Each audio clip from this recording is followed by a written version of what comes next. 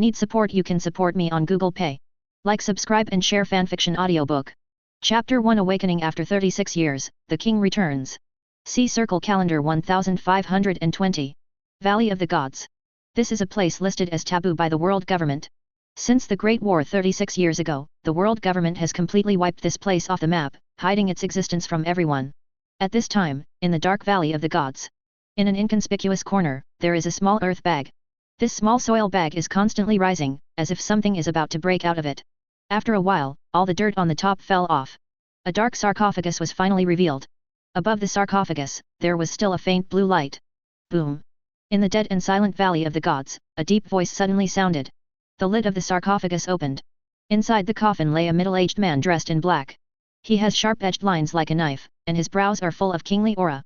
The moment the coffin lid was opened, the man slowly opened his eyes. Am I finally awake? I don't know how long it has been since that battle. Looking at the scene in front of him, Lox was a little dazed. He muttered and stood up from the sarcophagus, moving his stiff body. Ding! Congratulations to host for successfully waking up. According to the system statistics, the host has been sleeping in the coffin of Xianming for 36 years. While moving his body, a cold mechanical sound sounded in Lox's mind. 36 years. It's been a long time. Lox sighed slightly. If it has been sleeping for 36 years, then it should be the year 1520 of the sea circle calendar. The plot of One Piece should have officially started by now, right? He stepped out of the sarcophagus slowly, looking around, with no sadness or joy on his expression. Lox DZ back. In fact, he is a time traveler. However, the time point he traveled to was the decades before the beginning of the era of great pirates. Advertisement. Lox is not a senior pirate fan, so he only has some general understanding of the main plot of One Piece.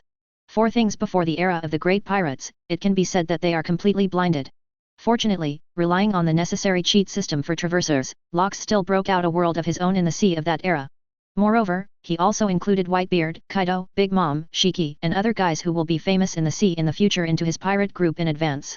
Super strong self-strength and a luxurious lineup of pirates have also made Lox the name of the sea overlord. In fact, he chose to become a pirate not because he wanted to commit crimes and kill people in the sea. It's because Lox knows that the world government in One Piece is corrupt, and the highest power is all in the hands of celestial dragons.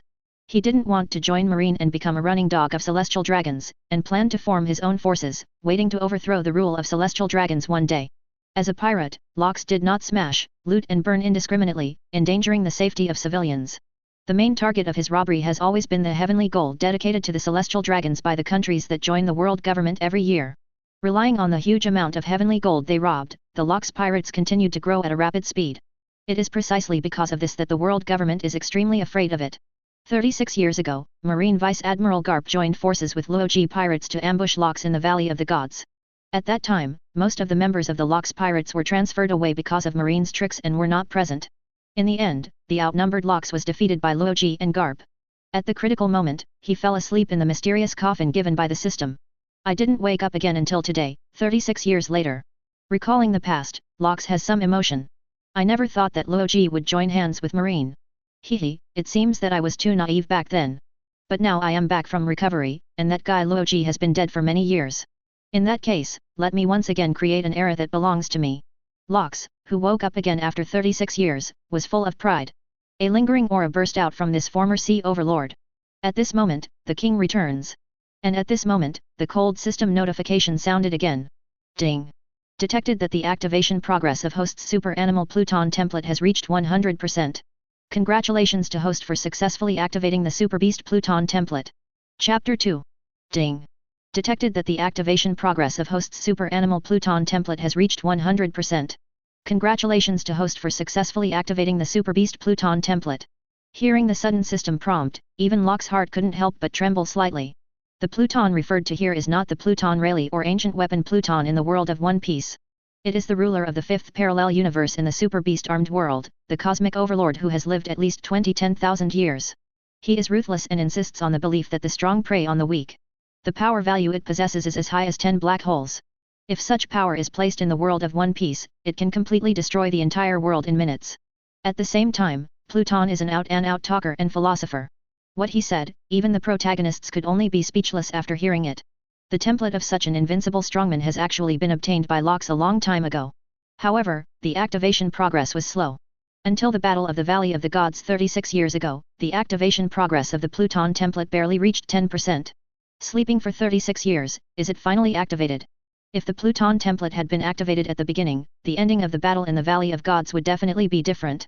With the Setsuna activated by the Super Beast Pluton template, Lox felt a powerful energy pouring into his body. This energy is different from all the power systems in the world of One Piece, and it brings him a very special feeling. Different energy. Those with strong supernatural energy can explode into a Super Beast state. In this state, the combat power will increase exponentially. And when the value of the different energy exceeds 5 black holes, it can also unlock a means more powerful than the Super Beast weapon, the Nebula Body. The power that the nebular body can exert, even a starburst is not a problem. Feeling the steady stream of supernatural energy in his body, Lox felt an unprecedented sense of power. Of course, this is not the full power of Pluton. Successfully activating the Super Beast Pluton template does not mean that you can have the full strength of the opponent. After activating the template, the next thing to do is to gradually unlock the capabilities of the template. System, open my personal panel. Following Lox's order, a virtual projection that only he can see appeared in front of him. Host, Lox DZBek. Advertisement. Abilities, Top Observation Haki, Top Armament Haki, Top Conquerors Haki, Top Physique, Top Sword. Template, Pluton, Unlock Progress, 5%. The information on the personal panel is very concise. As early as 36 years ago, Lox raised his abilities to the top. It is precisely because of this that he can become the overlord of the sea that everyone fears. Lox didn't eat any devil fruit. Because in his opinion, although devil fruit can bring great power, but it also brings a fatal weakness, sea water. With all his abilities raised to the top level, he doesn't need to covet the extra power brought by devil fruit. Moreover, now that he has activated the Super Beast Pluton template, there is no need for this.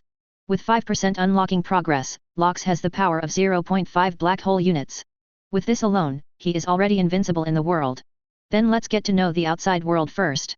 Closing the personal panel casually, Lox stomped lightly, and the supernatural energy in his body was activated. Beside him, the Xianming coffin that was lying on the ground was suddenly shaken up and floated in midair. Then Lox patted his right palm lightly and hit the Xianming coffin. The next moment, the pitch-black sarcophagus burst out towards the high altitude in the distance at an extremely fast speed. Lox flashed his figure and sat firmly on the top of the coffin.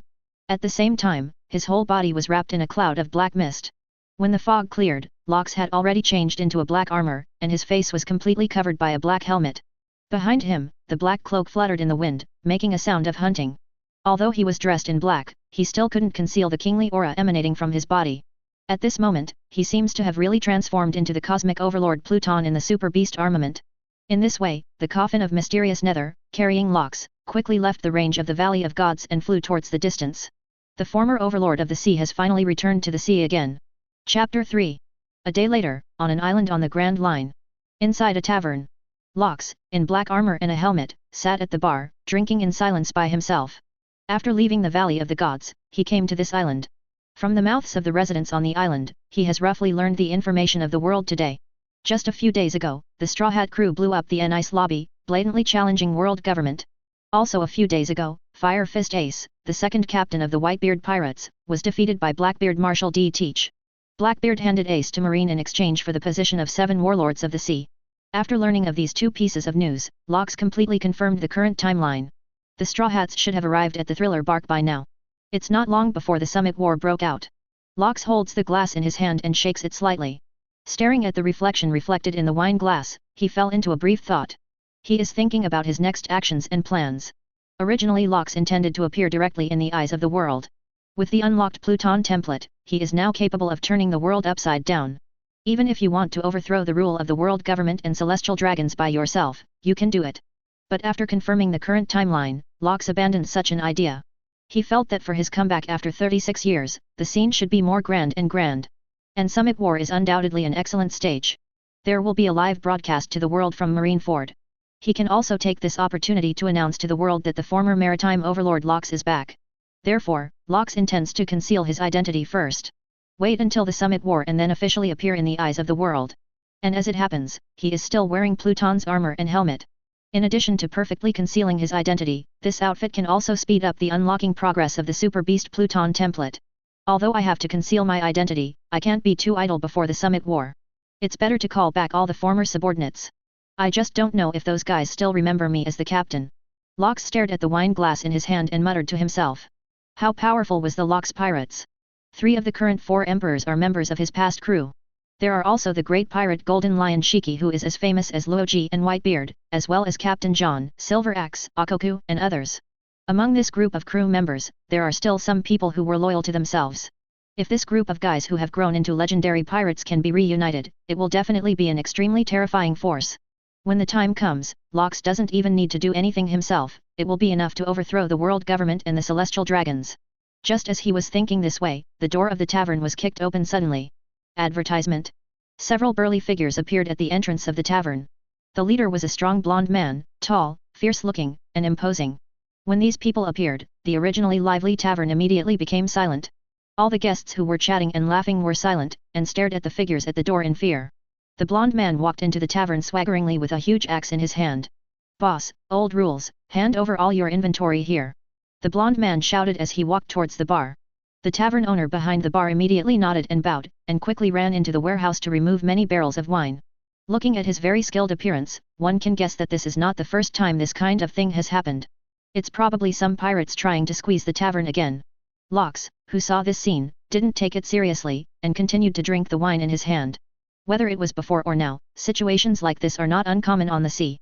It seems natural for the strong to oppress the weak. Lox wasn't righteous enough to meddle in this business, so he just watched it happen in silence. At the same time, the blonde man walked to the bar and immediately noticed Lox sitting there drinking in silence. A very unhappy expression immediately appeared on his face. "Hey! That guy in the black armor over there. Are you new here?" Seeing me, Uncle Oraway coming, he didn't obediently give way, and he was still sitting there drinking. "Are you impatient?" The blonde man named Oraway glared at Lox viciously and said angrily. Faced with his provocation, Lox remained unmoved and continued to drink the wine in his glass in silence. Seeing this, Oraway became even more angry. "Mysterious guy, how dare you ignore me? Listen well, I am the captain of the 4th Squadron of the Flying Pirates, and a capable general under the Golden Lion Shiki. Next, you will pay for your rudeness." As he said that, Oraway swung the huge axe in his hand and slapped Lox hard. He wanted to teach the guy in front of him a lesson who ignored him. However, the next moment, the giant axe in his hand was fixed in the air, unable to move forward anymore. It was as if a pair of invisible hands blocked the giant axe. Lox still sat in the distance, not moving at all. Immediately afterwards, a cold voice sounded. "Whose subordinate do you say you are here?" Chapter 4. Lox has to admit that sometimes fate is so wonderful. Just now, I was thinking about regaining my former subordinates, but in the next second, a guy who claimed to be the subordinate of Golden Lion jumped out. Golden Lion Shiki, once a captain of the Lox Pirates. With the ability of lion fruit and the swordsmanship of the great swordsman level, he is famous in the sea. During Lox's reign, Shiki was loyal to him. It's a pity that during the Battle of the Valley of the Gods, he was sent away by Sengoku and Crane, the 2 marine think tanks, with the strategy of diverting the tiger away from the mountain, and it didn't help much. Otherwise, if the Golden Lion, which has absolute air supremacy, is allowed to join, it is not certain who will win the Valley of the Gods battle. After Lox fell asleep, the Lox pirates also fell apart. Golden Lion Shiki formed a flying pirate group by himself, and became a famous flying pirate in the population. I didn't expect that the first one to come to my door was Shiki. Lox sat at the bar, still holding the glass. He didn't even turn his head to look at the burly blonde man named Oraway. A lingering aura emanated out, which made the other party shiver in fright. Oro looked solemnly at the man in black armor in front of him, feeling extremely solemn. Judging from the fact that the opponent blocked his giant axe without moving at all and the stern aura emanating from his body, he knew that he had kicked on the iron board this time. And after hearing that he burst out the name of Golden Lion Shiki, the other party still didn't have the slightest fear. This makes Oraway can't help guessing that the man in front of him is definitely not a small person. Immediately, he restrained the ferocious expression on his face, and obediently put down the giant axe in his hand. "Sir, I'm sorry, I was the one who was abrupt just now. I'm just here to replenish some wine reserves for the pirates. If there is nothing else, I will take my leave first." Orwell gave Lox an apologetic smile, and then he was about to leave. Ever since the Golden Lion escaped from Impel Down, the air pirates have actually been keeping a low profile. Most of the time, members of the flying pirates also stayed on floating islands high in the sky. Even supplies will only land on a few fixed islands. And this island is one of them. As Oraway said, he came this time just to replenish the wine reserve, and he didn't want to cause trouble. Previously, he thought that Lox was just an ordinary passerby, and because he was unhappy with the attitude of the other party, he planned to beat him up to relieve his anger. But now, things seem to be getting a little difficult. I can only hope that the other party will not pursue anything with him, and leave here as soon as possible. But when he was about to take a step, Lox's deep and cold voice came again. "Stop. I didn't say you can leave like this. Advertisement. Locks put down the wine glass in his hand and stood up slowly. I saw him stepping lightly, blocking in front of Orowei and others. Seeing this, Orowei's expression became more serious. What do you want to do? The captain of the fourth team of the Flying Pirates asked in a deep voice, and couldn't help but clenched the handle of the giant axe in his hand. Take me to your captain. Locke's tone was calm, but filled with an undeniable sense of refusal. Hearing this, Orowei's face suddenly changed. This guy is going after Captain Shiki. No, I must not let him succeed. Thinking quickly in his heart, Oro winked at the younger brothers beside him. The next moment, several burly pirates jumped up at the same time and attacked Locks. Orowei also swung the huge axe in his hand, and slashed at Locks fiercely. Sorry, I refuse. Want to meet Captain Shiki, you are not qualified. He growled and formed a flanking attack on Locks with several of his men. Locks, however, was unimpressed. He still didn't make any movements, and the lingering aura burst out of his body. In an instant, all the other pirates except Orowei collapsed to the ground and lost consciousness. And Orowei himself was unable to move at this time, and was covered in cold sweat. This is Haki from Conquerors. Who are you? Oro prestige to Locke's eyes full of horror. At this moment, he finally realized what kind of terrifying enemy he was facing. All the guys who own Conquerors Haki are the most powerful figures in this sea. And such a character is definitely not something he can deal with. Orowei knew that he might be in big trouble this time. This made him feel very scared, but he was completely helpless. Locks looked at the panic-stricken Orowei in front of him, and spoke again. I repeat, take me to your captain. Chapter 5. The Grand Line is somewhere high in the sky, thousands of meters away from the sea. There are many large and small islands floating above the clouds. They seem to be unaffected by gravity, just floating quietly out of thin air. One of the largest islands floats at the top, condescending and majestic. This is the base of Golden Lion Shiki after he escaped from Impel down the floating sky island Strong World. At this time, a pirate ship was drifting towards the topmost island from below. On the boat, Locks in black armor stood at the bow, silent. Oro stood cowering behind him, his face pale. After being intimidated by Locks, he couldn't even think of any resistance. You can only bring the other party here honestly. Although this guy of unknown origin is very powerful, Boss Shiki should be able to deal with him. Orowei thought so in his heart. He is still very confident in the strength of his own captain. After all, he was a big pirate once as famous as Luoji and Whitebeard. And it is also the first existence in history to successfully escape from Impel Down. Therefore, Orowei believes that even if Locks wants to make trouble, Golden Lion can take him down. It was with this thought that he brought Locks here so easily. Locks stood at the bow, the high air currents rattling the cloak behind him. He quietly watched the island that was getting closer and closer to him. I met Shiki the first time I came back, which is very convenient for my next actions. Locks thought to himself. If one of the subordinates he used to be the most difficult to find, it must be the Golden Lion.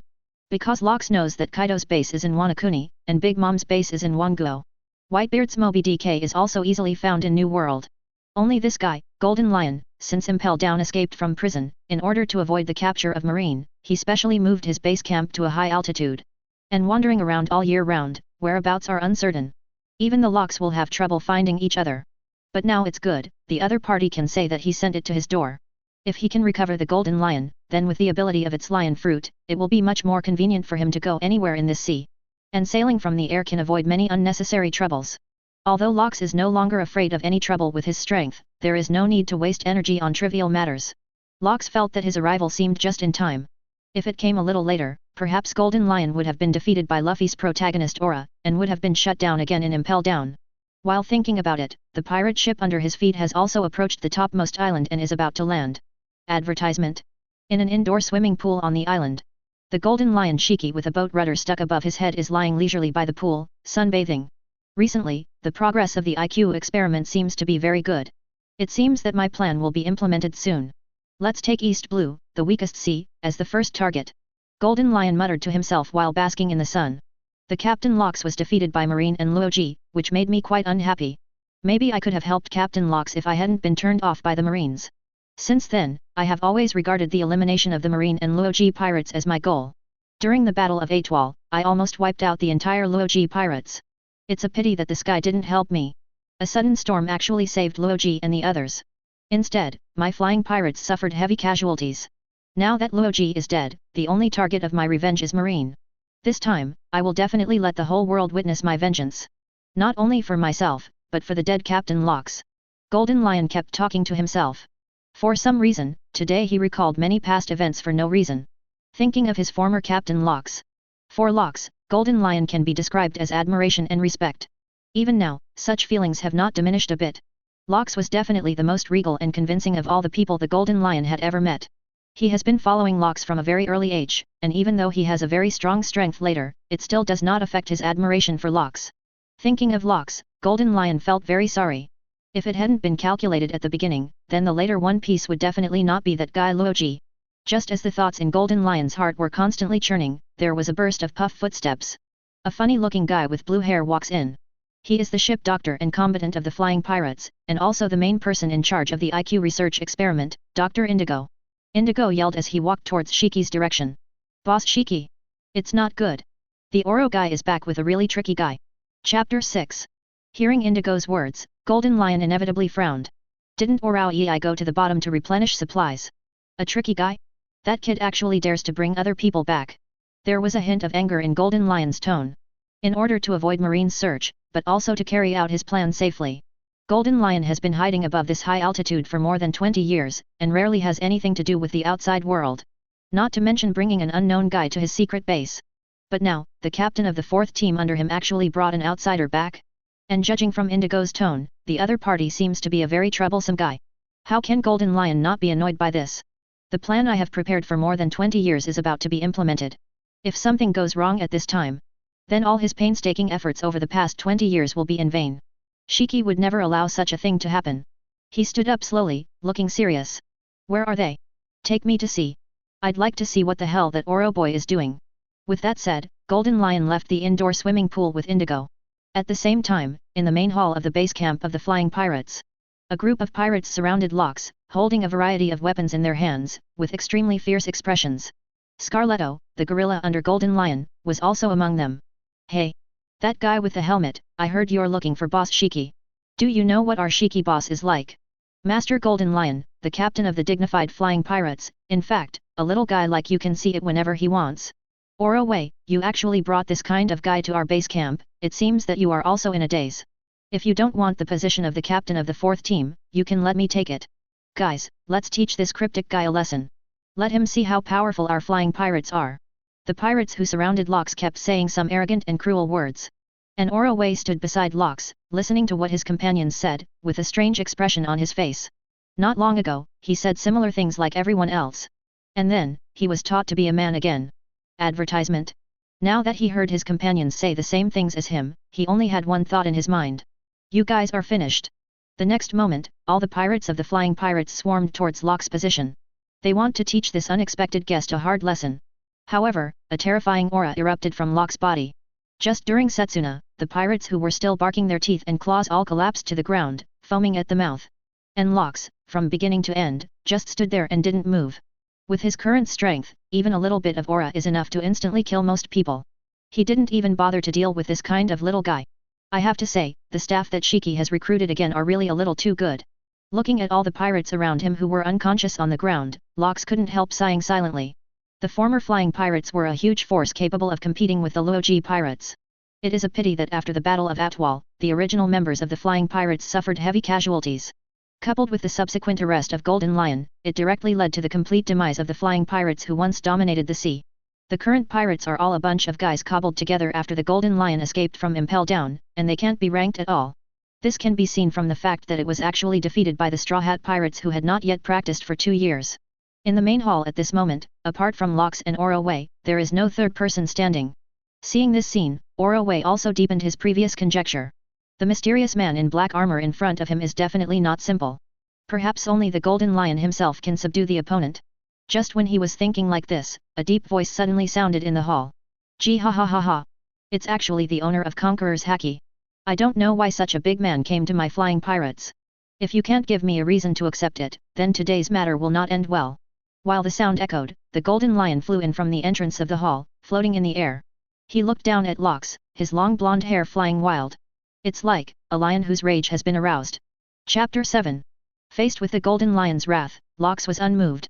He was not in a hurry to reveal his identity to Golden Lion, but planned to see if the other party was still loyal to him after so many years.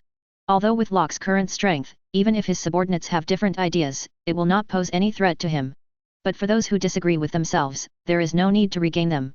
The reason why he wanted to regain those former subordinates was mainly to form a force of his own again. Of course, he already has the ability to subvert the world. But the failure 36 years ago also made Lox understand that the road to go alone is not long. Even if he can subvert the world, it is impossible to do everything by himself. The best model is to create a force of your own and let the people under you do things. As for himself, he only needs to be the final decision-maker and leader. It was with this thought that Lox planned to regain his former subordinates. Of course, the forces he wants to form are not just those subordinates. In today's era, there are also many newcomers worth wooing. Lox doesn't mind expanding his reach as long as he has the right candidates. Withdrawing his thoughts, Lox looked at the golden lion floating under the dome of the hall, and remained silent. And his reaction further ignited Golden Lion's anger. No answer?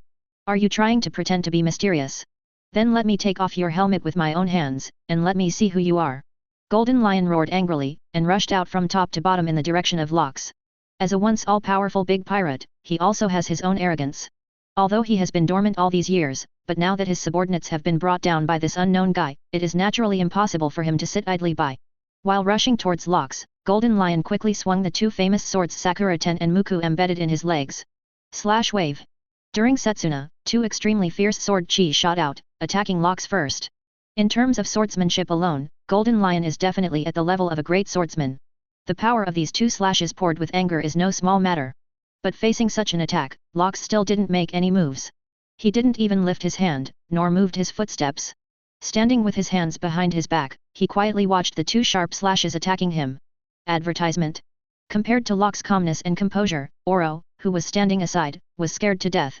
Seeing his own captain launching an attack, he immediately dodged to the side in a hurry, for fear that the aftermath of the attack would affect him.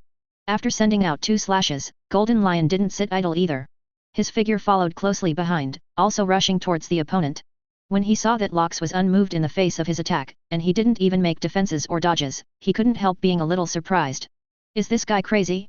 How can he be so big? Aren't you underestimating me, Golden Lion too? In fact, Golden Lion didn't expect to defeat the opponent with two slashes. After all, the opponent is also a strong man with the Conqueror's haki, so he can't be defeated so easily. It was precisely because of this that he followed closely after the sword slash, preparing to make up for the follow-up attack. But Lox's response exceeded Golden Lion's expectations. Is he really confident in his own strength, and believes that he can block my attack even if he doesn't defend? Or is it just a simple prank, and is actually looking for a dead end? Faced with the situation in front of him, Golden Lion did not dare to be careless. He stopped his forward figure, intending to take a look at the situation first. In the next instant, two slashes of sharp sword energy had come to Lox. It can hit the opponent's body with only a few millimeters. But at this moment, a strange energy fluctuation suddenly burst out from Lox's body. This wave of energy is not the same as the previous Conqueror's haki. It's thicker, more solid, and more terrifying.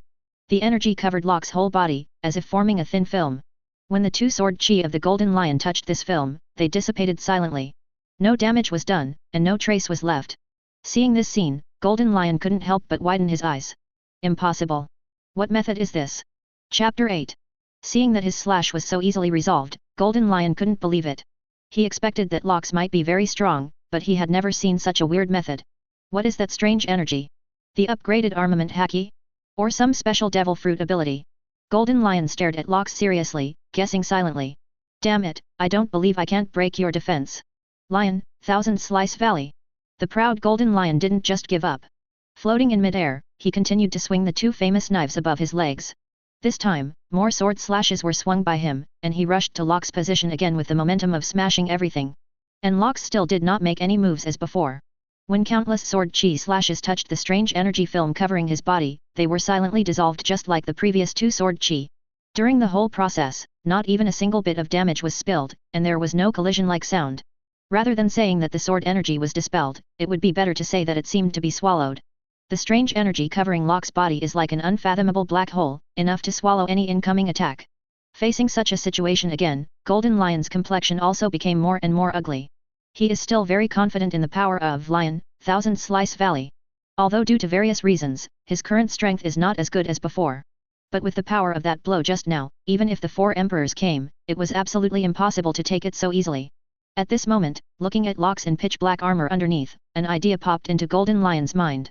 This guy in front of me is very strong.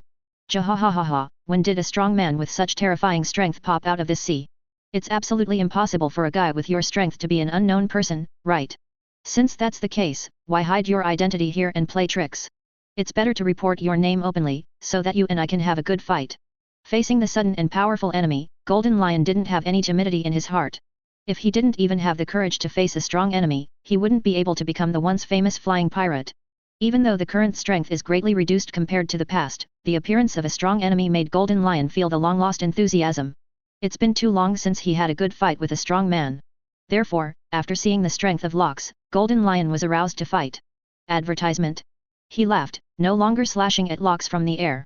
Instead, the figure flew down quickly, wanting to fight the opponent at close range. Locks looked at the rapidly approaching Golden Lion and nodded slightly. Yes, it seems that the previous failures and all these years of dormancy have not weakened your spirit. But your strength is not as good as before. At the same time as he sighed, the Golden Lion had already come to him. The former great swordsman can only float in the air, swinging a pair of knives with his legs to attack Locks. When Locks' sigh fell, the supernatural energy that originally covered his body suddenly exploded. This is just a trace of supernatural energy released by Locks at will, but it is not something Golden Lion can resist. At the moment when the strange energy erupted, the powerful impact directly lifted the opponent away, and slammed into the wall not far away. Golden Lion fell to the ground. This blow did not cause any serious injuries to him, but it brought him a great sense of frustration. Has my strength regressed to this level? He stood up from the ground reluctantly, never thinking that Locks would be able to repel him without a shot. However, compared to the frustration of being defeated, Golden Lion is more concerned about another thing at the moment. That's what Locks said to himself earlier. Although the other party's voice seems to have undergone some special processing, the identity of the other party cannot be heard from it. But that tone made him feel inexplicably familiar. Those two seemingly understated words made Golden Lion couldn't help but think of someone. Could it be, this mysterious person could be him? Golden Lion guessed in his heart. But soon, he denied his conjecture. Impossible. That person has been dead for a long time. But why, those two words he just said made me feel so familiar. For the first time, a trace of confusion and doubt appeared in Golden Lion's eyes. He fixed his eyes on Locks, and asked in a solemn voice. Who are you? Chapter 9. Who are you? Golden Lion stared at Locks not far away, and asked the question he cares most about now. From the short fight just now, he already knew that he was no opponent at all. Above this sea, there are only a handful of people with such powerful strength. The two words the other party said to him just now made Golden Lion feel too familiar. For a moment, he seemed to see Captain Locks in this mysterious man in armor. This made him a little suspicious. Could it be that the man in front of him was Captain Locks? But reason told him that this was impossible. 36 years ago, Captain Locks died in the Valley of the Gods, under the cooperation of Luoji and Garp. Golden Lion was really concerned about the identity of the mysterious person in front of him. Faced with Golden Lion's questioning, Locks was not in a hurry to give an answer. He moved slowly and walked in the direction where he was. As he walked slowly, Golden Lion could clearly feel a strong sense of oppression coming towards him. Golden Lion Shiki, are you interested in joining me and working for me? Locks' deep voice sounded. His voice has been specially processed by supernatural energy, and it is no longer his original voice. Therefore, no matter how familiar it is with the voice alone, no one can judge his identity. Working for you. Hearing what Locks said, Golden Lion inevitably frowned, looking rather displeased. Not far away, Oroway and Indigo, who came in a hurry, also heard Locks' words. The expressions of the two also instantly became dumbfounded. Did I hear it wrong? That guy actually wants Boss Shiki to join him. Are you kidding me? Our boss is the flying pirate Golden Lion. Even if Luoji, the One Piece King, is still alive, he wouldn't dare to say such outrageous words to Lord Shiki, would he? Looking at Boss Shiki's expression, he seems to be really angry. Now, that guy is going to be miserable. Oroway and Indigo watched the situation on the field from a distance and discussed in surprise. And just as they thought, Golden Lion was really angry after hearing what Locks said. As a big pirate who was once all-powerful and as famous as Luoji and Whitebeard, he naturally has his own arrogance. Even if his strength is greatly reduced, even if he encounters a strong enemy, it is absolutely impossible for him to serve others under his umbrella. Golden Lion stood up straight under the terrifying pressure emanating from Locks. Advertisement. He glared angrily, glared fiercely at Locks, who was walking towards him step by step, and roared angrily. You want me to work for you? Are you kidding me? In this world, there is no other person who can make me work for him except the one from decades ago. Even if Luoji and Whitebeard come, there is absolutely no such possibility. Who do you think you are? Want me to be your subordinate? I tell you, even if you kill me, I will not agree to your request. The Golden Lion was very emotional. Partly because Locks' words really ignited his anger completely. A strong man like him absolutely cannot tolerate someone insulting him like this. On the other hand, it was also because of the two sentences the other party said at the beginning, which reminded him of the former Captain Lox. As he said, in his heart, Lox was the only one who could make him work for him from beginning to end. After roaring and speaking out what was in his heart, Golden Lion's chest also rose and fell violently due to emotion. In the distance, Orawe and Indigo looked dull. They thought that their own captain would be very angry, but they didn't expect the other party's reaction to be so great. What's wrong with Shiki-sama? Why are you so emotional? Could it be that you were pd off by the mysterious man's words? By the way, Lord Shiki just said that the only person who can make him work for him is the one from decades ago. Who would that person be? There is really someone who can make Shiki-sama willing to work for him, is it true or not? What kind of existence is it that can have such ability? The two hid aside and kept talking in low voices. On the other side, Lox stopped after hearing the roar of the Golden Lion. The corner of his mouth also raised an almost imperceptible slight arc. Lox naturally knew who the Golden Lion was referring to from decades ago. There seemed to be no one else but myself. It seems that Shiki's loyalty is still there. Thinking this way in his heart, a powerful conqueror's haki coercion suddenly burst out from his body. Under the influence of this conqueror's haki, Orawe and Indigo, who were hiding in the distance, instantly fainted and lost consciousness. As a result, only he and Golden Lion remained awake in the entire hall. Chapter 10. What the hell are you trying to do? Golden Lion felt a little strange seeing that Lox released Conqueror's haki suddenly, but it was not aimed at himself, but just stunned Orawe and Indigo. Looking at it like this, the other party seemed to not want the third person to know what happened next. But he still couldn't figure out what the mysterious man in front of him wanted to do. Under his fixed gaze, Lox slowly opened his arms and spoke in a deep voice. What has been, will come again. What has been done will be done again. Shiki, since you have played for me once. So this time, why don't you return to my command again and fight with me in all directions? This time, Lox didn't use the power to change his voice. His deep and thick voice echoed throughout the hall. His words seemed to have an incredible magic power. When Golden Lion heard what he said, he couldn't help but stare, his eyes as big as copper bells. What nonsense are you talking about? I used to work for you? Absolutely impossible. Subconsciously, Golden Lion immediately wanted to deny what Lox said. But immediately, he froze in place again. Why does this voice sound so familiar? What does it mean to return to your command again? UBD, who the hell are you? The several questions that popped up one after another are enough to see the confusion and doubts in Golden Lion's heart at this time. Lox wasn't surprised to see the Golden Lion react this way. In other words, all of this was within his expectations. He didn't say anything more to Golden Lion, but slowly raised his hand and took off the black mask covering his face. For a moment, Golden Lion was stunned. Is it really you, Captain Lox? He stared blankly into Lox's face and said in disbelief. In fact, the moment Setsuna heard the other party's real voice, Golden Lion's heart was already strongly shaken. He began to suspect that the mysterious man in front of him might really be Lox, who should have died 36 years ago. When this idea popped into his mind, Golden Lion found it both absurd and exciting. The absurd thing is, how could a person who had been dead for 36 years suddenly reappear? What is exciting is that if that person really came back, then this sea will definitely set off a new stormy sea. And that moment when Lox took off his mask and revealed his true face. Golden Lion felt like his heartbeat had stopped suddenly. It's him. It really is him. Once the overlord of the sea. Captain of the Lox Pirates. Advertisement. That legendary existence. Really back. After Lox took off the mask, Golden Lion did not doubt the authenticity of the other party's identity. Because, there is no need to doubt at all.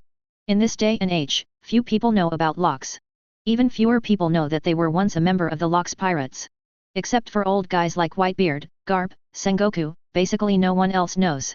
In addition, the strong strength that Lox has shown before is also the best proof of his identity. Another point is that Golden Lion can be 100% sure that the person in front of him is the real Lox. That is momentum. That majestic aura of a king who looked down on the world and remained calm. A long time ago, Golden Lion chose to join the Lox Pirates just because he was overwhelmed by Lox kingship.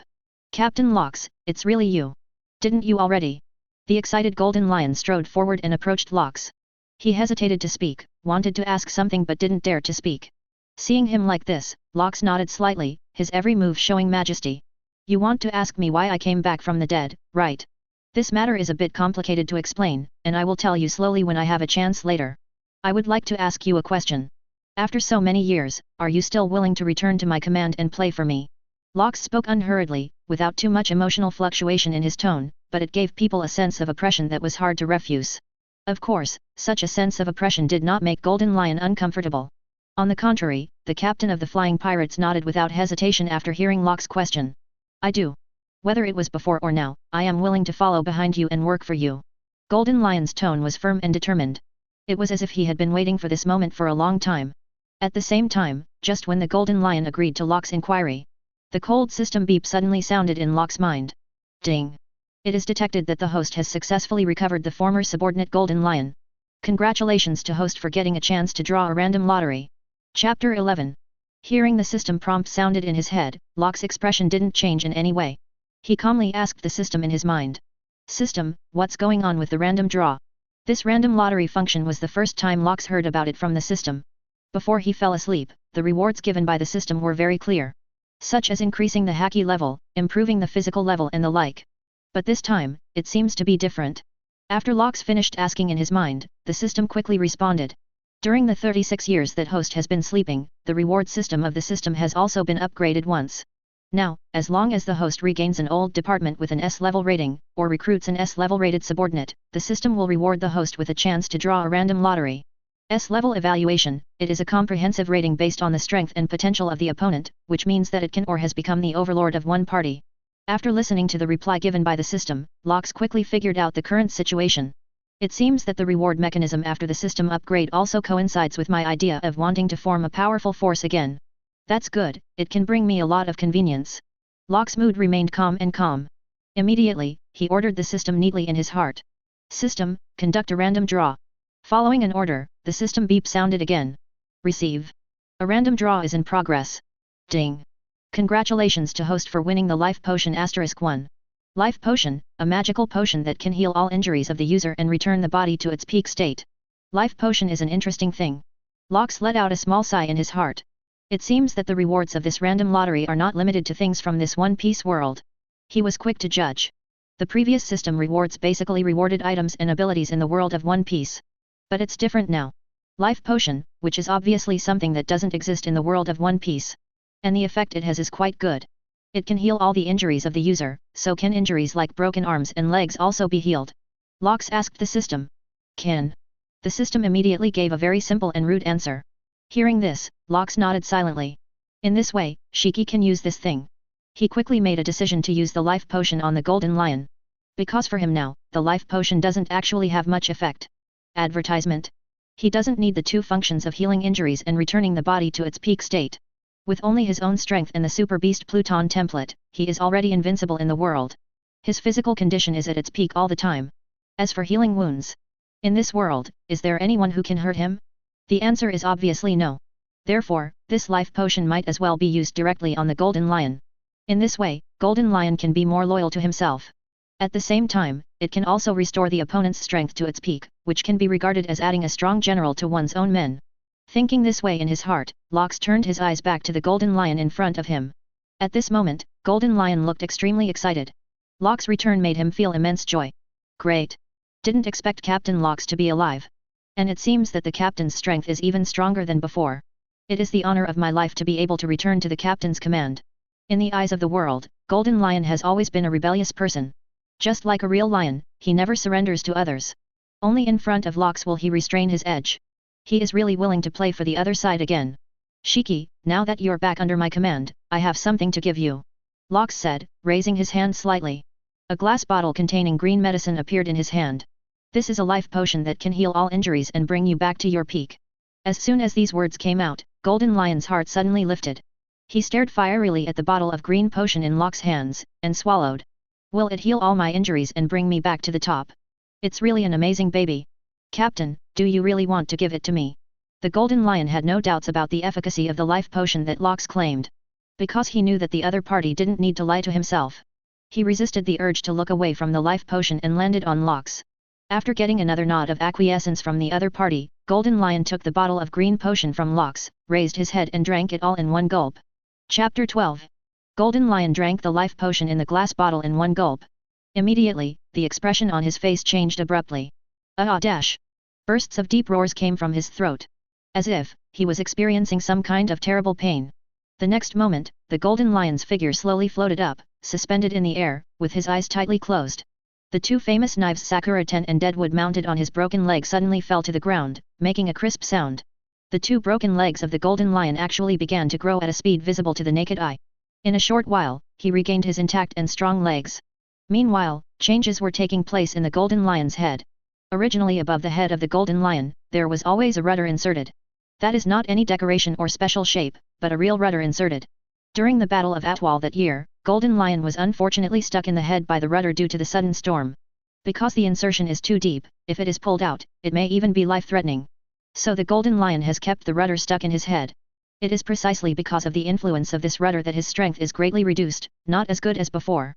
And now, after drinking the life potion, the rudder, which has been inserted above the Golden Lion's head for more than 20 years, is being pulled out little by little. Such a withdrawal process is undoubtedly extremely painful. But Golden Lion's temperament is also quite good. Except for a few muffled grunts at the beginning, he was silent the rest of the time. The rudder was drawn out slowly. Because in the process of pulling away, the life potion was constantly healing the wound in his head. As time passed, the rudder finally came out completely. But Golden Lion didn't leave any scars on his head. It was as if the injury that was enough to threaten his life had never existed.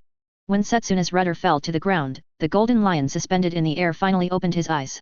A powerful momentum burst out from his body. Blonde hair flying freely, full of haki.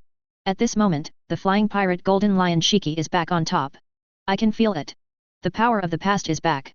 Golden Lion was floating in the air, touched the top of his head in disbelief, and then looked at his intact legs. Feeling the surging power in his body, the long-lost sense of strength came to his heart again. The effect of this life potion is really miraculous. Advertisement. The feeling of returning to the top is really wonderful. After feeling his own changes for a while, Golden Lion's figure slowly landed on the ground. He landed in front of Locks, slamming to his knees. Thank you, Captain, for helping me get back to the top. Not too many words, just this kneeling, just a simple thank you, poured all of Golden Lion's emotions at the moment. Get up. Locks nodded slightly and said in a deep voice. He was also very satisfied with the effect of the life potion. The Golden Lion, who has returned to the top, is definitely strong enough to be comparable to 4 emperors. Recovering such a subordinate is also a good start for him to return to rebuild his forces. As for whether the Golden Lion will rebel after returning to the top, Locks is not worried at all. Not to mention that judging from the other party's previous performance, he is still loyal to him. Even if there is really something wrong behind the Golden Lion, it will not pose any threat to him. The current Locks is already strong enough not to be afraid of any hidden dangers. Captain, do you have any action plan for your return this time? Golden Lion stood up and watched as Locks asked a question he was curious about. Locks has already said before that the purpose of coming this time is to get himself back under his command and play for the opponent. So Golden Lion guessed that the opponent must have some plans and actions next. Hearing this, Locks nodded slightly. My goal remains the same as before. That is to completely subvert the world. The tone of his words was very calm and ordinary, but in the ears of Golden Lion, it was as loud as thunder. The blood of Golden Lion seemed to be ignited by these words. Okay. I am willing to follow the captain and subvert this world together. It's time for the world to know the name of our Locks pirates again. The Golden Lion stood in front of Locks and said passionately. In his eyes, it was as if a raging flame was burning. After he said that, however, Locks shook his head. No, the Locks pirates ceased to exist 36 years ago. As he spoke, he picked up Pluton's helmet in his hand. This time, our power is called Underworld. Chapter 13. The Underworld is the force commanded by Pluton in the Super Beast arm. After a lapse of 36 years, Locks returned from waking up again. This time, he's not going to rebuild the Locks pirates. Instead, they intend to establish a new force. And as the owner of the Pluton template, the name Underworld is undoubtedly very suitable for him. In the eyes of the world, he was already a dead person. So this time, he will lead the Underworld and return again. The Underworld. Good name. Captain, I would like to follow you and let the name of the Underworld resound throughout the sea. The Golden Lion had no qualms about Locks' decision. He declared his determination to embrace the other party with a firm tone. Hearing this, Locks also nodded slightly. It seems that Shiki did not let himself down. Among his former subordinates, Shiki is indeed the most loyal to him. Obviously, in the eyes of others, Golden Lion is a very ambitious and rebellious big pirate. But in front of him, this flying pirate has a different kind of humility and loyalty. This point makes Locks feel a little relieved. At the same time, it also reminded him of one of the real Super Beast Pluton's men, the Lion King. Pluton's Lion King is also an out-and-out unparalleled powerhouse. And he has always been loyal to Pluton. Even though Pluton was sealed by the coffin of mystery for 10,000 years, the Lion King never betrayed him. From this point of view, the Golden Lion and the Lion King have many similarities. Ding! It is detected that Host has successfully created a new force, Underworld. Congratulations to Host for successfully increasing the unlocking progress of the Pluton template by 10%. Current Pluton template unlocking progress, 15%.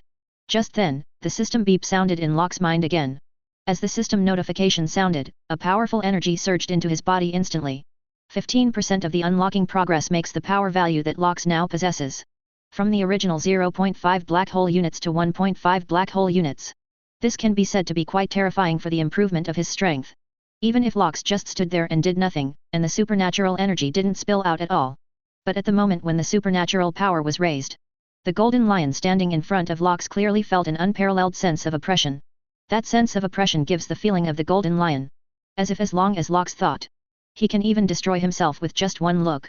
What happened to Captain Locke all these 36 years? Not only has he returned from the dead, but his strength has also become even more unfathomable. Feeling the sense of oppression that Locke brought to him, Golden Lion was horrified in his heart. Advertisement. He has no doubt that Locke is now at the top of the world. Even if his strength has returned to its full strength, he still looks like a weak ant in front of the opponent. Of course, Locke's strong strength didn't scare the Golden Lion too much. In his heart, Locke's is more admiration and worship. The opponent has such unfathomable strength, it's too late for Golden Lion to be happy. In his opinion, his captain should have stood on top of the world. Leave the mess here to you. Remember, don't tell anyone my real identity for now. I have to prepare some surprises for those old guys from the old days. Locke put the Pluton helmet back on as he spoke to the Golden Lion. His face was once again covered. Now is not the time to reveal your true identity. When the Summit War breaks out and the whole world focuses on Marineford, it's time for him, Locke, to reappear. At that time, the world will surely set off a new storm. The pattern of the world government will be rewritten by the underworld. Locke didn't ask Golden Lion too much. Because he knew that the other party was a smart person. Many things don't need to be explained by themselves, and Golden Lion also knows how to do it. After putting the Pluton helmet back on, Locke left the hall. Went to the residence specially prepared by Golden Lion. It has to be said that the lion fruit ability of Golden Lion is still very convenient. This floating sky island called the World of the Strong is perfect for the initial base of the underworld. Flexible and extremely stealthy. When the members of the Flying Pirates woke up from their coma, seeing that the Golden Lion, which should have disabled legs, has grown intact legs and feet. All aspects have also returned to their peak condition. They were shocked and began to doubt each other's life. Golden Lion summoned all his men to the hall. Solemnly announced to them. Little ones, from now on, the Flying Pirates are officially disbanded. Your boss is no longer me, Golden Lion Shiki. We have a new organization called Underworld. And your new leader is called Pluton. Chapter 14. What the Golden Lion said shocked everyone like never before. Air Pirates disbanded? Join a new organization Underworld? And their boss is no longer the Golden Lion, but a Pluton of unknown origin? A piece of shocking information kept bombarding everyone's brains. What's the situation? Why did Boss Shiki suddenly disband the Air Pirates? And you actually want to join other forces, and you recognize that Pluton as the boss. It's not like our Shiki boss's style at all. Who is the person who can make Boss Shiki submit to him? Even if Whitebeard came, or even if Luoji came back to life, he wouldn't be eligible. Pluton, could it be that mysterious man in armor and helmet? Boss Shiki's legs recovered, could it be related to that person? After hearing what Golden Lion said, the pirates of the former Flying Pirates discussed excitedly. Seeing this situation, Golden Lion didn't stop or reprimand. He also knew in his heart that anyone who heard such news would be shocked. It will take some time for my subordinates to digest and absorb this news. The pirates of the original Flying Pirates were discussing and speculating about the reasons behind Golden Lion's decision. For a while, the hall was noisy. Fortunately, the Golden Lion's deterrent effect on these pirates is still there. Especially now that his legs have recovered and his strength has returned to the peak. Deterrence is greater than ever. After discussing briefly for a while, the pirates gradually became quiet again. Although they still don't know why Golden Lion made such a decision. But for his command, everyone still dared not show any disobedience. Although the Golden Lion has been announced. From now on, their boss will be the mysterious man named Pluton. But the command of the Golden Lion, they absolutely dare not listen. After the hall became quiet again, Golden Lion issued some new orders to the pirates. It is nothing more than some management issues after the establishment of the underworld.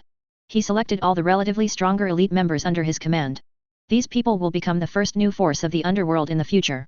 In fact, Golden Lion also knows a problem. Those are the subordinates he has recruited over the years. They are too weak. The entire Air Pirates. Besides myself, none of them could be taken. Such an armed force. There is no way to compare with the 4 Emperor's pirates in New World. Advertisement. Today, Captain Locke returns and creates a new force in the underworld. Although the other party didn't say anything, Golden Lion imposed a mission on himself. That is to help Locks expand the power of the underworld. To do this, you first need to recruit more powerful subordinates. It is definitely not enough to rely on the current shrimp soldiers and crab generals alone. Therefore, Golden Lion has made it clear what he should do next. That is to go to New World to recruit troops. With his current strength back to the top, I believe that he will definitely be able to recruit a wave of good players. After giving some orders to the pirates under him again, Golden Lion is to let them go their separate ways. In the following time, he needs to take care of the aftermath of these floating sky island. For example, at the end of the IQ experiment, as well as the residents who originally lived on the floating sky island. Locks is back to his peak. The state of mind of Golden Lion has also changed a lot. He no longer detains those floating sky island residents who have been captured. Put them all back. And even landed on the sea with the small island where they lived. Let the other party be free again. These residents were originally captured by the Golden Lion to do hard labor. But now there is no need for this. This secret base where he has been hiding for more than 20 years. Earth-shaking changes are taking place. The air pirates no longer exist. Instead, it is an underworld that is about to overturn the entire sea. 2 days later, a huge island-like flying pirate ship flew out of the floating sky island group. In the captain's room in the center, Locks sits in a giant chair in his Pluton armor. In the room, besides him, there was only Golden Lion.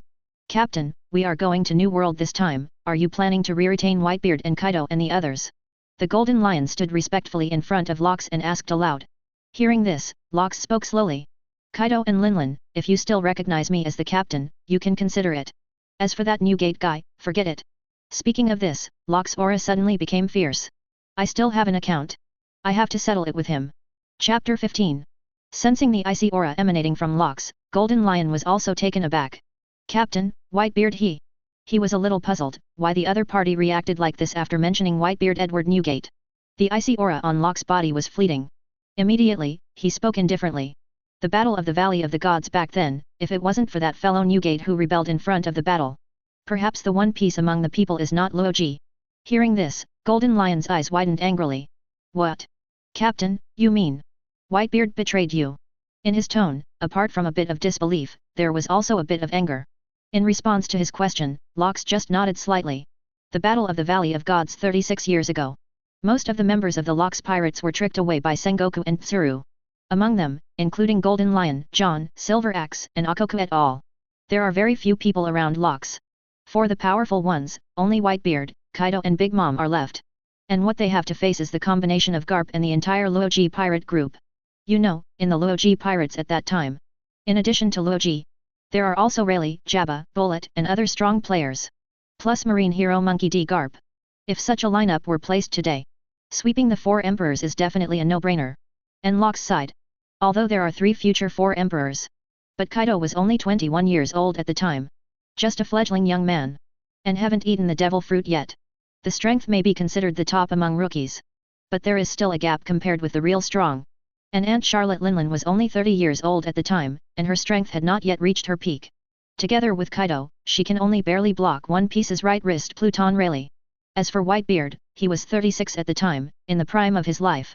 With the ability of Shock Fruit, his strength should not be underestimated, and he can even compete with Luoji.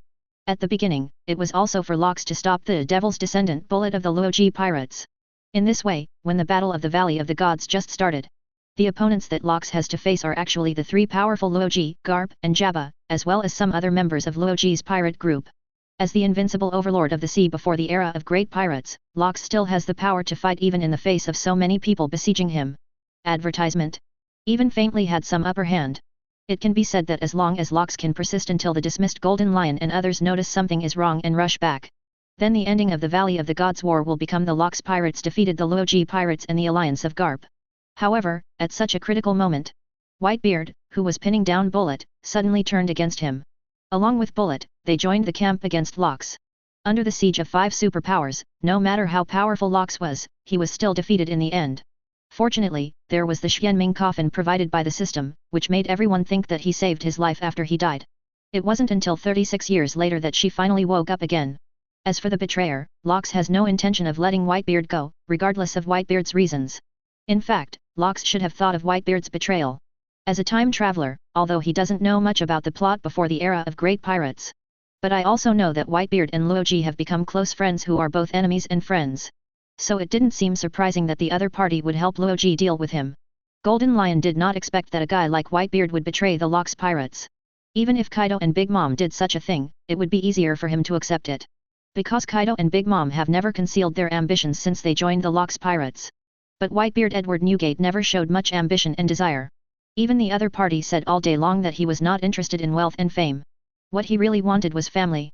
Does that mean Whitebeard never considered their members of the Locks pirates family?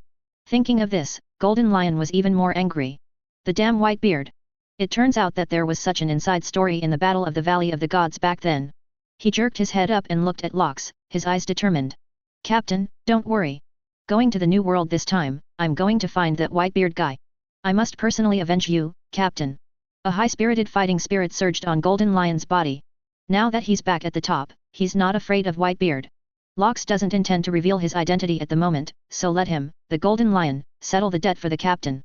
However, after hearing his words, Locks shook his head slowly. No, we're not in a hurry to deal with Newgate. When the time is right, I will go to him. Chapter 16. 4 betrayers, Locks does not intend to let go. But now, it is not the time. He is also preparing to reappear during the Summit War. And the Whitebeard pirates are the key to the Summit War. So Locks wasn't in a hurry to go to Whitebeard's trouble so early. For this account, it will not be too late to go to Marineford to settle with Marine. Golden Lion withdrew after a brief briefing with Locks. This flying pirate ship is heading towards the second half of the Grand Line, New World from the sky at an extremely fast speed. Between the first half of the Grand Line and the second half, there is an impassable red line. Generally, there are only 2 ways for a ship to go from the first half of the Grand Line to the New World. One is through the dangerously abnormal calm belt. There is no wind in the calm belt all year round, and most of the ships in this world are sailboats. Therefore, it can be said that it is difficult to enter the calm belt. And there are many huge sea kings in the sea area of calm belt. Ordinary ships enter calm belt, narrowly escape death. The second way to enter the New World is to coat the ship. Then dive into the Fishmen Island, which is 10,000 meters deep under the sea, and transfer from here. But with Golden Lion's Lion Fruit ability, it doesn't need to be so troublesome. The ability of Lion Fruit can float all the objects it touches. In this way, the ship can jump over the red line directly from the sky. Enter the New World quickly and stealthily. That's where the Lion Fruit ability that Golden Lion comes in handy. Of course, with Locke's current strength. With the power of 1.5 black hole units he possesses. He can also do these things easily. But since there are subordinates who can help him complete these things, then he is naturally happy. As a king, the leader of a faction, many things do not need to be done by yourself. What he will do is to sit on the highest place. Come on top of this world. That's it. The flying pirate ship quickly approached with Locks in the direction of New World. The other side. Naval Headquarters Marineford. Inside the Marshal's office. What? You said that Golden Lion has grown legs, and his strength has returned to its peak. Marine Admiral Sengoku, with a seagull cap on his head, is holding a phone bug with a serious face. Yes, Marshal Sengoku. 2 days ago, a mysterious man in armor came to the Golden Lion's secret base. The guy stunned everyone with Conqueror's haki as soon as he came up, and then I don't know what happened with the Golden Lion. When I woke up, I saw that Golden Lion's body had recovered and his strength had returned to peak condition. Moreover, Golden Lion also announced that it will disband the Flying Pirates and join a mysterious organization called Underworld. Advertisement. According to the Golden Lion, the leader of this underworld organization is named Pluton. On the other end of the phone bug, a man's voice was deliberately lowered. This man is a spy placed by Marine in the Flying Pirates. In fact, a long time ago, Naval Headquarters had discovered the hiding place of the Golden Lion through various clues. But because it was in the sky, Marine couldn't go up at all, and there was nothing he could do about the opponent. Of course, it's impossible for Marine to just let Golden Lion go. Therefore, special intelligence agents were sent to pretend to be pirates and get mixed into the Flying Pirates. To play it safe and not be detected by Golden Lion at all. The intelligence agent waited until the Golden Lion left the world of the strong. Only then used the phone bug to report to Naval Headquarters the situation 2 days ago. Mysterious organization Underworld? I've never heard of this name before. And that mysterious strongman Pluton, who is it? Pluton, could it be that guy really? Sengoku put down the phone bug in his hand, frowned, and pondered. But immediately, he denied his guess. Impossible, there is absolutely no way this Pluton is really. Golden Lion and the Luoji pirates are deadly enemies. Even if Luoji came, he would not admit it, let alone claiming to be Rayleigh's subordinate. On the sofa, Garp is eating a bag of senbei in his hand. Vice Admiral, Naval Headquarters Staff Officer, was also sitting on the sidelines. Is that Golden Lion guy back on top? That's a real hassle. I think it took a lot of effort for the two of us to catch him when he made a big fuss in Marineford. Unfortunately, the guy escaped from Impel Down in the end. Garp said casually while chewing on the senbei. But if you want to talk about the guy who can make Golden Lion willingly be the opponent's subordinate, I can only think of one person. But that person died in the Great Battle 36 years ago, so it's obviously impossible for him. Could it be that, is he now famous enough to rival his sea overlord? The Crane Vice Admiral on the side is much more serious. In the near future, we are likely to have an all-out war with the Whitebeard pirates. It's not good news for us that a mysterious force pops up suddenly at such a time. Just the Golden Lion back to the top is enough to cause headaches, and the mysterious strongman Pluton. I don't know why, but I always have a bad feeling. Crane Vice Admiral crossed his hands and clubbed his chin, pondering. Hearing this, Sengoku also nodded solemnly. It seems necessary to investigate this underworld and Pluton. The intelligence says that the Golden Lion has left the floating sky island and is heading for the New World. I also need to inform the Marine stationed in New World, and keep an eye on the movements of Golden Lion and others. This period is an eventful one for us, we must double our vigilance. Until Pottercast Ace's public execution is complete, there must be no accidents. Chapter 17. New World is what people call the second half of the Grand Line. If the first half of the Grand Line is a difficult mode for pirates, then New World is an out-and-out hell mode. The strong are here, like crucian carp crossing the river, there are countless. If you treat this sea area lightly because you claim to be powerful, then it is very likely that you will not even know how you died. Most of the islands in New World are occupied by the Four Emperors pirate group. Most of the pirates who came to the New World faced only two choices if they wanted to survive. One is to join any Four Emperors pirate group and seek the protection of Four Emperors. The second is to challenge the Four Emperors and try to pull one of them down and replace them. Of course, this second option seems to have never been done. There are so many rookie pirates entering the New World, among them there are a large number of fearless people challenging the Four Emperors. But in the end, they all ended in failure. Here is a paradise for the strong. At the same time, also hell for the weak. At this moment, the sky above a certain sea area in New World. A huge island-like pirate ship was floating high in the sky, moving forward continuously. It is the flying number of Golden Lion. After a period of sailing, they have successfully entered the New World. In Locke's plan, their next goal is to go to Wanakuni. Meet the Kaido of the beasts, now known as the strongest creatures on the face of the earth. At the same time, Golden Lion can also drop in a wave of powerful people to join the underworld. He wasn't worried about whether the strong men he had recruited would rebel. As long as it is crushed and deterred by absolute strength. These guys can't make any splashes. The previous Golden Lion was in poor health. Serious decline in strength. So we can only recruit some shrimp soldiers and crab generals in the first half of the Grand Line. But now it's different. He returned to his prime. Strong enough to fight against any Four Emperors. Naturally, there are no previous worries. You can let go of your hands and feet and inject fresh blood into the underworld. Since entering the New World, as long as you encounter islands or some pirate ships sailing on the sea, Golden Lion will control the flying number to descend from the sky. Then, if they didn't agree with each other, they would fight with those capable guys. After defeating the opponent, Golden Lion would simply throw them two choices. Either surrender and join the underworld. Either sink or float, throw it directly into the sea to feed the Sea Kings. In the face of powerful strength and such coercion, most people will choose to surrender and become the fresh blood of the underworld. Of course, there are also many people with integrity who would rather die than surrender. For these people, Golden Lion did not show any mercy. All the while, Locke stayed out of it. Advertisement. For such a small matter, he still felt relieved to leave it to Golden Lion to do it. He also didn't think there was anything wrong with the opponent being so ruthless. Perhaps because of being betrayed and calculated 36 years ago. Or maybe because of unlocking the Pluton template. Locke's temperament is also more cruel than before. There is a saying by Pluton in Super Beast, which he agrees with very much. The strong rule over the weak, this is the law of the universe.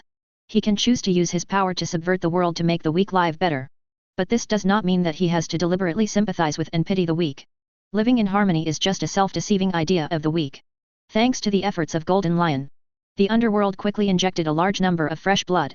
This group of new members is much stronger than Golden Lion's previous subordinates. After all, no one who can survive in New World will be too weak.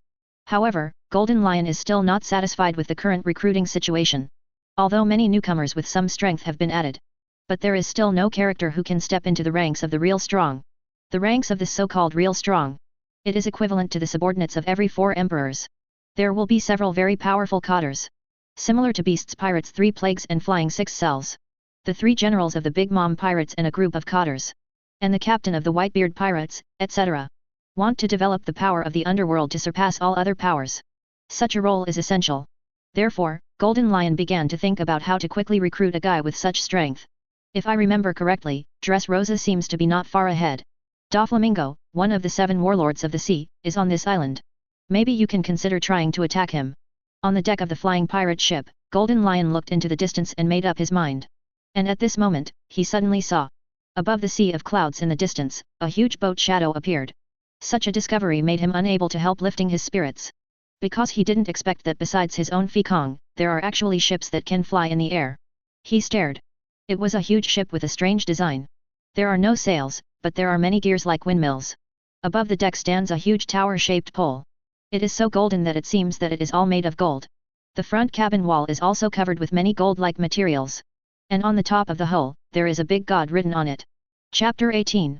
Inside the captain of the Fekong, Lox, who was sitting on the giant chair, slowly opened his eyes. The chair he is sitting on now is actually remade from the previous Xianming coffin. Sitting on this is not only full of momentum and majesty.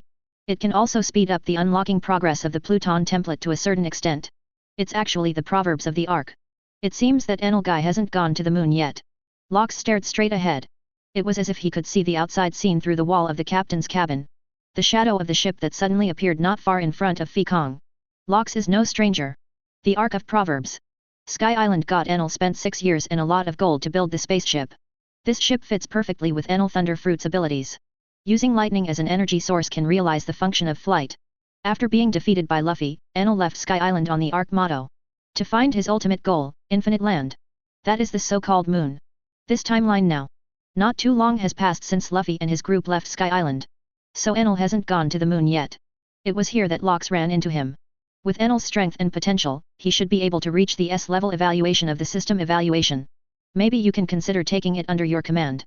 The thought popped into Lox's mind after discovering Enel. He did not forget. Now, as long as I recover an old department with an S-level evaluation or recruit a subordinate with an S-level evaluation, the system will give you a random chance to draw a lottery. Although these rewards may not be of great help to myself, but it's also good to use it for the group of people under your hand. Just like the life potion I drew last time. Directly to help Golden Lion return to the top. And Golden Lion, who has returned to the top. It can also share a lot of trouble for Lox. Let him just stay behind the scenes and take control for now. Therefore, such a random draw opportunity Lox does not intend to pass up. The system's criteria for judging S ranks is not just based on strength. The future potential of the judged object is also integrated. So perhaps Enel's current strength is not too strong. But with the development potential of Thunderfruit, and his observation haki, which covers a wide range of areas, Lox believes that the other party should and can reach the threshold of the system's S-level evaluation. Thinking like this in my heart, Lox opened his mouth slightly. At the same time, a trace of supernatural energy was running. His voice is under the coercion of supernatural energy. Passed toward the captain's room. And the captain's room. But it was still silent. Not the slightest sound leaked out. On the deck of the airship. Advertisement. The Golden Lion figure is floating in midair. He looked at the proverbs of the ark approaching in the distance. The expression is a little serious. I don't know how this ship is flying in the air. If there is a chance, I would like to study it carefully. Golden Lion murmured. Before this, he had really never seen the ability to make ships fly in the air like himself. This actually aroused some curiosity in his heart. Just when he was about to leave the flying airship and fly to the proverbs of the ark to check the situation, Lox's low voice suddenly rang in his ears. Shiki, the people on the ship ahead, try to get him into the underworld. Hearing this, Golden Lion was startled. It seems that the guy on the opposite boat is not simple. It was actually able to make Captain Lox personally remind him that he wanted to take the other party under his command. He nodded silently, and then quickly flew out towards the ark motto. Captain Lox's order, he naturally had to do his best to complete it. At the same time, on the deck of the ark proverb, Enel was leaning lazily on a deck chair, eating an apple.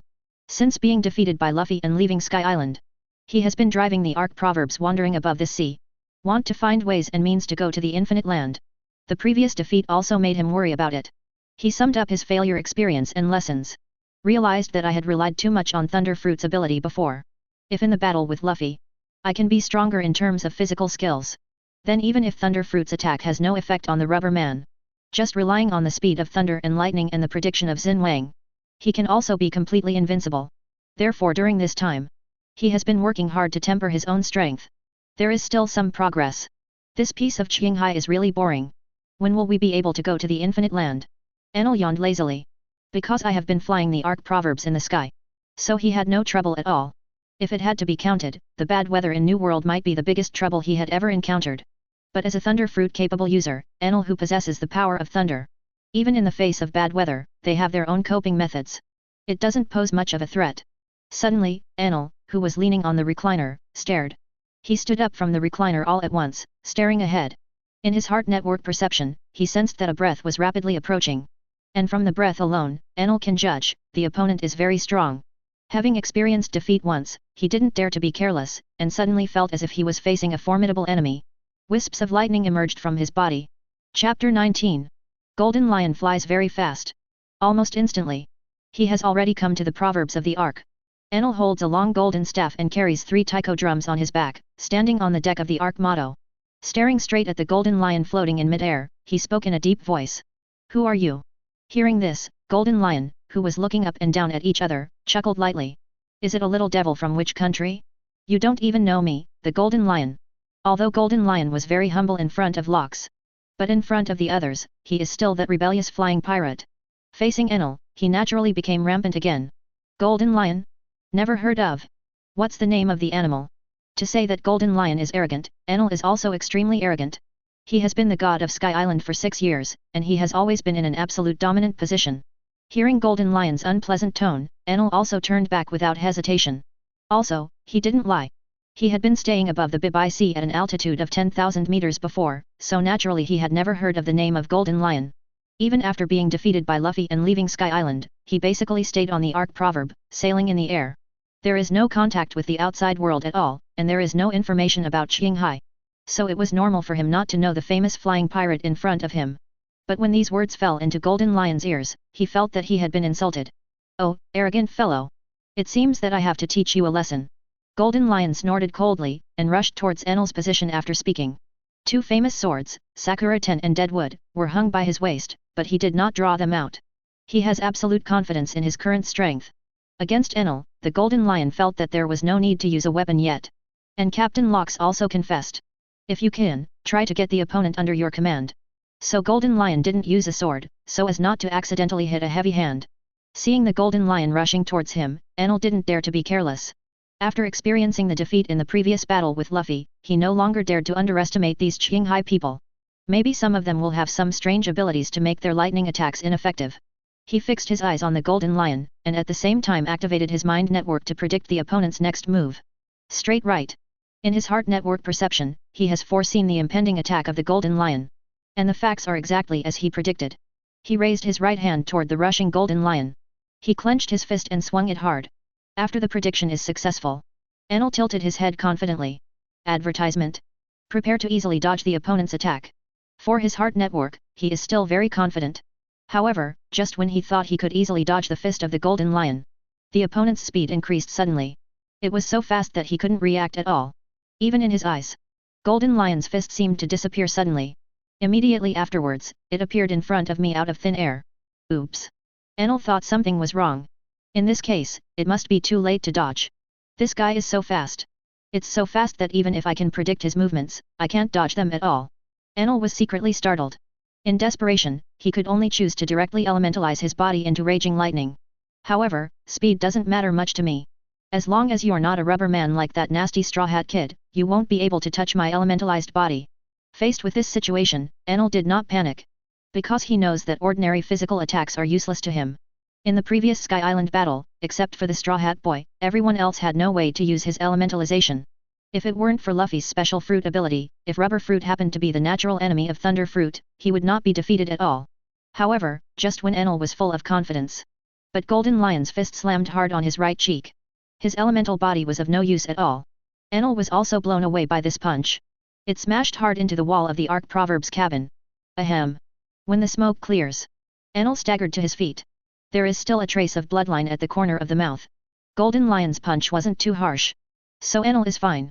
But the shock he received from that punch just now was indescribable. He widened his eyes and stared at Golden Lion, staring at the opponent's fist that seemed to be covered with strange black energy, and lost his voice. How is it possible? Why can you touch me? Hearing his roar, Golden Lion spoke indifferently.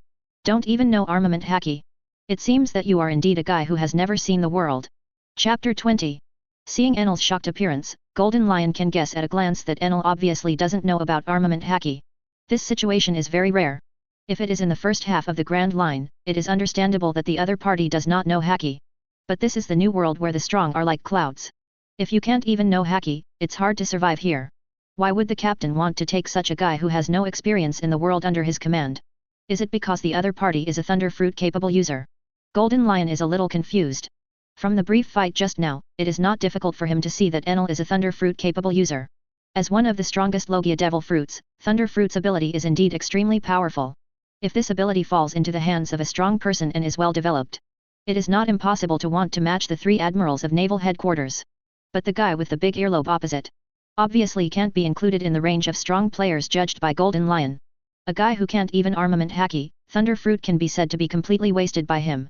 What he doesn't know is that Enel has never touched any Haki before this, except for Xin Wang. But his talent on Haki is definitely not low. But it can be seen from the heart network that covers an extremely wide range. If Enel is given some opportunity and time to practice armament Haki, he must be able to master this new fighting technique well. His strength will also rise to a big level because of this. As for the development of Thunder Fruit's ability, Enel is actually not weak. An attack like Lei Ying's could destroy an island with one blow. Therefore, on the whole, Enel's potential is still very huge. That's why Lox asked Golden Lion to try to bring the other side under his command.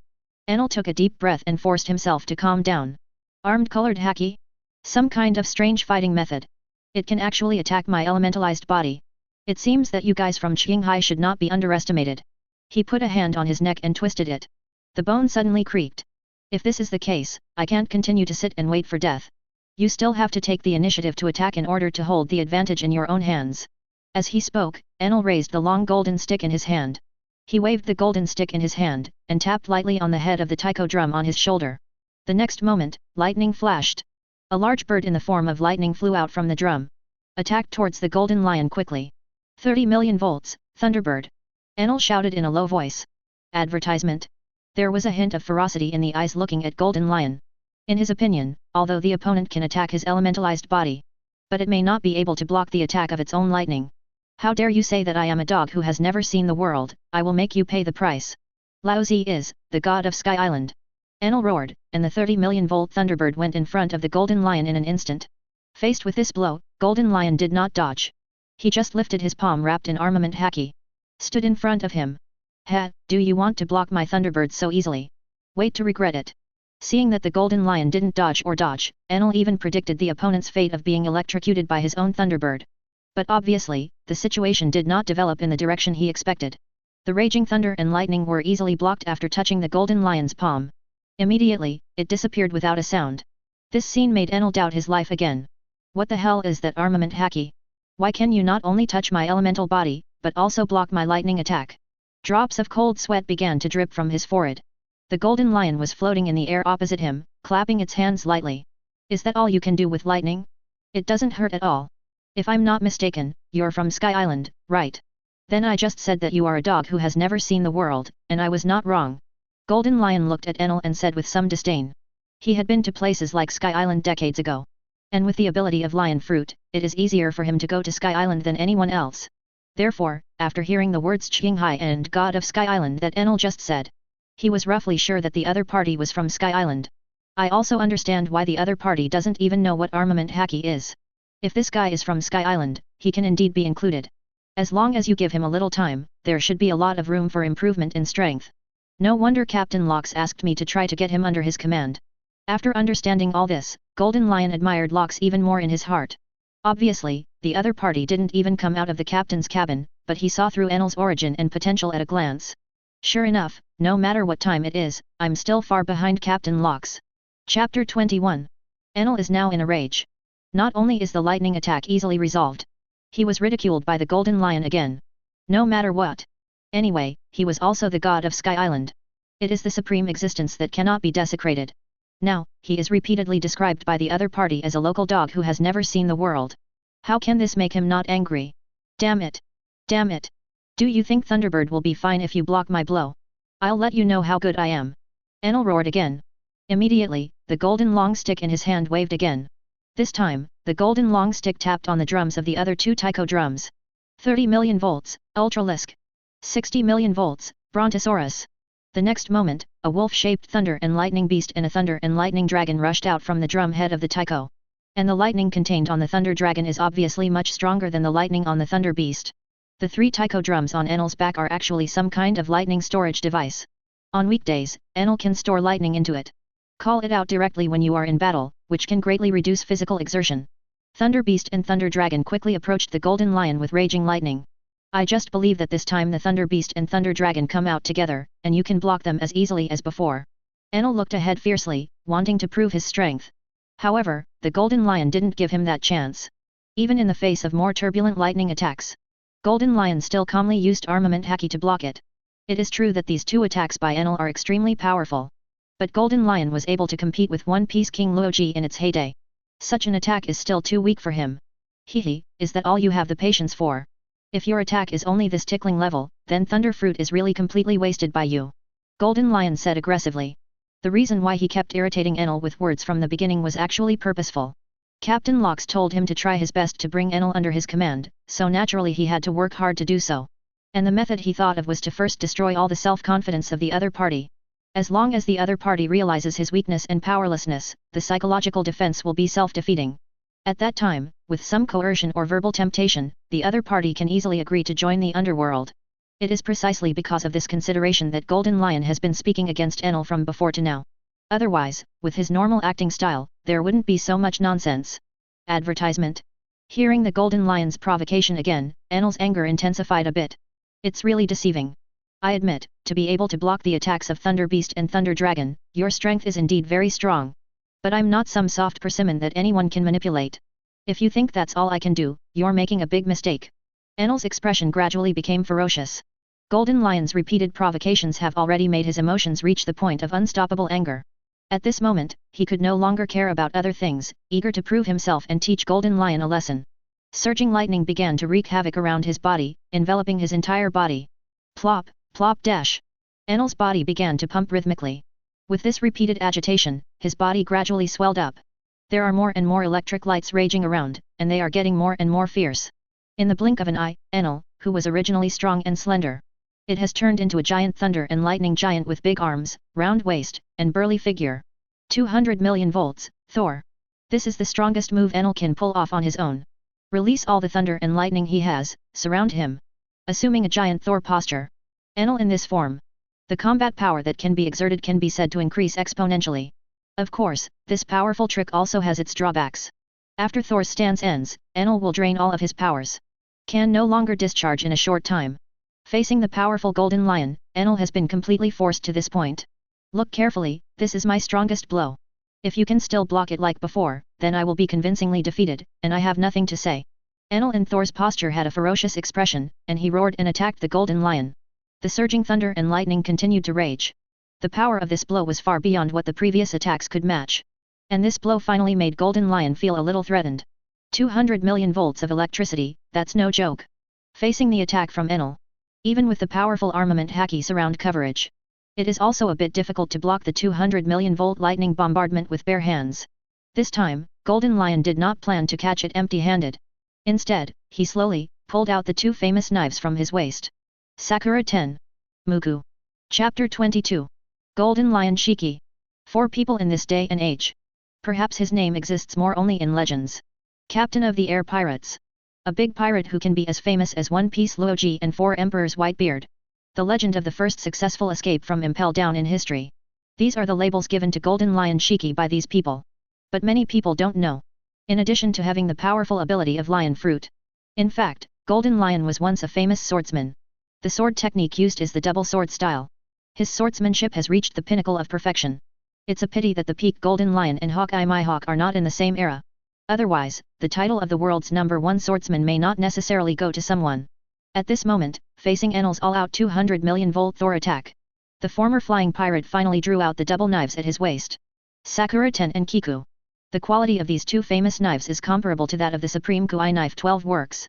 When he drew these 2 famous swords, it means that he no longer intends to continue spending time with Enel. Slash wave. Golden Lion waved the twin knives lightly at Enel. The next moment, 2 streaks of sharp sword energy slash wave shot out from above the 2 knives. This time the slash wave is much more powerful than the previous slash wave that Golden Lion used with his legs. 2 sword chi roared and slashed towards Enel, who was in the form of Thor. On top of the sword aura, haki with a little armed color surrounds it. Facing this move, the lumbering Enel in Thor's stance simply couldn't dodge it.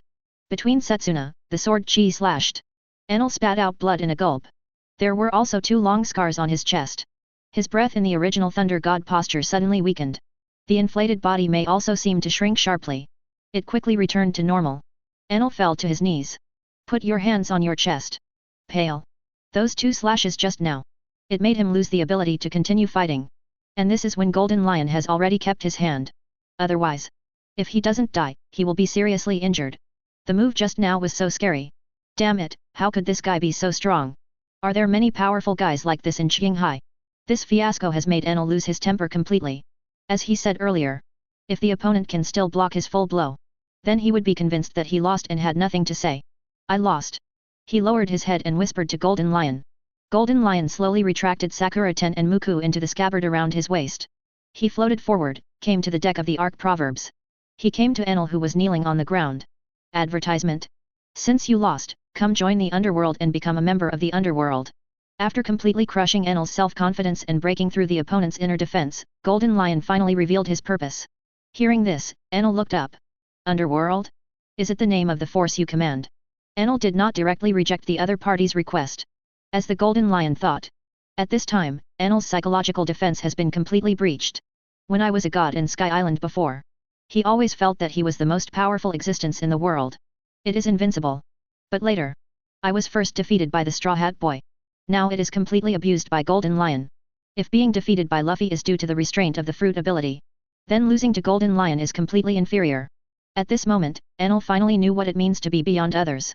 This world is far bigger than he imagined. There are far more powerful people in this piece of Qinghai than he imagined. After 2 successive defeats, Enel's desire to become stronger was even greater in his heart. This desire has even surpassed his yearning for the infinite land. When hearing that Golden Lion let himself join the underworld, Enel has no resentment or resistance in his heart. Instead, there is a tinge of relief and anticipation. Maybe as long as you join this so-called underworld, you have the opportunity to become stronger than you are now. Underworld? Is it the name of the force you command? Let me join the underworld. Do you mean to make me your subordinate? Enel looked at the Golden Lion and asked. Hearing this, Golden Lion smiled and shook his head. I think you must have misunderstood something. The underworld is not the force under my command. I'm just a subordinate in the underworld. What you want to become is not my subordinate, but Lord Pluton's subordinate. Golden Lion replied with a smile. When he heard the question from Enel, he knew that his plan to recruit the other party was 99% successful. Enel's mood at this moment can be said to be beyond shock. Originally he thought that the Golden Lion was the boss of the underworld. As a result, the other party told himself that he was just a subordinate. The real boss of the underworld, called Pluton. Even the Golden Lion under him is already so strong. And this guy called Pluton. And what kind of monster is it? If you work under such an existence, maybe his own strength will usher in a rapid improvement, right? Swallowing hard, Enel forcibly calmed down the shock. Under the gaze of the Golden Lion, he nodded with difficulty. Okay. I am willing to join the underworld and become Lord Pluton's subordinate. Chapter 23. Ding. It is detected that the host has successfully recruited an S-level subordinate, Enel. Congratulations to host for getting a chance to draw a random lottery. In the captain's room of the flying space, the system's prompt sounded again in Locke's mind. It's exactly what I thought it would be. Enel's comprehensive rating of strength and potential has reached the S level. Locke wasn't at all surprised by the results the system gave. All of this was within his expectations. Then let's start the random draw. I don't know what kind of rewards I can get this time. Without the slightest sloppiness, he immediately gave the system an order for a random lottery draw in his mind. Receive. A random draw is in progress. The system responded immediately. Ding. Congratulations to host for obtaining the House of Time and Spirit. Hearing the prompt of the lottery result ringing in his mind, Locke nodded slightly. It's actually a House of Time and Spirit. It's a good thing that can quickly improve the strength of the underworld. House of Time and Spirit. It is a training place located in the temple in the Dragon Ball universe. The House of Time and Spirit forms its own space. Its internal gravity is 10 times that of normal conditions. Moreover, the flow of time inside the hut is quite different from the outside world. One day has passed in the outside world, but a full year has passed in the House of Time and Spirit. In other words, if people enter the House of Time and Spirit to practice, not only can you temper yourself in a more severe environment, you can also practice for a whole year in the outside world in just one day. Of course, such heaven-defying props also have some usage restrictions. For example, only 2 people can enter the House of Time and Spirit at a time. and each person can only use it for 2 days. That is to say, you can practice in the House of Time and Spirit for 2 years at most. But that's enough. 2 years is enough to improve a lot. Straw Hat Crew people have experienced 2 years of practice. The strength will change drastically. It can be said that with the House of Time and Spirit, Locke's underworld is fully capable of creating a batch of high-end combat power in a very short period of time. There is still about half a month before the Summit War begins. At that time, the appearance of the underworld will definitely bring about earth-shaking shocks to the world. Locke stared ahead, eyes as if through the walls of the captain's cabin, through the endless sky, across the vast sea. It landed on the island called Marineford. There, it will be the stage where the underworld officially debuts. It will also be where he, Locke, reappears. Withdrawing his gaze, the Golden Lion had brought Enel back to the Fekong. Enel's Ark motto is naturally also owned by the underworld. This spaceship made of a large amount of gold, driven by the electricity provided by Enel, is also extremely maneuverable. Advertisement. What's more, Ark proverbs can also create a large number of thunder clouds. Help Enel unleash terrifying moves like Thunder Ying that can destroy entire islands in one blow. Observing the outside situation, Locke transmitted the voice to Golden Lion again. Shiki, bring Enel here. Golden Lion, who had just returned to the Fekong, nodded upon hearing the words. Then he turned his head and said to Enel. Come on, Lord Pluton wants to see you. Golden Lion would call Locke's captain in private. But in front of others, he still refers to him as Lord Pluton. After all, Locke had said not to reveal his identity just yet. Golden Lion has always kept this in mind. Master Pluton wants to see me. Hearing what the Golden Lion said, Enel froze for a moment. Immediately afterwards, I became a little uneasy. I don't know what kind of character this Master Pluton is. Soon, Enel followed the Golden Lion to the captain's room. As soon as he entered the captain's cabin, Enel was surprised by the powerful aura exuding from Locke. Under such momentum, he couldn't even move a finger. Cold sweat instantly soaked his back. So strong. This Pluton feels like a real god to me. In front of him, I am an ant that can be easily crushed to death at any time. This was the first thought that popped into Enel's mind after feeling the terror of Locke. This also made him feel no resistance to Locke. Originally, he planned to wait for his own strength to improve. You can leave the underworld and leave alone. But now, he has completely given up on this idea. The strong can always easily subdue the weak. This is why Locke had to give Enel a blow when he first came in. After seeing that the other party was completely honest, Locke began to give his order. He called Golden Lion and Enel, mainly to explain about the House of Time and Spirit. This excellent training place has been placed by him in a corner of the Fekong. He is going to let Golden Lion and Enel be the first batch of people to enter it to practice. 2 years of practice is enough to bring about a qualitative change in Enel. Although Golden Lion has returned to its peak, it is not without room for further improvement.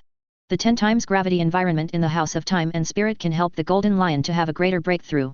The two compete with each other in the House of Time and Spirit, which can also speed up the progress of strength. Locke believes that, before long, you can have 2 subordinates who are strong enough to crush the 4 emperors. Chapter 24.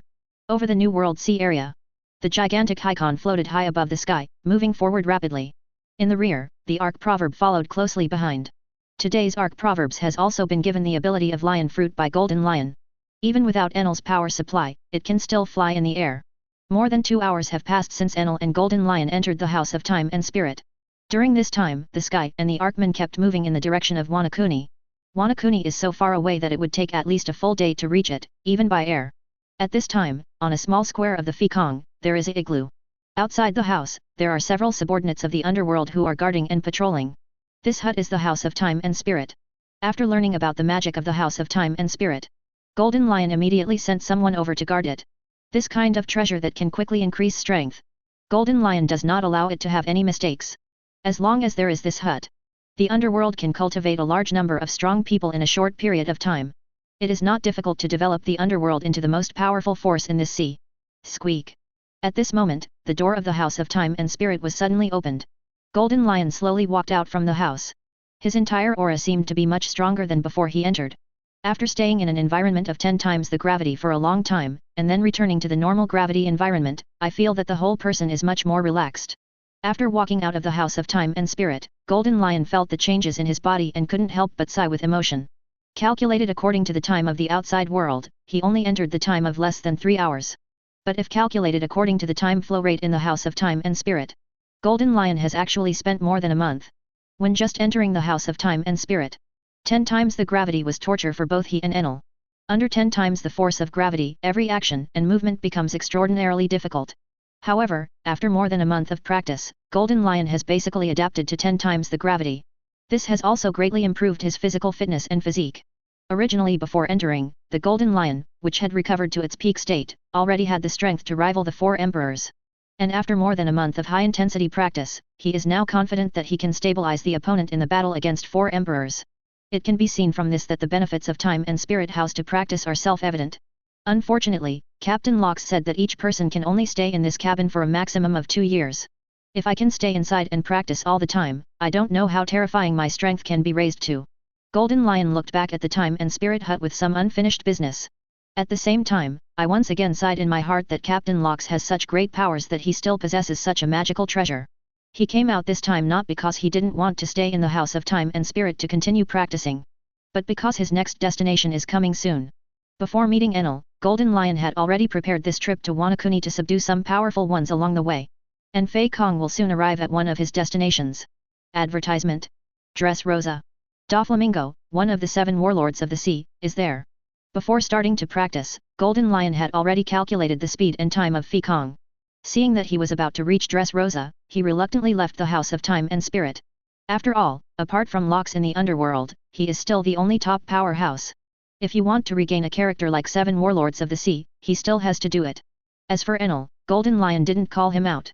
Since entering the House of Time and Spirit, Enel's strength has indeed begun to grow by leaps and bounds, as Locks expected. Golden Lion also taught him how to use Haki. The knowledgeable Haki, this method is called Xinwang in Sky Island. Enel himself will, and can even be said to be quite skilled. Does not require Golden Lion teaching. So what he really needs to learn is armament Haki. Enel's talent is not weak, because he already has observation Haki before, so he can get started with armament Haki very quickly. In just over a month, he has completed the basic introduction to armament Haki. Next, you just need to continue to be proficient and deepen your application. During this more than a month in the House of Time and Spirit, Golden Lion can be said to have witnessed the improvement of Enel's strength. He has every reason to believe that after the other party has practiced in it for 2 years, when it comes out again, its strength will definitely not be weaker than 4 emperors. Even, possibly stronger. 10 times the gravity environment is really beneficial to the improvement of strength. After Enel comes out of the House of Time and Spirit, I'm afraid his strength will be comparable to mine. In this way, when it's time to go to Wannakuni, even if Kaido doesn't cooperate, we don't have to ask the captain to fight if we really want to fight. Golden Lion said to himself. Although he is now confident that he can overwhelm the 4 emperors. But if you really want to fight Kaido, he alone is not enough for Golden Lion. After all, Kaido has an entire beast's pirates under his wing. Among them are many strong men like 3 Disasters and Fei Liu Bao. Based on the current lineup of Underworld alone, there is basically no chance of winning if Locks does not make a move. But if Enel's strength improves, that situation is different. 2 strong men whose strength surpassed the 4 emperors joined forces. It's even possible to flat shove entire beasts pirates. In this way, Golden Lion felt that the burden on his shoulders was much lighter. And just as he was thinking, Fei Kong had already arrived at the sky above Dressrosa Island. Chapter 25. Dressrosa is here. The Golden Lion was floating in mid-air, overlooking the island below him. Is it Don Quixote da Flamingo? I'd like to see what these so-called 7 warlords of the sea are capable of. Golden Lion muttered to himself, and his figure began to fly towards the island below.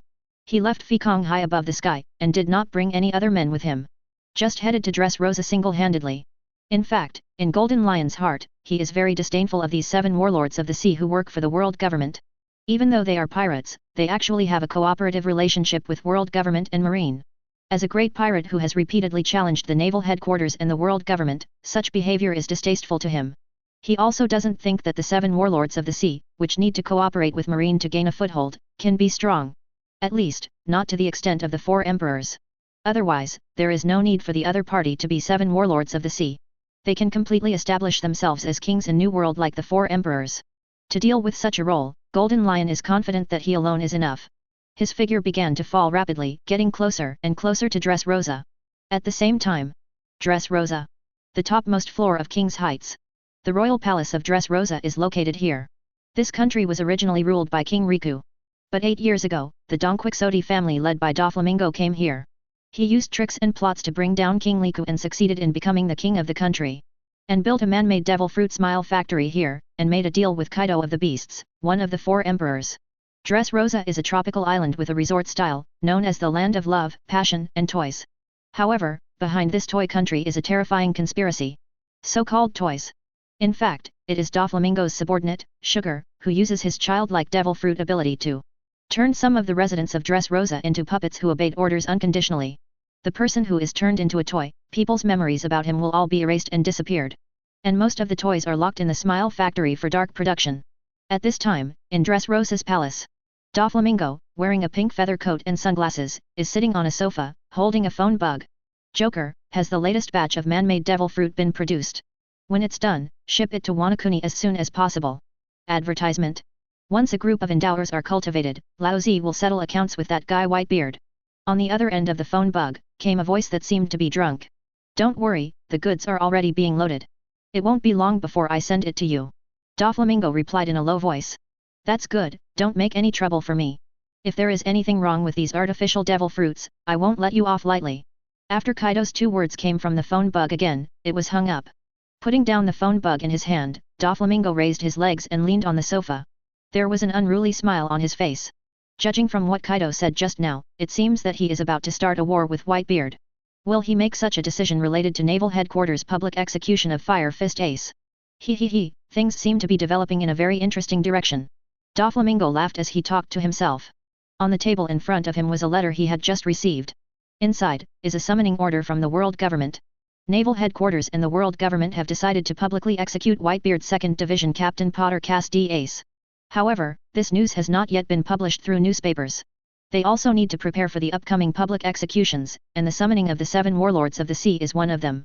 By the time of the public execution, Naval Headquarters is likely to break out of an all-out war with the Whitebeard pirates. Therefore, they must prepare for the battle in advance. It seems that a war that will shake the whole world is about to break out. The pattern of the sea may also be rewritten as a result. Interesting, really interesting. How could I miss such a lively scene? Doflamingo laughed. I have already decided in my heart to accept the call. Head to Marineford to witness the big storm coming. And at this moment, a sound like a lion's roar exploded in the sky above the King's Heights. Doflamingo, get out. Chapter 26. Doflamingo, get out. The deafening sound echoed in the sky above the King's Heights. Even the entire population of Dressrosa heard the roar. Who shouted this sentence? Are you crazy? Doflamingo is the king of Dressrosa. Not only that, he is also one of the 7 warlords of the sea, a pirate recognized by even the world government. How dare someone yell at Doflamingo so arrogantly? Don't they want to live? I want to see who is living so impatiently. Everyone raised their heads in astonishment, wanting to see who dared to make such an arrogant call. Immediately, they saw a man with blonde hair and the imposing manner of a lion floating above the King's Heights. Who is that? A blonde old man. I've never seen it before. Is it a big shot? It looks strong, but is it a little crazy to shout at Doflamingo? The strength of 7 warlords of the sea is not vegetarian. As a great pirate of the old era, who has disappeared for so many years. In fact, many people don't know what Golden Lion looks like. In addition, it was a little far away, so many people didn't recognize the man in the sky for a while. But there are also sharp-eyed people who turn pale with shock after seeing the opponent's appearance clearly. What are you guys talking about? The other party is not some unknown person, but the Golden Lion. That's a big pirate who can be as famous as Luoji and Whitebeard, and he is also the first guy in history to successfully escape from Impel Down. Why did such a legendary pirate suddenly appear here? Is there something wrong with him and Doflamingo? I didn't expect it to be the Golden Lion, then Doflamingo might be in trouble now. After learning that the person who came was the Golden Lion, everyone's original attitude changed again and again. Originally, they thought that the person who came to find fault was just a nobody. Who knew that he was actually a big pirate who could be as famous as One Piece? In this way, even if Doflamingo is one of the 7 warlords of the sea, it may not necessarily be the opponent of the other party. The people of Dressrosa raised their heads, waiting for further progress. On the other side, Doflamingo in the palace naturally also heard the shout of the Golden Lion. He who was laughing out loud immediately turned dark. Which guy dares to be so arrogant and come to my place to act wild? He got up immediately and came outside the palace.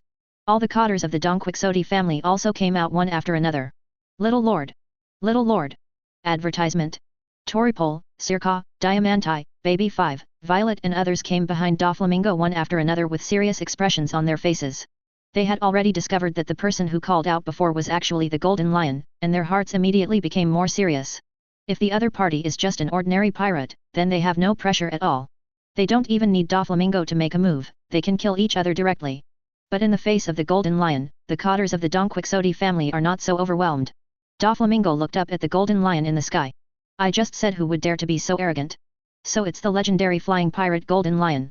Our Don Quixote family shouldn't have any intersections or festivals with your flying pirates, right? I don't know what you came to see me for. Even in the face of Golden Lion, Doflamingo did not show the flustered expression like everyone else. He was still calm and composed, with a somewhat rebellious smile on his face. But in his heart, he was also a little puzzled. I and Golden Lion are not pirates of the same era at all. For so many years, Golden Lion has been in a state of disappearance. It stands to reason that it is completely impossible for him to have an intersection with the other party. Why did the other party come to you suddenly? And from the looks of it, Golden Lion is here for himself. While thinking in his heart, Doflamingo was also constantly observing the Golden Lion in the sky. He soon noticed something was wrong. Didn't the Golden Lion cut off both of his legs in order to escape impel down? But why does the Golden Lion in front of him have good legs? And looking at the opponent's state, his face was full of red light, and his momentum was at its peak. Physical condition in all aspects of the state cannot be better. So if this is the case, why has such a top powerhouse been hiding for so many years? This is not like the style of the rumored Golden Lion. With question marks in his belly, Doflamingo quietly waited for Golden Lion's answer. And the Golden Lion above the king's heights didn't hesitate, and spoke directly. That's right, you really don't have any grievances with the flying pirates. To be precise, the flying pirates no longer exist.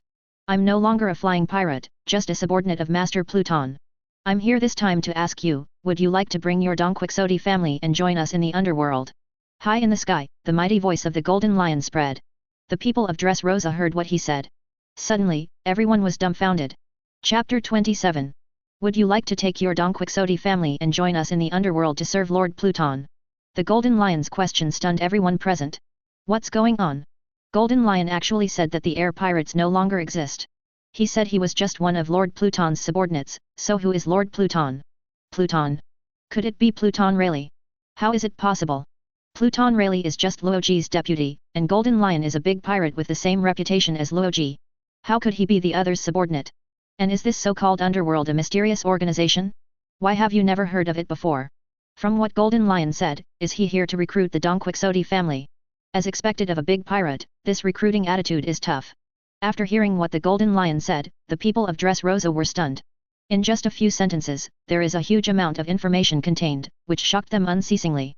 For a moment, everyone was dumbfounded. Not even a kind of cotter of the Don Quixote family. After hearing the Golden Lion's words, Doflamingo's face sank at a speed visible to the naked eye. But immediately, a somewhat ferocious smile appeared on his face. He, when did even the famous Golden Lion start living under someone else's roof? I'm curious, what kind of power is the underworld you're talking about?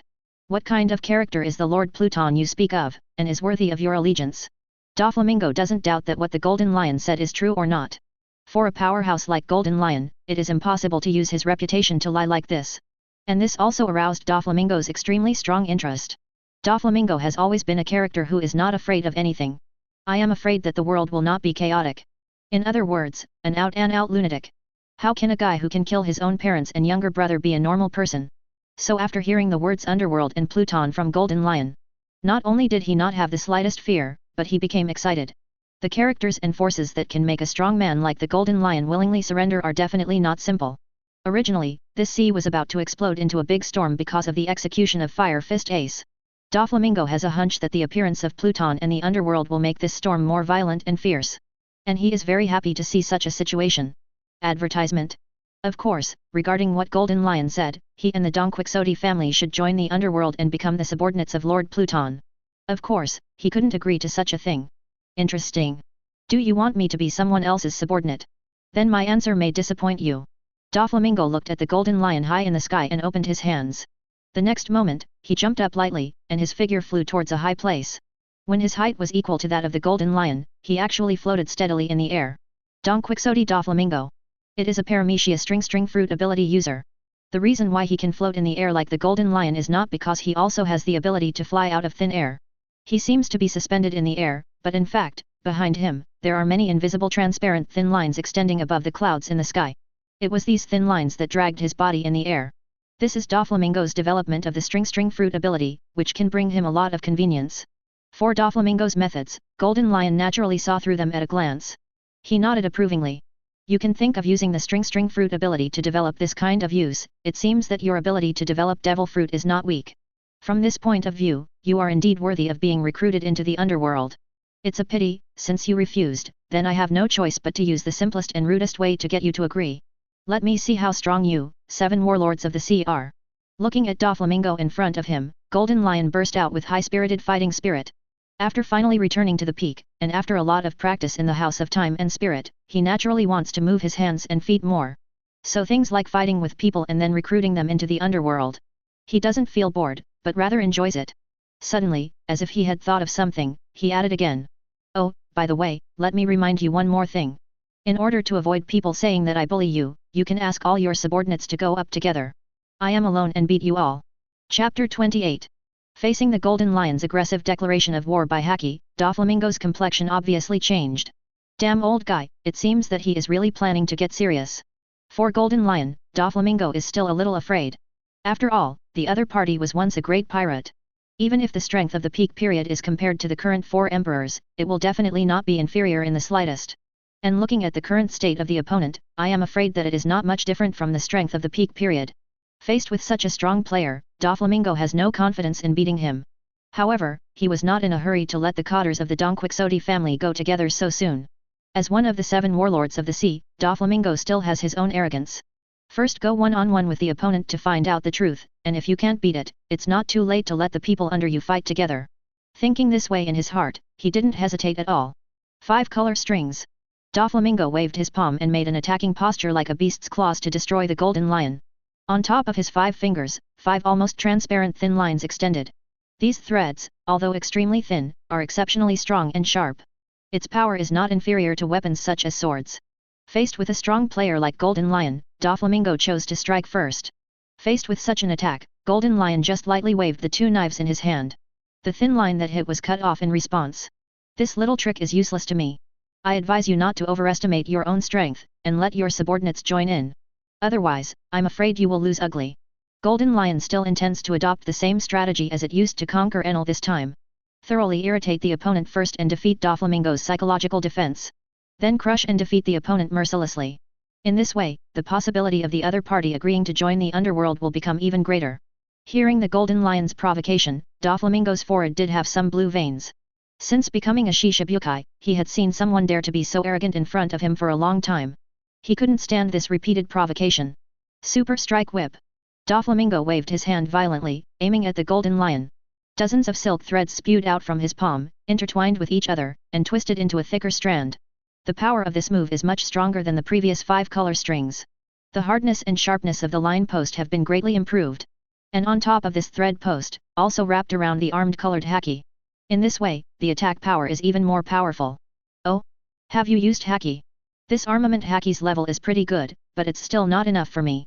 Golden Lion looked at Doflamingo's attack again, and the corner of his mouth raised a disdainful arc. The next moment, the blade of Sakura Ten and Muku in his hand was wrapped around the black armament haki in an instant. The 2 famous knives instantly turned into black knives. Golden Lion didn't use any special sword moves, just swung his saber in a normal way. Clang! The black knife collided with the wire post, making a sound similar to metal collision. Advertisement. Subsequently, Doflamingo's attack was once again completely defeated. For great swordsmen like Golden Lion and Hawkeye, just ordinary swings are powerful enough. What's more, the current Golden Lion has gone through more than a month of special training in the House of Time and Spirit, and its strength is even stronger. Doflamingo's attack is far from enough in front of him. Damn it, is this the strength of a big pirate who is as famous as Luoji and Whitebeard? The attack was easily blocked again, and Doflamingo's mood became more and more heavy. Seeing the other party's relaxed and disdainful face, Doflamingo felt as if he had been insulted. Come again. Bullet string. Leg shave string. Dropping ruffian string. A series of extremely powerful attack moves were used by him, continuously attacking towards the Golden Lion. However, these attacks pose no threat to Golden Lion at all. He still waved his knife with a relaxed face, defusing each other's attacks one by one. After a fight, Doflamingo was a little tired and out of breath. But Golden Lion still acted like nothing had happened. Officers of the Donquixote family. And the people of Dressrosa. After seeing this scene, they were all stunned. God, how could this be? Golden Lion's strength is too terrifying, right? Doflamingo has nothing to do with the other party. I'm not even sure the Golden Lion is playing Doflamingo. The strength gap between the two seems to be a bit big. The young master will not be in danger. A series of discussions came from below, making Doflamingo's face even more ugly. Suddenly, he raised his head and let out a loud laugh. He, as expected of the Golden Lion. It seems that if I'm not serious, there's really nothing I can do about you. Then I want to see if you can handle this move so easily. Doflamingo laughed, hands outstretched. Countless white silk threads shot out from his body. But not against the golden lion. Instead, it plunged into the surrounding buildings and the ground below. Immediately afterwards, these buildings and the ground began to twist strangely, becoming as soft as threads. After a while, everything around was transformed into white waves. String Fruit Ability, Awaken. Chapter 29. Demon Fruit Power has the highest state in the development of fruit ability, which is called Awakening. The ability of the awakened devil fruit can not only act on itself, but also affect the surrounding environment. For example, Doflamingo's string fruit, after awakening, can turn everything around it into threads for its own use. In this way, both the range and power of the moves will be greatly improved. Oh! Unexpectedly, your fruit ability has awakened. It seems that you 7 warlords of the sea do have 2 brushes. In this way, it's not in vain for me to spend my energy to pull you into the underworld. The golden lion was floating in midair, looking at Doflamingo not far away surrounded by countless giant lines, and nodded in satisfaction. Even when he saw that the opponent's devil fruit ability had awakened, he didn't panic at all. Golden lion is still calm, but Doflamingo is not calm after hearing his words. Hehe, is the tone still so loud now? You guy, you've been talking to yourself since the beginning. I never promised to join your underworld. Doflamingo let out a roar, stretched out his hands, aimed at the location of the golden lion. The surrounding white giant lines rushed towards the golden lion like huge waves. White line of wilderness. Countless white giant lines are drawn from all directions, trying to wrap the golden lion in it. There was a ferocious smile on Doflamingo's face, and his eyes were fierce under the sunglasses. So what if you're a golden lion?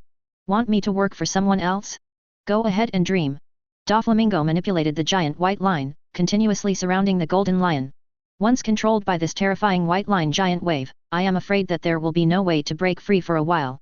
Faced with such an attack, Golden Lion did not panic. He didn't even move his body to avoid it. The golden lion just floated in place, quietly waiting for the giant white line to gather towards him. What the hell is this old guy trying to do? Doflamingo watched the golden lion remain motionless, and suddenly had a bad premonition in his heart. But right now, he has no room to back down. The horrific attack continues on to the golden lion, threatening to trap him within.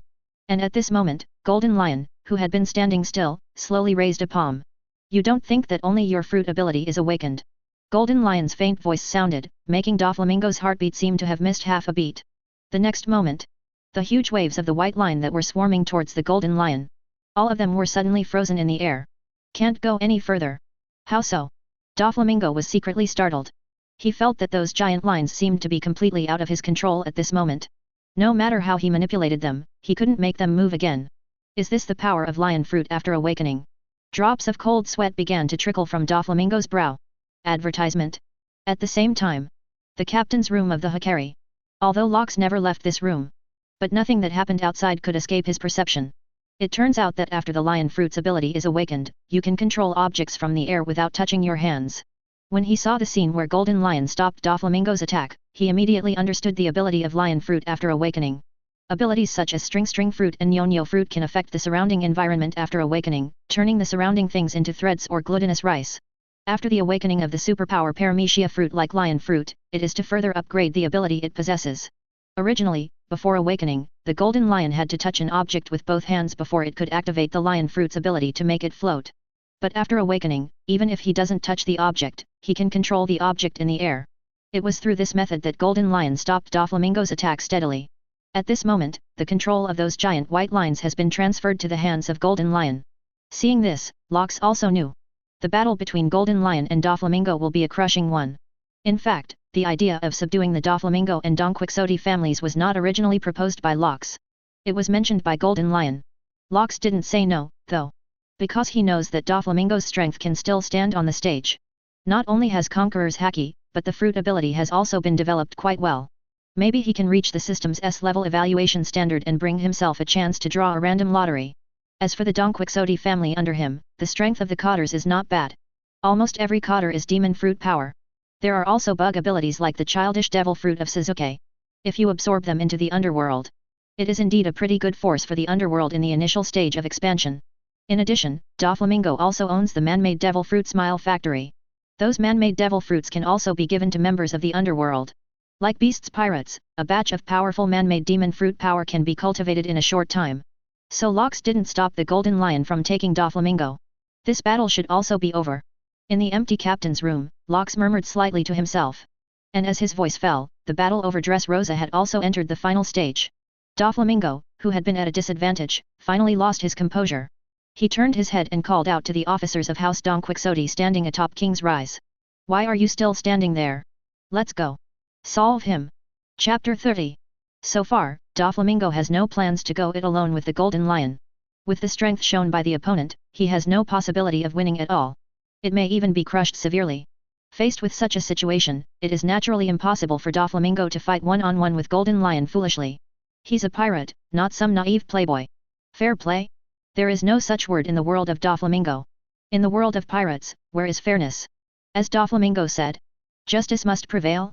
Of course, because only the winner is justice.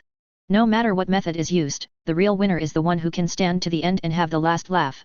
So after finding out that he was no match for the Golden Lion, he called on the cotters of the Don Quixote family without hesitation. And the cotters of the Don Quixote family who heard the young master's order immediately took action. Toribel, Sika, Diamante, Señor, and other cotters began to attack the Golden Lion above the sky. Doflamingo was not idle either, he instantly abandoned the giant white lines controlled by the Golden Lion, and started to control another batch. Above the ground, 16 white lines of huge waves wrapped around high-density armament haki rise up instantly, stabbing fiercely at the Golden Lion's position at an extremely fast speed. 16 rounds of holy bullets, divine killing.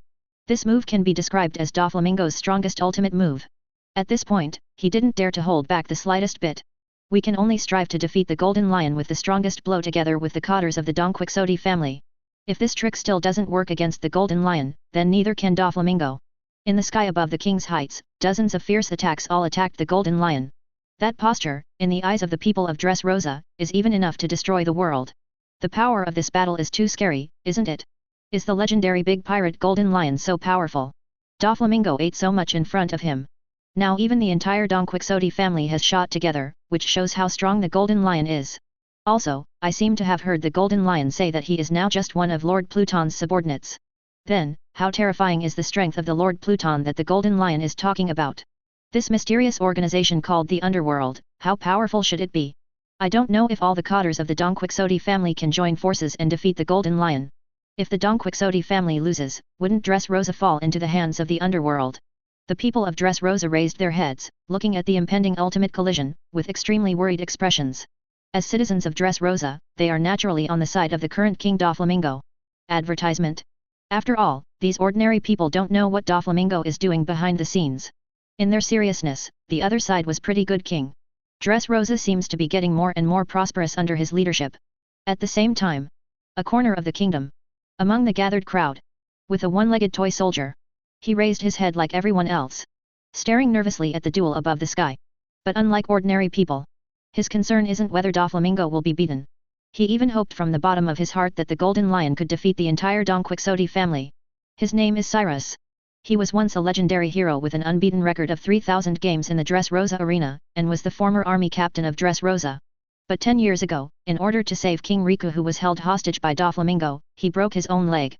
Just when Doflamingo's head was about to be removed, the sugar touched his body, and he was turned into a toy soldier by the ability of the childlike fruit. It has since disappeared from everyone's memory. Looking at the duel that had come to an end in the sky, Cyrus prayed silently in his heart. Praying for Doflamingo to lose. He's not alone in Dressrosa who thinks so. Violet on the king's heights, King Liku hiding in the corner of the kingdom wearing a mask, and Rebecca standing on the street are all looking forward to Doflamingo's defeat. Although they don't know what will happen after Brother Ming is defeated. But the kingdom of Dressrosa really needs to escape from the clutches of the Doflamingo and the Don Quixotes. Under all eyes. The Golden Lion in the sky faced the Don Quixote family attacking from all directions, holding swords in both hands, with an indifferent expression. Well done. Just let me end this battle with one blow. Lion Shiagiri. While speaking, Sakura Ten and Muku in Golden Lion's hands swung around, wrapping around the armed haki. A series of extremely sharp sword chi slashed out, together with Doflamingo's divine killing and the attack of the Don Quixote family cotters. They collided fiercely. Chapter 31. Lion, Thousand Slice Valley. Golden Lion Shiki brandished the famous sword Sakura Johi Muku in his hand, cutting out waves of terrifying sword energy. The sword chi was sharp and shot out, colliding fiercely with Doflamingo's divine slaying and the attacks of the cotters of the Don Quixote family. In an instant, an extremely strong shock wave burst out from above the sky, forming a swift and fierce hurricane that scattered in all directions. On the top of King's Heights, which is closest to the center of the collision, the wind howls, flying sand and rocks. The majestic palace even showed some signs of crumbling. The people of Dressrosa were horrified when they saw this scene. They had never seen such a terrifying battle before. This made the public start to worry about the future of Dressrosa after the war. Under everyone's gaze, the shock wave generated by the attack collision did not last long. With Golden Lion's current strength, the sword moves he used were simply not something Doflamingo and others could compete with. 16 rounds of holy bullets, God's killing, and the attack of the Don Quixote family cotters. After touching the sword energy released by Lion, Thousand Slice Valley. All were cut off and crushed in an instant. And after defusing the opponent's attack, the streaks of lingering sword energy didn't stop there. Instead, it directly attacked Doflamingo and a group of cotters. That terrifying power even made everyone feel the breath of death at the same time. Shit! Facing the oncoming terrifying slash, Doflamingo yelled in his heart that something was wrong. He who had just performed God's execution just now had no time to dodge at all. He could only watch helplessly as he was about to be hit by the sword energy. The other Don Quixote family cotters are no exception. All faced the same situation as Doflamingo. As long as those slashing sword chi move forward, they'll be hit. Even if you don't die, you will be seriously injured. In an instant, everyone's hearts were lifted to their throats. However, at this critical moment, those slashing strikes were all deflected strangely. Bypassed Doflamingo and all the cotters of the Don Quixote family. How is this going? The attacks were all avoided. Is it that guy from Golden Lion? What the hell is he doing this for? The people who survived the catastrophe looked at where the Golden Lion was with puzzled faces. At this time, Golden Lion was slowly retracting the two famous knives in his hand into the scabbard around his waist. There was still a trace of disdain on his face. Humph, even if all of you attack together, you won't be able to stop me at all. I'll give you another chance to choose, either join the underworld and become Lord Pluton's subordinates. Either, die. Golden Lion looked coldly at Doflamingo and the cotters. His eyes and momentum made everyone's hearts a little hairy. Little Lord. Advertisement. Little Lord. The cotters of the Don Quixote family did not express their opinion immediately, but turned their attention to Doflamingo, who was aside. Faced with such a situation, they were all waiting for their young master to make a decision. But Doflamingo, who was watching them, fell silent at this moment. A rare expression of distress appeared on his face. Naturally, Doflamingo was very upset about the request made by Golden Lion. I want him, who is the current king of Dressrosa and one of the 7 warlords of the sea, to join other forces and become the subordinate of others. This kind of thing is just too ridiculous. His Don Quixote family can even be said to be one of the most powerful pirate groups under the 4 emperors. Even if the 4 emperors come and want him to join, Doflamingo would refuse without hesitation. He and Kaido only maintain a partnership relationship. There is no clear hierarchy or affiliation. So when the Golden Lion asked him to join the underworld for the first time, he refused without hesitation. But now, when the Golden Lion makes such a request for the second time, Doflamingo hesitated. From the previous fight with Golden Lion, especially in that last-ditch collision, he could clearly feel the horror of the Golden Lion's strength. This kind of horror has even surpassed the level of 4 emperors. Doflamingo is confident, and with his all-out divine slaying and the joint attack of the Don Quixote family cotters, no matter it is against any of the 4 emperors, it can pose a threat to it to a certain extent. But in front of the Golden Lion, their attacks were easily defeated like paper. Such a situation was never expected by Doflamingo. Even a Golden Lion at its peak, it's absolutely impossible to be this strong. What happened to him in these years? Could it be that all these secrets are hidden in the so-called underworld? Doflamingo fixedly stared at the Golden Lion not far away, thinking quickly in his mind. Regarding the information about the Golden Lion, he can be sure that nothing was wrong before. The Golden Lion cut off his own legs in order to escape from impel down. This scene has been confirmed by many people. But the Golden Lion in front of him now has healthy legs. It seems that there are many unknown secrets in this underworld and Pluton. If I can grasp some secrets, maybe I can take some opportunities in the coming era of Rampage. Thinking up to this point, Doflamingo's eyes under the sunglasses flashed a ray of ambition called ambition. He looked at the Golden Lion not far away, and said slowly, "If you want me to join the underworld, it's not impossible. But before that, I want to meet the Lord Pluton you mentioned first." Chapter 32. Dressrosa high above the clouds. The huge flying spaceship and the Ark of Proverbs are floating here. Because it is located above the clouds, the people below did not find them. At this time, 2 figures flew up from under the clouds. It is Golden Lion and Doflamingo. When Doflamingo said that he wanted to meet Lord Pluton first, the cotters of the Don Quixote family and the people of Dressrosa were shocked. They didn't expect Doflamingo to compromise so easily. But Golden Lion was not surprised by the opponent's behavior. He readily agreed to Doflamingo's request. Bring the opponent to the flying number above the clouds. The reason why Golden Lion brought Doflamingo without hesitation. On the one hand, it will be because he is not afraid that the other party will make trouble. Regardless of the other party's calculations. In the face of the powerful strength that is absolutely crushing, it is empty. Meaningless. On the other hand, because. After Doflamingo made his request. In Golden Lion's ears came Locke's voice, which only he could hear. Bring him here. This was an order from Locke's, and Golden Lion naturally obeyed obediently. It's here. Master Pluton is inside. Golden Lion brought Doflamingo to the captain's cabin of the sky, and said in a deep voice. While speaking, he knocked on the door of the captain's room. Doflamingo on the side looked at the door with a complicated expression, not knowing what he was thinking. Master Pluton, I have brought you the man. Golden Lion knocked on the door and shouted respectfully to the inside. In front of Doflamingo, he naturally would not directly call Locke the captain. Instead, like everyone else, call him Lord Pluton. Come in. There was a muffled voice from inside the door. With Locke's permission, Golden Lion slowly pushed open the door of the captain's cabin and led Doflamingo in. As soon as you enter the door, you will be greeted by an overwhelming majesty. This coercion didn't target the Golden Lion, but directly towards Doflamingo. For a moment, Doflamingo felt as if there were thousands of mountains on his back, making him unable to move at all. He has no doubt that as long as this coercion is a little bit stronger, he will be completely crushed. In the face of this coercion, he has no ability to resist at all. What's the matter with this terrifying coercion? Is that mysterious man in black armor the Lord Pluton that the Golden Lion is talking about? His strength is so strong that it doesn't look like a human being. Doflamingo was forced to his knees on the ground by the horror. Cold sweat kept breaking out from his forehead and back. Advertisement. In the bottom of his heart, there was also an emotion called fear that had not been seen for a long time. Even when he was completely defeated by the Golden Lion before, he had never felt such fear. Don Quixote Doflamingo. The son of the former celestial dragons Don Quixote Hanagu. Both parents died, and the only younger brother was killed by himself. He's a ruthless and scheming fellow. But I advise you, it's better not to think about moving your crooked thoughts now. Just as Doflamingo was suffering from the terrifying pressure, Locke's deep voice also sounded in the captain's room. What he said startled Doflamingo, who was already terrified. How would he know about my life experience and past? Who the hell is this Pluton? Doflamingo's fear of Locke's deepened a lot. Regarding the fact that he was a celestial dragon, he has always kept it a secret, and few people know it at all. But this mysterious Pluton revealed his secret directly. Even, the other party seems to have seen through his intentions. As soon as he came up, he released a terrifying coercion to give himself a blow. Doflamingo dare not imagine. This guy called Master Pluton in front of him. The coercion that is simply released is already so strong. So if you really want to do it, what kind of monster should it be? At this moment, he completely gave up his original intention to investigate the news. In front of such a terrifying powerhouse, doing so is simply asking for death. Suddenly, the terrifying coercion that suppressed Doflamingo receded like a tide and disappeared without a trace. Doflamingo finally breathed a sigh of relief.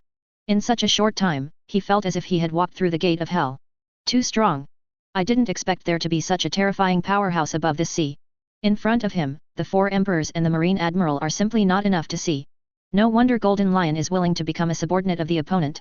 Doflamingo sighed in his heart while panting heavily. A look of madness appeared in the eyes under the sunglasses. Such a strong man, does he want me to be his subordinate now? If I can become his subordinate, maybe I can be reborn like the Golden Lion. He was still kneeling on the ground, slightly raised his head and looked at the figure sitting on the chair with reverent eyes. Before the other party could say anything more, Doflamingo spoke first. Master Pluton, please let me join the underworld. My Don Quixote family and I are willing to be your subordinates and serve you. Chapter 33. Doflamingo has always been a rather ambitious pirate. It is almost impossible for him to become someone else's subordinate voluntarily. But now, facing the mysterious and terrifying Locke, Doflamingo finally chose to compromise. Because he realized a problem. In front of each other. It's like an ant that can be easily crushed to death at any time. When there is an insurmountable gap between one person's strength and another's strength, then he will not have any thoughts of rebellion at all. This is exactly what Doflamingo is doing right now. His pride and confidence as a 7 warlords of the sea, a powerful pirate. There was nothing in front of Locke. Under such circumstances, the only thing he can do is to obey. Therefore, he would take the initiative to surrender and join the underworld. Seeing Doflamingo voluntarily surrendering with interest, Locke nodded silently. At the same time, a mechanical reminder sounded in his mind. Ding! It is detected that the host has successfully recruited an S-level subordinate Don Quixote Doflamingo. Congratulations to host for getting a chance to draw a random lottery.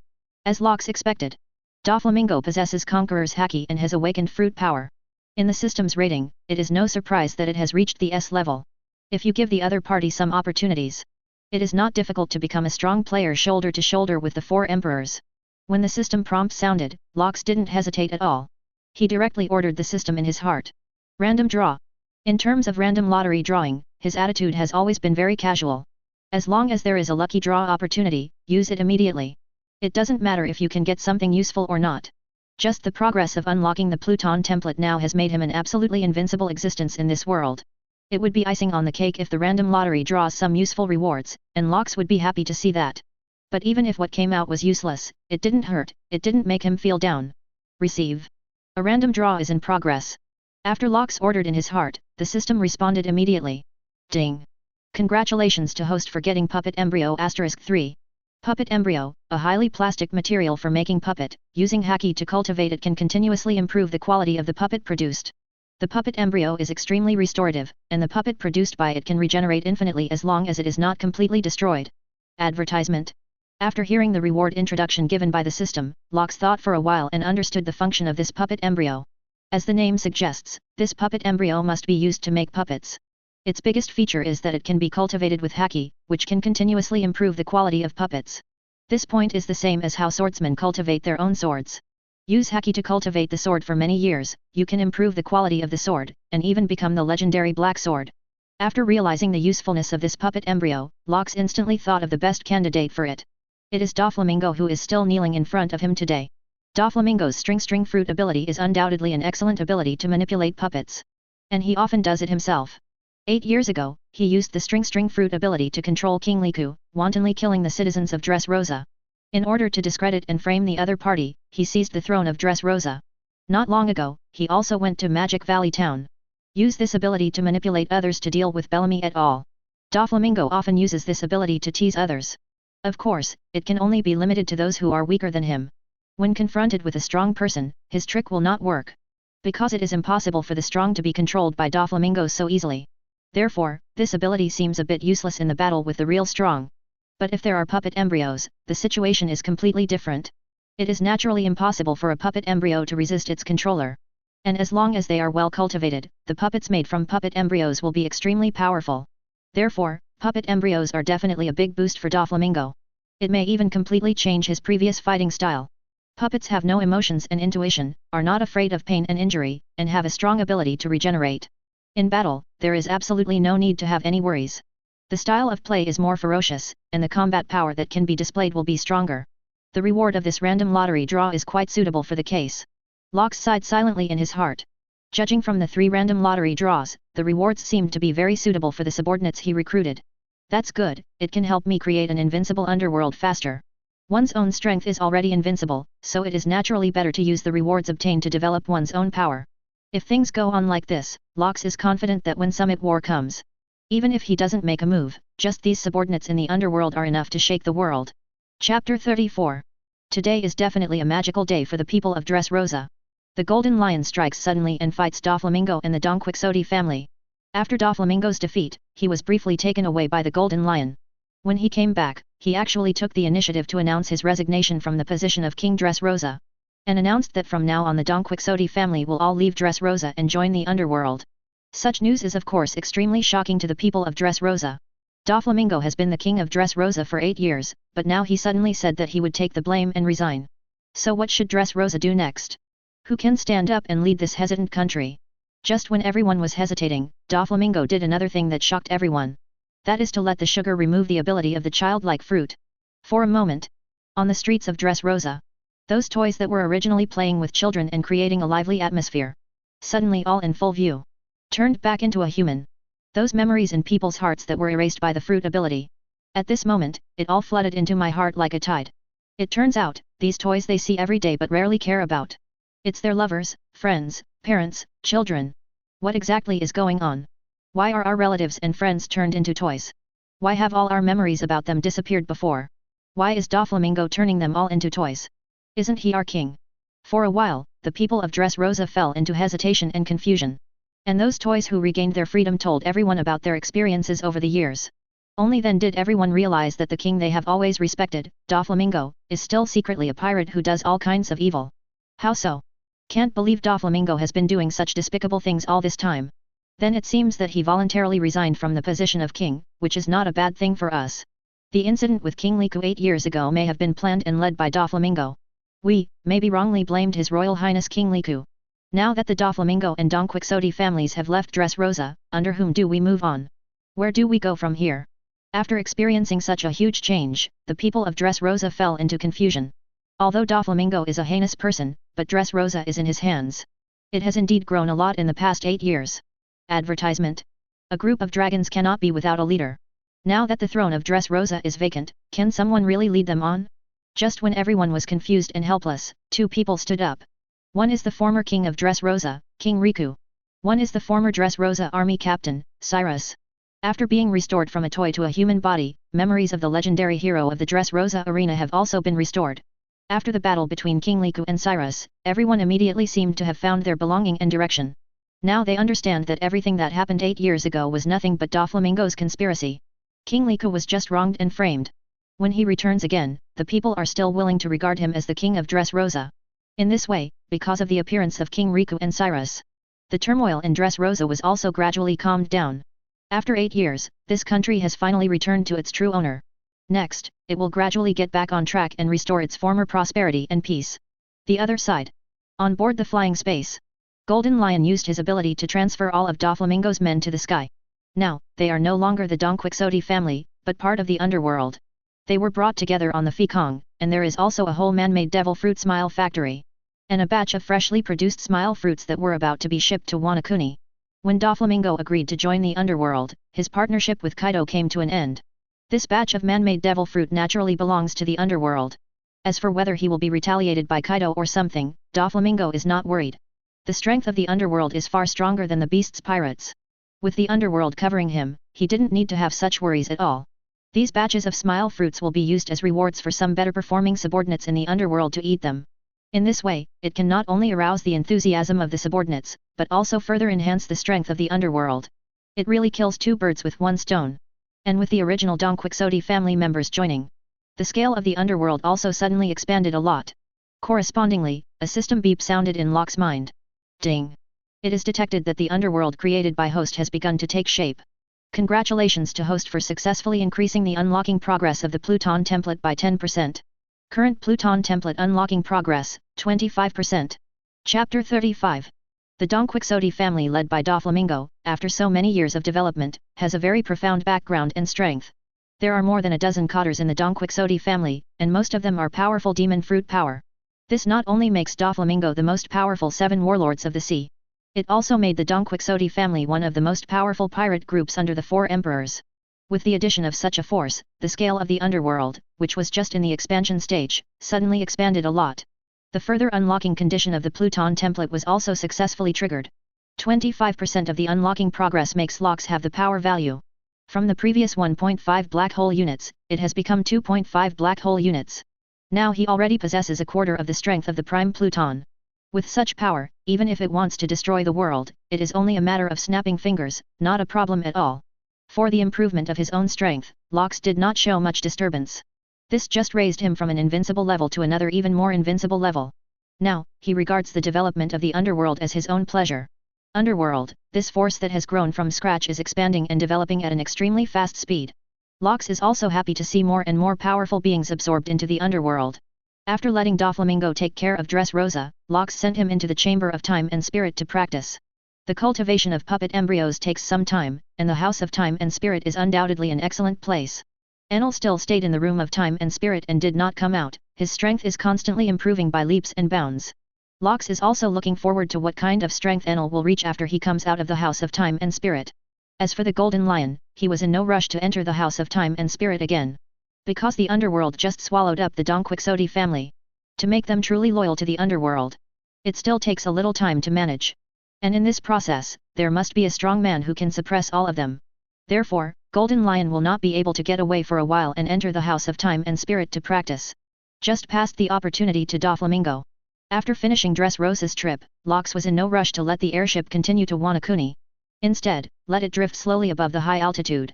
The underworld after expansion needs a little integration time. Not only the integration and management of the Don Quixote family, And those man-made demon fruit powers who ate the smile fruit. It also takes a little time to get used to their new abilities. After all these are integrated, it is not too late to go to Wanakuni. Otherwise, there will be some chaos in the underworld. There is still some time before the official start of Summit War, so Lox is not in a hurry. For my official appearance and return in front of the world, everything has to be properly prepared. Just like that, Haikong floated slowly and casually above the sky. Enel and Doflamingo stay in the House of Time and Spirit to practice. Golden Lion is busy dealing with various affairs of the underworld. Advertisement. Everything was going on in an orderly manner according to Locke's plan and arrangement. The other side. Naval Headquarters Marine Ford. Sengoku sat at his desk with a sad face. Garp and Crane sat across from him. Just got word from the New World that the Golden Lion has appeared in Dressrosa and engaged Doflamingo. The result of the engagement was a disastrous defeat for Doflamingo and his Don Quixote family. Golden Lion easily beat them all with just one man. After that, Doflamingo took the entire Don Quixote family to join the underworld and left Dressrosa. Sengoku held his chin with both hands, his tone very serious. Since the last time I learned that the Golden Lion has returned to the top and joined the underworld. Marine has been paying close attention to the movements of the Golden Lion and the underworld. If there is any news from the other party, the Marines stationed in New World will send it back to Naval Headquarters as soon as possible. In addition, there are other reports that since Golden Lion entered the New World, it has been looking for various strong people to challenge and let them join the underworld. This mysterious force that suddenly appeared is expanding at an extremely fast speed. Just looking at the various powers it now possesses, it is almost comparable to the Four Emperors Pirates. If you continue to let it develop, the consequences will be disastrous. Sengoku had a headache. Now Naval Headquarters is fully preparing for the public execution of Fire Fist Ace. At this juncture, any sign of trouble is worth noting. Not to mention the emergence of such a mysterious force. Recently, Sengoku's nerves have been highly tense. Garp was different from him, he still looked carefree. Is the Golden Lion fighting the entire Don Quixote family alone? It seems that this old guy's strength has really returned to its peak. Garp said while picking his nostrils. Crane Vice Admiral on the side slightly closed his eyes and bowed his head, saying in a deep voice. From the current point of view, apart from expanding the power, we cannot see other purposes of this underworld. The Pluton in the mouth of the Golden Lion, we have no way of knowing its real identity. The underworld is still a cloud of fog for us, so it's better not to act rashly. Let's continue to wait and see during this time to see if we can get some other clues. The top priority right now is still to ensure that the public execution of Fire Fist Ace goes smoothly. Hearing Tsuru's words, Sengoku nodded solemnly. At this point, it's the only way to go. After the execution is completed, let's do our best to deal with the problem of the underworld. Chapter 36. What happened in Dressrosa was not deliberately blocked. Doflamingo, as one of the 7 warlords of the sea, is also the intermediary joker of the underground world. Therefore, his movements have actually attracted the attention of many forces in the New World. Shortly after Doflamingo left Dressrosa, news that he was defeated by the Golden Lion and joined the underworld quickly spread throughout the New World. Morgans, the president of the World Economic News Service, even issued a special issue dedicated to this. The above details everything that happened in Dressrosa before. All of a sudden, all forces in New World began to investigate this matter. The former flying pirate Golden Lion reappeared after more than 20 years of disappearance. Its strength seems to be still at its peak, extremely ferocious. But the other party is no longer the captain of the flying pirates. Instead, he joined a mysterious force underworld. Became a subordinate of Pluton whose identity is unknown. Such news. Even for those big names in the New World who have seen the storm. It is still a very strange thing. Whether in the Four Emperors Pirates. Still in those underground worlds. There is no shortage of discussions on this matter. At this time, a certain island in New World. Seen from the outside, the island. It is a very prosperous trading port. Countless merchant ships come and go here every day. The scene on the island can also be described as quite prosperous. But only a few people know that. Underneath the island. There is also a huge underground pier. Among the endless stream of merchant ships. There are always a few cargo ships. It will enter this underground pier in an extremely concealed situation. What these ships carry? Not any ordinary cargo. It's guns, weapons, drugs, slaves, and all kinds of contraband that are expressly prohibited by the world government. This is a dark world where the sun cannot shine. All sorts of dirty deals are going on here. In a dimly lit hut. Several mysterious people wearing masks and whose faces could not be seen clearly sat around the round table. The atmosphere in the house is very strange and solemn. That guy Joker actually abandoned Dressrosa and joined the underworld. This also means that, as an intermediary in the underground world, he betrayed us. Joker is in control of the factory that produces the artificial devil fruit smile. If he does this, our business will be greatly affected. Joker's betrayal, the most angry guy must be Kaido, maybe the strongest creature on the surface will make a big fuss over it. Where did this force called the Underworld come from? It's really unbelievable that the dignified flying pirate Golden Lion would be willing to be someone else's subordinate. What kind of character is that Pluton they are talking about? I am full of curiosity about his identity. Advertisement. I have a hunch that there will be an unprecedented storm in this sea, and things are moving in an increasingly interesting direction. In the dim room, several big figures in charge of the lifeline of the underground world discussed with great interest. These big figures are the most sensitive to the wind direction of the times. And now, they all share a common premonition. The storm of the new era is coming soon. And the one in the center of this storm may be this mysterious force that suddenly appeared, the underworld. At the same time, Wanakuni. Inside the Ghost Island Palace. Kaido of the Beasts, one of the 4 emperors known as the most powerful beings on the face of the earth, is drinking mad. Joker. How dare you betray me? Smile's business is completely messed up now, you really have it, Joker. Do you think you can do whatever you want if you join the underworld and have the Golden Lion protecting you? It just so happens that Shiki and I also had unfinished accounts back then. You wait for Laozi, I will go to you too sooner or later, and settle all the old and new grudges together. And that traitor Whitebeard, I won't let him go either. It's a pity that I wasn't strong enough back then, otherwise, I wouldn't have let that happen. The drunk Kaido held a huge jug in his hand, crying and laughing, with a cloudy expression. The subordinates of the Beast's pirates were not surprised by this. Talking wildly after being drunk seems to be the norm for Kaido all the time. Words like "it's a pity that I was not strong enough back then, otherwise, I wouldn't have let that happen" can often be heard after Kaido is drunk. Everyone in the Beast's pirates guessed that something must have happened that year, which made their Kaido boss feel very regretful and upset. That's why I can't forget it every time I get drunk. But what year was the other party talking about? What exactly was that thing? None of the Beast's pirates knew about it. Even the first of the 3 disasters, Yan Calamity, doesn't know about Kaido's past. Every time Kaido went berserk, they could only stand aside and watch silently. On the high seat in the middle of the palace, Kaido was still drinking and wiping tears. Suddenly, one of his men hurried in. "Master Kaido, I have your call." That subordinate fell to his knees in front of Kaido and said tremblingly. "FK off. Didn't you see Laozi drinking?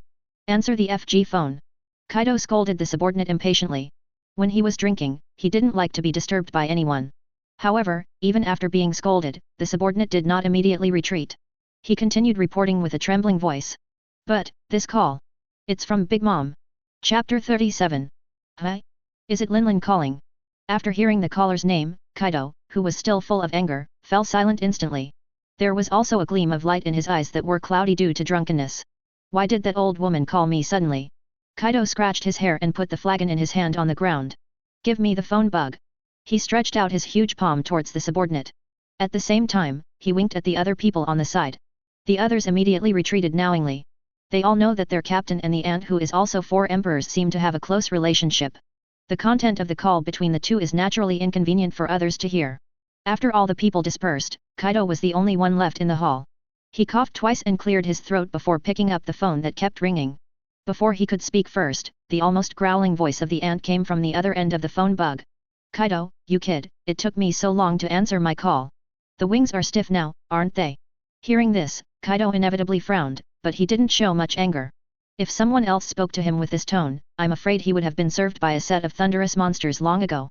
"You old woman, we haven't talked on the phone for more than 10 years. You are still the same as before, when you come up, you yell like crazy." In the face of Big Mom's preemptive attack, Kaido is not to be outdone. However, the conversation between these 2 maritime emperors in New World was like 2 old friends who hadn't seen each other for many years arguing. "Okay, I won't talk nonsense to you anymore. You should have seen about Shiki, right?" Ant's voice came from the phone bug again. The conversation between the two gradually entered the topic. Kaido, holding a phone bug, nodded. "I know, that Shiki guy actually snatched Joker away. Together with the man-made devil fruit I wanted, all of them are in his hands. Originally, I planned to settle accounts with that old man Whitebeard after this batch of goods arrived." Kaido gets angry when he mentions what happened in Dressrosa. But Big Mom obviously didn't want to listen to his negging, and quickly interrupted Kaido's complaints. "Stop, stop. I didn't call to hear your complaints. I don't care about Doflamingo and your faux devil fruit. What I want to tell you is that Shiki actually gave up his identity as the captain of the flying pirates and joined a force that suddenly appeared in the underworld. And has been claiming to be Lord Pluton's subordinate. Don't you think this is strange?" The ant said solemnly, with a very serious tone. "Advertisement?" Hearing her words, Kaido narrowed his eyes slightly, and a chilling aura emanated from him. "Humph. What's so strange about this? I've always thought Shiki was a bad guy. Back then in the Valley of the Gods, we worked hard with the captain, but he disappeared from the beginning to the end.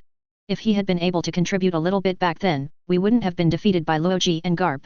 There was a hint of anger in Kaido's tone. When he recalled his experiences in the Valley of the Gods, his emotions became difficult to control. That was the memory he least wanted to forget. It is also the most difficult part of his past. If he could be as strong as he is now. Maybe I can help the captain more. Maybe it can change the outcome of that battle. Scenes of the past flooded into his mind, causing him to fall into the memory for a while. Although what you said is also reasonable, but I think with Shiki's character, it is impossible to take others as his own so easily. In some ways, he's still a lot like us. So this so-called Pluton must have a weird identity. Big Mom's words pulled Kaido out of his memory again. He frowned, puzzled. What do you mean by that? Do you think that Pluton can still be the captain? This is obviously impossible. Back then, the two of us carried the captain's body into the black coffin with our own hands. It was the two of us who buried that black coffin under the Valley of Gods. Speaking of this, Kaido's emotions became more and more excited. On the other end of the phone, Ant also fell into a brief silence that was rare. After a while, her voice came again. Although I know it's impossible. But I don't know if it's because of the influence of the soul fruit ability, I always have a strange premonition recently. Especially after seeing that report, this premonition has become even stronger. Big Mom's extremely serious tone made Kaido calm down again. He picked up the wine jug that was lying on the ground and took a big gulp into his mouth. So, the purpose of your calling me this time is to tell me about it. At this time, the ant in Wangguo shook her head slowly. No, I want you to accompany me to the Valley of the Gods. Chapter 38. Somewhere high in the New World. The sky and the Ark Monument are slowly floating above the clouds. 2 full days have passed since the Dressrosa incident. For 2 days, Haikon drifted randomly over New World. As before, Golden Lion will occasionally land Haikon closer to the surface of the sea. If he meets a strong man with a good eye, he will beat him and let him join the underworld. In the past 2 days, the reputation of the Golden Lion and the underworld has almost spread throughout New World. This makes it much easier for the underworld to recruit strong people. After seeing the Golden Lion, many pirates expressed their willingness to pledge allegiance to Master Pluton before the other party even made a move. For such a situation, Locks and Golden Lion are happy to see. Although they cannot rule out whether the other party has a different heart. But they are confident that when the other party joins the underworld and sees the powerful strength of the underworld, they will soon no longer, or dare not, have any other small thoughts. Therefore, the scale of the underworld has expanded again in 2 days. During these 2 days, Enel and Doflamingo also came out of the House of Time and Spirit one after another. Both of them stayed in the House of Time and Spirit for a full 2 years. After 2 years of training in an environment of 10 times the gravity, the strength of the two of them has undergone earth-shaking changes compared to before entering. Especially Enel, who was completely different from before entering the House of Time and Spirit. Now, he has changed from his previous lazy and casual appearance, and is extremely calm.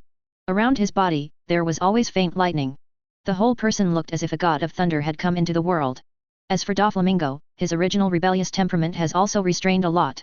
After witnessing the magic of the House of Time and Spirit and the puppet embryo, the fear of Locks in his heart is also getting deeper and deeper.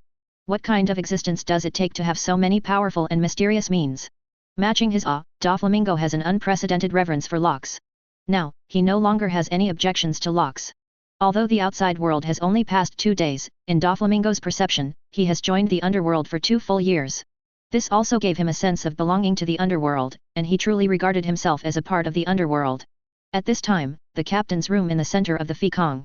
Golden Lion, Enel, and Doflamingo stood respectfully in front of Locks. Still wearing his Pluton armor, Locks sat on a giant chair transformed from the coffin of the underworld. He looked at the 3 subordinates in front of him indifferently. The 3 of them are currently the strongest 3 under his command. Enel, you will replace Shiki's work for the past 2 days. Shiki, you will enter the House of Time and Spirit later, and spend the remaining time practicing. Once you're out of there, we're almost ready to head for Wanakuni. Locks looked at the 3 of them and said calmly. Because Enel and Doflamingo have been practicing before. So the big and small things in the underworld are mainly handled by the Golden Lion.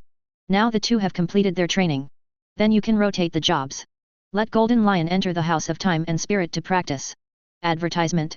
Let Enel and Doflamingo take care of the underworld. Golden Lion had just entered the House of Time and Spirit to practice for more than 2 hours. It has only been placed in the House of Time and Spirit for more than a month, and there is still a long time left for use. This kind of rare practice opportunity is naturally not in vain.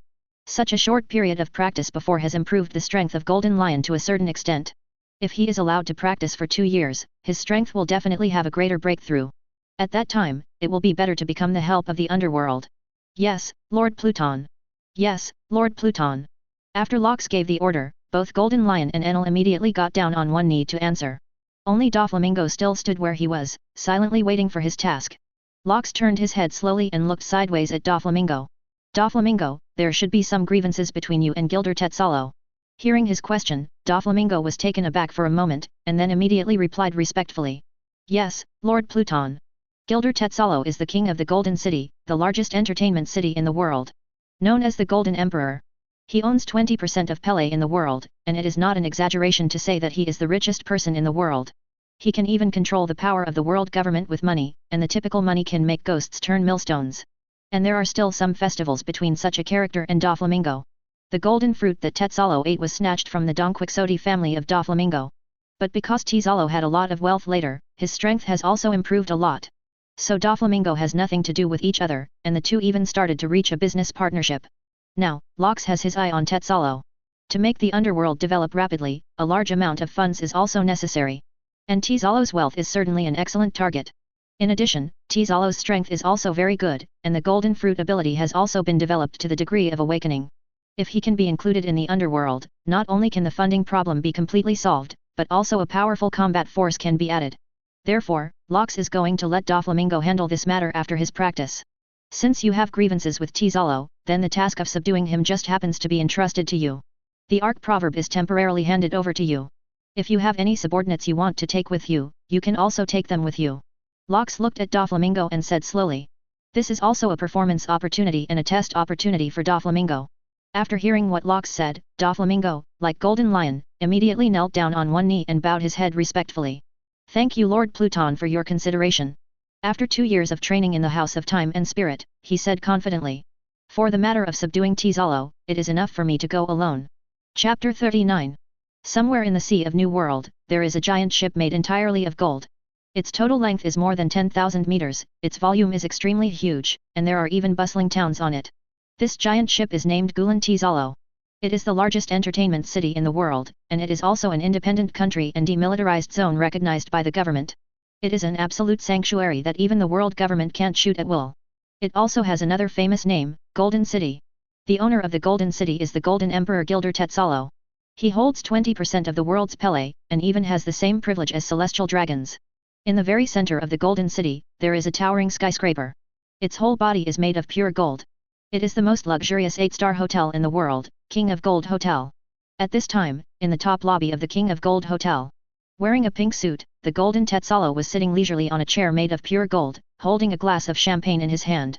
Behind him, there are 2 graceful and beautiful maids pressing their shoulders. How about some fun today?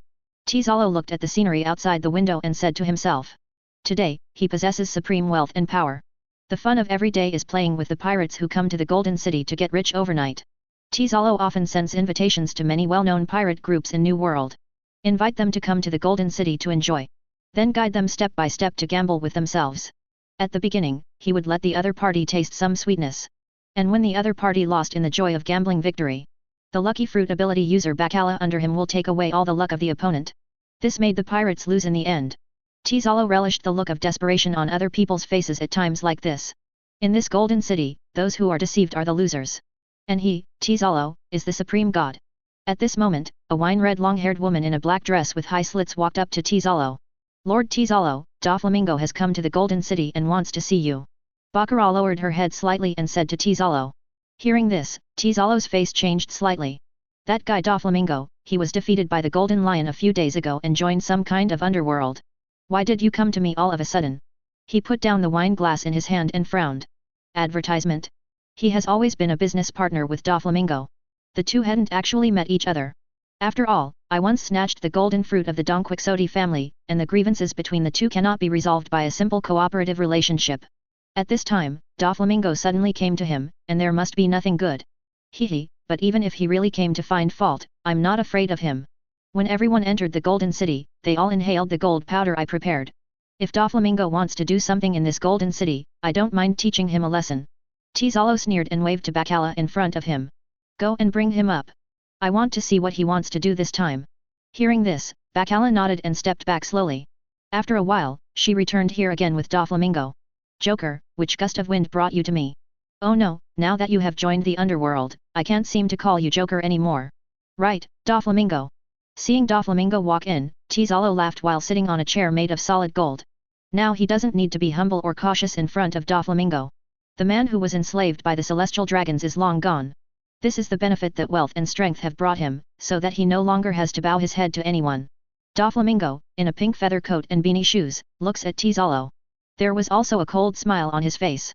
A burst of Conqueror's haki erupted from him, without warning. Bacala and the maids on the side were instantly stunned. Doflamingo, what do you want? Tizalo didn't expect that the other party would attack directly as soon as he came up. He stood up, his expression serious, his tone full of anger. Seeing his reaction, Doflamingo pushed his glasses and said coldly. Tizalo, I won't talk nonsense with you. Now I give you two choices. Or, join the underworld. Either, die. Chapter 40. Doflamingo's icy voice echoed in the top lobby of the Golden King Hotel. In the entire hall on the top floor, apart from him, only Tizalo remained awake. Others have long since been stunned by the mighty Conqueror's haki. After 2 years of practice in the House of Time and Spirit, Doflamingo's haki has also been greatly improved. His Conqueror's haki was simply not something Tizalo's minions could resist. Even Baccarat, who has the Lucky Fruit ability, does not have the possibility of good luck in Conqueror's haki. In the hall on the top floor, the Golden Emperor Tizalo had an extremely angry expression. He didn't expect Doflamingo to attack his subordinates as soon as he came up. This is not taking oneself seriously. And what the other party said just now was extremely arrogant. Or, join the underworld. Either, die. Where does this leave him with a choice? Thinking of this, Tizalo couldn't help but sneered angrily. Yeah, Doflamingo. You just joined the so-called underworld for 2 days, did you become a loyal dog so quickly?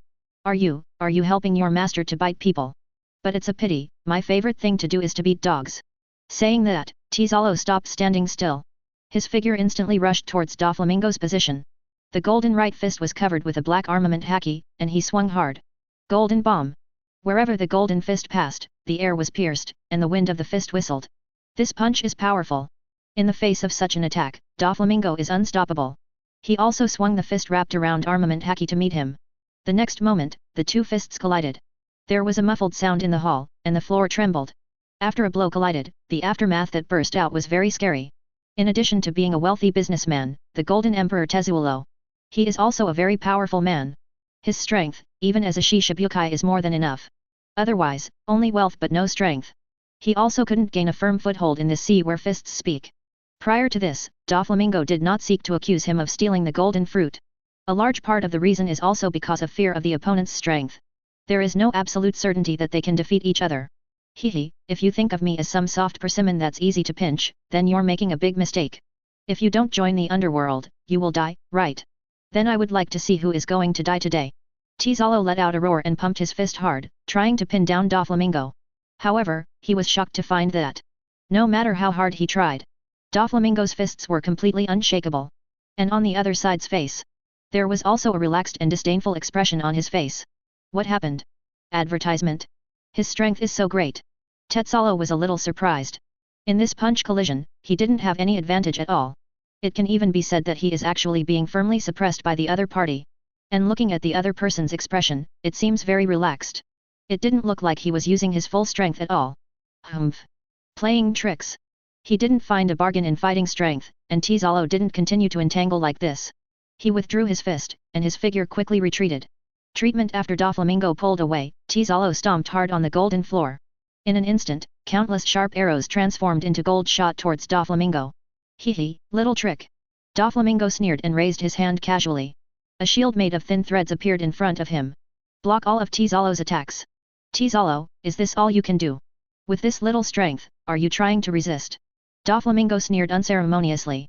Hearing this, the veins on Tizalo's forehead popped out. As expected of 7 warlords of the sea, it seems that I underestimated your strength. Since you are so eager to see my methods, then I will show you. I will let you know who is the real god in this city. You are absolutely impossible, you are my opponent. After the words fell, Tizalo slowly raised his right palm. Align your palms in the direction where Doflamingo is. Between his fingers, there seemed to be a few faint lightning flashes passing by. Then, the palms were slowly clenched. The moment you stepped into this golden city, a lot of gold powder has already been buried in your body. All these gold powders can be controlled by my golden fruit ability. In other words, in front of me now, you are like a puppet at the mercy of others. So, die! Tetzalo shouted loudly. The next moment, the golden fruit ability was activated. Connect with the gold dust that has entered Doflamingo's body. A layer of gold began to emerge quickly from Doflamingo's body. The golden color continued to spread, covering it all from head to toe. In Setsuna's time, Doflamingo has become an immobile statuette. Seeing this scene, Tetzalo raised a sinister smile at the corner of his mouth. Hehe, now it's my turn to give you two choices. Or, become my slave. Either, die. Chapter 41. Tetzalo looked at Doflamingo, who was already under control, and the expression on his face became more and more rampant. He is very confident in his move. As long as it is a target controlled by oneself, it will lose all resistance. These golden bonds don't just exist on the surface of the bonded object. It even penetrated into the body of the bound object. Therefore, no matter how strong the opponent is, as long as he is recruited, there is nothing he can do. It is by virtue of such means that Tetzalo has never been threatened in any way for so many years. As a rich man who controls 20% of the world's Pele. Of course, there are many unscrupulous people who have the idea of attacking the Golden City. But no matter how strong the intruder is, the moment they stepped into the Golden City, he has already fallen into Tetzalo's trap. Those who have evil intentions. In the end, they were all turned into golden statues. It was forever buried underground in this Golden City. Looking at Doflamingo in front of me, Tetzalo returned all the words the other party had said to him earlier. In his view, now Doflamingo has no room for resistance. Actually, I'm curious, what kind of power is that underworld? An ambitious guy like you would be willing to join and become someone else's subordinate. There is also Golden Lion Shiki, he was once a great pirate who was as famous as Luoji and Whitebeard, how did he fall into the trap of others now? Thinking the battle was over, Tetzalo gracefully patted the dust off his suit. He paced slowly to the front of Doflamingo. At this time, Doflamingo's whole body was covered with gold bondage, leaving only one head exposed. However, even so, there was still no panic on Doflamingo's face. He even had a smile on his face. If you want to know the answer, why not join the underworld? You should be grateful for the wealth you have. If it weren't for this, your strength alone wouldn't be able to catch Lord Pluton's eyes. Doflamingo replied very calmly. Hearing this, Tetzalo laughed back angrily. Hehe, are you still talking hard now? I can't see my strength? Even if it's true, so what? At least for now, between you and me, I am the one who can have the last laugh. Just obediently become a golden statue. At that time, I will put you on the square of the Golden City, and let all those who want to resist me see that you are their fate. Go to hell and regret against me. Tetzalo raised his hand with a smirk, and the golden fruit ability was activated again. This time, the bond of gold began to creep up Doflamingo's face. It also wrapped his entire head in it. Advertisement. In this way, Doflamingo is really sealed with gold all over his body. Not even air can penetrate it. Before long, he would die from lack of oxygen.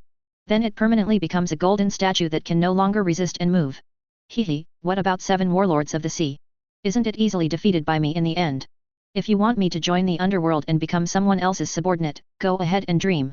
I, Tetzalo, have the most wealth in this world. I am the god of this world. Looking at Doflamingo, who has been completely transformed into a golden statue, Tetzalo opened his hands and laughed loudly. He is enjoying the joy of victory. Enjoy the beauty of being in control of everything. But at this moment, a voice suddenly sounded behind him. Are you done laughing? If I'm done laughing, then I'm going to do it. Hearing this voice, Tetzalo's back was suddenly covered in cold sweat. He turned around abruptly, only to see Doflamingo sitting on his giant golden chair at some point. How so? The scene in front of him made Tetzalo's eyes widen suddenly. He looked back in disbelief. The golden statue of Doflamingo still sits there intact. So, what's up with this Doflamingo in front of my eyes? Why are there 2 Doflamingo? For a while, Tetzalo was a little stunned. But things are still not that simple. Suddenly Tetzalo seemed to have sensed something, and looked towards the left suddenly. Then he saw that an identical Doflamingo appeared on his left side at some point. This is not over yet, he looked to the right again. Likewise, a completely indistinguishable Doflamingo stands not far away. Counting the 2 sitting on the golden chair and being turned into a golden statue. At this moment, Tetzalo was surrounded by all 4 Doflamingo. What on earth is it? Could it be that this guy Doflamingo can clone? Then what did I fight with for a long time just now? The current situation made the Golden Emperor dumbfounded and a little at a loss. Chapter 42. Facing 4 Doflamingo. Tetzalo was at a loss for a while. He had never heard of Doflamingo having such means before. I thought the battle was over. Who knows, but it has just begun. However, so what if you have so many clones? As long as I'm in this Golden City, I'm invincible. Although he was greatly shocked, Tetzalo was also a person who experienced many storms. He quickly calmed himself down, and an arrogant smile appeared on his face again. Afterwards, the golden fruit ability was activated again. He wants to turn the other 3 Doflamingo into golden statues as well. However, this time his fruit ability did not receive any response. How come? There is no gold powder in the body of these 3 clones. This time, Tizalo was dumbfounded again. In the body of the 3 Doflamingo around, there is no gold powder that can respond to their own fruit ability. This also means that his method has completely failed. He can no longer control the opponent like before. With his greatest support gone, he could only fight head-to-head with the opponent. Facing the siege of 3 Doflamingo, he didn't think he could take advantage. Thinking of this, Tizalo's face sank at a speed visible to the naked eye. Seeing Tizalo's appearance, Doflamingo, who was sitting on the golden chair, laughed. Tizalo, do you think I will be brought down by your little trick? Then don't you underestimate me too. It's still the same as the previous sentence, I give you 2 choices. Either join the underworld, or die obediently. If you can understand a little bit, maybe you can save a lot of pain. Doflamingo said, moving the fingers of both hands slightly. The other 2 Doflamingo standing on both sides of Tizalo immediately started to move, slowly approaching Tizalo. Seeing this scene, Tizalo also immediately discovered some clues. In the hands of the Doflamingo sitting on the chair, dozens of almost invisible thin lines seem to extend to connect the other 2 bodies. The 2 on either side of me are actually more like 2 marionettes, controlled by real Doflamingo. Tizalo is also a strong man anyway, so he quickly understood the strangeness of this. But how did he manage to make 3 puppets that look exactly like himself? And there is no difference even in the breath, I just don't know how strong these puppets are. Tizalo stared intently at Doflamingo sitting on the golden chair. The next moment, his figure moved. Although the method of using gold powder to control the opponent can no longer be used. But that doesn't mean he'll sit still like this. Capture the thief first and capture the king first. Tizalo knows this truth well. So he didn't intend to get entangled with the 2 puppets next to him. Instead, prepare to attack the real deity directly. Go to hell. Tizalo growled. His hands were instantly covered with a high concentration of gold. Also wrapped around the extremely powerful armament Haki. Golden bomb burst. Advertisement. He quickly approached Doflamingo himself. The fists kept waving, leaving after images in the air. In an instant, Tizalo seemed to have grown countless golden arms. Facing such an attack, Doflamingo, who was sitting on the giant golden chair, did not panic. He still sat there steadily, but moved his fingers calmly. Immediately, one of the puppets moved at an extremely fast speed. In an instant, he stood in front of Tizalo. The puppet that looked exactly like Doflamingo also started to wave his fists. Wrapped around the fist is the extremely powerful armament Haki. It collided fiercely with Tizalo's golden bomb burst. The power of this collision is much stronger than before. Terrifying shock waves shot out from where the fists collided.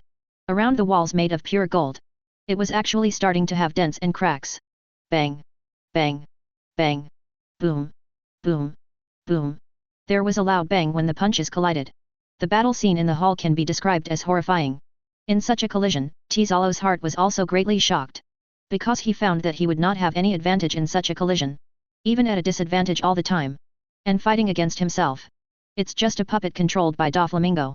What the hell is going on with this puppet? Why is it so strong? With the continuous collision of fists, Tizalo gradually felt a little bit of difficulty. If this continues, his attack will soon be defeated.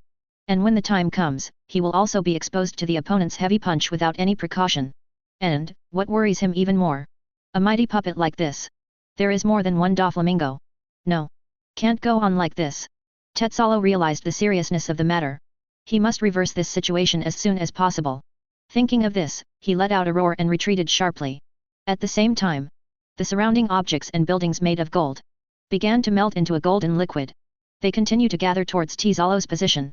As more and more liquid gold gathers, Tizalo was also gradually submerged in it. Instead, it is a golden giant with a height of nearly 100 meters. Golden Fruit Ability, Awaken. Chapter 43. The appearance of the golden giant instantly attracted the attention of people in the entire Golden City. In fact, when the aftermath of the battle broke out on the top floor of the Golden King Hotel, many people noticed this movement. Now the golden giant is directly exposed to everyone's sight. Look. What's that? On the top floor of the King of Gold Hotel, a huge golden giant appeared. The only one who can do this kind of thing is Tizalo, who is a golden fruit capable person, right? But why did he suddenly become like this? Is he fighting someone? In this Golden City, there are actually people who dare to oppose Tizalo. Are you impatient? To be able to force Tizalo to use such means, it seems that the strength of that person is not weak. In the bustling city of Golden City, countless people looked up at what happened on the top floor of the Golden King Hotel. They have never seen someone who can make such a huge commotion in this golden city. Those troublemakers before were all easily subdued by Tizalo. This also made everyone realize that the people who are now fighting Tizalo may have a lot of background. Doflamingo. If you want me to join the underworld and become someone else's subordinate, go ahead and dream. Since you dare to come to the Golden City to openly provoke, then I will let you come and go. In this Golden City, I am the real god. Suddenly, there was a loud roar from the top floor of the King of Gold Hotel. People in the entire Golden City almost heard what Tizalo yelled. They also finally knew who was fighting Tizalo. It's Doflamingo. It turned out that the person who pushed Tizalo to this point was Doflamingo, one of the 7 warlords of the sea. No, Doflamingo is no longer 7 warlords of the sea. What? What's going on here? Don't you know? A big event happened in Dressrosa 2 days ago. All in all, Doflamingo was defeated by Golden Lion and joined a mysterious force called Underworld. At the same time, some of his conspiracies against Dressrosa were also fully exposed, so the world government directly banned Doflamingo 7 warlords of the sea from his position. So there is such a thing, but why is Doflamingo here? From what Tizalo shouted earlier, it seems that Doflamingo came to let him join the underworld. What kind of force is this underworld? It seems that it has been constantly absorbing strong people recently. A legendary pirate as strong as Golden Lion is willing to become a subordinate of the underworld. I don't know the purpose of this underworld, what exactly is it? People gathered everywhere in the Golden City. While looking up at the situation above the top floor of the King of Gold Hotel, there was a lot of discussion. Advertisement. At the same time, in a casino in the Golden City, a blind man wearing a purple kimono and holding a sword is betting points with a group of pirates. Sensing the situation outside, the blind swordsman paused. Has Doflamingo come to this island? It seems, he came here on behalf of the underworld. The old man is quite interested in this underworld. I don't know, can I take a gamble? Talking to himself, the blind swordsman put a few dice into the bamboo tube and shook them. Then he flipped the bamboo tube upside down on the gaming table very casually. After a few seconds of silence, the blind swordsman directly stretched out the stick knife in his hand. He swept all the coins in front of the pirates on the gaming table into his arms. It seems that the old man's gambling luck is good today. After saying this, the blind swordsman turned around and left. He didn't take away the coins that he swept in front of him. Just walked out of the gate of the casino. Only the group of ignorant pirates were left looking at each other. What the hell is that blind man doing? Why did you leave out of nowhere? I thought he just wanted to take all our money away. I almost hit him just now. This blind uncle is really inexplicable. But from the looks of it, he seems to have a strong feeling. The puzzled pirates curiously turned the upside-down wooden barrel over. Then they saw. The dice were neatly arranged on the gaming table. The upside of each dice. They all displayed the largest number of points in one color. Chapter 44. On top of the Golden King Hotel. Facing the 100-meter-high golden giant, Doflamingo showed no signs of panic. Is the fruit ability awakened? It is indeed a difficult method. If it were me who was 2 days ago, I'm afraid I might not be able to defeat you. But now I have completed the transformation under the opportunity given by Lord Pluton. Your means are far from enough in front of me today. Doflamingo laughed and called all 3 puppets back to him. The golem that Tizalo had turned into a golden statue was no exception. Because it is a puppet itself, the power of action does not come from within, but from the fine-line control of Doflamingo himself. So even if it is turned into a golden statue, it will not affect its movements at all. These 3 puppets look exactly like Doflamingo. Naturally, it was cultivated by the puppet embryo that Lox gave him. During these 2 years in the House of Time and Spirit, Doflamingo spends most of his time raising these 3 puppets. Using his own haki, he dipped them day and night. Each of these 3 puppets is now stronger than the original Doflamingo himself.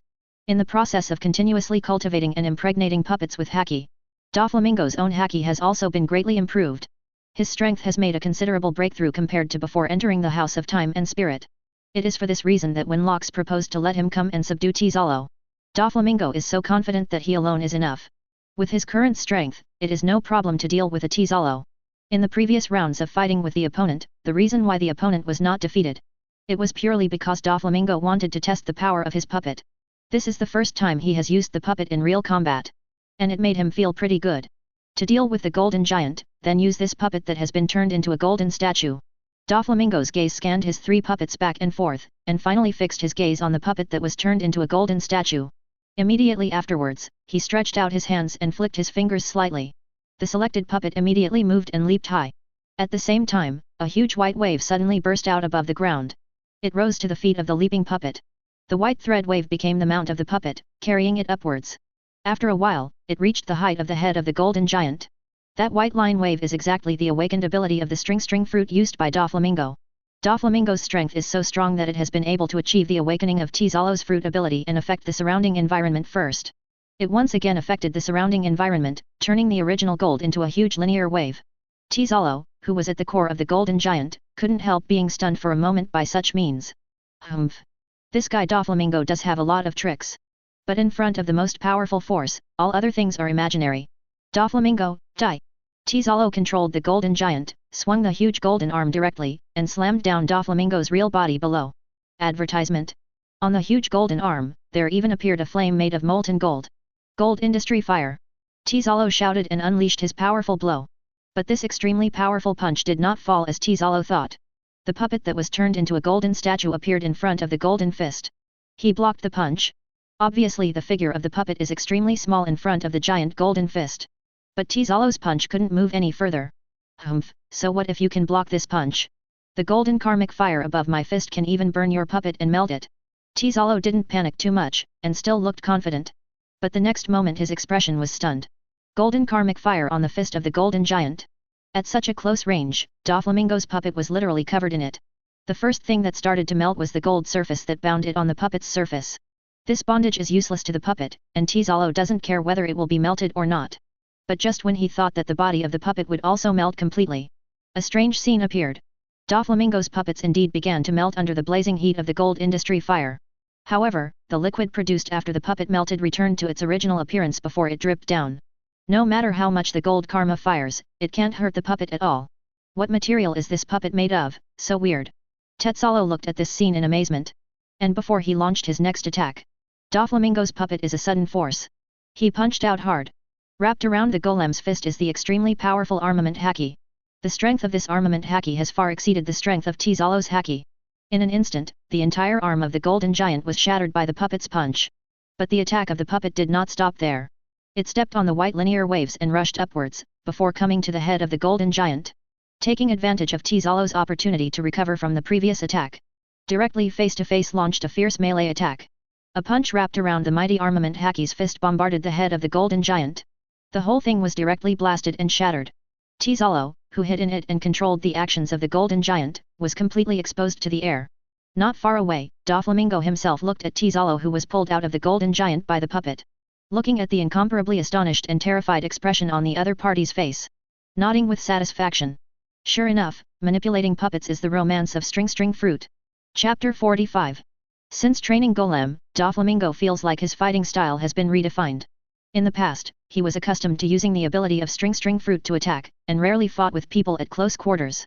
So in terms of physical skills, he does not have much advantage. But it's different now, these three puppets can completely fight on their own behalf.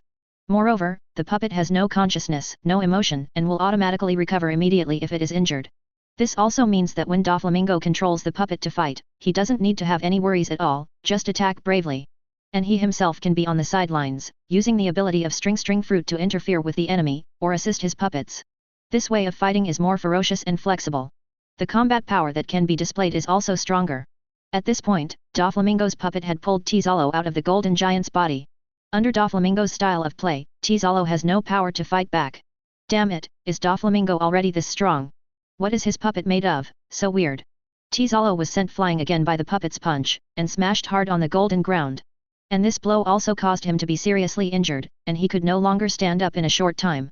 Hehe, it seems that this battle can be over. How about it, Tizalo, have you considered the choice I gave you? Doflamingo himself walked slowly to the fallen Tizalo, and said in a deep voice. He didn't forget what his mission in coming to the Golden City was. The scarred Tizalo gritted his teeth and propped up his upper body from the ground. He looked at Doflamingo in front of him with a wry smile on his face. I admit, I lost. But if you want me to be someone else's subordinate, it will be impossible in this life. Even if I, Tezuelo, die here, I will never surrender to anyone. Tizalo said decisively in a weak voice. Doflamingo was not surprised to hear his words. He had investigated Tizalo's past. The beloved woman was bought by celestial dragons in front of her, and she was also taken away and made a slave. It was precisely because of this tragic experience that Tizalo later developed an almost crazy obsession with money. It also made Tizalo make up his mind that he would never bow to anyone again. Even if it is death, it is absolutely impossible. Knowing Tizalo's experience, the other party's reaction did not surprise Doflamingo. Is it really impossible to die? That means that even if there is a way to revive Stella after joining the underworld, it is absolutely impossible. Doflamingo smiled and spoke in a devilish tone. Hearing his words, Tizalo's pupils shrank suddenly, and an unbelievable expression appeared on his face. Stella is the woman he loves deeply. Bought by celestial dragons to play with and died not long after. This is the eternal pain in Tizalo's heart. That's why he reacted so emotionally after hearing what Doflamingo had to say. But then he turned cold again. Advertisement? Do you want to deceive me with this method of bluffing children? I'm not a 3-year-old kid. Do you think I'll believe in resurrecting the dead? Although Tizalo cared about Stella very much, he also understood the simplest truth in the world. That is, the dead cannot be resurrected. Nothing is impossible for Master Pluton. Doflamingo still said without haste. Let me tell you this, the golden lion who broke his legs back to the top, and my puppets, are all rewards from Lord Pluton.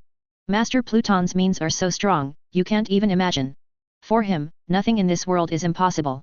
As long as you join the underworld and satisfy Master Pluton, maybe he will really help you resurrect Stella.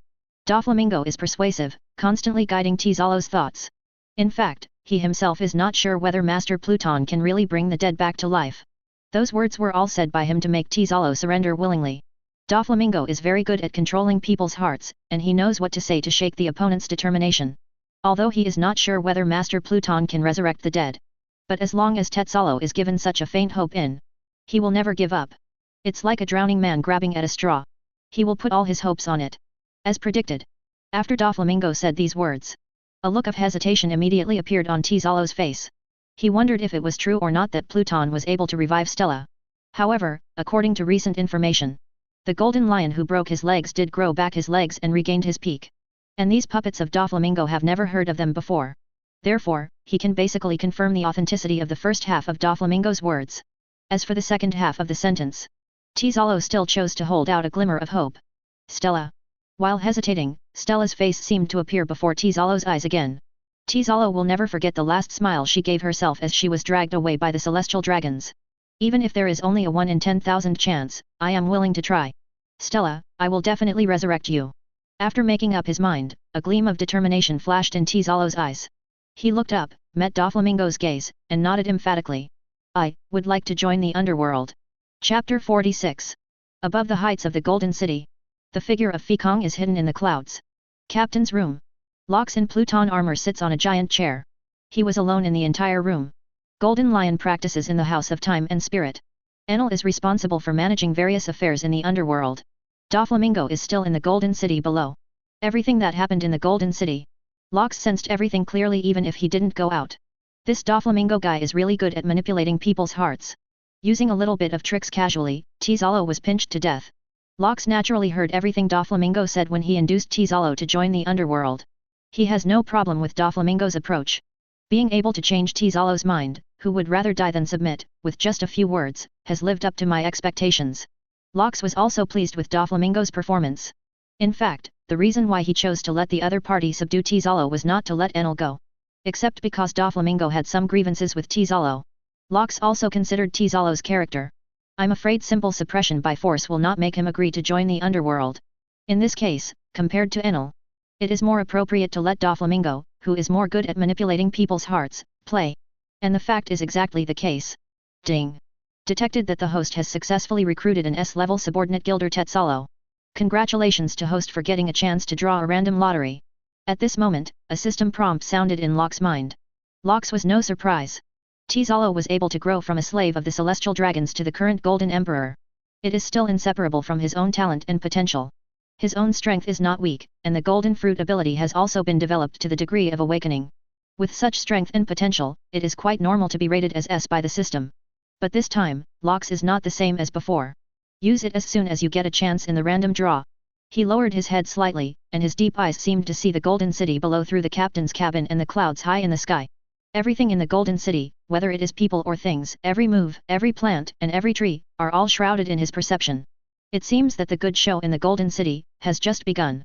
Maybe we can call Enel down to play too. In the dark captain's room, Lox murmured to himself. Inside the Golden City. The battle on the top floor of the Golden King Hotel is over. And this was also witnessed by many people in the Golden City. Advertisement. The defeat of the Golden Emperor Tizalo shocked many people. Tizalo actually lost. Is Doflamingo so strong? Sure enough, the guys who can become 7 warlords of the sea are very pervert. Tizalo is defeated, what will happen to this golden city? Why did Doflamingo fight Tizalo? Could it be that some kind of underworld wants to take Tizalo under its command? It is indeed very possible. The underworld seems to have been recruiting all kinds of powerful people in New World recently. What is the origin of this underworld? If this momentum continues, I'm afraid its power will soon overtake the 4 Emperor's pirates. The people who eat melons in the Golden City gathered together and discussed. Most of them are tourists who come to the Golden City for gambling or entertainment. In their eyes, Tizalo's defeat was at best treated as a spectacle. In contrast, everyone is more interested in the underworld, which has been in the limelight these days. Meanwhile, the top floor of the Golden King Hotel. Following Tizalo's compromise, Doflamingo put away the other 3 puppets. These 3 puppets, which were originally the same size as Doflamingo's body, turned into 3 groups of black dirt the size of a fist in the blink of an eye. Tizalo couldn't help being amazed by such a scene. At the same time, it also made him feel more and more mysterious about the underworld. Doflamingo put away the 3 puppet embryos and looked at Tizalo again. Since you have joined the underworld, come with me to meet Lord Pluton. As long as you perform well, Master Pluton may give you a great opportunity at any time. Even though Tetzalo has agreed to join the underworld, Doflamingo still does not forget to continue to make cakes for the other party. Only in this way can the other party willingly serve Master Pluton in the subconscious center. Hearing this, Tezuelo nodded solemnly. He is also very curious about the extremely mysterious Pluton. After taking a deep breath, Tizalo stood up with difficulty, ready to leave with Doflamingo. However, at this moment, there was a crisp sound of wooden sticks hitting the floor. Along with it comes. There was also the sound of unhurried footsteps. Hear this voice. Both Doflamingo and Tizalo immediately turned their heads in the direction of the sound. Then they saw a blind middle-aged man wearing a purple kimono and holding a staff knife. I'm coming here step by step. Chapter 47. Who is this guy? Is it your subordinate? Doflamingo looked at the blind swordsman coming this way, and asked Tizalo. But Tizalo also had a bewildered expression on his face. No, I don't know this person. Tizalo said in a low voice. Hearing this, Doflamingo's expression instantly became serious. His eyes under the sunglasses were fixed on the blind swordsman. This guy is very strong. Although the other party looks like nothing more than a blind man. But Doflamingo didn't underestimate each other because of this. For those who have mastered observation haki, even if you don't see anything, it has no effect. From the blind swordsman walking slowly, Doflamingo can clearly feel an aura that belongs only to the strong. The person who came here should not be underestimated. Doflamingo, who had just put away his puppet, also entered the state of preparation for battle again. The blind swordsman holding a stick knife moved forward slowly, his steps not in a hurry. When he came close to Doflamingo and Tizalo, he finally stopped. If you take the liberty of disturbing the next 2, I just smile. I wonder if I can go with the 2 of you to meet the rumored Pluton. The future Marine Admiral Fujitora stood in front of the 2 of them with a stick and sword and asked. There didn't seem to be any hostility in the words. You want to see Lord Pluton? Master Pluton is not so easy to meet. Hearing this, Doflamingo frowned. He hasn't figured out the other party's true intentions yet. And also did not get Lord Pluton's will. Naturally, it is impossible to agree to such a request. Being rejected by Doflamingo mercilessly, it's not annoying to smile. He still looked calm. Bow slightly to Doflamingo. Then please ask me, how can I meet Pluton? Advertisement. In the past few days, Uxiao has also heard many rumors about the underworld. So I am very curious about the mysterious Master Pluton. More importantly, he wanted to know the real intention of the other party to recruit a large number of subordinates. Judging from the current behavior of the underworld, he didn't do anything other than recruit his subordinates. Therefore, it is impossible to judge what kind of power the underworld is like with a smile. Is it the same pirate force as the 4 Emperors pirate group? Or an alternative organization like the Revolutionary Army? Smile with a sense of justice. Although I haven't joined Marine yet. But he has been practicing his own justice in his own way. Facing a mysterious force that suddenly appeared. He felt the need to get to some truths. That's why he came here. Hearing what Uxiao said, Doflamingo paused slightly. It seems that the other party really wants to see Lord Pluton. However, it is not clear whether the opponent is an enemy or a friend. You can't even make a decision yourself. Just when he was about to say something, suddenly a flash of lightning flashed across the sky. Immediately afterwards, the thunder exploded, deafening. Want to see Lord Pluton? It's very simple, as long as you can defeat me. Along with the sound of thunder, there was also a loud voice. The lightning strikes fiercely from above the sky. It just landed on the top platform of the King of Gold Hotel. A man with big earlobes carrying a taiko drum and holding a golden long staff also appeared in front of several people. On him, There are countless turbulent lightning lights that keep wandering. It's like the god of thunder came to the world. Chapter 48. A sudden thunderclap shocked everyone in the Golden City. Originally, the battle on the top floor of the King of Gold Hotel ended, and everyone gradually turned their attention to other matters. But the lightning that struck straight down once again attracted everyone's attention. What's going on? Why did it suddenly thunder? It's obviously sunny, why is there thunder?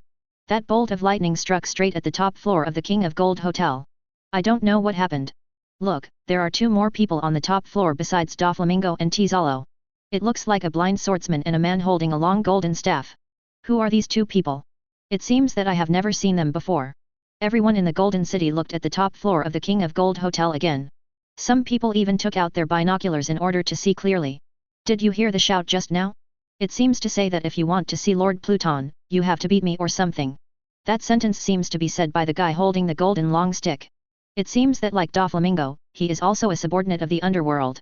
Does that mean that the blind swordsman wants to meet the legendary Pluton? Now, it seems that we have another good show. Everyone discusses with each other. At the same time, pay close attention to the progress of the situation above the top. Those who come to this Golden City. Ben is a guy who likes to gamble and loves to be lively. For the current situation, they are naturally happy to watch the fun. Enel, why did you get down? Doflamingo glanced at Enel, who appeared in front of him with some surprises, and asked aloud. Enel shrugged and responded. Master Pluton said that there is a very interesting strongman down there, and asked me to come down and try it out. He practiced in the House of Time and Spirit for 2 full years. Although he doesn't get any special props from locks like Golden Lion and Doflamingo. But the House of Time and Spirit is the best prop for him. Thunder Fruit, one of the strongest Logia Devil fruits. Just started to use Haki. What Enel lacks the most is time. Just give him enough time. With his potential and talent. Definitely able to become a top powerhouse. And the House of Time and Spirit. It just gave him what he needed most. 2 years of practice has made a qualitative change in his strength. But after coming out of the House of Time and Spirit, Enel hasn't really fought in combat yet.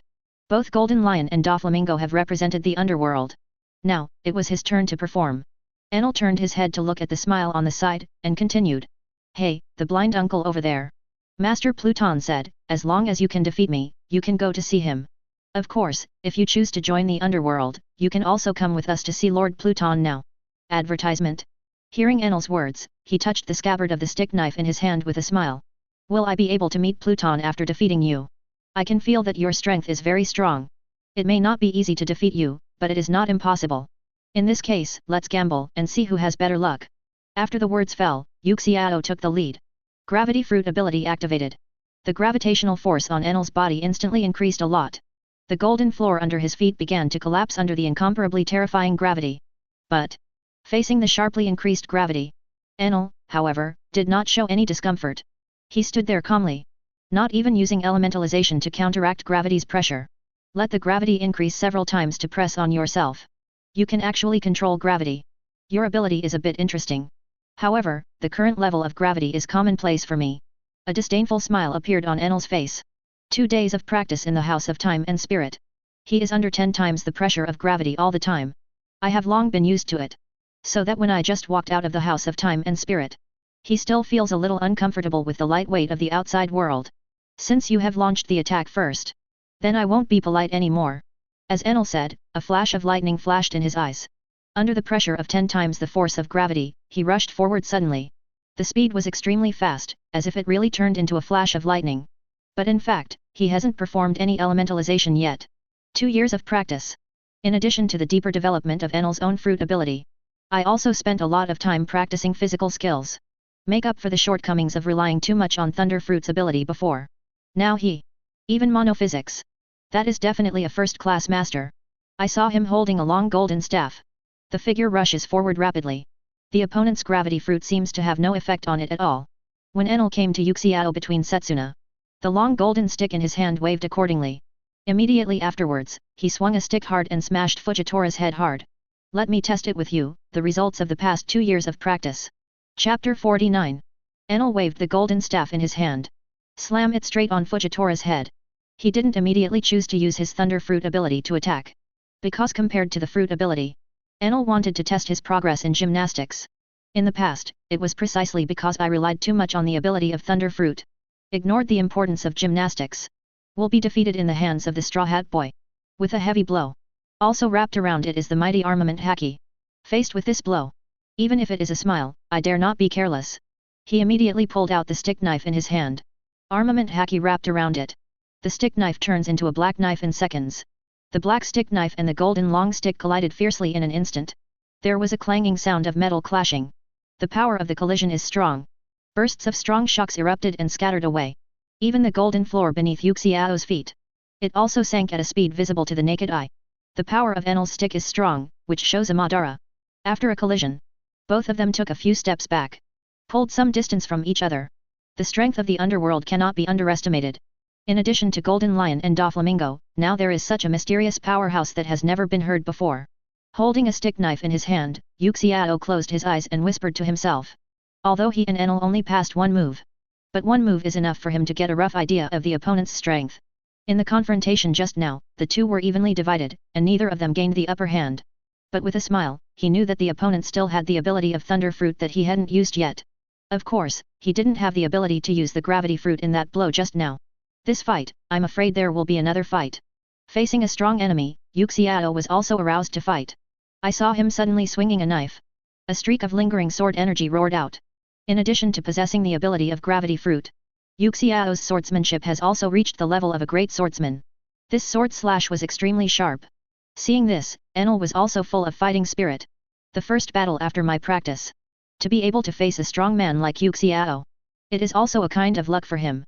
Lay metallurgy. Raging lightning flashed around Enel. But it wasn't the slash used to meet Fujitora. Instead, it acts on the long golden stick in his hand. Stimulated and heated by thunder and lightning. The golden staff in Enel's hand began to melt and change shape. In the blink of an eye, the golden staff disappeared. In its place was a golden trident. Fiercely thrust out the golden trident in his hand. Enel directly faced the sword aura that tore through the air. Advertisement. The golden trident collides with the sword energy.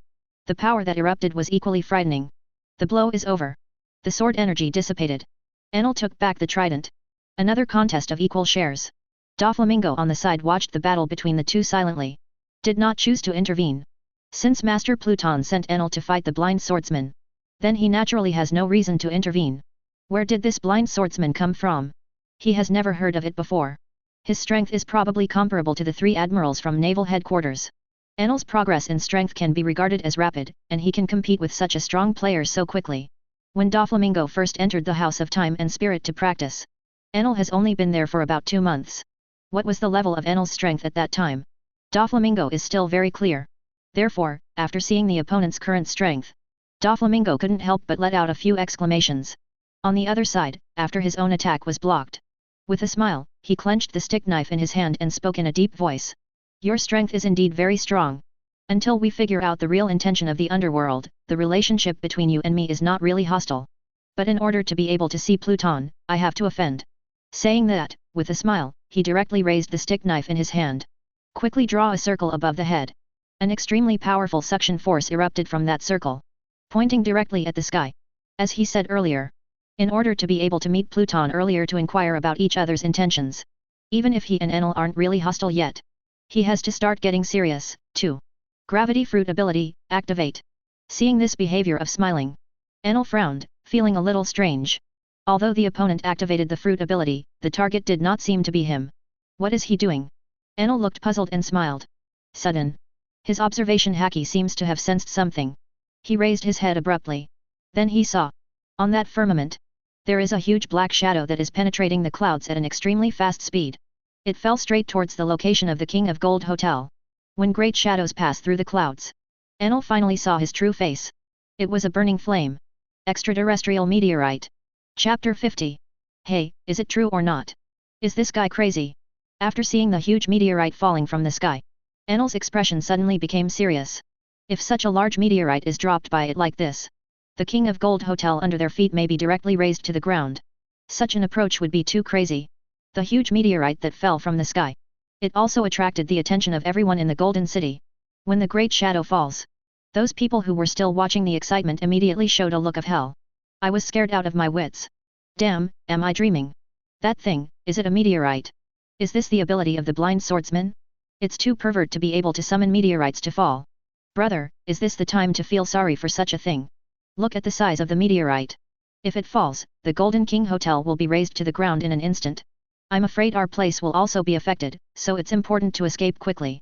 Damn it, this is really a disaster for gods fighting mortals. What kind of monsters are these guys? The rapidly falling meteorite made everyone panic. The crowd located near the King of Gold Hotel began to flee in all directions. I'm afraid that after the meteorite falls from the sky, it will affect myself. All of a sudden, the Golden City became chaotic. This Golden City is now the site of the underworld. You can't let others do damage here. On the top floor of the Golden King Hotel, Doflamingo looked up at the meteorite falling from the sky. The approaching meteorite was reflected on his sunglasses, and his tone was a bit dignified. Hey, Enel, do I need to block this move? Doflamingo turned to Enel and asked. Now Tizalo has surrendered. Then this Golden City naturally belongs to the underworld. Everything in the Golden City. They are the property of the underworld. If the meteorite just fell down like this, I am afraid that the Golden City will suffer a lot of losses. Doflamingo doesn't want to be blamed by Lord Pluton for this. So ask Enel aloud. To hear Doflamingo's inquiry, Enel, who was a little surprised at first, calmed down instantly. He shrugged slightly and shook his head. No need. If I can't even block an attack of this magnitude, how can I be willing to be Lord Pluton's subordinate? As he said that, Enel raised his right hand aiming at the meteorite falling down from the sky. Open your palms, and lightning emerges. 200 million volts, Thunder Dragon. In Setsuna, a giant god-tier dragon made of lightning roared and flew out from his palm. Facing the huge meteorite, it skyrocketed. 2 years of practice in the House of Time and Spirit. This makes Enel able to instantly release skills like Thunder Dragon. And there is absolutely no need for Tycho drum support behind you. Advertisement. Brontosaurus flying upwards with 200 million volts of turbulent lightning. The speed was so fast that it collided fiercely with that extraterrestrial meteorite in the sky in an instant. Bang! Bang! Bang! Boom! Boom! Boom! In an instant, the thunder exploded and the meteorite exploded. The 200 million volt Thunder Dragon completely penetrated the burning meteorite with a single blow. The meteorite exploded into countless small stones in the air. It flew away like fireworks blooming and heavenly maidens scattering flowers. Because of the interception and buffering of the Thunder Dragon, even if these small stones fall into the Golden City, it won't cause any serious problems. Everyone in the Golden City breathed a sigh of relief seeing this scene. Hi, it seems to be saved. The guy who discharged is too strong. It's incredible that such a huge meteorite can be blown into pieces with one blow. That guy is also a subordinate of the underworld, right? How many strong men like this are there in this underworld? If this continues, I always feel that the power of the underworld can even surpass the 4 Emperor's pirates. This sea, it seems, will set off an unprecedented storm due to the appearance of the underworld. While the crowd marveled at the strength of Enel, they also did not forget to sigh with emotion the mystery of the underworld. The crisis of extraterrestrial meteorites has been temporarily lifted. But Enel's battle with Fujitora continues. The two figures rushed toward each other again. Uxiao waved the stick knife in his hand, and the gravity fruit ability attached to it. Enel wields the golden trident, on which there are also raging electric lights constantly swimming. This time, the two of them no longer simply competed in physical skills. Instead, they used their respective fruit abilities. The figures of the two collided rapidly. Separated again. Collide again. Part again. A few breaths. The two have already fought more than 10 rounds. But they are always indistinguishable. This battle is really fierce. If we continue to fight like this, we don't know when we will fight. Doflamingo couldn't help sighing as he watched the two fighting fiercely. For the real top powerhouses, it is basically impossible to decide the winner within a short period of time. Judging from the current battle situation between Enel and Uxiao, I am afraid that their strength is also between brothers. This battle should not be over in a short time. And just when Doflamingo sighed, Lox's commanding voice suddenly rang in his ears. Okay, you all come up. Chapter 51. The captain of the flying space is outside. Enel, Doflamingo, Uxiao, and Tizalo all came outside the door. When Enel was fighting fiercely with Uxiao earlier, Lox's voice suddenly reached the ears of the four. It directly stopped the battle that might last for a long time. Although there is no winner yet. But for Lox's order, Enel naturally didn't dare not listen. And Fujitora's original purpose was to meet Pluton. Not to fight Enel. So he was also happy to have a truce. The four stood outside the gate of the captain's cabin. Doflamingo stepped forward slowly and knocked on the door gently. The door to the captain's cabin swung open. The four of them followed closely behind. Doflamingo and Enel looked solemn. In the presence of Lord Pluton, they have always maintained 100% respect. Tetzalo looked a little nervous. For this mysterious Master Pluton, he was still a little scared. As for Uxiao, with the stick and knife in his hand, his eyes were closed all the time. The expression on his face is also very peaceful, showing no joy or anger. Master Pluton, Master Pluton. Doflamingo and Enel both came to Lox and knelt on one knee in salute. Tizalo, who had already announced that he had joined the underworld, did not dare to neglect, and knelt down with the two of them. Only Uxiao stood where he was, holding his stick and knife without moving. Smile, I came here this time to ask Lord Pluton about something. I don't know why your excellency created the underworld and recruited strong people wantonly. Uxiao didn't make any insinuations, and asked straight to the point. When Doflamingo, Enel, and others heard his question, their expressions changed. How dare this blind swordsman dare to question Lord Pluton? However, with Lord Pluton present, Doflamingo, Enel and the others dared not overtake each other directly.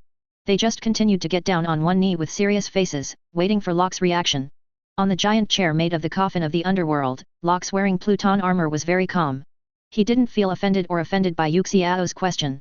On the contrary, he was rather relieved that someone could ask this question. After all, I have received so many subordinates. In addition to the fact that Golden Lion asked about his purpose after returning. Others don't even have the courage to ask themselves. After Enel and Doflamingo and others joined the underworld. In fact, it is not quite clear what the underworld is going to do. They will only obey their own orders unconditionally. Do whatever you want them to do. Now I asked this question with a smile. Just a few of his subordinates were also present. Lox sees this as an opportunity. Advertisement. You can instill a wave of your own ideas in them. Have you seen darkness? Lox spoke slowly, but did not directly answer the question with a smile. Instead, another question was thrown to the other party. Hearing this, he shook the stick knife in his hand with a smile, and replied without hesitation. These eyes, I closed them voluntarily precisely because I saw too much darkness in this world. Compared to the darkness that cannot be seen, the darkness in people's hearts makes me feel more frightened and helpless. The blind swordsman's tone sounded very relaxed, but behind a few short words, there were too many stories hidden. So what do you think, how can we make the darkness of this world disappear? Lox pressed on. Hearing this, he paused with a smile, and continued to answer after thinking for a while. If the strong can stick to the justice in their hearts and use their strength to help the weak, perhaps, the darkness will disappear one day. This is the answer I can think of with a smile. It is also what he has been insisting on doing in order to eliminate the darkness. However, after hearing the answer given by Uxiao, Lox, who was sitting in the chair, shook his head. No, darkness can never be eliminated. The human heart is like a tree. The more a tree yearns for the light on a high place, the more its roots will go down, to the soil, to the depths of darkness. It is simply impossible to eliminate darkness from this world. No matter which side it is, what they are doing is just covering up the existing darkness with another kind of darkness. Lox spoke unhurriedly, but his words hit the hearts of everyone present like a heavy hammer. Everything he said sounded cruel. But it is hard for everyone to disagree with what he said. Those present. Some are gods who once ruled and enslaved Sky Island. Some are intermediaries for illegal transactions in the underground world. Some are kings who hold the most wealth in the world. They have all seen or experienced the darkness of this world. This kind of darkness has already penetrated into every corner of the world. It is simply impossible to destroy them all. For Lox's rebuttal, a smile is also non-committal. He actually knew that what the other party said was right. If darkness can be eliminated so easily, then he wouldn't have destroyed his eyes in the first place. I don't want to see the filth of this world anymore. After a moment of silence, with a smile, he clenched the stick knife in his hand a little more. He took a deep breath. Asked Lox again. Since the darkness can never be completely eliminated, Lord Pluton thinks. How should we deal with the darkness of this world? Chapter 52. So, Lord Pluton, how do we deal with the darkness of this world? Uxiao clenched the stick knife in his hand, wanting to get some answers from Lox. From a simple conversation, he has roughly understood the extraordinariness of this Pluton in front of him. This kind of extraordinary does not refer to strength. It refers to the other party's vision and point of view. It refers to the other party's perception of the world. With a smile, this leader of the underworld may have a different philosophy from any other force in the world. Maybe, the other party can bring something different to this world. Doflamingo and others on the side were also curiously waiting for Lox's answer. It was the first time they had known Lord Pluton's philosophy. Perhaps what Master Pluton said next. It will determine the future goals and direction of the underworld. While everyone was waiting, Lox, who had been sitting on the chair of the Xianming coffin, stood up slowly. As he slowly got up, the captain's room suddenly seemed to be enveloped by a vague sense of oppression. This sense of oppression is not released by Lox himself. It is the coercion that comes naturally when the strong stand in front of the weak. Lox stood up, raised his hand slightly. Darkness is the norm in this world. Of course, light is also the norm in this world. This world is neither black nor white, but a delicate gray. We don't have to pursue the elimination of darkness blindly, we just need to find a perfect balance between white and black. While speaking, two groups of light balls of different energy appeared in the palm of Locks. One black and one white, blending with each other. I used to naively think that as long as all the evils in this world are eliminated, then people can live in harmony with each other. As long as you use love, you can touch everything and create everything. It was only later that I realized that getting along in harmony is just a self-deceiving idea of the weak. And love can create everything and destroy everything. When you protect the sheep with love from the wolves, that kind of love is tantamount to destruction for the wolves, because they will starve to death. This world is like this. Either the wolf dies or the sheep dies. Either the weak wolf is starved to death, or the weak sheep is bitten to death. Perhaps, this world is too cruel, but it is beautiful because of it. Perhaps due to the influence of Pluton template unlocking. Locks felt that many of what Pluton said in Super Beast armor could intuitively represent his own views. In the past, when he first traveled to this world, he was full of enthusiasm. Trying to change the world through your own power, or, save the world. He created the Locks Pirates, wanting to master a powerful force to eliminate all evils in the world. However, in the end, he was besieged by Marine and Luoji, and betrayed by his own crew. Now, after 36 years, I have come back to life again. His view of the world has changed a lot. Wolf eats sheep, although it is cruel, it is an inevitable fact. We cannot deprive wolves of their right to live just because we sympathize with sheep. But again, the ravages of wolves cannot be indulged. There is a delicate balance between everything in the world. But the balance of this world was broken by two things. One is the celestial dragons and their corrupt reign. The second is the era of great pirates opened by Luoji. Advertisement. And what the underworld has to do is to end all of this and restore the balance of this world. While Locks was talking, the two balls of black and white supernatural energy light in his hand also blended together, and then disappeared. After hearing what Locks said, everyone present was greatly shocked. They feel. Just now, I seemed to have received some kind of baptism and instruction. Every word Locks said. They are deeply imprinted in their hearts. These words. As if there is a kind of wonderful magic. Make it hard for them not to nod in agreement. Even with a smile. After hearing Locks' theory. Also fell into a long silence. And Locks sat back on his seat again. Quietly waiting for the other party's next reaction. Ding. It is detected that the concept conveyed by host is very consistent with the concept of Super Beast Pluton.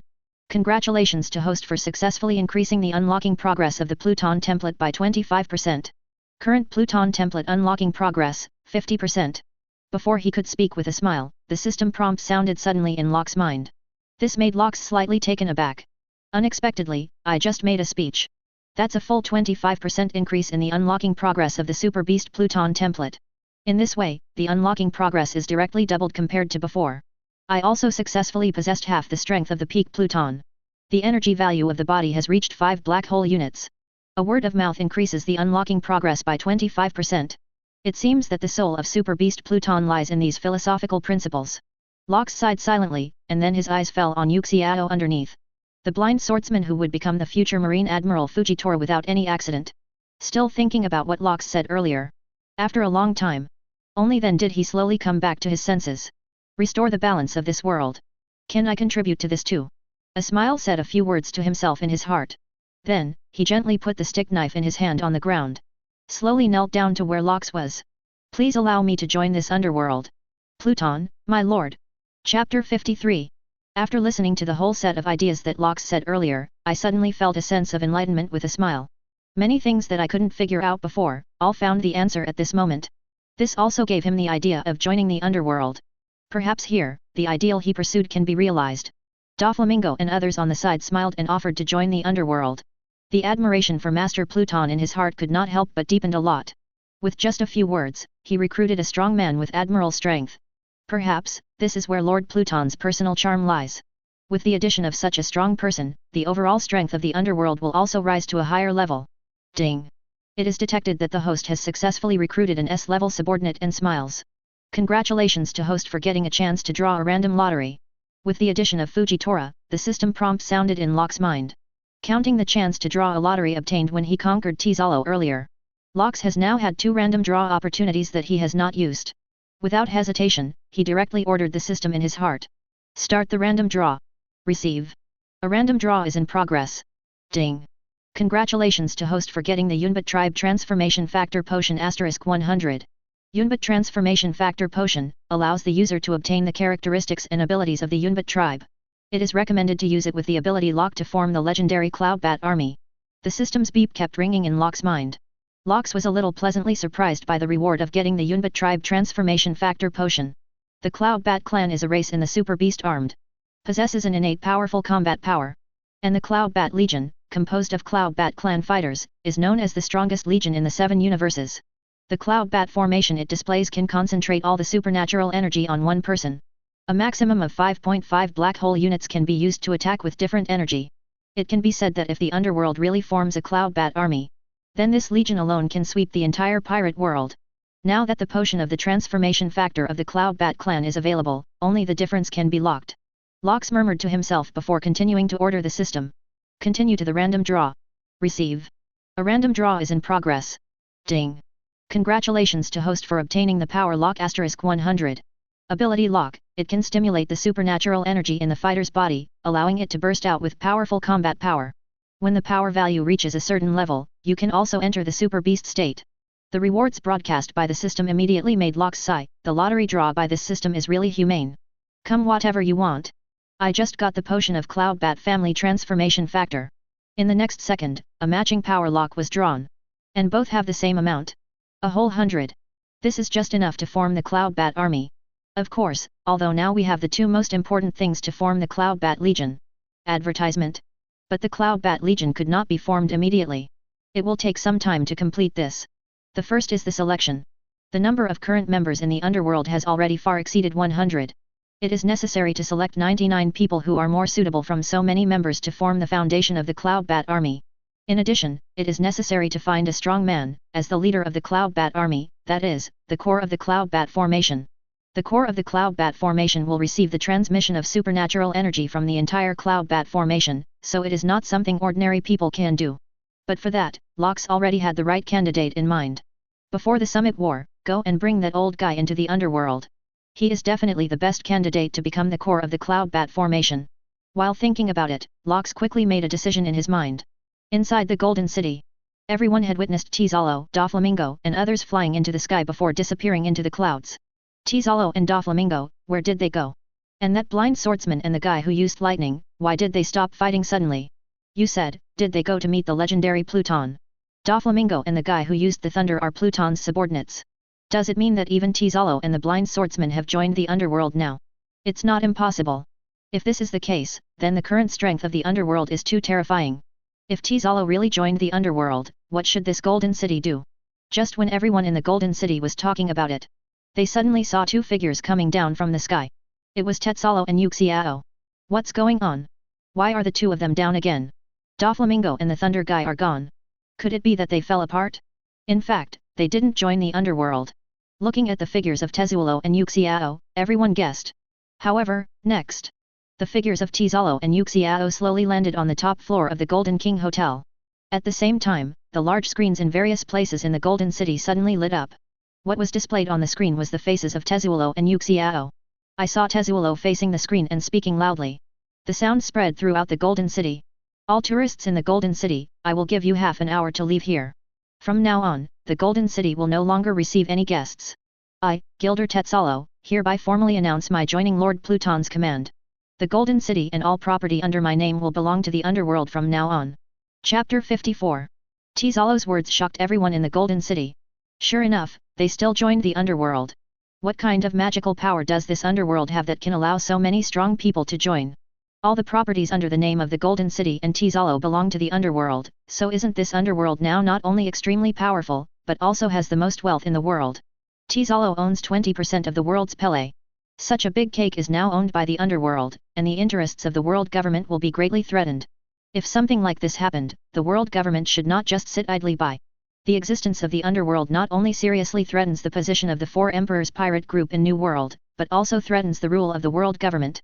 Although we still don't know what the real purpose of the underworld is, those big shots will definitely take action.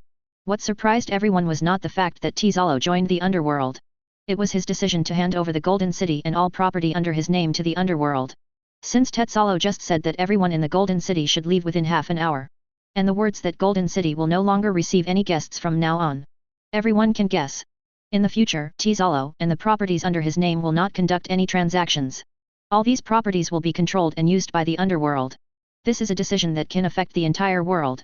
Tizalo holds 20% of the world's Pele in his hands. This also means all transactions made on this sea. It may be more or less related to it. Otherwise, it would be impossible for the world government to grant Golden City and Tizaro the same privileges as celestial dragons. But now, both the Golden City and Tizalo's apparent possessions belong to the underworld. Whether it is the world above ground or the world below, a wide variety of industries and transactions will be greatly affected. It is absolutely impossible for the world government to sit idly by and ignore such things. No matter what the position of the underworld is, whatever the ultimate intentions of the underworld, there is no reason for the world government to continue to let the other party go on like this. For a while, everyone in the Golden City could feel a low air pressure enveloping them. A huge storm is coming soon. But now, their immediate priority is to quickly evacuate from this Golden City. Tizalo has already spoken, and they only have half an hour left. Naturally, they didn't dare not listen. After all, what the other party is relying on now. But there are a lot of top powerhouses in the underworld. If you don't evacuate from the Golden City in time, they are not sure what will happen next. But they can be sure that, with their strength, they must be irresistible. Advertisement. All of a sudden, people in the entire Golden City began to flee frantically. In less than half an hour, all the tourists had been cleared. The entire Golden City, except for Tizalo's original subordinates, became an empty city. After there are no more outsiders in the Golden City. The silent Smile who had been standing beside Tizalo finally moved. Gravity fruit ability activated. But what he used this time was reverse gravity. Reverse gravity acts on the entire Golden City. Keep attracting it towards the sky. Smile's gravity fruit ability. In some functions, it is actually somewhat similar to Golden Lion's lion fruit ability. Therefore, it is also possible to lift objects into the air. Golden Lion is still practicing in the House of Time and Spirit. Therefore, the job of lifting the Golden City into the sky fell on Uxe. Although the Golden City is huge, but for a Smile that can even summon meteorites, it is not difficult to let it rise into the air. That's it. Under the watchful eyes of the people who had just evacuated the huge Golden City, slowly rise into the sky until it disappears into the clouds and disappears. The news in the Golden City spread quickly in a very short period of time. The tourists in the Golden City are all kinds of people, from all over the world. Such news continued to ferment under their dissemination. Soon there was an uproar in this sea. Underground world. Several emperors of the underground world gathered at the round table. Their expressions were extremely serious, and their expressions were even a little angry. What the hell is this damn underworld planning? First Joker, and now Tizalo, our business has been severely affected. Even the 4 emperors would not dare to meddle in our business so blatantly in the new world. We can't let them go on like this anymore, we must find a way to investigate and see what the so-called Pluton wants to do. Although what this underworld is doing now has not revealed their true intentions, it has already threatened the interests of most forces. Dare to touch most people's cakes so unscrupulously, I really don't know if this Pluton has absolute confidence, or just a blind young man with blind confidence. The expressions of several underground world emperors were full of anger. The incident in the Golden City has seriously threatened their interests. It also made them realize that some measures must be taken against this underworld. Chapter 55. New World. Not far from Wanakuni. Thousands of meters above the sky. The 3 giant ships, the Ark Proverb, the Sky, and the Golden City, are each larger than the other, floating above the clouds. It is approaching in the direction of Wanakuni. A whole day has passed since the Golden City incident. After finishing the trip to the Golden City, the underworld is beginning to march towards Wanakuni. It won't be long before it arrives. During this day, Golden Lion has finished his training in the House of Time and Spirit. Because of this, his strength has become even more terrifying. The Golden Lion before entering the House of Time and Spirit to practice, already possessing strength comparable to the 4 emperors. And now he, especially no matter facing any 4 emperors, both have the strength to crush each other. After the Golden Lion emerged from the House of Time and Spirit, Uxiao and Tezulo also entered it to practice. This hut from the world of Dragon Ball. It is a sacred place for every strong person to practice. When Uxiao comes out of it, he will definitely have strength beyond Admiral. And Tizalo, at least, can stand shoulder to shoulder with Admiral. That is to say, today's underworld already has 5 top experts whose strength is at least at the Admiral level. Such a lineup. It is completely enough to make the underworld a superpower. To know that even naval headquarters. On the surface, there are only 3 admirals. At this time, the captain is indoors. Locke sat upright on a chair made of the coffin of the underworld. The Golden Lion stands not far below. Master Pluton, according to your request, we have selected 99 subordinates from the underworld that we can trust 100%.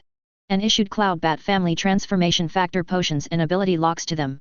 Now they're trying to adapt to this new capability. Golden Lion reports respectfully to Locke. Even though he now has the strength to crush the 4 emperors. But he remains 100% loyal to Locke's because he will not forget that everything he has now is given by Lox. Hearing the Golden Lion's report, Lox nodded slightly and didn't say much. Captain, we're going to Wanakuni soon.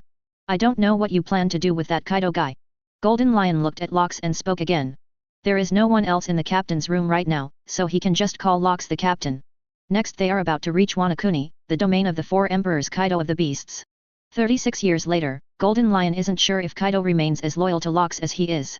Maybe the opponent has been the emperor of the sea for too long, and his ambition has already swelled to the point of dismissing the former captain. Hearing his question, Lox spoke in a low voice. If he is willing to continue to be loyal to me, then it will be easy. And if he has a different heart. The underworld does not lack such a 4 emperors level powerhouse.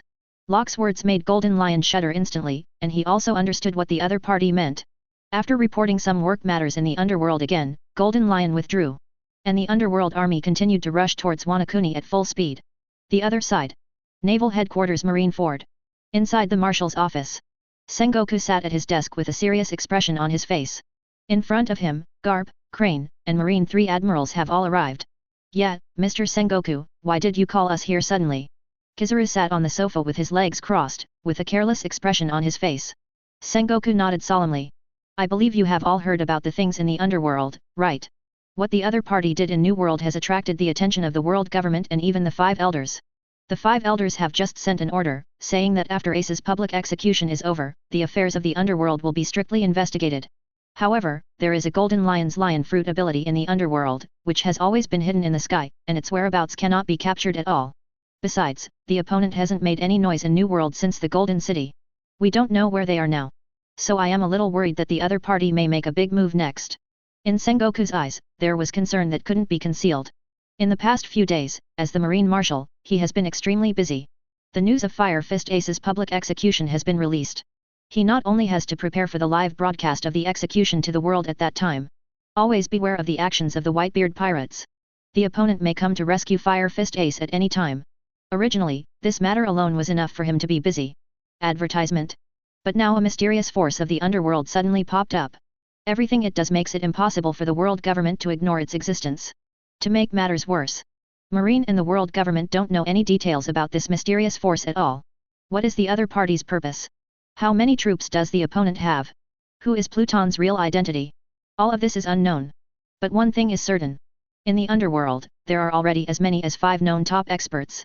Golden Lion Shiki, Doflamingo, Golden Emperor Tizero. There is also a blind swordsman and thunder fruit capable user who are as powerful as Admiral. The top combat power possessed by the underworld today has even surpassed any 4 emperors pirate group. We must not be careless about this potential threat. I have a hunch that this public execution of Fire Fist Ace may not go so smoothly. So in the days leading up to the execution, I hope to strengthen the guard at Marine Ford. Especially for the situation at high altitude, I am afraid that the strong with observation Haki must be on guard at all times. That's why I called you here. I'm afraid you will have to work hard these few days. Sengoku looked at the people in front of him and spoke word by word. The people in front of me, Garp, Crane and Marine 3 Admiral. On observation Haki, it can be said that they are the strongest players in Marine currently. Therefore, it is most appropriate to entrust this work to these few people. It is said that Garp and others have no complaints. Even Kizaru, who paddled and fished all day, and Aokiji, who was lazy, nodded solemnly. Akina replied even more aggressively. Don't worry, as long as that underworld dares to come, I will use my magma to blast them all into ashes. Neither Pluton nor Whitebeard can stop the execution. Hearing Akina's impassioned remarks, Sengoku sighed deeply. I hope so. At the same time. Valley of the Gods. This canyon buried the past of the tragic war 36 years ago. Since its existence was hidden by the world government. It's been a long time since no one cares about it. But now. The silence in the Valley of Gods was broken. 2 huge figures flew rapidly from a distance. One is an obese woman with a huge figure stepping on a cloud. One is a mighty green dragon with a length of hundreds of meters. 2 figures flew rapidly from a distance, and soon came to the Valley of the Gods. Big Mom and Kaido landed in an unassuming corner of the Valley of the Gods. Kaido also changed from the blue dragon form back to the human form. If I remember correctly, we buried the captain near here. Kaido looked around the surrounding environment, and said in a deep voice. The ant nodded, and began to observe her surroundings carefully. Time flies so fast, 36 years have passed in a flash. Until now, I still miss the time when we were together under the captain. While looking at the surrounding environment, the ant said with emotion suddenly. Hearing this, Kaido chuckled lightly. Linlin, that's not something 4 emperors Big Mom would say. Hehe, you are not the same. Who would have thought that Kaido of the beasts, the most powerful creature, would guard a tomb here and cry all day and all night? The ant replied mercilessly. You. Kaido seemed to be a little annoyed by the exposure of his black history, but he held it back. However, I'm still very grateful to you. If it wasn't for the devil fruit you gave me back then, given the injuries I suffered in that battle, I'm afraid I would have gone down to accompany the captain. Kaido looked not far away and said softly. Okay, don't say such nasty words again. Let's find out where the captain's tomb is. Big Mom interrupted Kaido in time, and the two continued to search in the Valley of the Gods. Since 36 years had passed, the two of them were not very familiar with the terrain here. After searching around for a long time, they finally recalled the exact location where Lox was buried. I remembered, the captain was buried here. Kaido came to a small soil bag and said very firmly. Ant heard the sound and rushed over. The two stood in front of the small soil bag and looked down. But then his expression suddenly changed. The tomb where a generation of Sea Overlord Lox was originally buried. The soil on it has been turned over for some reason. And in the pit where the huge mysterious coffin was originally placed. At this time, it was empty. Chapter 56. How is this going? Looking at the empty pit in front of them, Kaido and Big Mom shouted almost in unison. The two turned their heads, their eyes met, and their eyes were wide open. Both could see the shock and disbelief in each other's eyes. There's nothing here. Kaido, did you remember the wrong location? Big Mom looked at Kaido in disbelief and asked. However, Kaido shook his head very firmly, and replied in a very confident tone. Impossible. I sat here for a whole day and night. If it weren't for the guys from the world government to come back and clean up the battlefield, I would have planned to sit longer. Before I left, I specially made a sign beside the captain's grave. Look, there it is. Said, Kaido pointed to a giant tree beside the tomb. Even after 36 years, an engraved mark can still be vaguely seen on the trunk of that giant tree. That is the skull logo representing the Lox pirates who once ruled the sea. It was 187 because of seeing this sign. Kaido can be so sure that this is the cemetery where Lox was buried. But now, this cemetery has been dug up by someone. The tomb is also empty. Lox's body and the coffin of mystery where his body was stored have all disappeared. Hearing what Kaido said, Big Mom no longer doubted it. The two looked solemnly into the empty tomb again. If this is really the cemetery where the captain was buried, why did the black coffin and the captain's body disappear? This Valley of the Gods, there shouldn't be anyone else coming. The ant said in a serious tone. Since the Battle of the Valley of the Gods that year, world government in order to cover up some facts and truths, completely erase this Valley of Gods from the map. Nowadays, only a very small number of people know that there is still a Valley of Gods in this world. Logically speaking, this Valley of the Gods should have been neglected for 36 years. In addition, the location of Lox's grave is also very hidden and inconspicuous. Even if someone came here by mistake, it would be difficult to find a tomb here. Not to mention that someone would come to dig up the grave and steal the coffin and corpse inside. Kaido stroked his beard, and his eyes were full of doubts. He bent down and carefully checked the situation around the tomb. Suddenly, he seemed to notice something. He stretched out a hand to grab a handful of dirt on the ground, and checked it. Immediately, his complexion changed, and he turned to look at Ant. Linlin see. The soil next to this tomb is freshly turned. Apparently the tomb has only been opened for a few days at most. As he spoke, he handed the handful of soil in his hand to the ant. The ant took the soil and inspected it carefully. The soil is moist and soft, and it looks like it has not been long since it was newly turned up. In other words, did someone come to this Valley of the Gods just a few days ago? So my strange premonition of the last few days is because the captain's body has been stolen. But who would come to this Valley of the Gods to steal the captain's body? And even the black coffin was taken away. Ant murmured to herself. Kaido on the side also stood up and patted the dirt on his hands. You said, could it be that the guys from the world government are trying to do something weird? There are not many people who know the existence of this Valley of the Gods, and they should be the most suspicious. He stroked his beard and guessed. There was a bit of anger in the words. The body of the captain I once respected the most disappeared. It is very likely that the gang of hypocritical guys from the world government are behind this. How does this make Kaido not angry? Moreover, in the Battle of the Valley of the Gods that year, Kaido himself was seriously injured because of the world government's sneak attack.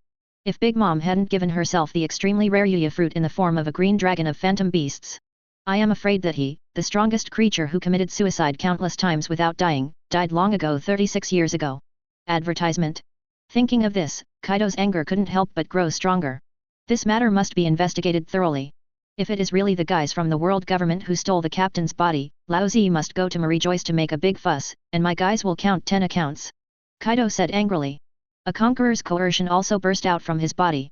It can be seen that he is really extremely angry at this moment. Compared to him, Yin's mother is much calmer. She stared at the empty grave without saying a word, not knowing what she was thinking. After a while, she slowly raised her head. Kaido, calm down. I think this matter may not be so simple. Perhaps, it wasn't the guys from the world government who did it.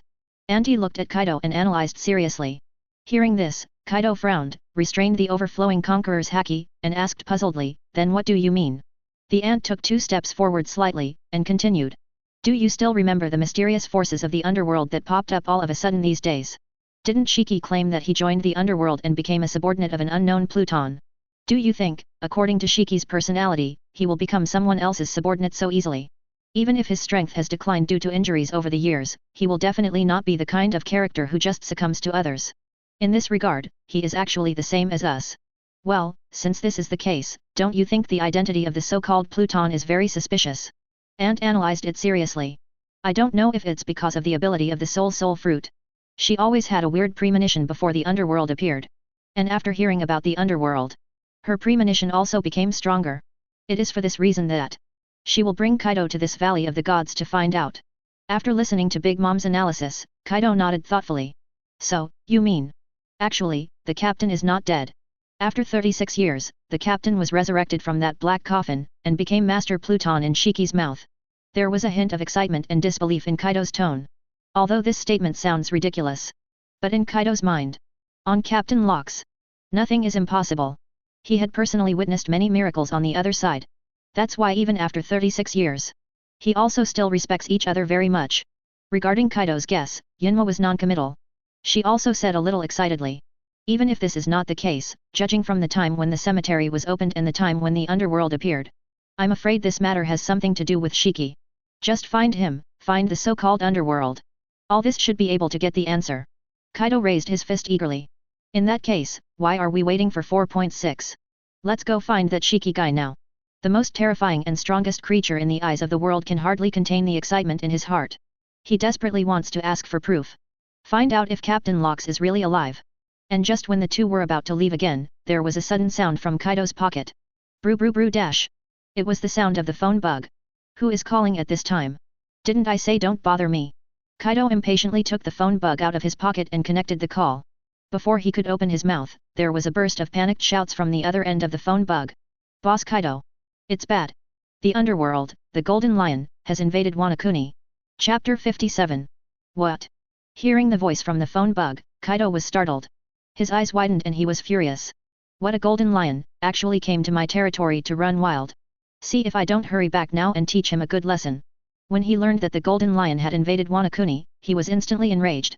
He didn't show up during the battle in the Valley of Gods back then, I haven't settled the debt with him yet. How dare you hit my Wanakuni idea now? Shiki, isn't he a little too arrogant? Kaido roared, and his figure instantly changed into a green dragon hundreds of meters long. The posture is about to rise into the air and fly towards the distance. The ant on the side hurriedly called out to stop him. Kaido, calm down first. Don't forget, we were going to find Shiki to find out the truth of this matter. Now that he shows up at Wanakuni, it's a good thing for us, and it saves us the effort to find him.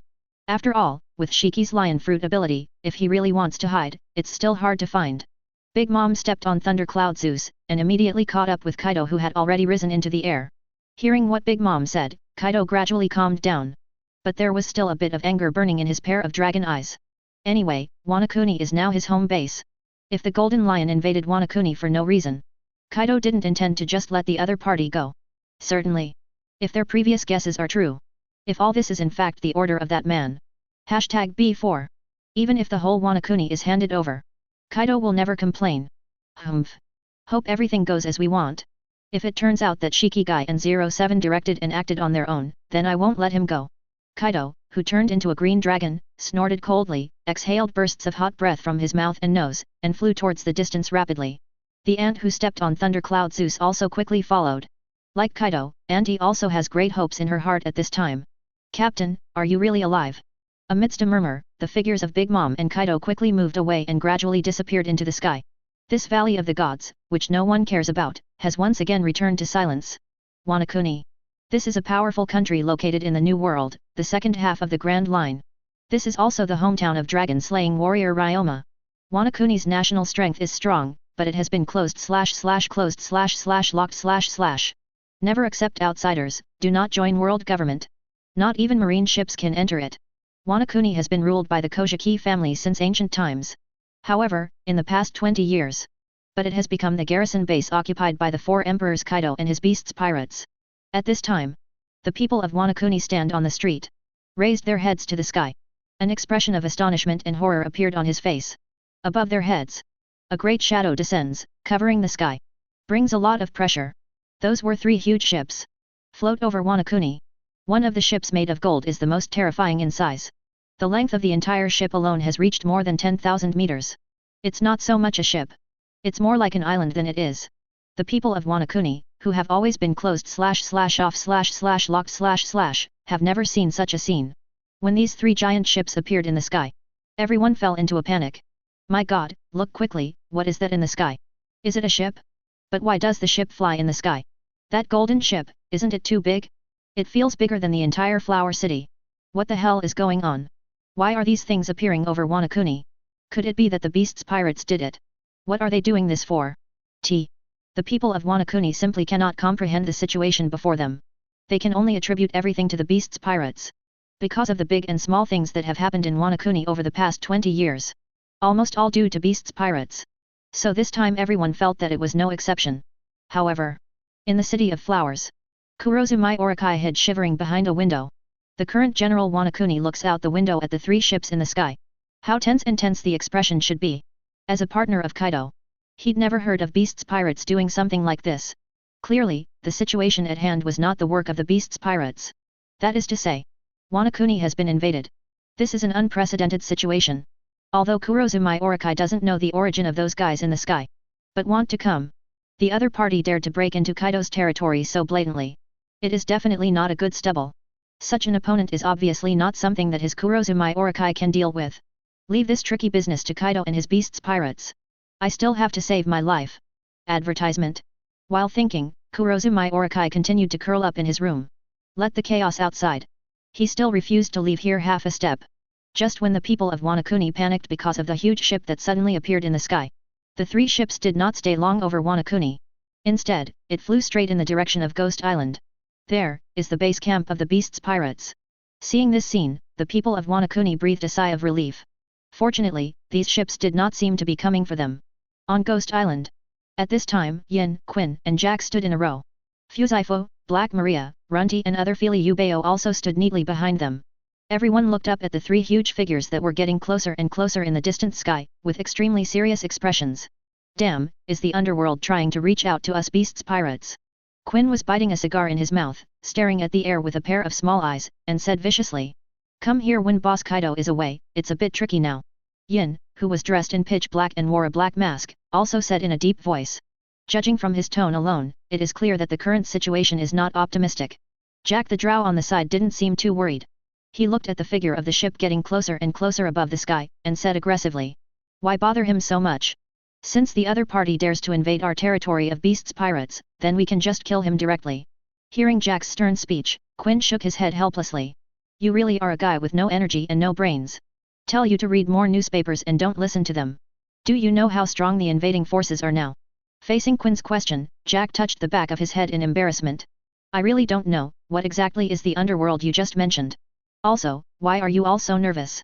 No matter how strong this underworld is, can it still be stronger than our beasts pirates? Although a little guilty, Jack still didn't admit it. In his opinion, no matter how powerful the so-called underworld is, so what? Can it be stronger than them who are one of the four emperors' pirates? So he was really puzzled, why Wrong, Quinn, and Fei Liubeo all had such serious expressions. It was as if a formidable enemy had arrived. Is it just because the Kaido boss is not here now, these guys are scared? This underworld is a mysterious force that just popped up in New World a few days ago. Quinn bit the cigar in his mouth, turned to Jack and explained. However, just as he finished his first sentence, Jack interrupted him immediately. A new force that has just emerged, then there is no need to be afraid of them. I thought the other party had some big background, but this is the result. Then why do you all act like you are facing a big enemy, isn't it a bit too much? Jack smiled disdainfully, with a high-spirited fighting spirit bursting out from his body. It was as if he was going to go up alone and wipe out all the opponents. Hearing his words, Quinn almost died of anger. He suppressed his anger and continued talking to Jack. You iron fool, listen to me. Although this underworld has only recently appeared in the eyes of the public, its power cannot be underestimated. Golden Lion Shiki, Doflamingo, and Tizalo are all servants of the underworld now.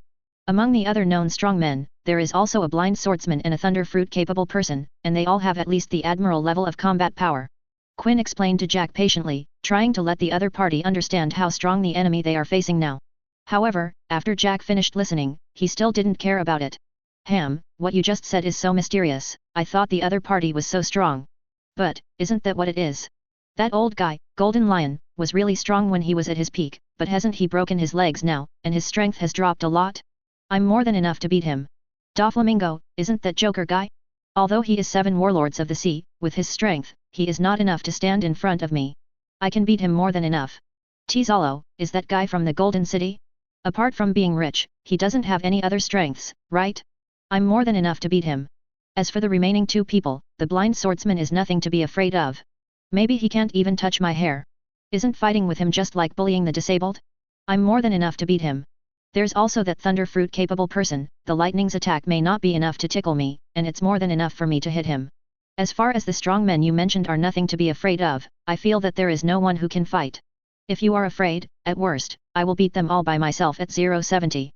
Jack kept talking there by himself, with a smug expression and a bit of disdain. Even after listening to Quinn's introduction to the strong man in the underworld, he still didn't feel how strong the other party was. He even thought he could hit 5 with 1. Seeing his appearance, Quinn wanted to say something more, but in the end he chose to give up, helplessly supporting his forehead. Oh, forget it, I'm having a brain twitch, and I'm actually trying to reason with you, a fool. Since you think you can pick 5 out of 1, then this important task will be entrusted to you later.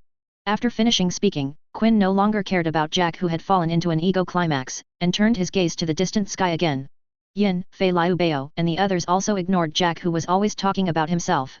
Next, it may be a tough battle. I have already sent someone to call Boss Kaido, and he should be back soon. And, this time, Big Mom will come with us. So our next task is to try our best to hold the opponent down. As long as Kaido's old Yamato Bigmom arrives, this battle will have a turning point. Ember, who was burning with a flame behind him, spoke in a deep voice, and made a preliminary strategy for the upcoming battle that might break out. From the information currently available, Underworld has definitely outperformed Beast's pirates without Kaido at the top level. Yin didn't think that just a few of them could defeat each other. But, just wait until Kaido and Big Mom arrive. Then there is hope for everything. No matter how strong the power of the underworld is, the joint power of the 2 four emperors should not be underestimated. Although Yin doesn't know why the underworld came to Wanakuni. But since the other party has come, naturally, their Beast's pirates have to be ready for the challenge. After briefly explaining the combat deployment, the 3 big Kanban boards and Fei Liu are all in a state of preparation for battle. Below them, there is also an army composed of 5 huge numberers, a group of powerful real fighters, and endowers who ate artificial devil fruit. The warriors of the Beast's pirates were summoned in a very short time. Get ready to challenge the underworld. And in the midst of such intense waiting, the flying airship floating in the air, the proverbs of the Ark and the Golden City are getting closer and closer to Ghost Island. Finally, it anchored firmly on the top of Ghost Island. Chapter 58. Wanakuni has a steep terrain and a very special geographical location. Around Wanakuni, there is no offshore coast at all. There are only steep and dangerous cliffs and waterfalls around. After climbing the waterfall, the inland sea is also full of dangerous uzumaki all the year round. So whether people from outside want to enter Wanakuni, or people in Wanakuni want to go out, it's an extremely dangerous thing. It is this geographical location that keeps Wanakuni closed/locked/country all the year round. It also gave Wanakuni the advantage of being easy to defend and difficult to attack. Ordinary people dare not covet it at all. It is no exaggeration to say that it is as difficult as going to the sky to enter Wanakuni. Of course, such a problem is nothing to the Golden Lion, who has the ability of lion fruit. The army of the underworld directly entered Wanakuni from high altitude, completely ignoring the difficult terrain around Wanakuni. Is this the base camp of the Beast's pirates? Above Inagashima, on the Hakura, the Golden Lion floats on the bow of the ship. Look down at Ghost Island below and the assembled army of Beast's pirates. Beside him are Doflamingo and Enel. Uxiao and Tizalo are still practicing in the House of Time and Spirit at this time, so they are not present. Although 2 top fighters were lost in this way, they didn't have any worries. With the current strength of the underworld, it is enough to deal with the Beast's pirates. Kaido doesn't seem to be on this island. Could it be that that guy found a place to commit suicide when he was free again? After scanning the Beast's pirates army below, Golden Lion did not find Kaido. This can't help but make him a little disappointed. After all, their main purpose of coming this time is to find Kaido. Forget it, if you're not here, you won't be here. In that case, take Kaido's beasts pirates first. When he comes back, I'll give him a big surprise. Golden Lion quickly made a decision, said in a deep voice. Enel and Doflamingo on the side also nodded. In the underworld, the Golden Lion is actually second only to Locks in terms of strength and status. Therefore, these large and small orders are usually issued directly by him. That's what Locks entrusted to his loyal underling. Overlooking the army of beasts pirates below, the figure of Golden Lion floated forward. Appeared in the sight of everyone in the beasts pirates. He is condescending, with long blonde hair dancing in the wind, he looks very hacky. Guys of the beasts pirates, I am the Golden Lion Shiki under Lord Pluton. Now, I give you two choices. Either return to the underworld and serve Lord Pluton. Or die in the hands of the army of the underworld. The majestic voice of the Golden Lion spread throughout the Ghost Island and reached the ears of every beasts pirates warrior.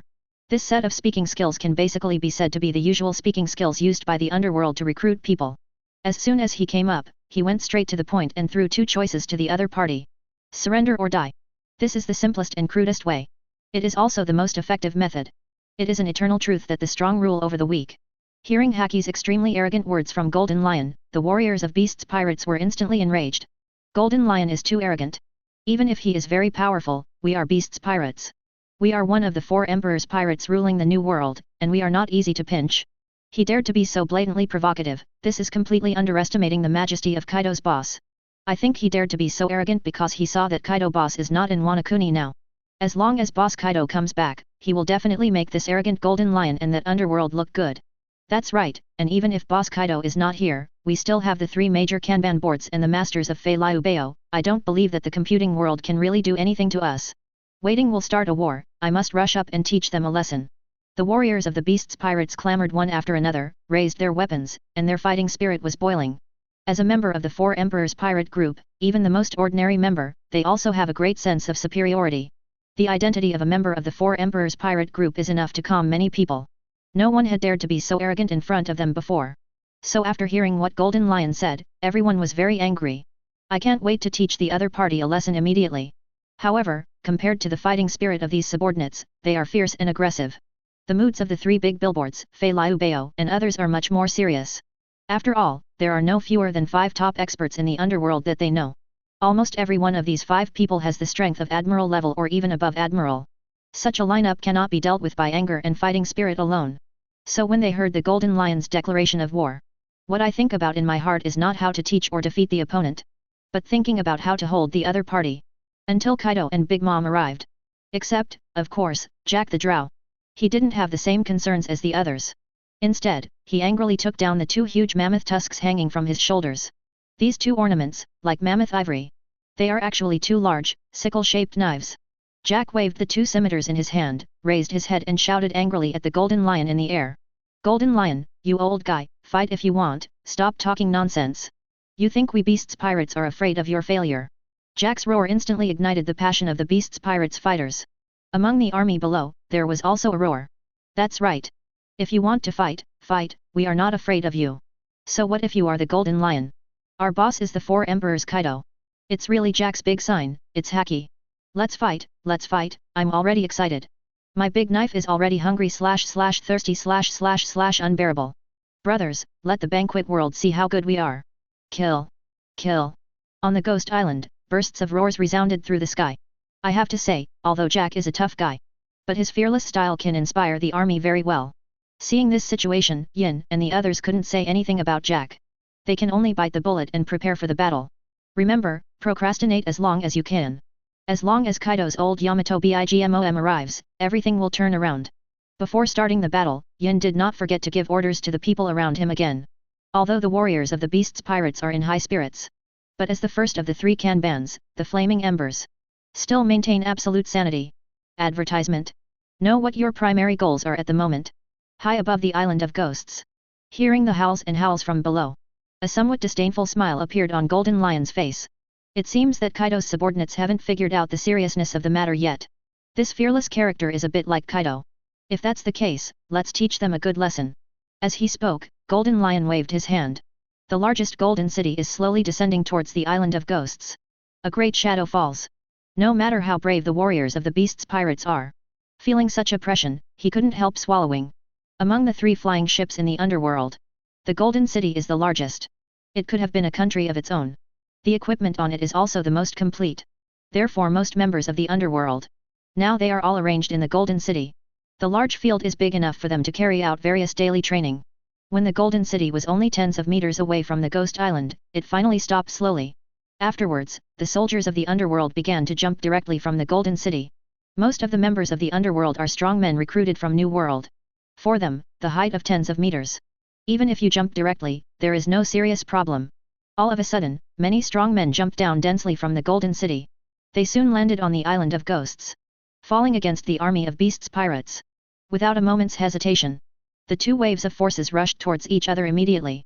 A fierce battle ensued in an instant. The warriors of beasts pirates are basically givers who ate man-made devil fruit. Therefore, their strength is generally stronger. Of course, the warriors of the underworld are not weak at all. A guy who can be spotted by the Golden Lion and others and recruited into the underworld. Naturally, there will be no good stubble. Therefore, the battle between the 2 armies can be described as very fierce. And it is basically difficult to tell the winner in the first half of the meeting. As the 2 armies fought, the figures of Golden Lion, Doflamingo, and Enel also fell from the air. The 3 of them came directly in front of the 3 big billboards and Fei Liu Bao. Of course they can see that. The 9 people in front of me are the strongest guys in beasts pirates except Kaido. And these 9 people are not something the warriors of the underworld can deal with. If these guys are allowed to join the battlefield below, then the originally evenly matched battle situation below will be broken. Therefore, it is natural for them to take care of Santianken and Fei Liu Bao. And the same. In fact, Jin and others are also very clear. Golden Lion and Doflamingo are the real top fighters in the underworld. Such a strong man absolutely cannot let them go to the bottom of the battlefield. The 3 major Kanbans and Fei Liu Bao and others stay here. This is to meet the Golden Lion and others. Yin looked at the slowly falling Golden Lion, Doflamingo, and Enel. His eyes looked around and up again. Only 3 people. Tizalo and the blind swordsman. Neither seems to appear. Yin observed the surroundings very vigilantly, and said in a deep voice. Quinn on the side was also a little puzzled. According to the information, both Tizalo and the blind swordsman should have joined the underworld. But why didn't the 2 of them show up? Could it be that they are hiding around and preparing to attack? Quinn bit his cigar, waiting for those small eyes to guess. Seeing the reaction of the 2, Jack became a little impatient. It doesn't matter if there are 3 or 5 of them, won't it be over if we go up and do it? What's the use of thinking here and there? Since you dare not go up, then I will take the lead first. Leave the Golden Lion to me to deal with. As he said that, Jack directly held the 2 scimitars in his hand, and rushed towards where the Golden Lion was. And many more. Seeing this, Quinn wanted to stop Jack, but it was too late. Although Jack's figure looks huge and bulky, his speed is not weak at all. In an instant, he came before the Golden Lion. He brandished those 2 strangely shaped machetes. From top to bottom, it slashed at the Golden Lion's head fiercely. Its elephant fruit ancient species mammoth form ability endowed him with unparalleled strength and physique. This knife cuts down.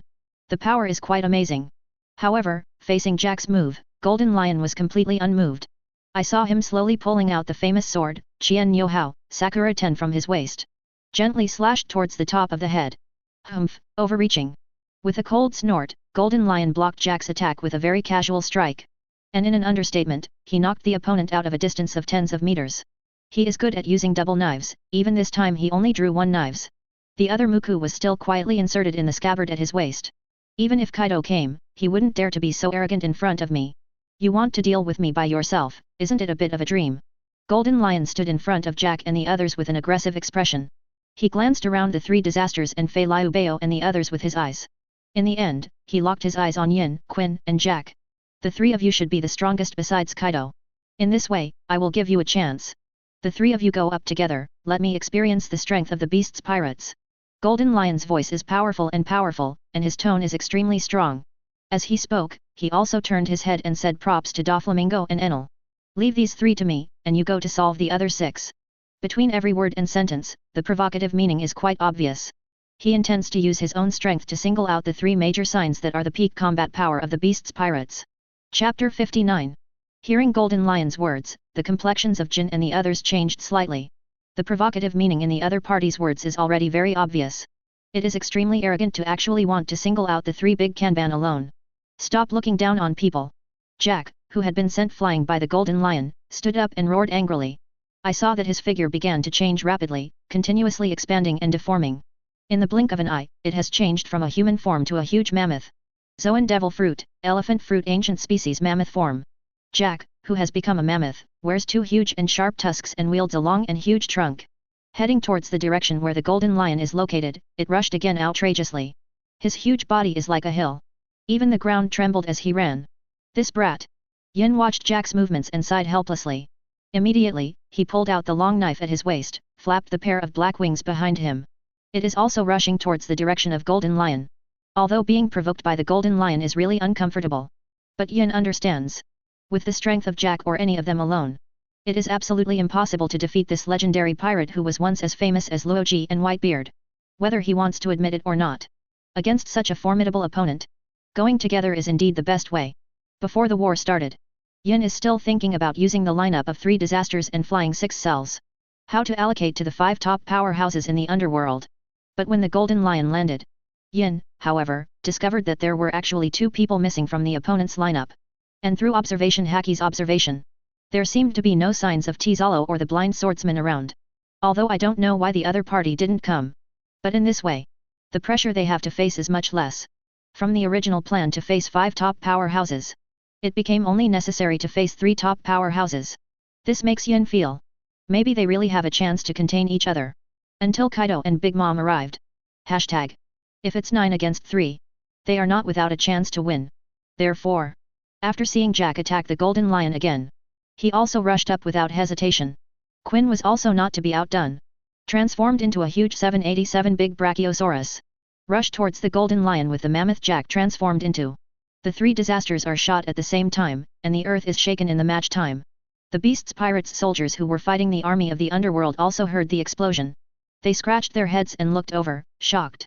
Look, Lord Yin, Lord Quinn, and Lord Jack are all making a move at the same time. Looking at their targets, it seems that they are all golden lions.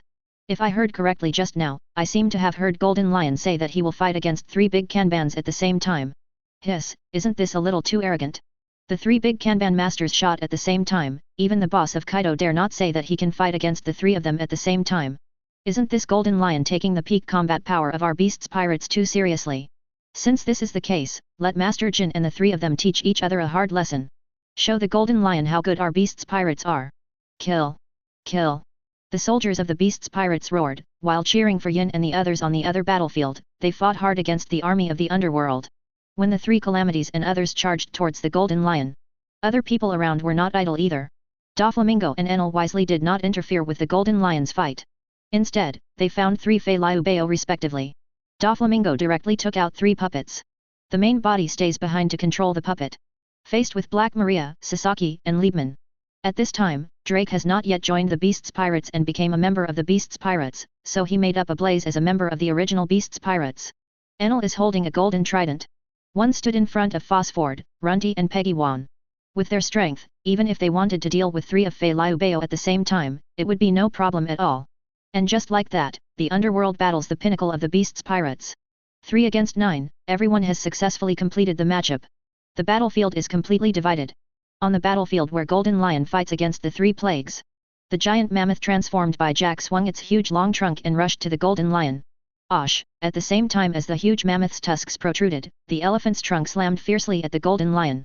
Quinn in the shape of Brachiosaurus also came to Golden Lion at the same time. Swinging the long neck, he directly hit the opponent with a heavy head blow. On the forehead of his Brachiosaurus, wrapped around the extremely powerful armament Haki. Zoan Devil Fruit's ability users are mostly known for their strength and physical strength. Quinn and Jack are more typical of them. They all use parts of their bodies to attack, and they are extremely powerful. Yin is different from Quinn and Jack. He didn't use his Devil Fruit ability right away. This big black billboard with a flame burning behind him all the time. When Quinn and Jack launch a flesh/body impact on the Golden Lion. Holding a long knife, he aimed at the Golden Lion and slashed swiftly. The sharpness of the sword is shocking. At this very moment, facing the simultaneous attack of the most powerful 3 plagues of the Beast's Pirates, a look of excitement appeared on Golden Lion's face. He finally pulled out another famous sword Muku from his waist. With 2 knives in hand, 10 strands of awe-inspiring aura burst out of his body. Well done! I hope you 3 can let me exercise my muscles and bones, but don't let me down. As the Golden Lion spoke, he waved the 2 knives in his hands. His movement of swinging the knife seems to be very slow, but the icy aura emanating from it makes people dare not underestimate it at all. Golden Lion is very excited at the moment. Because he finally had another chance to fight well. Since drinking the life potion bestowed by Lox, all states have returned to their peak. Golden Lion, who has been silent for more than 2 decades, has always been eager to have a hearty battle. However, the opponents he has encountered all along are actually not very strong.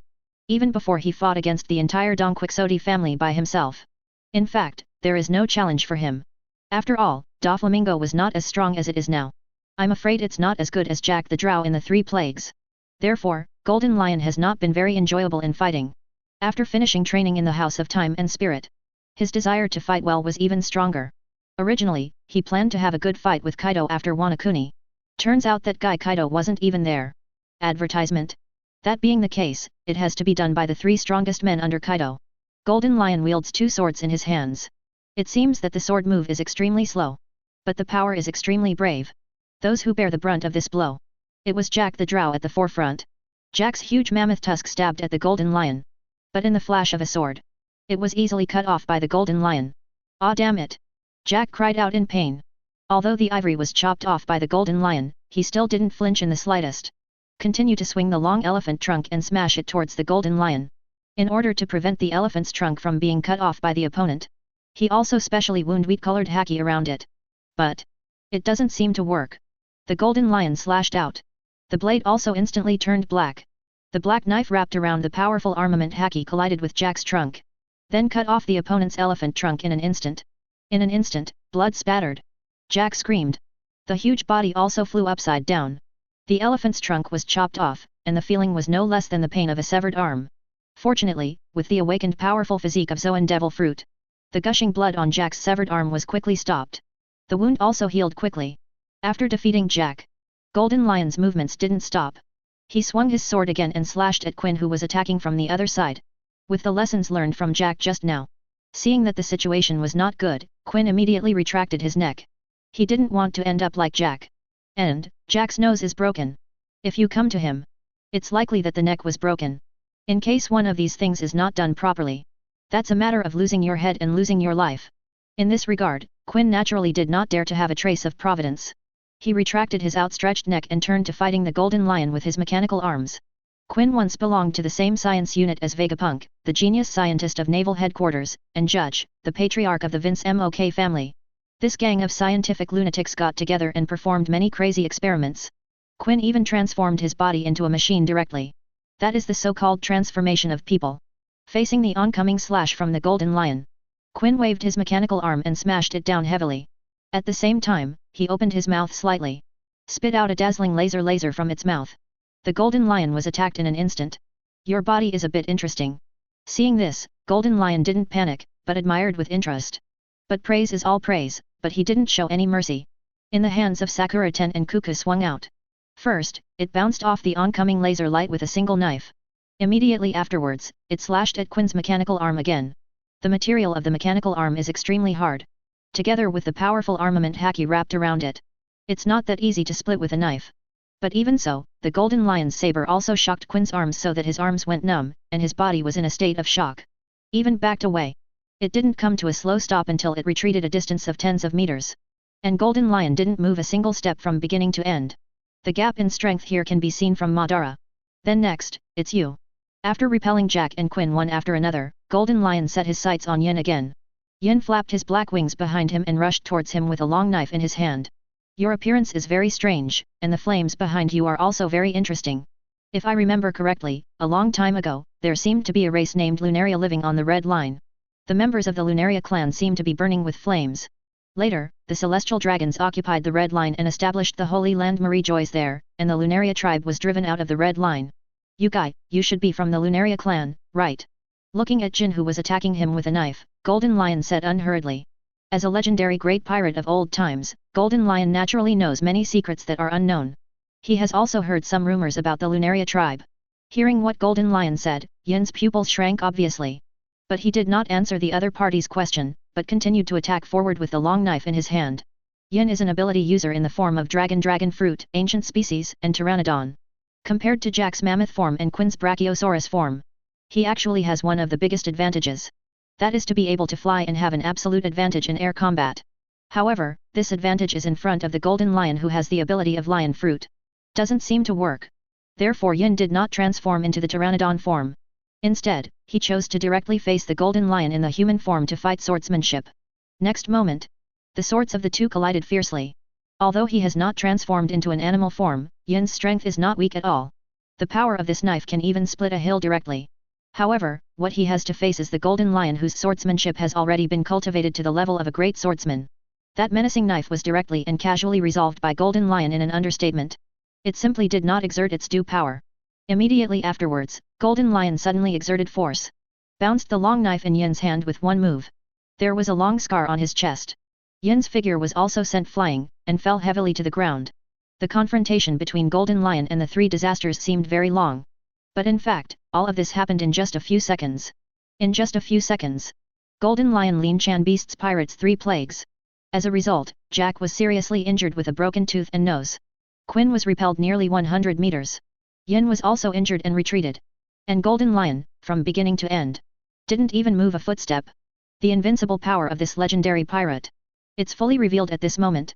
When the surrounding Fei Liu Bao and the Beast's Pirates fighters saw this scene, they were all stunned. The originally high morale of the Beast's Pirates was wiped out in an instant due to the simultaneous defeat of the three disasters. At this moment, everyone finally felt it clearly. The horrors of the underworld. Chapter 60. On the battlefield of Ghost Island, the crowd that was originally full of noise and fighting sound suddenly became quiet for an instant. Not only the warriors of the Beast's Pirates were shocked by the defeat of the three plagues. Even the warriors in the underworld were also shocked by this. Most of these warriors in the underworld were originally strong men galloping in the new world. They are naturally very familiar with the name of Beast's Pirates and three plagues. Flame Calamity Ember, Plague Quinn, Emperor AI Jack. Every name is like a thunderbolt in New World. Everyone, even if singled out, can create a force second only to the four Emperors pirate group. And these three top powerhouses actually faced the Golden Lion. Even if the three of them went into battle together, they all lost within a few seconds. This point, let alone the members of the Beast's Pirates did not expect it. Even the warriors of the underworld did not expect it. Until this moment, everyone really realized how strong the Golden Lion is. Same. It also made them more curious. The leader of the underworld. The Pluton who can make a strong man like the Golden Lion work for him. What kind of existence is it? These members of the underworld have never even seen Lord Pluton.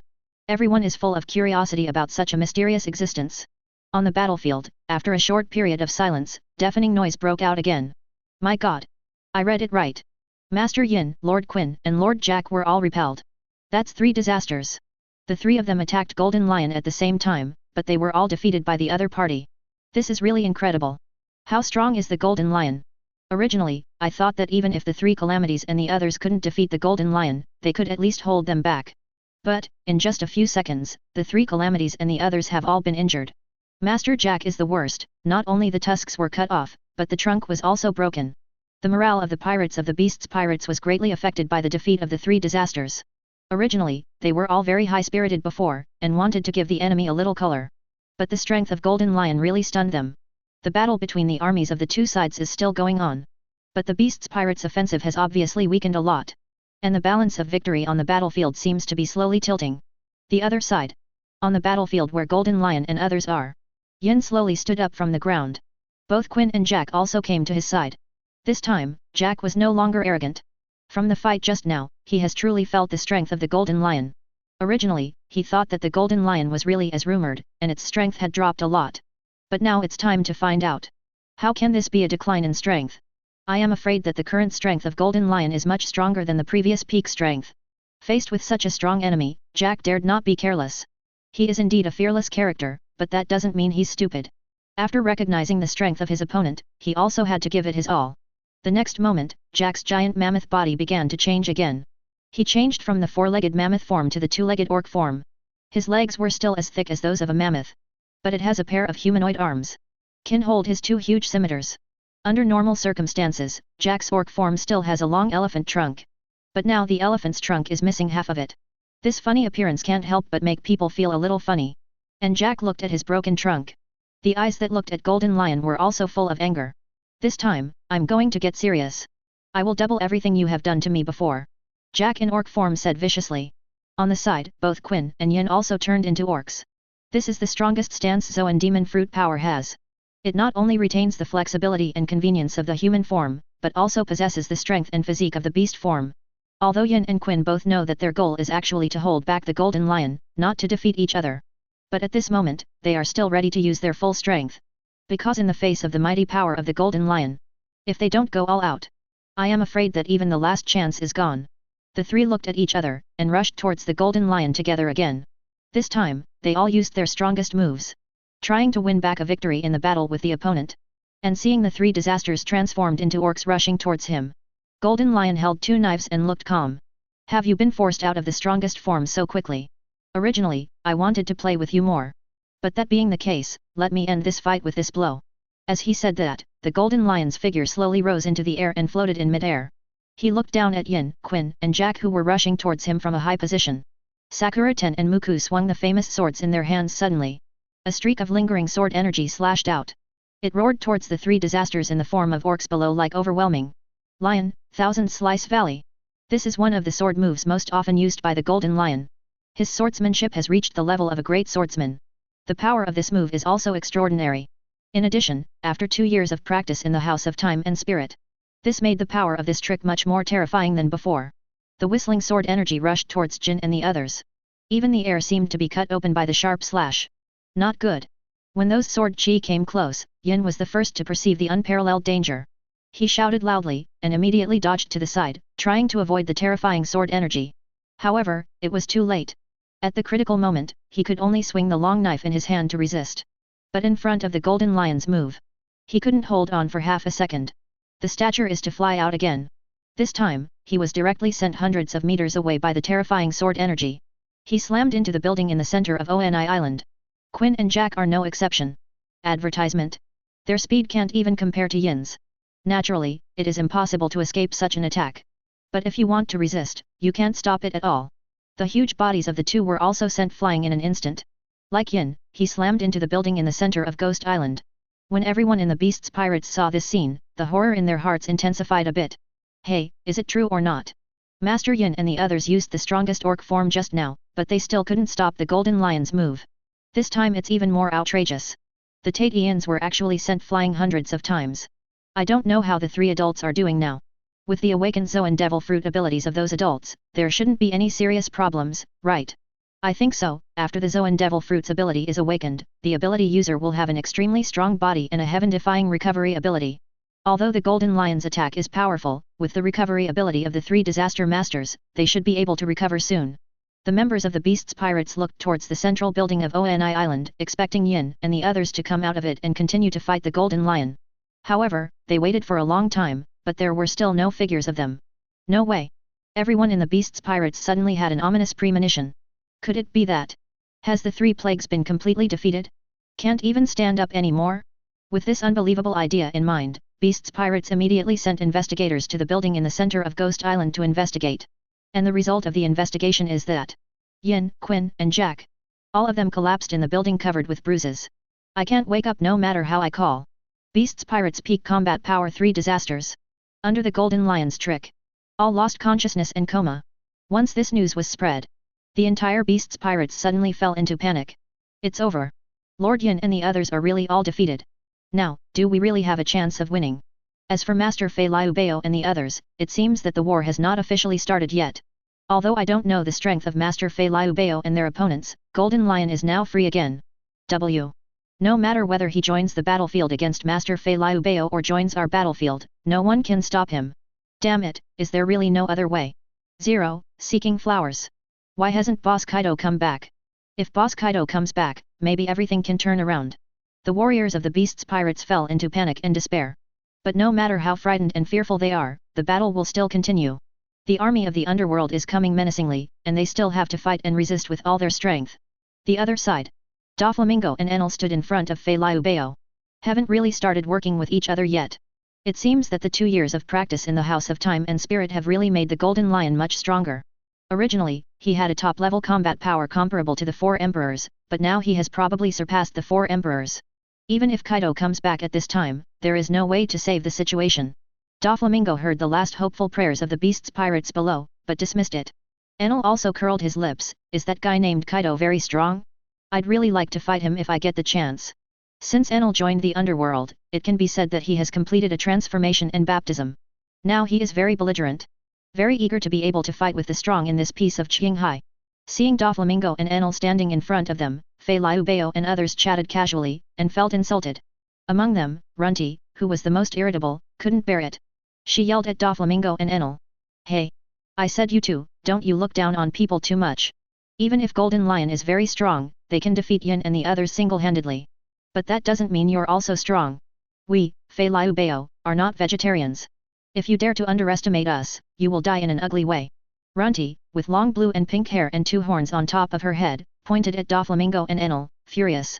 A pair of long legs were stomped in anger, and even the floor under their feet was cracked. Although the other flying 6 cells on the side didn't say anything. But look at their expressions and eyes. It seems that what she thinks in her heart is similar to that of Runty. Doflamingo and Enel looked at each other when they heard what Runty said. Afterwards, both of them twisted their necks and stretched their muscles. Sorry, it was the two of us who were too fascinated watching the fight over there just now. Since you are so eager to fight with us, then let's play with you. Saying that, Doflamingo manipulated 3 puppets. They charged at Black Maria, Sasaki, and Liebman respectively. And Enel slowly raised his hand. The palms were aimed at the direction of Fusfo, Runty, and Peggy Wan. Immediately, 3 turbulent and raging lightning burst out instantly. From between his fingers, he directly attacked the 3 people on the opposite side. In this 2-on-6 battle, it is finally officially launched at this moment. Not far away. Golden Lion watched all this silently. Did not continue to blend in their battle. Because, if it is said that Doflamingo and Enel can't even handle the flying 6 cells, that was too disappointing for the chance Lord Pluton bestowed upon them. Golden Lion, who had foreseen the outcome of this 2-on-6 battle in advance, no longer went to see the battlefield here. Instead, he turned his head and looked at the place where the army of the underworld fought fiercely with the army of Beasts Pirates. On that battlefield. Since the morale of the Beasts Pirates army has dropped a lot. So now the army of the underworld has firmly taken the upper hand.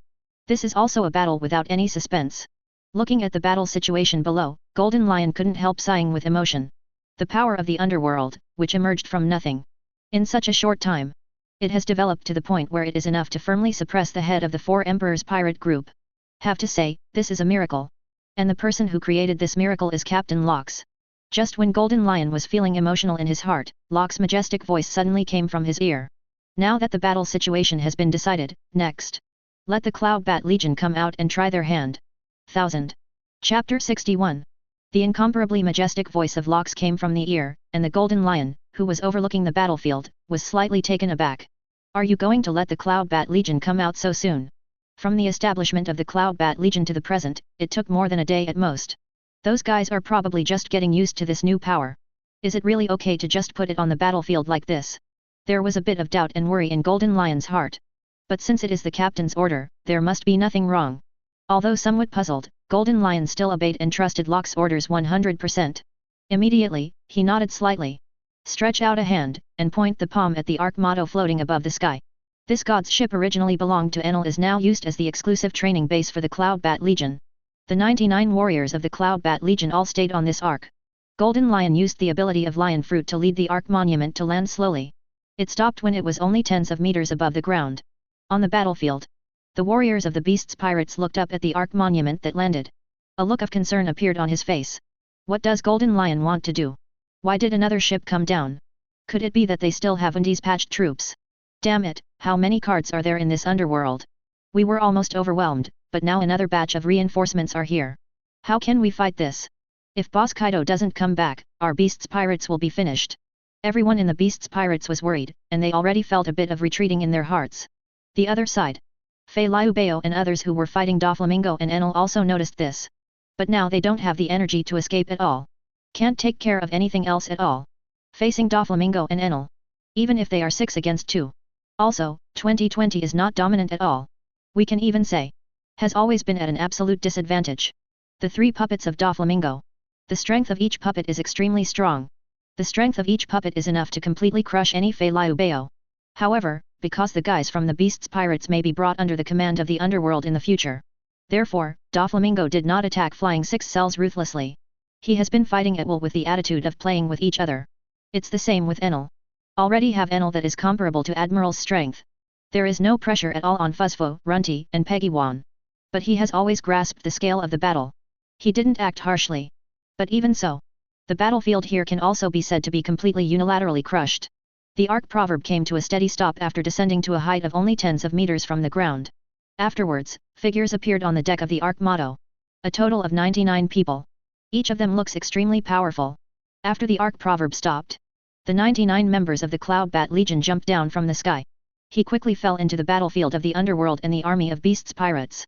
The warring armies of the underworld and the beasts pirates add up. The number of people has already exceeded the 10,000 mark. So the 99 fell among the mighty crowd. In fact, it seems unremarkable. This was a relief to the warriors of the beasts pirates. Phew, I thought the other party would send another large wave of reinforcements, but it turned out to be a small army with less than 100 people. Such a small number of people is simply a drop in the bucket for this battlefield, and it can't afford to make any splashes at all. When the ship landed just now, it really scared me to death, but it's all right now. The opponent is just supported by a small army of less than 100 people. Although we may not be able to defeat them, it should not be difficult to hold them back like this. Guys, as long as we can drag Kaido boss back, everything will turn around. When boss Kaido comes back, we must show them how powerful the beasts pirates are. At that time, the revenge of the 3 disasters will also be avenged. Guys, don't be afraid, hold on. We'll make it through until boss Kaido comes back, we're beasts pirates. After seeing a small army of less than 100 people coming down from the Ark of Proverbs, the previous fears of the beasts pirates have subsided a lot. 99 people, for this war with tens of thousands of people. It can't have much impact. Unless the strength of these 99 people. It has far exceeded the average level on this battlefield.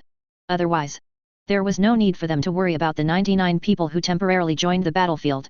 With this idea in mind, the beasts pirates continue to battle the forces of the underworld. Now they, still holding the last trace of hope and fantasy for this war situation. That is as long as their boss 4 Emperors Kaido of the Beasts returns. With the superior strength of the opponent, maybe there is a chance to turn the tide of battle. After the soldiers of the Cloud Bat Legion landed on the battlefield, did not come together. Instead, they were scattered all over the battlefield. Now they have just used the Cloud Bat family transformation factor medicine for about a day. Only then did I initially get used to the usage of power locks. In addition, the core leader of the Cloud Bat formation has not yet been determined. So even if gathered together, there is no way to use the Cloud Bat formation. The reason why locks let the Cloud Bat army down. I just want to see how much improvement the Cloud Bat clan transformation factor potion and power lock will have for these fighters. Although it's only been a day, but this effect should have been able to show initially. Somewhere in the battlefield, Cavendish, blonde in fancy attire, had just landed. This pirate who entered the New World a year ago as a magnificent supernova has the famous name of the noble son of the pirate. A few days ago, Cavendish and the handsome pirates he led were sailing in a certain sea area of New World. However, they suddenly encountered Haikong and Golden Lion Shiki falling from the sky. As soon as the Golden Lion came up, it declared war on the beasts pirates before, throwing 2 options to the handsome pirates. Either join the underworld, or die. Naturally, Cavendish, who was extremely angry, could not agree to such a request, and fought directly with Golden Lion. And the results are obvious. Although he is a flashy supernova, but the strength is still far from enough in front of the Golden Lion. Even if he summoned his second personality Itaki, still not Golden Lion's opponent. Under the disastrous defeat, in order to save the lives of the handsome pirates and the gang, Cavendish finally chose to join the forces of the underworld. And just yesterday, he was successfully selected as one of the members of the Cloud Bat Legion. In order to gain more powerful power, Cavendish did not hesitate to use the potion of Cloud Bat clan modification factor given to him by Golden Lion. After using it, at first he didn't feel the changes brought about by this potion. But after a period of time, he felt that his perception ability seemed to become sharper. Strength, speed, and reaction ability have also been improved to a certain extent. This effect is like eating a Zoan devil fruit. But it did not bring him side effects such as fear of sea water. Advertisement. In addition, the potion of Cloud Bat clan transformation factor also brought him a great change. That is, Cavendish seems to be gradually gaining control over his second personality Rommel's Weasel. The second personality he originally had. He only comes out when his own consciousness is out of control or when he falls into a deep sleep. But now, he feels that he can gradually begin to control part of the power of the second personality. The strength possessed by the second consciousness is far stronger than the strength possessed by himself. Therefore, this is undoubtedly a really big benefit for Cavendish. It also made him marvel at the miraculous effect of this potion. Of course, the opportunities brought to him by joining the Cloud Bat Legion are far from simple. When he completely absorbed the potion of Cloud Bat clan transformation factor and took out the ability lock, it was like he had officially opened the door to the new world. Cavendish didn't know how to use words to describe the power that the power lock brought him. But one thing he can be sure of. That is the power of the ability lock is very strong. It was as if a certain potential in his body had been stimulated. After using the ability lock, his strength has changed drastically compared to before. More importantly, Cavendish can feel the power limit of the ability lock is far more than that. With the continuous development of the ability lock, the power he can control will become stronger. Cavendish jumped from the arc of words. After an extremely elegant and handsome landing posture, stand up slowly from the ground.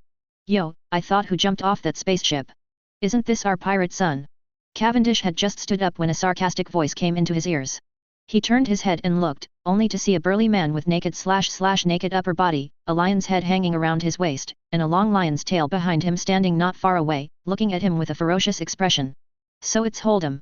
How did you become such a ghost? I almost didn't recognize it. I thought it was that circus clown at first glance.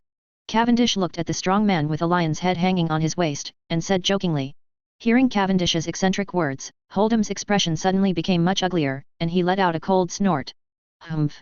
What do you know? This is the one bestowed upon me by Master Kaido. Make devil fruit. After taking artificial devil fruit, my strength has changed drastically from before. It is thanks to this man-made devil fruit that I have become a real fighter of beasts pirates. In the past, you and I were equal in strength, but now, you can never be my opponent. Hold'em said confidently. Both he and Cavendish come from a kingdom called Puljoya in the first half of the Grand Line. The relationship between the two has not been very good, but their strengths are evenly matched. Later, both of them went to sea to become pirates. During this period, there were several conflicts between the pirate groups of the two, but neither of them could do anything to win each other. Later, Cavendish entered the New World as a gorgeous supernova. And Hold'em directly joined the Beasts Pirates and became Kaido's subordinate. The two have never seen each other since then. I didn't expect to meet again on such a battlefield today. And when they reunited, the two were still hostile. As a result, Hold'em naturally does not intend to let the other party go. Since joining the Beasts Pirates, Hold'em finally knows what it means to be beyond others. If his original strength was placed in the first half of the Grand Line, he would be a very powerful existence. But in Beasts Pirates, it's not worth mentioning at all. So he practiced hard and worked hard in the Beasts Pirates. Finally got Kaido's reward, got a man-made devil fruit. Although it is only a man-made devil fruit, its strength is also greatly improved. This also allowed Hold'em to grow from a minion in the Beasts Pirates to a real fighter with a certain amount of power. You know, even Basil Hawkins, who is called the worst era together with Luffy, Kid and others. It took 2 years to become a real hitter for the Beasts Pirates. So Hold'em has quite strong confidence in his current strength. He believed that Cavendish, who was once equal to him, now it is absolutely impossible to be his opponent. Cavendish couldn't help but sneered when he heard Hold'em's extremely arrogant speech. He brushed back his blonde hair, and his whole body seemed to exude infinite charm. What a coincidence, what you just said is actually what I want to say to you. In the past, you might be able to compete with me evenly, but now, there is already a gap between you and me that you can't bridge in your life. As Cavendish said, he drew his sword Durandal from his waist. This noble son of a pirate who has driven countless girls crazy, even his sword is inlaid with gorgeous gems. Holding a sword in one hand, he stood in front of Hold'em, ready to fight. However, he was not in a hurry to use the power lock so soon, but planned to test how much improvement the simple Yunbit family modification factor potion had brought to himself. Beautiful sword Bluebird. As soon as Cavendish came up, he launched a swift stab attack on Hold'em. His sword moves are just like his person, the elegance and beauty of Tian Fen. Facing this move, Hold'em did not panic. He also directly waved the big knife in his hand, and met Cavendish's sword move. Clang! The next moment, Yin slammed the swords together. There was a crisp and loud sword resonance sound. The artificial devil fruit ability gives Hold'em a huge boost to his strength. Therefore, the strength of his knife is extremely strong. In addition, his height is much taller than Cavendish. So at first glance, he seems to have a lot of advantages. But when the swords collide, Hold'em was slightly startled. Because he discovered that Cavendish's strength was not weaker than his own. How so? Although his strength was similar to mine before, but now my strength has been boosted by man-made devil fruit, why can't I suppress him? Hold'em felt a little incredulous. Come again. But he didn't just back down like that, but swung the knife fiercely again. This time, not only did he wield the knife more vigorously, but the speed of swinging the knife also accelerated a lot. In an instant, several knife shadows slashed towards Cavendish. 5.8. Seeing this, Cavendish didn't panic at all. He tapped his toes, and his whole body started to spin. At the same time, Durandal, the saber in his hand, waved and spun along with it. Beautiful sword Swan Lake. As his figure continued to rotate, Cavendish took all of Hold'em's slashes. In the next few rounds, the two used various moves and attack methods against each other. But they all fought back and forth, and no one could do anything to the other. This situation terrified Hold'em. Why is this happening? Why has my strength improved so much? I have already eaten the man-made devil fruit bestowed by Kaido boss, but I still can't defeat this guy Cavendish. This guy doesn't look like he ate any devil fruit. Why is this happening? Why? Hold'em kept roaring in his mouth, and gradually began to go berserk. Originally, he thought that this time the duel with Cavendish would end in his own victory. But the result was disappointing to him, even a little unacceptable. The attack of slashing with the big knife in his hand became more and more violent, but it also became chaotic. Hehe, Hold'em, you look really ugly now. Seeing the other party's appearance, Cavendish couldn't help mocking the wind. Your heart and your attacks are messed up. In that case, let me end this battle once and for all. It can be regarded as a complete settlement of the grievances between you and me for so many years. As he said that, Cavendish didn't resist Hold'em's crazy attack. The figure was steep and then retreated some distance. He retracted the sword in his hand to his waist. Then, slowly took out a badge-like object and put it on the wrist. On it, there seems to be a bat-like pattern engraved. It is the ability lock. Chapter 62. From the previous battle with Hold'em, Cavendish probably knew how powerful the medicine of the Cloud Bat clan's transformation factor was for his improvement. After Hold'em obtained the man-made devil fruit, his strength has indeed improved a lot. If it was him before he got the potion of Cloud Bat clan transformation factor, he would definitely not be the opponent of Hold'em now. But after only one day of using the Yunbat clan transformation factor potion, he already had the strength to compete with it. Such progress can only be described as divine speed. Moreover, this is only the effect of Cavendish after initially absorbing the potion of the transformation factor of the Cloud Bat clan. If you give him some time to adapt and fully absorb, this kind of improvement will only be stronger. For such a powerful treasure, Master Pluton was able to take out 99 copies in one go.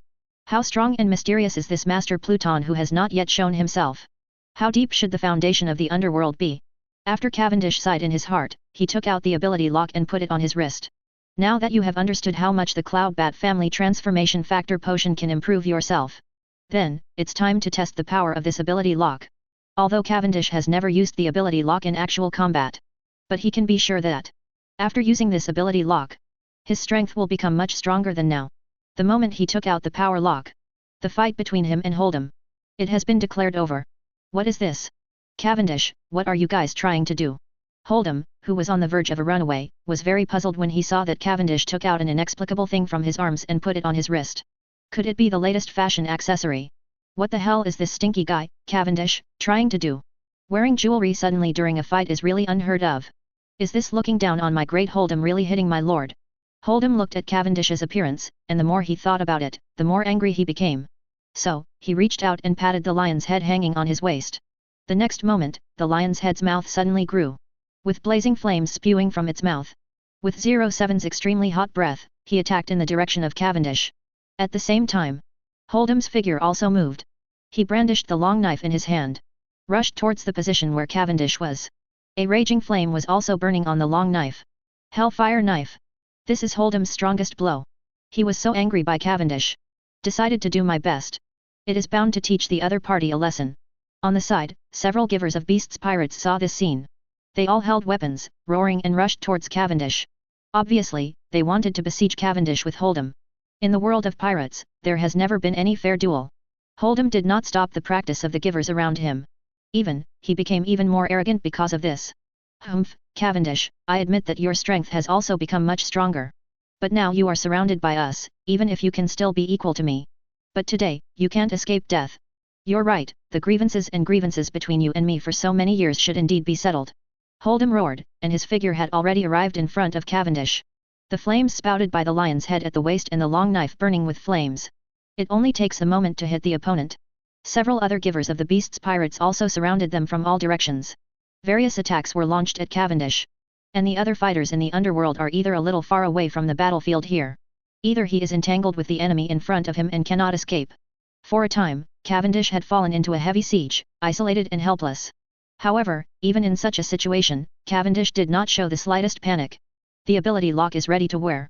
I saw him slowly lift the wrist wearing the power lock.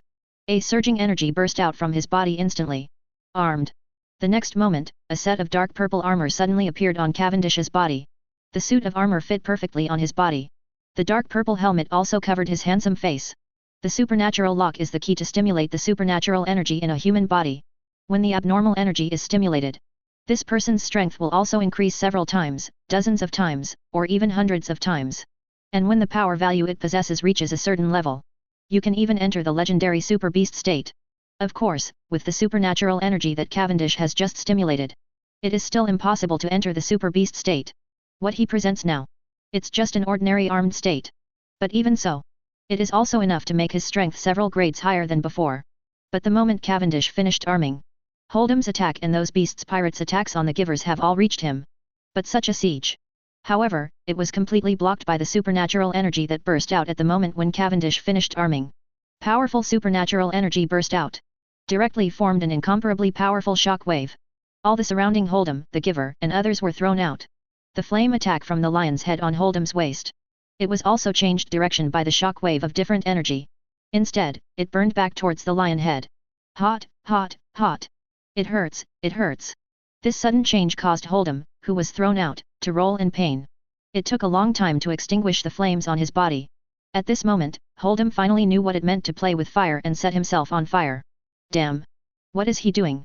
What is that purple armor on Cavendish's body that can explode such a strong shock wave? He stood up from the ground with difficulty, looking at Cavendish in dark purple armor in a very embarrassed way. Could it be that this armor is actually changed from the badge with the bat pattern that Cavendish just took out? The reason why his strength suddenly became so much stronger must have something to do with the need for armor. If I can grab this set of armor, maybe my strength can be improved a lot. At that time, it is not impossible to grab the position of Fei Liu Bao to play. Thinking of this, Hold'em's gaze towards Cavendish suddenly became hot. However, under his fiery gaze, Cavendish's figure suddenly disappeared. What's going on? Why did it suddenly disappear? Where did Cavendish go? The sudden turn of events made Hold'em startled. Advertisement? He looked around in a panic, but he didn't find any trace of the other party. Hey, where are you looking? Just as Hold'em was looking around in a panic, a cold voice suddenly entered his ears. Cavendish, who was wearing a black and purple armor, appeared behind him like a ghost. It stuck tightly to Hold'em's back. In an instant, Hold'em's hairs stood on end. Cold sweat soaked his back in this instant. He turned his head abruptly, and at the same time swung his knife backwards, wanting to catch Cavendish who appeared behind him. But when he turned around, Cavendish's figure disappeared again. Hold'em's attack was also missed because of this. Hee, you look really embarrassed now. Cavendish's cold voice sounded again. This time, Hold'em waved the big knife in his hand like crazy, and slashed around indiscriminately around his side. Cavendish's elusive traces and powerful strength gave him a strong sense of oppression and fear. The real man of the beast's pirates is driving himself insane right now. Seeing his appearance, Cavendish curled his lips under the mask. It's really ugly that you look crazy like this. Forget it, I won't waste time with you anymore. The battle between us should be over. As he spoke, Cavendish's figure reappeared behind Hold'em. He didn't use a weapon, and directly raised his palm and swung it at the back of the opponent's neck. Boom! The palm fell, and Hold'em fell to the ground in an instant, unconscious, unable to get up again. Cavendish did not kill Hold'em. It just makes the opponent completely lose the ability to resist. Because the Golden Lion gave them orders before the battle. Beasts pirates may become affiliated with the underworld in the future. So it's better not to kill for the time being. If the latter two forces are really completely on opposite sides. At that time, it will not be too late to teach the other party a lesson. In fact, even if the Golden Lion fought against the three disasters before, he has also shown mercy. Although the three plagues are still comatose. But with their powerful bodies awakened from the Zoan Devil Fruit ability, such injuries are not a serious problem to them. Just need to rest for a while. Cavendish no longer looked at Hold'em lying on the ground. Instead, he quickly threw himself into battle with other warriors of the beast's pirates. At the same time, on this battlefield, the other fighters of the Cloud Bat Legion have all entered the armed state. In this form combat power is multiplied.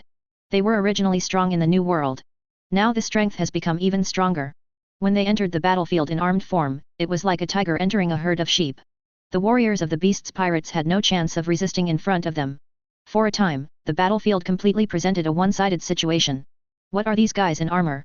Why does it feel like they have changed after putting on the armor? This strength is too strong. Be strong. Could it be that this armor is weird? No, they are too strong, we can't beat them at all. I feel that we are like younger brothers in front of them, and we don't even have the strength to resist. At first, I thought that they only joined less than 100 people, and they couldn't affect the situation of the battle at all. But now, those guys in armor can completely fight 10 against 1. It's not a problem for them to beat 10 or 20 of us alone. Although the opponent has only added less than 100 people in terms of numbers, it feels like thousands of people have been added in terms of combat power. There is no other way, we have absolutely no chance of winning. I'm afraid we can't last until Boss Kaido is back. What kind of force is this underworld, and why is it so strong? The people of the beasts pirates wailed and retreated in a row. After a while, the army was defeated. While on the other side, Doflamingo and Enel have also easily brought down all the flying six cells. The war between the underworld and the beasts pirates has come to an end without any suspense. 260. Just when the battle on Ghost Island has come to an end. In a hidden corner high up on Ghost Island, a man in a white suit with a white mask on his face. He was hiding here, restrained, and saw everything below clearly. His name is Muduo, and he is a member of the highest cypherpulpo of the world government. Originally, when he came to Wanakuni this time, he planned to discuss the arms deal with Kurozumai Orakai while Kaido was away. Unexpectedly, he just happened to see the underworld army invading Wanakuni. Thus, from the time when the armies of the underworld fought the beasts pirates, he has been hiding here and witnessed the whole process. And everything that just happened. Let even him, who is a member of the world's top espionage organization, can't help but feel surprised and shocked. This time, by mistake, it seems that I have discovered some incredible things. Golden Lion fights against beasts pirates and 3 disasters with one person, easily killing them instantly. It seems that his strength has reached an extremely terrifying level. Doflamingo and that Thunder Fruit user are already comparable in strength to Admiral. The high-end combat power of this underworld should not be underestimated. I am afraid it is already comparable to naval headquarters. Furthermore, those fighters who wore dark purple armor before were also extremely strong. Could it be that those armors are special scientific combat equipment? Those guys only increased their strength significantly after wearing the armor. These news are very important to the world government. The existence of the underworld has seriously threatened the status of the world government. I must quickly bring this information back. With this thought in his heart, Mudo is preparing to hide his body and leave the island of ghosts quietly. Previously, it was because the underworld and the beasts pirates were engaged in a war, and the situation was relatively chaotic, so he dared to observe so closely. Now that the battle below is basically over, he naturally can't stay here any longer. Otherwise, if people from the underworld find out, with the strength of Golden Lion and others, he probably doesn't even have a chance to escape. There is no way to bring this important information back. Therefore, without further ado, he decided to withdraw now. However, just when he was about to leave Ghost Island, he suddenly saw, above the distant sky of Ghost Island, there are 2 huge figures flying towards this direction rapidly. One is a tall and fat middle-aged woman with her feet on the clouds. One is a huge green dragon hovering in the air with an imposing manner. Kaido and Big Mom, finally at this moment, arrived at Wanakuni. Chapter 63. Above the distant sky of Ghost Island, Kaido, who turned into a huge blue dragon, and Big Mom, who stepped on Thundercloud Zeus. It is flying towards the direction of Ghost Island rapidly. I can see it. There are 3 floating ships parked above Onijima, it must be that Shiki guy. Kaido looked at the 3 huge ships floating above Onishima, with a hint of eagerness in his tone. After receiving the news that the underworld invaded Wanakuni, Kaido and Big Mom rushed back from the Valley of the Gods non-stop, and is rushing back as fast as possible. Finally, at this point in time, we successfully reached Wanakuni. At this time, both of them felt a little uneasy in their hearts. At the same time, there are some expectations and hopes. The discovery of the Valley of the Gods made them suspect. Captain Locks, who should have died 36 years ago, may be still alive. Although this conjecture sounds unbelievable. The resurrection of the dead. No matter how you think about it, it's impossible. But for some reason, after seeing the empty tomb in the Valley of the Gods, and after contacting the mysterious force of the underworld that has just appeared recently, both Kaido and Auntie had such thoughts in their hearts. Although I know that resurrection from the dead is too nonsense, but they still feel anything that is impossible. As long as it happened to Captain Locks, then everything is possible. Shiki. Before reaching the Oni island, Kaido has already roared from afar. In the green dragon form, not only is his body huge, but his door is also extremely loud. This roar resounded through the sky and spread to Ghost Island. The Beasts Pirates army, which was originally defeated, was overjoyed when they heard the roar. This voice, is it Boss Kaido? Yes, this is the voice of Boss Kaido. Look over there, you've been back in a few days.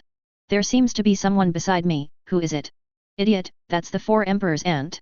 Hey, did Big Mom come with Boss Kaido? I've heard that the Kaido boss has a good relationship with the aunt, and it seems to be true. This time Kaido's old Yamato aunt came back together, and 2 4 Emperors went to Ghost Island at the same time. This is an unprecedented battle. Now, no matter how strong this underworld is, it is absolutely impossible to be the opponent of the 2 4 Emperors. The situation of this war will be reversed again. Humph. This time it's the turn of the guys from the underworld to look good. 27. The soldiers of the Beasts Pirates were still retreating 1 second at a time, fleeing in embarrassment. But after seeing Kaido and Big Mom appearing in the distance, they became excited. Although after previous battles, they have already understood that the strength of the underworld should not be underestimated. However, when Kaido and Big Mom appeared, everyone in the Beast's Pirates still felt that the victory already belonged to them. The four emperors are the top battle forces in this sea, and the strength of each one is beyond imagination. Even if the underworld has someone as powerful as the Golden Lion. But facing four emperors at the same time, there is absolutely no possibility of winning. At the same time, in the hidden corner of the Ghost Island, CPO member Muto, who was planning to leave quietly, immediately bent down again, hiding his figure and restraining his breath. What's going on? Why is Big Mom with Kaido? The two of them seem to be getting along very harmoniously. Could it be that they have reached an alliance? If that's true, it's even worse. The four emperors join forces. This is big news enough to cause a sensation in the world. No, I can't just leave, have to see what's going on with Kaido and Big Mom. Muto looked at the distant sky seriously. At this time, he has given up the idea of withdrawing now. As a CPO spy, facing the current situation, he had to gather more information. Even at the risk of being discovered by Kaido et.al. He must not let go of this rare opportunity. On Ghost Island, not only the Beast's Pirates heard Kaido's roar. The warriors of the underworld naturally heard it too. Golden Lion floats in midair. He turned his head to look in the direction Kaido and Big Mom were flying from. That guy Kaido, is he finally back? Even Linlin is here. It seems that their relationship is still the same as before. However, this is also good. If two people come at once, it will save us another trip to Wonguo. Golden Lion muttered to himself, and then quietly waited for Kaido and Big Mom to fly over.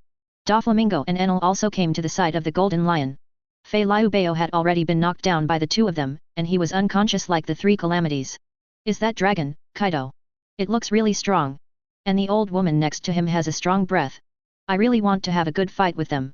Enel looked at the approaching figures of Kaido and Big Mom, and a high-spirited fighting spirit burst out in his eyes.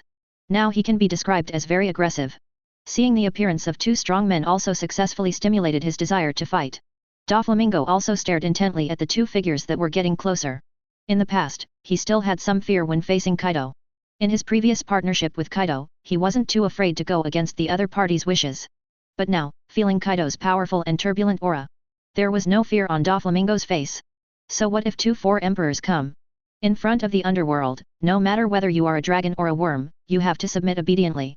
If it is said that Doflamingo joined the underworld at the beginning because he was afraid of Pluton's powerful strength. So now, he is the strong Yamato who has been completely overwhelmed by the opponent. He even feels honored to be able to join the underworld and become Lord Pluton's subordinate. And as Pluton's subordinate, even in the face of the four emperors, he will no longer have the slightest fear. Under everyone's gaze, Duo Hidama's figure was fleeting.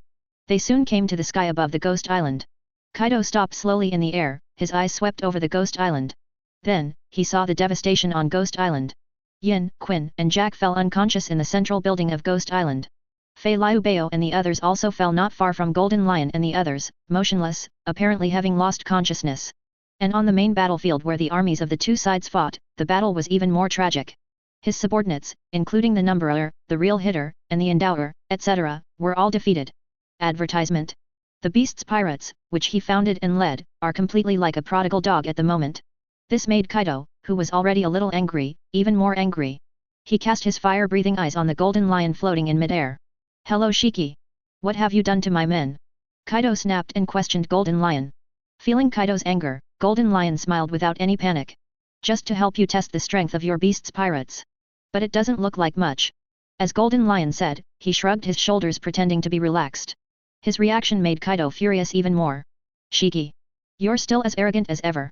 Since you want to test my strength as Beast's Pirates, then come and fight with me. After so many years, I want to see if your strength has regressed. Kaido's tone was full of anger that couldn't be concealed. Although both he and Golden Lion were formerly members of the Lox Pirates. But at that time, he was only in his early 20s, and his strength had not yet fully grown. And Golden Lion was in the prime of life like Whitebeard at that time, and his strength was also at its peak. Therefore, in the Lox Pirates, Kaido's status is lower than that of Golden Lion. But this does not mean that Kaido is very humble or cautious in front of Golden Lion. As a strong man with Conqueror's haki, how could he easily bow to others? In fact, in the Lox Pirates, those guys with some strength, none of them accepted except Captain Lox. This also led to frequent quarrels and frictions within the Lox Pirates. In this regard, Lox did not stop. As long as the subordinates don't go too far and don't kill when they fight, Lox just let them do what they want. During that time, the newborn calf is not afraid of tigers. Kaido has also challenged Golden Lion, Whitebeard, and Silver Axe. But at that time, he was far from being the opponent of these long-established powerhouses. But now, it's different. Decades passed. Back then, the trainee crew of the Lox pirates. Now it has become the famous four emperor's beasts in this sea. Known as the strongest creature. Facing the Golden Lion again, Kaido is confident. Even if the other party really returned to the top as the rumors said, he will never be defeated by the opponent again. Kaido glared at Golden Lion angrily, as if he was about to charge at him. However, at this time, the ant on the side stopped him with a voice. Wait, Kaido. Don't forget what we are looking for him for. Compared to the impulsive Kaido, Big Mom is calmer. Hearing her words, Kaido's forward figure stopped suddenly. He snorted coldly and said to the ant. Then you can ask him, I'm afraid I can't help but fight him again later. The ant standing above Thundercloud Zeus nodded, then looked at Golden Lion and shouted loudly. Shiki, Kaido and I went to the captain's cemetery earlier, and found that the tomb is empty. The captain's body is not inside, it will follow me. The soil around the tomb looks like it has just been dug up for a few days. Do you know what's going on? When the ant asked these words, she didn't deliberately avoid the other people below, her voice was very loud. Hearing what she asked, I was still waiting for Ant Kaido to talk to me. The beasts pirates that Golden Lion fought were stunned for a moment. Along with those warriors in the underworld, there was a hint of doubt on their faces. What's going on here? I thought they were going to fight. Judging from the tone of Kaido's boss and Ant's conversation with Golden Lion, it seems that they have known each other for a long time. Who is the captain that Mommy just mentioned? Judging from the meaning in her words, it seems that the captain refers to the common captain of the three of them, otherwise she wouldn't have asked that question. In other words, did Boss Kaido, Big Mom, and Golden Lion ever stay on the same boat? Oh my god, what a blast this is! The four emperors and the Golden Lion used to belong to a pirate group, so how powerful is this pirate group? What kind of terrifying existence is the captain they are talking about, so that so many strong men can become his subordinates? Everyone was shocked by what the ant said. Similarly, Muto, who was hiding not far away, was also shocked by Big Mom's question. But what surprised him was that he was different from others. What? Has Locke's grave been dug? Locke's body disappeared too. This is another big deal. What's going on recently? Big events happen one after another. Muto hid in the dark, frowning under the mask. As a member of the world government's top espionage organization, Odo naturally knows the history and information about the Lox pirates. So he wasn't surprised that Kaido, Big Mom, and Golden Lion were all in the same boat. To his surprise, Locke's body had disappeared. Even the world government still doesn't know where Locke's body is buried. But now the opponent's body has disappeared. That is, did someone find Locke's grave, dig it up and take his body? But why would this man do that? And why would he take Locke's body? Muto's brain was running fast, thinking non-stop. Suddenly, he thought of a possibility. Could it be that Moria guy? His shadow fruit ability seems to require the corpses of many strong men. As far as I know, Moria has collected the corpses of Majin Oz, Shimatsuki Ryoma and Captain John before. Did he even find Locke's body? With the ability of his shadow fruit, it is very possible to revive the former overlord of the sea. If this is the case, then things will be bad. With such conjectures in his mind, Muto only felt a chill down his back. If the former sea overlord Locke is really revived, then there will be another turbulent wave on this sea. Moreover, this kind of thing has caught up with the current turbulent period. The world may be ushered in a drastic change. Thinking of this, Muto was worried. He continued to set his sights on the location of Golden Lion and others, hoping to find out more useful information. The other side. After Golden Lion heard Big Mom's question, a weird smile appeared on his face. Oh? You actually went to the captain's grave. I thought you'd forgotten about the captain after all these years. Although I don't know why you went to the captain's cemetery, but if you want to get an answer from me, then fight with us first, father. As he spoke, Golden Lion pulled out the two famous swords Sakuragan and Kijo from his waist. A powerful breath suddenly burst out from his body. Seeing this, Kaido, who had been patient for a long time, responded without thinking. Okay. Since you want to fight, I will fight to the end. I will use my strength to make you tell everything you know. Chapter 64. With Golden Lion's declaration of war and Kaido's challenge, the atmosphere on Ghost Island suddenly dropped to freezing point again. This means several strong men representing the peak combat power on this sea. It's time for war. For a while. Whether it's the pirates of the Beasts Pirates, or the warriors of the underworld, they all stopped what they were doing, looking up at the upcoming battle above the sky. Battles at the Four Emperors level. It is not so easy to see. For the vast majority of those present, this is the biggest scene they have ever seen in their lives. In this pirate world that speaks with strength, no one wants to miss such a duel between the peak powerhouses. At the same time, Ghost Island high altitude. Sora floated alone at the top. The Golden City and the Ark Monument are both ministers floating at low altitudes at this time because they are transporting warriors from the underworld. The captain's room in the center of the Hikari.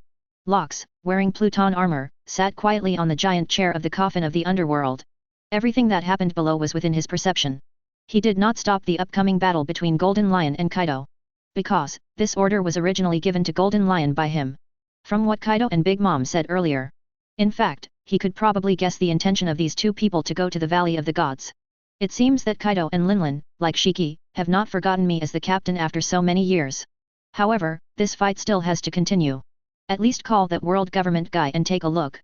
Muto, a member of the CPO hiding in Ghost Island, naturally cannot escape Locke's perception. But Locke isn't planning to pull out the rat just yet. Since waking up, he has been planning to wait for the Summit War to truly appear. And now, there are only a few days left before the Summit War. After Wanakuni and his party are over, Kaido's Beasts Pirates and Big Mom's Wanguo. Naturally, he would join his own underworld without accident. With the addition of these two Four Emperors pirate groups, the underworld actually has a complete scale. At that time, the underworld can completely become the largest force in this sea. Not even world governments can compete with it. The development and expansion of the underworld can also come to an end. Then the next thing to do is to create momentum for the appearance of myself in the underworld during the Summit War. He, the overlord of the sea, came back after 36 years, so he naturally made a better posture. Lox thinks that only the 100,000 Marines and the 970 Whitebeard pirates in the Summit War. It is not enough to support the battle and posture of the return of the king. Although the lineup of Summit War is already unprecedented. But even if the 100,000 Marines and the Whitebeard pirates add up, I'm afraid it won't be the opponent of the underworld after it takes shape. Therefore, Lox is going to take the opportunity to make the Summit War bigger. And right now, this CPO member lurking on Ghost Island is the best pawn. Just let him pass back the news about Ghost Island. The world government will definitely not sit idly by. At that time, in order to prevent the potential threat of the underworld from interfering with Ace's public execution, the defense force of Summit War will definitely be strengthened on the original basis. And that's exactly what Lox wanted. The empty captain's room. Lox sat on the giant chair of the coffin of the mysterious, silent, quietly perceiving everything that is about to happen on Ghost Island. Over the Ghost Island battlefield, Golden Lion holds two swords and volleys the ring. In front of him is Kaido in the form of a giant blue dragon. Before the battle started, the powerful conqueror's haki burst out from the two of them. Two strands of haki collide in space. As a result, the air pressure between the heaven and the earth here has suddenly dropped a lot. The other side. Big Mom stepped on Thundercloud Zeus, holding the giant sword of Napoleon's incarnation in the bicorn hat. It is also in a state of preparation. But the opponent she has to face is not the Golden Lion. It's Enel who walks around with turbulent lightning. Today's Enel is very keen on confronting the strong. Naturally, he would not let go of this opportunity to play against four emperors. As for Doflamingo, he doesn't have the same enthusiasm for fighting as Enel. Therefore, I am also happy to hand over the errands such as Big Mom's battle to the other party. He just needs to watch leisurely from the sidelines. And by the way, just look at the situation around you. On the battlefield below. The crowd who were excited because they were about to witness a peak battle. At this moment, under the suffocating coercion, Genin couldn't help holding his breath, and didn't dare to say any more. Everyone looked up at the sky in silence, looking forward to the start of a peak battle. And in the midst of all this attention, Golden Lion and Kaido, who had already started the Conqueror's haki collision, took the lead. Kaido in the blue dragon form opened his mouth suddenly, and spit out an extremely hot breath from his mouth. The attack distance of this heat can reach thousands of meters, and its power is enough to directly destroy a mountain in an instant. Facing this blow, Golden Lion calmly and gently waved the two knives in his hands. The two slashes slashed towards the hot breath, cutting out two huge gaps in the hot breath that spread over a wide range in an understatement. The scorching dragon's breath continued to surge towards the distant sky, but it didn't hurt the Golden Lion at all. One blow failed, Kaido opened his mouth again. This time, it wasn't dragon's breath that came out of his mouth, but a series of extremely sharp wind blades. The wind blades are densely packed, cutting towards the Golden Lion like overwhelming. Facing the oncoming countless wind blades, Golden Lion remained motionless. Swinging out a slash will disintegrate them all. I said, Kaido, if you really want to defeat me, don't engage in such childish attacks. Why? After blocking the wind blade, Golden Lion said to Kaido in a deep voice with a trace of disdain on his face. His words also made Kaido's complexion a little ugly. Originally, I wanted to play casually with you first, but since you are so anxious to die, then I will help you. Kaido also replied in a sharp tone, without losing any momentum. Immediately, his body in the form of a green dragon began to change slowly. The huge body began to shrink, and the long dragon body disappeared. In its place was a tall and burly humanoid figure. It's just that the humanoid body is covered with a thick layer of cyan dragon scales. On his head, there are 2 long dragon horns. Usse fruit, phantom beast species, blue dragon form, orc form. This is the strongest fighting stance of Zoan demon fruit power. Power, speed, defense, and more all rolled into one. When Kaido turns into an orc, it means he's really serious. Next, he will go all out. The orc-shaped Kaido also holds a giant mace in his hand. This weapon is called the 8 Fasts, although few people have heard of its name. But its quality is comparable to that of the Supreme Kuai-Deo 12 works. Hehe, are you finally serious? Seeing Kaido's appearance, Golden Lion nodded in satisfaction. After that, his figure also slowly landed on the ground. Although his body looks a bit small in front of the tall and burly Kaido. Advertisement. But in terms of momentum, it did not lose at all. Even, better than that. Then let me take a good look at how much your strength has improved in the past 36 years. Golden Lion spoke softly. Although during the Lox Pirates, Kaido often challenged him. But since the battle in the Valley of the Gods 36 years ago, the two have never seen each other again. Today is also the first time the two of them have confronted each other after 36 years. Kaido in orc form is holding the 8 Fasts and staring coldly at the Golden Lion. I will beat you. I will let you tell everything you know about the whereabouts of the captain's body. Also, after defeating you, I hope you can explain it to me. Why didn't you show up for the battle 36 years ago? Kaido said coldly. Then, without any hesitation, he waved the mace in his hand. On the mace, not only is the extremely strong armament haki wrapped around, also entwined with Conqueror's haki. This is a fighting method that only the truly strong can master. Its power is also much stronger than the ordinary armament haki and Conqueror's haki. Thunder 8 trigrams. Kaido didn't hold back anything, and immediately used Thunder 8 trigrams, which will help Luffy pressure many times in the future. 2-color haki wrapped around a giant mace, like lightning turned into black. In the next moment, Bazai came down with terrifying power, smashing hard towards the top of Golden Lion's head. A good move. Laming 8 trigrams hadn't arrived in front of him, the lion just nodded and praised. It seems that in the past 36 years, your strength has indeed improved a lot, and you are worthy of the position of 4 emperors. This blow, even if I was at my peak, I'm afraid it would not be easy to block it. However, the current me has undergone a radical change under the opportunity bestowed by the captain. If you want to defeat me, you are 800 years too early. The words behind Golden Lion are very soft. On such a fierce battlefield, only Kaido, who is face to face with him, can listen carefully. Others could not hear what he was saying at all. The next moment, Golden Lion waved the double knives in his hand. It is also entwined with the extremely powerful armament haki and Conqueror's haki. The 2 knives swung to the top of the head, colliding fiercely with the thunderous 8 trigrams falling down. For a moment, the whole world seemed to stand still. The world seems to lose its color and sound at this moment. Sky. It was from the place where Golden Lion and Kaido collided. A frightening line has been drawn. The collision of 2 peak powerhouses. The terrifying Conqueror's haki soars into the sky. It actually separated the clouds directly. The scene in front of them stunned everyone watching the battle on the battlefield. The sky parted. Is this the scene when the 4 emperors level powerhouses fight? It's simply too shocking. I feel like the ground under their feet is about to collapse. A battle of this level is completely beyond the reach of us youngsters. I feel that as long as I get a little closer to the center of the 2 people's battle, I will be directly torn apart by the aftermath of that terrifying battle. 4 emperors strong, it's really scary. In such a collision, who can win? Everyone looked at the place where Golden Lion and Kaido collided, with stunned expressions. They had never seen such a scene in their life. They only feel that their souls are trembling in front of such a battle. But the blood is boiling. The battle between the strong is often so easy to arouse people's excitement. It can inspire everyone's yearning for the strong and for becoming stronger. But these people present also knew that for them, it is basically impossible to reach such a level. However, some people are exceptions. That is the 99 soldiers of the Cloud Bat Legion, including Cavendish. The 99 people looked at the unprecedented fierce battle erupting on the battlefield in the distance. But in my heart I was very excited. Because they believe. They who have taken the potion of the transformation factor of the Cloud Bat clan and have the power lock. One day we can reach this level. Even, it can be stronger. What's more, they also have a move called the heaven-defying Cloud Bat formation that has not been practiced. Just wait until Master Pluton finds for them a strong person who can serve as the core of the Cloud Bat formation. Then they can start to practice the Cloud Bat formation. Concentrate all the supernatural energy on one person. The power that can be exerted is probably enough to destroy the world. At that time, even the 4 emperors will not have the slightest ability to resist in front of their Cloud Bat army. With this in mind, the soldiers of the Cloud Bat Legion continued to watch the battle between Kaido and Golden Lion with fiery eyes. At the same time, I was looking forward to the day when the Cloud Bat formation was practiced. The other side. During the fierce battle between Kaido and Golden Lion, the battle between Big Mom and Enel also started simultaneously. Enel, in high spirits, was the first to strike. With one move of 200 million volts, the Tyrannosaurus blasted directly at Big Mom's huge body without mercy. Big Mom is waving the giant sword transformed into Napoleon with the bicorn hat in her hand. He used a giant sword to move Wagyu, smashing Enel's Brontosaurus into pieces. Immediately, Enel no longer uses ranged attacks.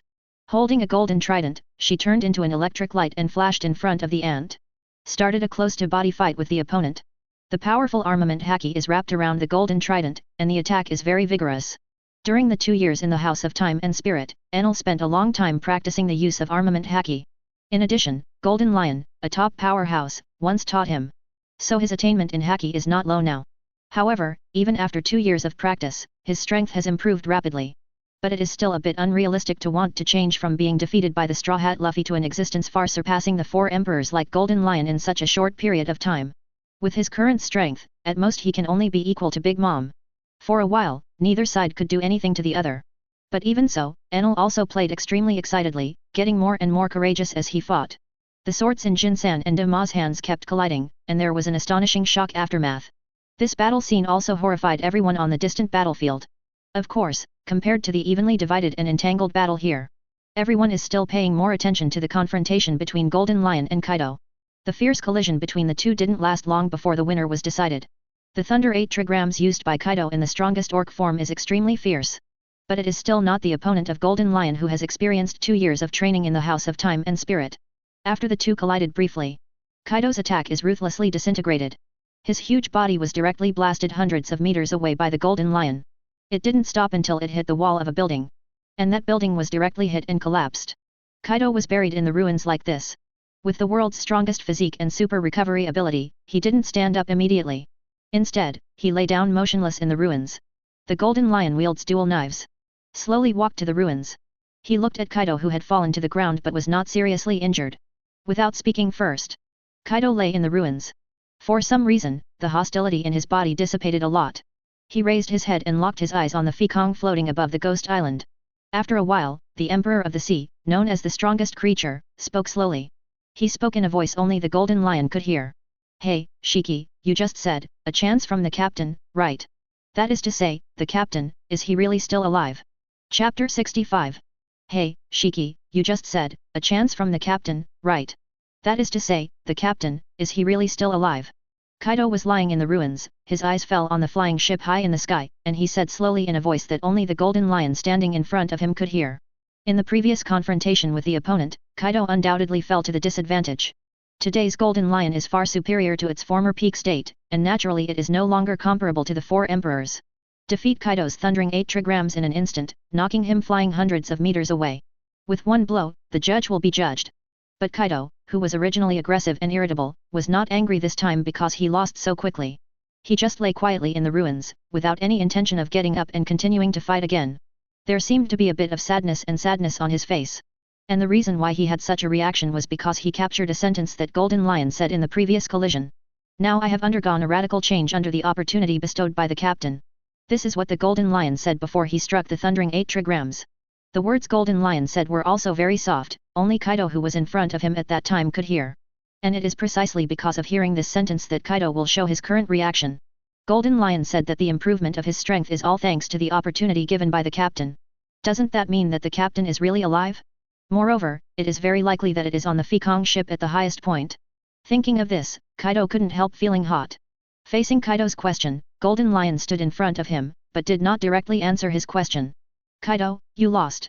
Although 36 years have passed, everything is still the same as before." Golden Lion spoke slowly in a low tone, and there seemed to be some other meaning in his eyes. He looked at Kaido who fell to the ground, and continued, "How about it, do you want to join the underworld and serve Master Pluton like me?" With this sentence, Golden Lion did not deliberately lower the voice tank. So many people present heard what he said. For a moment, everyone in the Beast's Pirates was horrified. How could this be? Boss Kaido was defeated with one move. That is the Kaido of the Beasts, known as the strongest creature. Why did they lose so quickly? Could it be that the strength of the Golden Lion is already far above that of the 4 emperors? This is too unbelievable. The 4 emperors, who symbolize the strongest combat power in this sea, were defeated so easily. And Golden Lion actually wants to let Boss Kaido join the underworld. Are you kidding? With Kaido's boss character, it is impossible to agree to such a thing even if you die. That's right, it's absolutely impossible for the dignified 4 emperors to join someone else's command. The pirates of Beasts pirates talked one after another. Although Kaido's defeat so quickly exceeded everyone's expectations. But they believe. Even if you lose. Even if there is really a huge gap in strength between the Golden Lion and the Golden Lion. With Kaido's temperament, it is absolutely impossible to agree to join the underworld. That's 4 emperors. He is the emperor of the sea who commands the wind and rain in the new world. How could it be so easy to succumb to others? Even in the face of an invincible enemy. Even under threat of death. It is absolutely impossible for them to just lower their noble heads like this. People looked at Kaido lying in the ruins, and everyone thought so in their hearts. However, not long after the Golden Lion's voice fell, Kaido, who was lying down among the ruins, had a relieved expression on his face. Is it the same as before? I see. Kaido let out a long sigh, then stood up from the rubble. He looked at the Golden Lion in front of him with a solemn expression. Shiki, if you dare lie to me, I will kill you. A hint of ferocity flashed in his eyes, but it disappeared immediately. Afterwards, he solemnly said to Golden Lion, I would like to join the underworld. As soon as these words came out, there was an uproar on Ghost Island. Everyone looked at Kaido in disbelief, unable to believe what they had heard before. Really? Did I hear correctly? Boss Kaido actually agreed to join the underworld. How is this possible? With Kaido's character, how could he agree to such a thing? Could it be that the Kaido boss also succumbed to the mighty power of the Golden Lion? I still can't believe that such words actually came out of Kaido's mouth. Since Boss Kaido has joined the underworld, doesn't that mean that we Beasts pirates will also be subordinates of the underworld in the future? Actually, if you think about it carefully, it seems to be pretty good. The strength displayed by the underworld alone is already stronger than our entire Beasts pirates. If we also join it, how strong is this strength? I'm afraid this is enough to make the underworld the strongest force in this sea. To be a member of such a force, to be honest, it's pretty good. When everyone in the Beasts pirates was shocked that Kaido agreed to the request to join the underworld so easily. At the same time, I also thought of many things after I really joined the underworld. For people like them, joining the underworld seems to be a good choice. Anyway, even their boss Kaido has already compromised, so naturally they won't have too many opinions. The other side. Muto, a CPO member hiding in the dark, watched this scene. I was also terrified in my heart. Kaido agreed to join the underworld so easily. What the hell is going on? That's not Kaido's style at all. If Kaido really joins the underworld, the power of the underworld will undoubtedly expand dramatically again. The world government can no longer ignore the existence of the underworld, it must pay attention to it. If it continues to develop like this, one day it will truly threaten the rule of the world government. Muto continued to observe the situation on the Ghost Island while thinking in his heart. With the continuous development of the Ghost Island incident, the current situation is becoming more and more complicated. Muto felt a little lucky that he came to Wanakuni to discuss the arms deal with Kurozumi God tier, but he happened to encounter such a big event by mistake. If he is not here today. With Wanakuni closed //closed //locked //state. Advertisement. I'm afraid it will take a long time for this news to be known by the world government. And by then, it may be too late. Unlike now, as long as he can successfully transmit the news here. Then the world government can prepare early. Take precautions.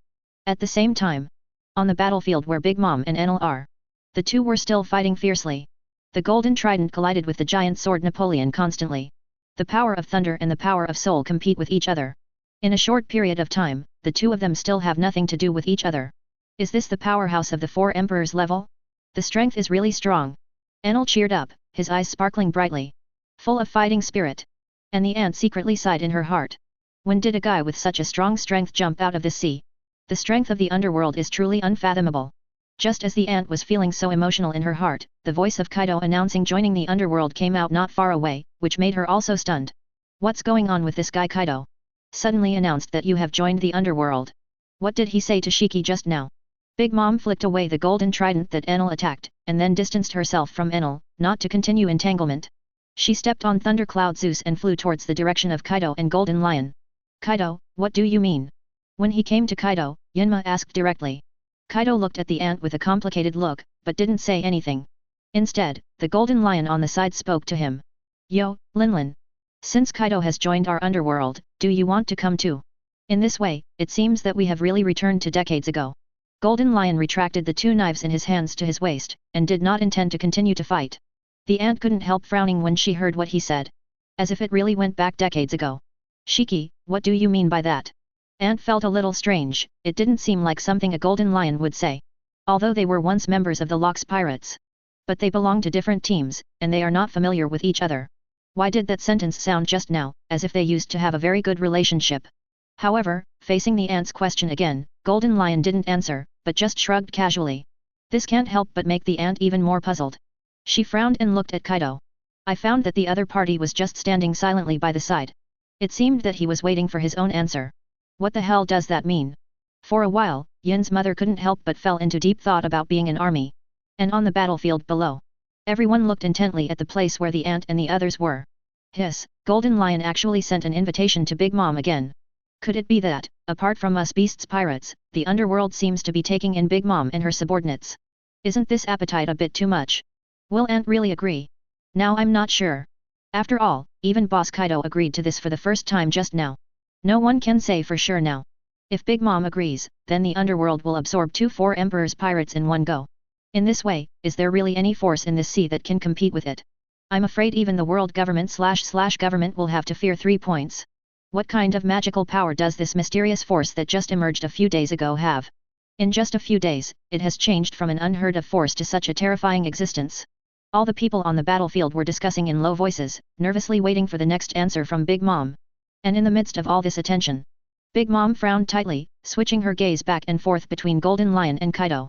With Kaido's character, it is absolutely impossible to allow Shiki to join the underworld so easily. No matter how strong Shiki is, Kaido will never just give in like this. Therefore, the reason why he agreed so happily just now must be because of what Shiki said to him. And what Shiki said to me just now is not like what he would say normally. That guy must have something to say, but what does it mean? Ant kept thinking in her heart. Is it like going back to decades ago? Decades ago? Suddenly, the ant seemed to have thought of something, her eyes suddenly opened wide. She looked at Golden Lion and Kaido again, saw the meaningful expressions on their faces, and finally figured it out. I see. What Shiki just meant, could it be that the captain is still alive? Let's join the underworld as if we joined the Lox Pirates decades ago. If you think about it this way, the captain's tomb in the Valley of the Gods was dug up, and the inside is empty. Perhaps it is because of this willingness. There is also the emergence of the underworld. Shiki suddenly returned to the peak and broke through in strength. A lot of strong people emerged and surrendered willingly to Pluton. These seemingly improbable things can all be explained if they are handled by the captain. Ant suddenly realized. But why can't that guy Shiki tell us directly? Does he have to hint so obliquely? Also, why did the captain call himself Pluton instead of Lox? Could it be that it's because the captain is planning something, so it's inconvenient to announce his true identity at the moment? The ant guessed silently. Immediately, she looked at Golden Lion again. I hope my guess is right. The Queen of 10,000 Kingdoms, who was one of the 4 emperors with Kaido, sighed in her heart, and then spoke slowly. Okay, I am willing to join the underworld. As soon as these words came out, the audience suddenly fell into a dead silence. All the people present were so shocked by this news that they were speechless for a while. Only Golden Lion smiled suddenly, looked at Kaido and Big Mom in front of him, and said in a deep voice. Since you all agree to join the underworld, I will take you to meet Master Pluton. 5. Chapter 66. On Ghost Island, because Kaido and Big Mom announced to join the underworld one after another, all the people present were excited. My god! Really, even the ant agreed to join the underworld. What's going on here? Why did 4 emperors' powerhouses agree to join other forces so easily? Am I really dreaming? Now, the underworld is really going to become a giant power. Golden Lion, who is strong enough to knock down Kaido's boss with one move, is in charge, and there are several strong men who are at least at the admiral level, plus 4 emperors' pirates. My god, what kind of terrifying lineup is this? In this way, in front of the underworld, let alone the Whitebeard pirates and the Red Hair pirates, even the naval headquarters and the world government are all impossible opponents. We are lucky to be able to join such a force with Kaido boss. In this way, there is no need for us to continue guarding this Wanakuni in the future. Is there any place above the sea in the future that meditation should not go to? This feeling is so dreamy. Everyone on the Ghost Island was as if they had been beaten with chicken blood. Not only the pirates of the Beasts pirates were shocked by this, but even the warriors of the underworld were very excited because they joined 4 emperors' pirate groups. While everyone was discussing and expressing emotion like this, Golden Lion had already taken Kaido and Big Mom and flew towards Fekong.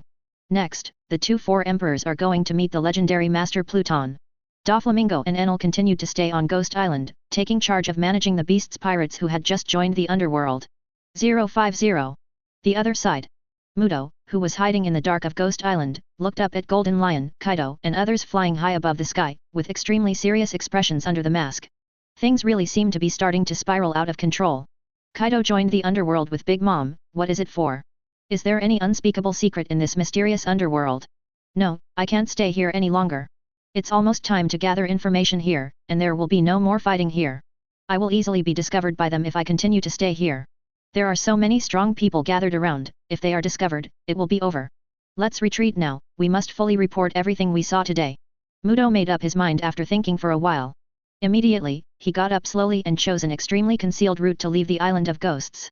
And will rush back to the Holy Land Marijois at full speed, and report everything I saw today to the 5 elders. On the flying airship, Golden Lion, Kaido and Big Mom came to the door of the captain's room in the center. Kaido and Auntie looked a little nervous and uneasy at this time. Shiki, if you dare to lie to me, I will definitely make you look good.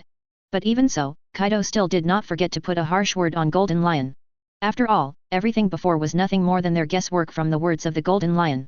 Before actually meeting that Pluton and confirming with his own eyes that he is Captain Lox, Kaido and Ant are still a little uneasy. Hearing Kaido's harsh words, Golden Lion smiled nonchalantly. You guy, you're still as restless as before. It's already here, what is the truth, why don't you just go in and see for yourself? As he spoke, he reached out and knocked lightly on the door of the captain's room. Captain, Kaido and Linlin have been brought here. Golden Lion shouted respectfully towards the door. Following that, an incomparably majestic voice came from the captain's room. Come in. The moment they heard this voice, Duo and Auntie were shocked. This voice, they really must be familiar with it. Really, is it the captain? Kaido and Big Mom looked at each other, the excitement in their eyes couldn't be concealed. After the words fell, Golden Lion pushed open the door and walked in. Kaido and Ant also quickly followed. The light in the captain's room was a little dim. There are not many decorations in the huge room. Except for a few lights around. The most conspicuous thing is the huge black chair in the center of the room.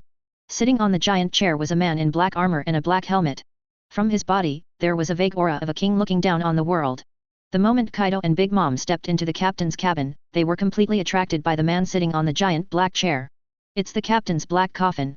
Both Kaido and the ant recognized the huge black chair under the man at a glance. It was transformed from the coffin of the underworld where the body of Captain Lox was buried 36 years ago. 36 years ago, it was the two of them who buried this mysterious coffin in the Valley of Gods. Therefore, they firmly believe that they will never admit their mistakes. Sure enough, the captain's black coffin is really here. Then this also means that this Pluton in black armor is Captain Lox. At this moment, Kaido and Auntie no longer doubted the authenticity of this matter.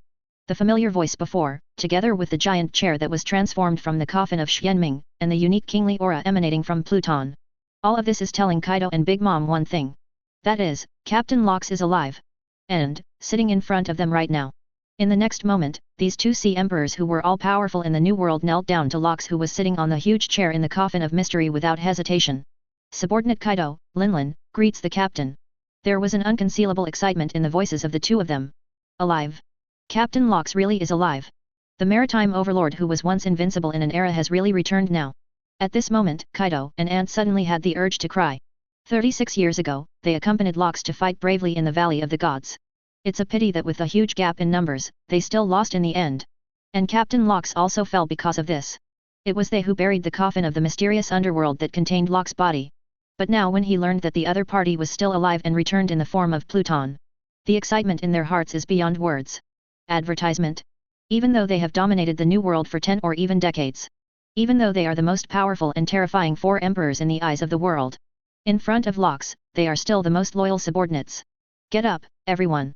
Just when Kaido and Big Mom were trembling with excitement, the familiar and majestic voice sounded again. The two stood up slowly and looked up in the direction of Lox. Then they saw that the black helmet originally worn on Lox's head had disappeared. The face that was originally covered by the mask also appeared in their sight. That face, just like 36 years ago, has never changed. Captain. Kaido and Big Mom couldn't help calling out again. Seeing the appearance of the two, Lox nodded slightly. I'm very pleased. 36 years have passed, and you still haven't forgotten me as the captain. 36 years ago, you and I experienced an unprecedented defeat in the Valley of the Gods. 36 years later, I will take you to a new peak again.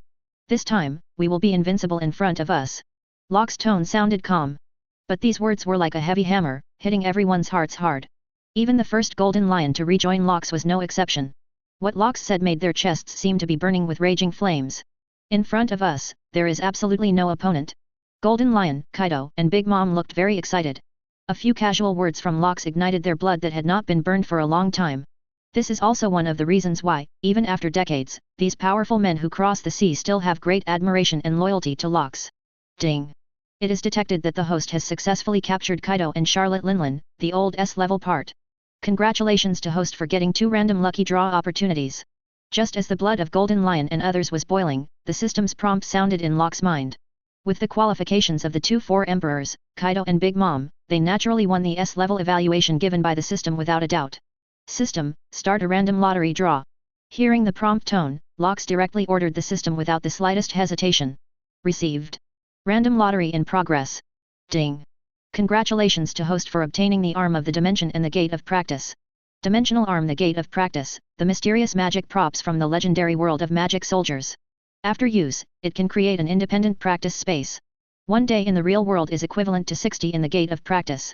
Note, the door of cultivation does not limit the number of people who can enter it at one time, nor does it limit the length of time that can enter it. Legend of the Magic Soldiers is an old series. I don't know if any readers have read it. If you haven't read it, if you are interested, you can make up for it. It's pretty good, and I strongly recommend it. After listening to the system's introduction to the door of cultivation, Locks also understood its specific function. To put it simply, this is the same artifact as the House of Time and Spirit. Although the time flow rate of 60 days is not as fast as that of the House of Time and Spirit, there is also no practice environment like that in time. But compared to the House of Time and Spirit, the door of cultivation also has a great advantage. That is, there is no limit to the number of people entering it at one time, nor is there a limit to the duration of entry. That is to say, as long as Locks thinks, he can even let the soldiers of the whole underworld enter the cultivation gate at the same time to practice. Moreover, it doesn't matter how long you practice. There is no limit that a person can only enter for 2 days in a lifetime like the House of Time and Spirit. This is very useful for today's underworld. The Cloud Bat Army in the underworld has just been established. Although, in the previous battles, the Cloud Bat Legion has already performed very well. But if you want to fully adapt to the improvements brought about by the Cloud Bat clan transformation factor potions and power locks, it still takes a long time. Moreover, in the previous battles, the soldiers of the Cloud Bat Legion have been fighting alone. There is no coordination between them. If this is the case, then they are not enough to be called a legion. The fighters of these Cloud Bat Legion still need a long period of time to get used to it. Only in this way can the power of the Cloud Bat formation be brought into full play after Locks finds the core of the Cloud Bat formation for them. Therefore, Dimensional Arm Cultivation Gate is a good auxiliary item for today's underworld. After understanding the function of the Cultivation Gate, Lux continued to order the system in his heart. Continue to the random draw. Received. A random lottery is in progress. Ding! Congratulations to host for getting the Ninja Transformation Factor Potion *100. Ninja Transformation Factor Potion, it can transform the user's physique into a ninja physique capable of practicing ninjutsu, and let the user obtain some basic ninjutsu training methods. The system's notification tone fell, and Locks nodded silently. Ninja Transformation Factor Potion? It's a good reward. 2.2. In this way, in addition to the Cloud Bat Army, the underworld can create another army of ninjas. Locks thought so in his mind. The Ninja Transforming Factor Potion rewarded by the system does not refer to those ninjas in Wanakuni. Rather, it refers to those ninjas in the Hokage ninja world who use chakra to release ninjutsu to fight. The Ninja Transforming Factor Potion allows the user to have the same physique as those characters in the Hokage ninja, and can start to practice chakra. Moreover, the Ninja Transforming Factor Potion can also allow users to obtain some basic ninjutsu practice methods. For example, fire style, water style, and other ninjutsu that are everywhere in Hokage ninja. Don't look at these as basic ninjutsu, but if you put them in One Piece world, their effects in battle cannot be underestimated. Can greatly enhance a person's strength. With this 100 copies of Ninja Transforming Factor Potion, Locks can create a genuine army of ninjas in the underworld. Coupled with the Dimensional Arm Cultivation Gate just obtained, this army of ninjas may be fully formed before Summit War begins. In this way, the underworld can also be in the upcoming war that attracts worldwide attention. Bring more surprises to the world. Thinking of this, Locks couldn't help looking forward to the Summit War a few days later. Chapter 67. With Kaido and Big Mom joining the underworld, the Beast's pirates also logically became underworld's subordinates. After the Ant returns to Wonguo, she will also lead her Big Mom pirates to join the underworld. This is undoubtedly an unprecedented rapid expansion for the underworld. After the storm on Ghost Island ended, Golden Lion directly used his Lion Fruit ability to raise the entire Ghost Island into the air. Floating above the clouds with the airship, Arc Proverbs, and the Golden City, they flew towards the direction of all nations. For the potion of Ninja Transforming Factor, Locks has asked Golden Lion to find another 100 suitable men to use it. Then let them, together with the soldiers of the Cloud Bat Legion, enter the gate of cultivation to practice. In the door of cultivation, 1 day outside is equal to 60 days inside. There are about 5 days left until Summit War. That is equivalent to 300 days in the gate of cultivation. Such a long time is enough for the Cloud Bat Legion and the Ninja Legion to take initial shape. As for Kaido and Big Mom, Lox is ready to wait for Xiao Xiao and Tizalo to come out of the House of Time and Spirit. Let the two of them also enter it for a 2-year practice. In this way, at that time, the underworld will have 2 combat powers far surpassing the 4 emperors. Everything is proceeding step by step. The arrival of the Summit War is getting closer and closer. Red Line. Holy Land Marie Joyce. Inside a magnificent palace. 5 very imposing old men gathered in the main hall. Although they are old, but the breath is extremely calm. Each one gives off a feeling of immense power. They are the most powerful persons in the world government on the surface 5 elders. In this world. Except for the extremely mysterious Lord Yim who lives in the flower room. That is, no one's power can be higher than these 5 old men. Of course, in addition to the extremely high position of 07. The strength of these 5 old men is also quite powerful. Although they have not shot for a long time. But no one dares to underestimate their strength. Even the Sea Emperors of the New World. Not necessarily their opponents. At this time, in front of 5 elders and others. A man in a white suit and a white mask on his face is kneeling on the ground. In a very respectful tone, he reported the work to them in detail. Master 5 elders, my subordinates went to Wanakuni this time to discuss the arms deal with Kurozumai Orakai, and accidentally ran into the mysterious force that was in the limelight during this period. The Car Ghosts invaded Wanakuni.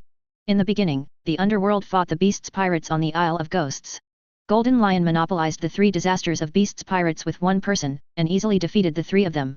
Doflamingo and a Thunder Fruit user teamed up to fight Fei Liubeo, and they easily defeated the enemy. My subordinates speculate that both Doflamingo and the Thunder Fruit user have the strength to rival Admiral. Mudo knelt on one knee in front of 5 elders and others, and described in detail what he had seen and heard on Ghost Island. After leaving Wanakuni, he rushed back to Marie Joyce at full speed without stopping. Didn't even take a break to report to the 5 elders. A balding 5 elders with a figure-splayed beard interrupted suddenly. Doflamingo has the strength to match Admiral? Are you sure you read it right? Although that guy Doflamingo was once one of the 7 warlords of the sea, his strength should still be a bit behind that of Admiral. How is it possible to match Admiral in such a short period of time? The old man expressed his doubts. As the 5 elders, they hold a lot of unknown information. They also have some understanding of the strength of everyone in 7 warlords of the sea. Although Doflamingo's strength is not weak, he can be sure that the opponent is far from reaching the level of a heavenly general. Among the 7 warlords of the sea, the only one whose strength can match Admiral's is Mihawk, who is known as the world's #1 swordsman. Hearing the culture of the 5 elders, Mudo also hurriedly replied. The subordinates can be sure that Doflamingo has indeed possessed the strength that can rival Admiral. His strength is far stronger than the intelligence we have. And in the battle on Ghost Island, Doflamingo didn't even do it himself. He just controlled 3 puppets that looked exactly like him, and easily defeated 3 of the Fei Liubeo. My subordinates speculate that the reason why Doflamingo's strength has improved so much should be related to the special means of the underworld. Hearing this, an old man with blonde hair and beard in a dark red suit spoke. Oh? Why do you say that?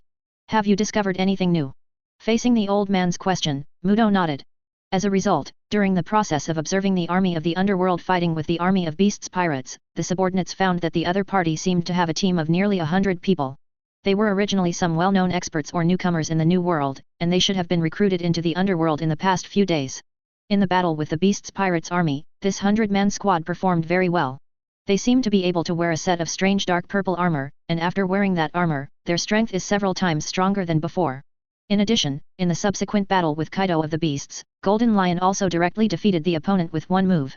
Originally, according to our information, even if the Golden Lion returns to its peak state, it is at best comparable to the powerhouses of the 4 emperors level. But now, the Golden Lion has shown strength far surpassing that of the 4 emperors. If you look at the above information together, these powerhouses have had another huge improvement in strength after joining the underworld. That's why the subordinates speculated that the 10 walks of ghosts have some kind of means that can greatly improve people's strength in a short period of time. Perhaps it is precisely because of this method that so many strong people are attracted to join the underworld. After listening to Mudo's analysis, the old man with blonde hair and beard nodded noncommittally. In this case, it is indeed very possible. Advertisement. In other words, Kong Kong now has a large number of powerful subordinates. This scale is even enough to crush any 4 emperors pirate group. The old man's tone sounded very serious. Obviously Mudo's report made them realize that the current situation is not optimistic. This underworld, which has only just emerged for a few days, already has a strength that surpasses that of the Four Emperors pirate group. More attention must be paid to it. However, Otto is speaking out again. No, Lord Five Elders, the matter is probably far from that simple. On the Island of Ghosts, both Kaido and Big Mom have announced to join the underworld and become Pluton's subordinates. The current underworld has already included the Beasts Pirates and the Big Mom Pirates. I'm afraid, except for the world government, there is no other force that can compare with it. What? After hearing what Muto said, the Five Elders exclaimed at the same time. Both Kaido and Big Mom joined the underworld. These two emperors of the sea agreed to become subordinates of others so easily. Now, things are getting more complicated. After absorbing the Beasts Pirates and Big Mom Pirates, the size of the underworld is enough to threaten the rule of the world government. It seems that we must take action against this underworld as soon as possible. If you let it continue like this, things will only get worse. 21. The expressions of Five Elders and others suddenly became more serious because of the information Muto said. Two Four Emperors pirates join others at the same time, this is unprecedented, even enough to shake the entire era. Rao Yi, the Five Elders and others were used to the temperament of the turbulent waves, and now they finally couldn't sit still. Suddenly, one of the old men in a white Taoist robe and holding first-generation geisha in his arms spoke. Wait, do you feel that the current situation is a bit familiar? Golden Lion, Kaido, and Big Mom are reunited in the same faction. This kind of thing happened decades ago. Now I'm starting to wonder what the real identity of that so-called Pluton is. Hearing his words, the old man in a black suit, with white curly hair, a fluffy white beard, and a flat hat also spoke. You mean, that Pluton's identity is related to Locke's? The old man who embraced first-generation geisha slightly closed his eyes and nodded, his expression solemn.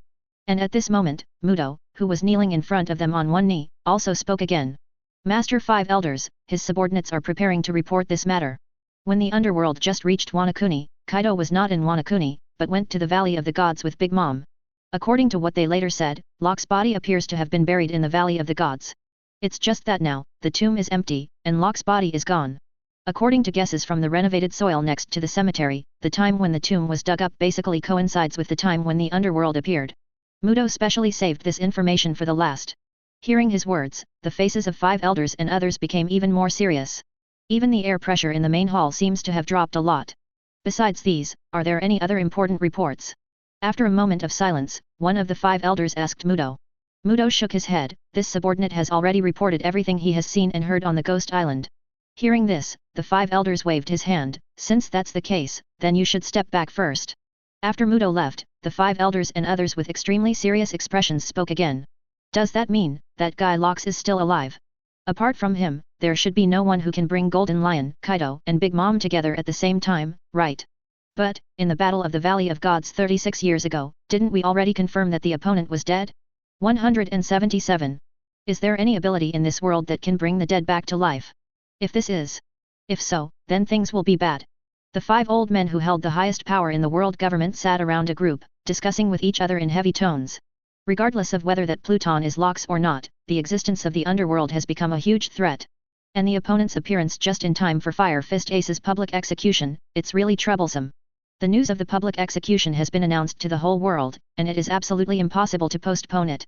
Since this is the case, in order to prevent the other party from making trouble during the public execution, Marineford's defense work must be strengthened at that time. This time, we may have to face not only the Whitebeard pirates. After a few heavy sighs came from the Grand Hall, silence was restored immediately. New World. Somewhere over the sea. The airship, the Ark of Proverbs, the City of Gold and the Island of Ghosts all float above the clouds. At this time, nearly 3 days have passed since the incident on Ghost Island. During these 3 days, the underworld traveled to all nations. With the assistance of Big Mom, most of the members of the Big Mom pirates were also brought into the underworld. 3 days passed, and Uxiao and Tezuolo had returned from their practice in the House of Time and Spirit. The strength of both of them has made a huge breakthrough. And now it is Kaido and Big Mom who are practicing in the House of Time and Spirit. When the two of them come out of it, their strength will inevitably be greatly improved. After leaving the kingdoms, the army of the underworld drove towards the first half of the Grand Line from above. Now there are only about 2 days left before Ace's public execution. It is also time to prepare for the main battlefield of this summit war. Before the summit war begins, Locke also plans to go to another place.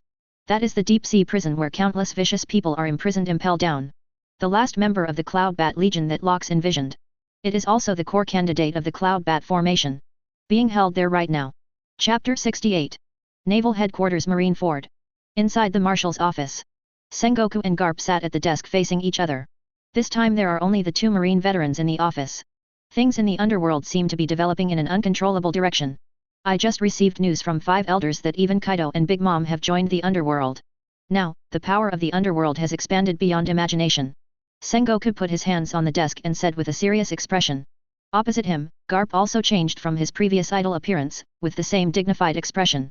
Golden Lion, Kaido, Big Mom, these people get together and always give me a bad feeling. Garp looked at Sengoku and said in a low voice. A worried look flashed in Sengoku's eyes, and he said, "You mean locks?" Garp nodded, "That's right, these tricky guys were gathered under locks back then. And now, they actually joined this so-called underworld together. I don't believe there's any connection between the two." Sengoku was hesitant, but didn't locks have been left forever in the Valley of the Gods by Yu and Luoji? Hearing Sengoku's words, Garp closed his eyes and took a deep breath. Afterwards, the marine hero let out a long sigh and continued. "It's true to say so, but that man Locks is really scary. In the first battle in the Valley of the Gods, we relied on our huge number advantage and wheel battle, plus Yu and Tsuru's predetermined tactics to barely defeat the opponent. In him, there seems to be endless possibilities, and his existence is too mysterious. So, I wouldn't be too surprised if someone told me that guy came back to life after 36 years. Garp said worriedly. While saying these words, he kept his eyes closed. It was as if he had returned to the Great War 36 years ago. The world thought that he single-handedly repelled the Locks pirates and protected the celestial dragons during the Battle of the Valley of the Gods. That's why he's called a marine hero. However, only Garp who really experienced that battle knows. How tragic was that battle back then? To defeat Locks, not only did their marine unite with the Luoji pirates, also used the strategy of diverting the tiger away from the mountain. Draw away Golden Lion, Silver Axe, Captain John, Akoku, and most of the powerful members of the Locks pirates. And secretly instigated Whitebeard before the war. So many strong men and so many schemes put together. They barely beat Locks. And even so, their casualties in that battle were not small. Although 36 years have passed. But every time Garp thinks back to the scenes of that year, can't help but be in awe of Locks' presence. Seeing Garp like this, Sengoku couldn't help but sigh. If it's true that the Locks guy is back, it's about to get worse. With Locks' style, he must not let go of any of the participants in the Battle of the Valley of the Gods. Although there is no clear evidence to prove that Locks has been resurrected, Sengoku and others have prepared for the worst. Only by preparing for the worst, will you not be so panicked at the moment it actually happens. Suddenly, Sengoku seemed to think of something, and stood up from the chair with a jerk. He looked at Garp with closed eyes, and said eagerly, "Garp, I want you to guard Impel Down now until Ace is escorted to Marineford." Hearing his words, Garp slowly opened his eyes, looked at Sengoku, and asked, "Are you worried that the underworld will take advantage of this time to make a fuss about Impel Down and let Ace go?" The same problem, in fact, Garp has also thought about it. Since the underworld appeared, it seems that it has been attracting all kinds of strong people. Now even Kaido and Big Mom are under his command. So, what is the opponent's next goal? Is it the 2 remaining 4 emperors of the New World? But in the underworld, since Wanakuni and the Journey of the Kingdoms, there is no news in New World. Marine couldn't catch any trace of the other party. It looks like advertisement. Underworld does not seem to intend to reach out to the Whitebeard pirates and Red Hair pirates. Then, apart from these 2 forces, where else can we find more strong men? There is only one answer. That's Impel Down. In Impel Down, countless criminals in this world are imprisoned. Each of them is very powerful. Especially those guys imprisoned in LV.6 Eternal Hell. Each of them is a big man who once dominated the sea. He is an extremely evil person who even wants to erase his existence from the world government. If the underworld wants to continue recruiting the strong to join its ranks, the inmates in Impel Down are definitely an excellent choice. Therefore, Garp is also worried that the underworld will invade Impel Down while Marine is busy preparing for public execution. Although Impel Down is known as an impregnable wall, it has not been broken into yet. But with the current strength of the underworld, I'm afraid Magellan and the others cannot stop the opponent. At that time, if such a thing really happens, maybe Ace will be let go. Then the public execution that Marine had been preparing so hard for so many days was completely abolished. Garp thought that Sengoku asked him to guard Impel Down because of this consideration. However, facing Garp's question, Sengoku shook his head. "No, it's not that they let Ace go that worries me. My worry is, they're going to kill Ace. Deep Sea Prison. Impel Down." At this time, a warship flying the marine flag has just passed the Gate of Justice. Slowly docked in the port of Impel Down. On the deck of a warship, the Marine Vice Admiral Flying Squirrel waited patiently with a group of neatly lined marine soldiers. A moment later, the hatch of a cabin slowly opened. A woman with a graceful figure and an incomparably beautiful appearance slowly walked out of the cabin. She wore a thick cloak. Behind him is a colorful Madara boa constrictor. One of the 7 warlords of the sea, the pirate queen with the title of the most beautiful woman in the world, Boa Hancock. When she stepped out of the cabin, the marine soldiers lined up on the deck couldn't help casting their gazes over. At the same time, on the platform outside the gates of Impel Down prison, a group of jailers also stretched their necks and stared at the beautiful figure on the deck. Look, it's Boa Hancock, the pirate empress. Oh my god, she is so beautiful, she really deserves to be the #1 beauty in the world. Just looking at her makes me feel like I'm in love. How can there be such a beautiful woman in the world? It's our blessing that such a beauty came to our Impel Down. Lord Hancock. After seeing Hancock's beautiful face clearly, the guards' eyes were full of love, and they looked like nympho. Ahead of them, Deputy Warden Han Yabao did the same. Domino, the deputy warden who followed him, had to make a sound to remind the other party to pay attention to his image. Amidst the nympho noise and booing of a group of people, Vice Admiral, the Flying Squirrel, took Hancock off the warship and came to Han Yabao. Hi, I'm Naval Headquarters Vice Admiral Flying Squirrel, I have notified you in advance. Hearing this, Han Yabao calmed down his expression, saluted him, and said, Hello, I am Han Yabao, the Deputy Warden of Impel Down, and I will lead you into Impel Down next. The Flying Squirrel nodded, then I will trouble you to lead the way. Immediately, the Flying Squirrel and Hancock walked slowly into the prison gate of Impel Down under the leadership of Han Yabao and Domino. And then entered the Impel Down together, and hidden under Hancock's cloak. Straw Hat Luffy. The first intruder in the history of Impel Down has sneaked into Impel Down without anyone noticing at this time. Chapter 69. Impel Down. Ground floor. Flying Squirrel's Vice Admiral and Hancock walked forward silently behind Impel Down Deputy Warden Han Yabao and Deputy Warden Domino. Although it was the command permission given by the Marine, except for the prisoners who were imprisoned, no other pirates have ever been allowed in this Impel Down before. So we will conduct a body search on Her Highness Hancock, please forgive me. Deputy Warden Domino, in uniform and with blonde bangs covering one eye, spoke seriously to Hancock. Hearing this, Hancock didn't say anything, but nodded silently. Afterwards, Han Yabao and the Flying Squirrel Vice Admiral went to the side to wait. Hancock, on the other hand, continued to follow Domino towards the examination room. If it is a prisoner, he has to enter the railing, strip off his clothes, and be pushed into the innermost iron pot boiling with 100-degree hell-warm water. 27. You can go to jail only after receiving baptism including sterilization. Of course there are differences among the prisoners. The prisoners who were imprisoned not long ago, such as Fire Fist Ace, Shishibukai Jinbei, and former Shishibukai Lock Doll, did not even raise their eyebrows when they were baptized, and their performance in prison was very good. While walking, Domino did not forget to introduce the situation in Impel Down to Hancock. This Impel Down, in addition to this floor above the sea, has 6 floors of prisons, all of which are located below the sea. The first floor is called Crimson Hell, where the prisoners will receive the punishment and sanction of the Sharp Red Lotus. The second floor is called Wild Beast Hell, and it is guarded by a group of beasts that are incomparably ferocious. The third floor is called Starvation Hell, where, without any food and water, the prisoners will suffer unprecedentedly. The fourth floor is called Blazing Hell. It is surrounded by boiling blood and the temperature is extremely high. Magellan's office is also there. We will go down to see him later. The fifth floor is called Freezing Hell. It is an extremely cold and icy land. All the vicious prisoners with bounties worth over 100 million are imprisoned inside. And the sixth floor is called Eternal Hell, and all the most vicious prisoners in this sea are imprisoned here, and the Fire Fist Ace that His Royal Highness Hancock is going to meet this time is also imprisoned there. Domino kept introducing Hancock. At this time, Luffy, who was hiding under Hancock's cloak, was also hardened when he heard these words. Is Ace being held on the 6th basement floor? Ace, wait for me, I will definitely rescue you. Luffy swore secretly in his heart. Here, it's here, please come in. Guests will be checked in a separate room, please rest assured. At this time, Domino came to 317 and stopped in front of a room, opened the door and said to Hancock. Hancock walked in silently, incomparably. Then, please take off your cloak next. Because it is the easiest item to hide, please put it here first. I suspect you, but I hope you will not act suspiciously. Monitoring phone bugs are installed in all places in Impel Down, and the monitoring screen will be transmitted back to the monitor in real time. Also, please put on the sea stone handcuffs next. Even in the face of the powerful Hancock, Domino did not have the slightest stage fright, and said to the other party with certainty. Hancock looked coldly at the surveillance phone bug on the wall and the sea stone handcuffs in Domino's hand. Don't prisoners also wear this thing? It's really thoughtful. Hancock said something coldly. And Domino took a few steps forward again with sea stone handcuffs. This is our job, please forgive me. At the same time, in the monitoring room of Impel Down, several jailers who were in charge of viewing the surveillance were also staring at the screen intently. Checking the atmosphere in the room, it suddenly became a lot more serious. Luffy, hiding under Hancock's cloak, sensed the atmosphere. I couldn't help but hold my breath. Be careful and ready to deal with whatever happens next.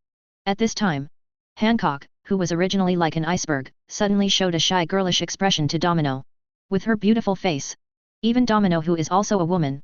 After seeing each other like this, they couldn't help but blushed and their hearts beat faster. Please be gentle, Hancock said to Domino in a soft voice, which made him startled. Taking advantage of this gap, Hancock raised his hands, folded them into a heart shape, and aimed at Domino. Marrow marrow mellow.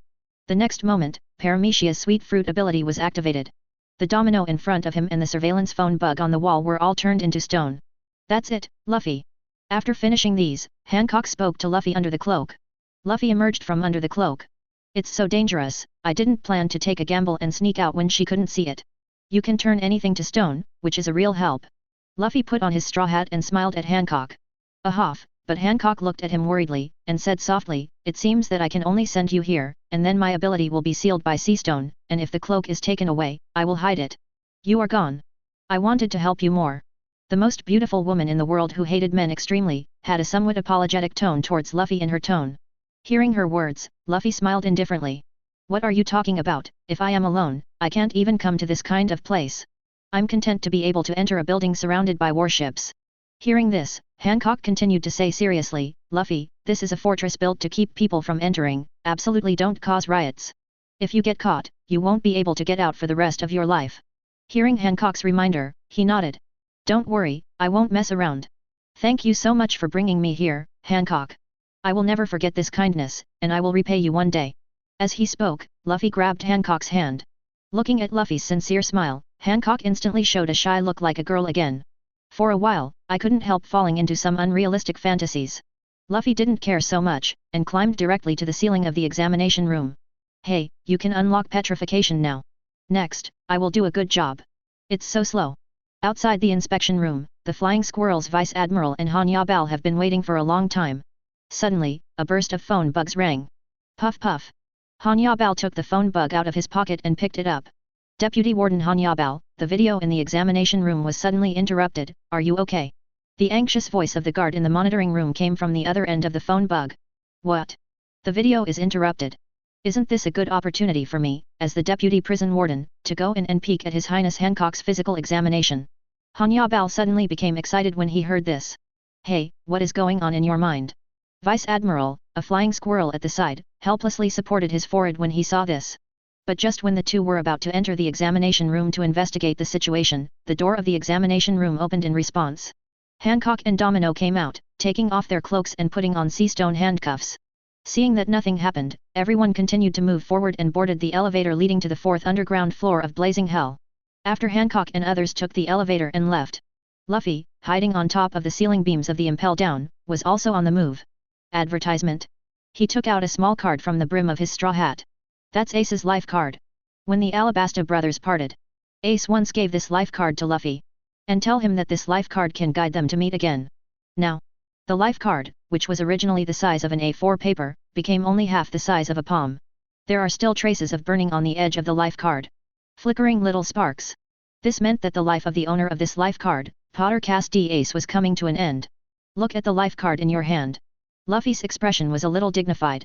According to the direction shown by the life card, Ace should be locked at the bottom of this building. Looks like we have to hurry up. As he spoke, he stuffed the life card back into the brim of the straw hat. Then the arm stretched out and grabbed a beam not far away. It swung past silently. At the same time, on the sea not far from Impel Down, a warship rides the marine current. Coming from Marineford. Soon to reach the Gate of Justice in Impel Down. On the deck of a warship, Marine hero Garp stands on the bow. Looking at the sea in the distance, he was in a daze. In his ears, it seemed that what Sengoku had said to him earlier was still echoing. No, I'm not worried that the underworld will let Ace go. Instead of worrying, they'll kill Ace. From the current point of view, it seems that the goal of the underworld has always been to recruit the strong. Then the guys imprisoned in Impel Down are definitely likely to be their next targets. If we were going to look at the worst, let's say that Locks has really come back to life. Then with Locke's style, it is absolutely impossible to let go of the members who participated in the battle in the Valley of the Gods, and even their family members may not be spared. If Locks finds out that Ace is Luoji's son, do you think he will let him go so easily? Luoji is dead, so his child must be the first target of Locks. So what I worry about is that if the underworld really invades Impel Down, Ace will probably be killed by them. To be on the safe side, before Ace is escorted to Marineford, Garp, you should go to Impel Down to guard. Sengoku's previous remarks made Garp deeply worried now. Although they didn't have any evidence that Lox was resurrected. But judging from various signs, it is not impossible. If this is the case, then Sengoku. The guesswork is likely to come true. Therefore, after that conversation, Garp immediately rushed towards Impel Down. As a marine hero, although Garp did not take the position of Admiral, his strength is even stronger than Admiral. That's why Sengoku let him guard Impel Down. With Garp guarding, plus Impel Down Warden Magellan, the defensive strength of Impel Down will be further improved.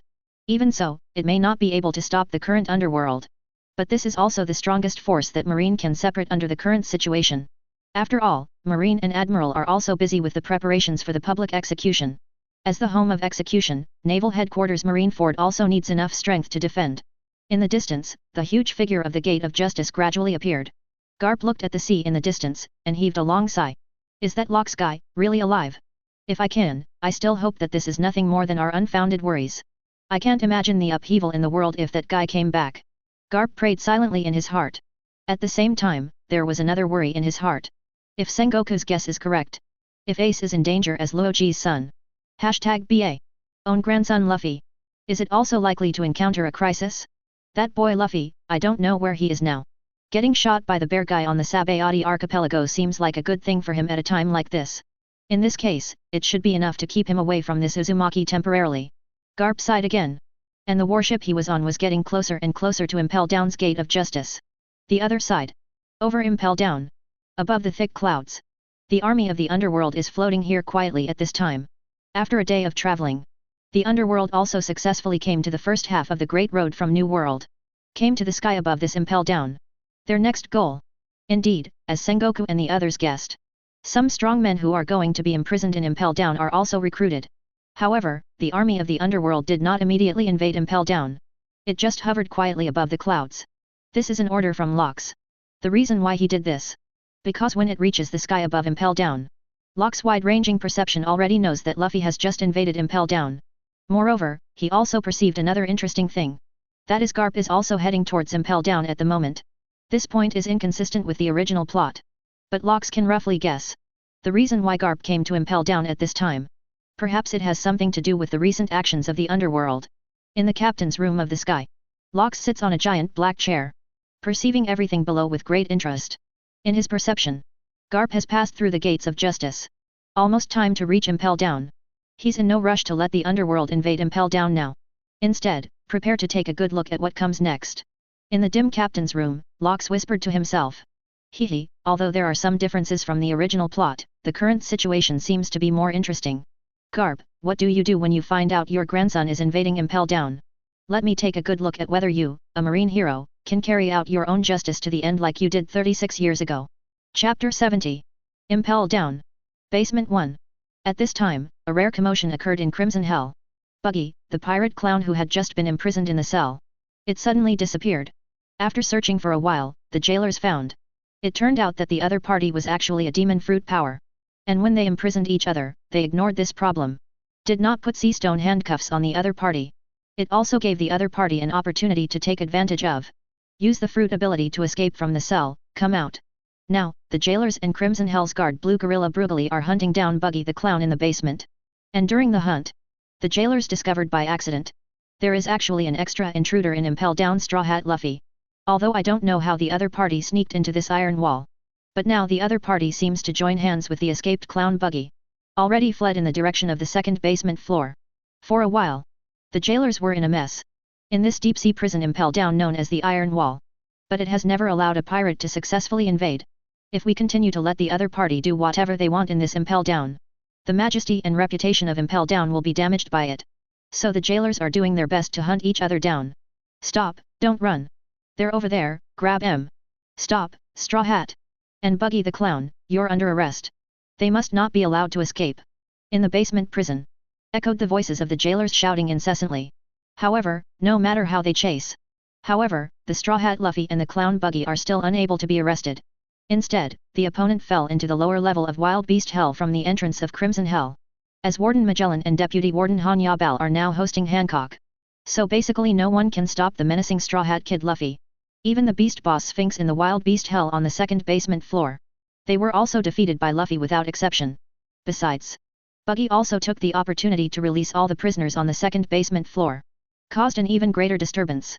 Immediately afterwards, the Straw Hat Luffy, the Clown Buggy, and the former Pakistani locked Chinese community Cotter Mr.3 who had just been released fell into the lower level of starvation hell together.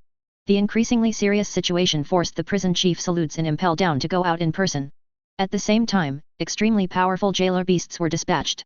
Go to the starvation hell on the third basement floor together to arrest Luffy and others. At the same time, outside the prison gate on the first floor of Impel Down, a marine warship slowly docked at the pier of Impel Down. Seeing this, the guards stationed outside the prison gate all looked suspiciously. Why is there another warship? Who will come this time?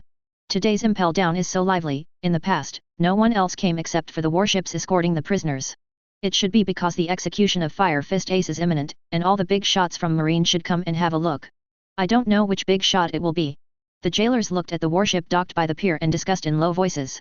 While they were discussing, a figure appeared on the deck and slowly walked down from the warship.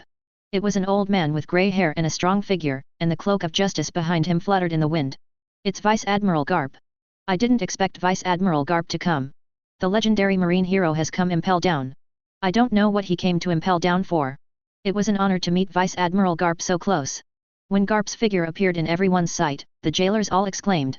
Due to the relationship of the underworld, Garp had been staying in Marineford before, and he was stationed in turn with the three admirals, he and others. Therefore, I did not come to Impel Down to talk to Ace in advance as in the original plot. For most of the jailers, it was the first time they saw this legendary marine hero. Amidst the exclamation of all the jailers, Garp slowly got off the warship and came to the gate of Impel Down prison. Because he came to Impel Down in a hurry after talking with Sengoku, the relevant personnel of Impel Down were not notified in advance. However, with his status in Marine, even without prior notice, the jailers of Impel Down will not stop him. In this way, Garp walked unimpeded into the prison gate of Impel Down. Then he got on the elevator to the fourth basement floor with ease, and was going to explain the situation to the Warden Magellan. Although he has not been to Impel Down for a long time, he is still very familiar with Impel Down. After all, when this marine hero was young, he sent pirates to this prison a lot. On the elevator heading to the fourth basement floor, the thoughts of the pressure increase began to fly. This time to guard Impel Down, just have a good chat with Ace. I haven't seen this brat for a long time. That year, Luoji entrusted Ace to Garp before execution. Without him, the blood of One Piece may have disappeared in this world long ago. Although Marine and pirates are at odds. But Garp and Luoji are in a long-term struggle. Has become the existence of both enemies and friends. The child is innocent. With this in mind, Garp brought Ace back to the Windmill Village in East Blue. He was handed over to the bandit Dodon to be raised. He watched Ace grow up day by day, and he can be regarded as Ace's half-grandfather. When he learned that Ace went out to sea and became a pirate, he was also very angry. But with Garp's temperament, he still didn't stop him in the end. Just like he didn't stop his son from becoming the leader of the Revolutionary Army. After Ace went to sea, he quickly made a name for himself. He even made his mark in New World and became a wanted newcomer pirate. Since then, Garp has always had a bad feeling. Later, Ace joined the Whitebeard Pirates. Became the captain of the second team of the famous Whitebeard Pirates. The ominous premonition in Garp's heart also became more and more real. Finally, not so long ago, he gets word of Ace's arrest. At that time, his heart suddenly thumped. Because he knew that the world government already knew Ace's real-life experience. Now that Ace has been arrested, the world government will never let go of the blood of the only remaining One Piece. Sure enough, the world government soon spread the news that Ace would be publicly executed. For this, Garp felt extremely heartbroken. Although he is a legendary hero among the Marines, he doesn't even bother to look at the celestial dragons. But for Ace to be executed, he is helpless. Because behind him is the word justice. Garp began to regret. If he could have prevented Ace from going out to sea. If he can persuade Ace to become a Marine. Then as his marine hero. Definitely protects Ace very well. But everything, it's too late. All he can do now is to finally have a good talk with Ace. Advertisement. Thinking of this, Garp couldn't help worrying about Luffy again. Luffy and Ace really didn't make him feel at ease. Like Ace, Luffy went out to sea as a pirate despite his dissuasion. And the commotion at sea is even bigger than Ace. In order to save his companions, he broke into the N-Ice lobby and made a big fuss, and even drew a buster call. Beat the celestial dragons of the nobles of the world on the Sabayati archipelago. Any one of these things would be enough to get Luffy sentenced to death. Garp couldn't help worrying about Ace. If one day Luffy is also unfortunately arrested. Then he is a grandfather. What should I do? Do you want to watch your grandson die in front of your own eyes? To this, Garp doesn't know the answer either. He could only pray that such a day would not come. Just as his thoughts kept flying, suddenly there was a loud shout from outside the elevator. Catch him quickly, before the Straw Hat Kid gets away. Spotted intruder Monkey D. Luffy, Squad 6 calls for backup. Hurry up, we must not let the Straw Hat escape. At this time, the elevator just passed the starvation hell on the 3rd basement level. Hearing the shouts from outside, Garp's expression changed suddenly. Luffy. Did I hear it wrong? The intruder that the jailers are yelling to catch, is it Luffy? Why did that kid come here? Garp's face was full of disbelief. For a moment, he doubted his ears a little. However, the shouts of the jailers continued. The name Monkey D. Luffy really came to his ears clearly and clearly. Only then did Garp confirm. It is Luffy who the jailers are arresting. I'm really afraid of something. How on earth did that brat Luffy end up in this impel down? He hastily pressed the elevator to stop and stopped it on the 3rd floor underground. Then he strode forward and ran outside. Starvation hell located on the 3rd basement level of impel down. It is a barren desert. The scorching air waves rise from the sand under the feet, and the heat is unbearable. Because it is just above the blazing hell on the 4th basement floor. Therefore, it was roasted alive and turned into a desert without a blade of grass. Prisoners held on this floor have to endure the high temperature. At the same time there is no food or water. That's why it's called starvation hell. At this time, Zero, seeking flowers, Zero. Luffy is running hard. Behind them was a group of jailers chasing them non-stop. Beside Luffy, there are 3 people in prison uniforms following him. Run away together. It was Buggy, Mr.3 and Bentham. After falling to the starvation hell on this floor, Luffy and others met Bentham who was imprisoned on this floor again by accident. Originally, Buggy and Mr.3 wanted to leave them behind and escape. As a result, they were driven back by the surging army of jailers. Really, I knew it would be good to be with the Straw Hat Boy. It actually attracted so many jailers, and now we can't escape even if we want to. If I had known this was the case, I might as well just stay in the cell and not come out. If he is caught, he will definitely be tortured again. Buggy and Mr.3 were running desperately while complaining. Bentham on the side didn't complain with them, but looked at Luffy and said sincerely, "Little Straw Hat, don't worry, I will help you rescue your big brother." Luffy smiled happily after hearing his words, "Thank you so much, Xiao Feng." While the few people were talking, the movements of their feet did not slow down at all. The scorching heat in this starvation hell is constantly consuming their physical strength. At this time, a figure suddenly passed over the 4 people's heads quickly, and then blocked in front of them. Luffy and the others hurriedly stopped and looked at the person blocking the way. After seeing the appearance of the person in front of them clearly, Buggy, Mr.3 and the people from Bentham instantly showed a look like a ghost. It's Marine Vice Admiral Garp. Am I not mistaken? Why did that marine hero appear here? It's over, we met the marine hero Garp, now we have absolutely no chance of escaping. After Buggy and others saw that it was Garp, they instantly fell into despair. That is the invincible marine who has driven the One Piece King Luoji to a dead end several times. In front of him, with the strength of the few of them, there is no possibility of escape. Not far behind everyone, the jailers who were chasing after him also saw Garp's figure. A group of people suddenly exclaimed, "It's Vice Admiral Garp. Vice Admiral Garp actually came to impel down.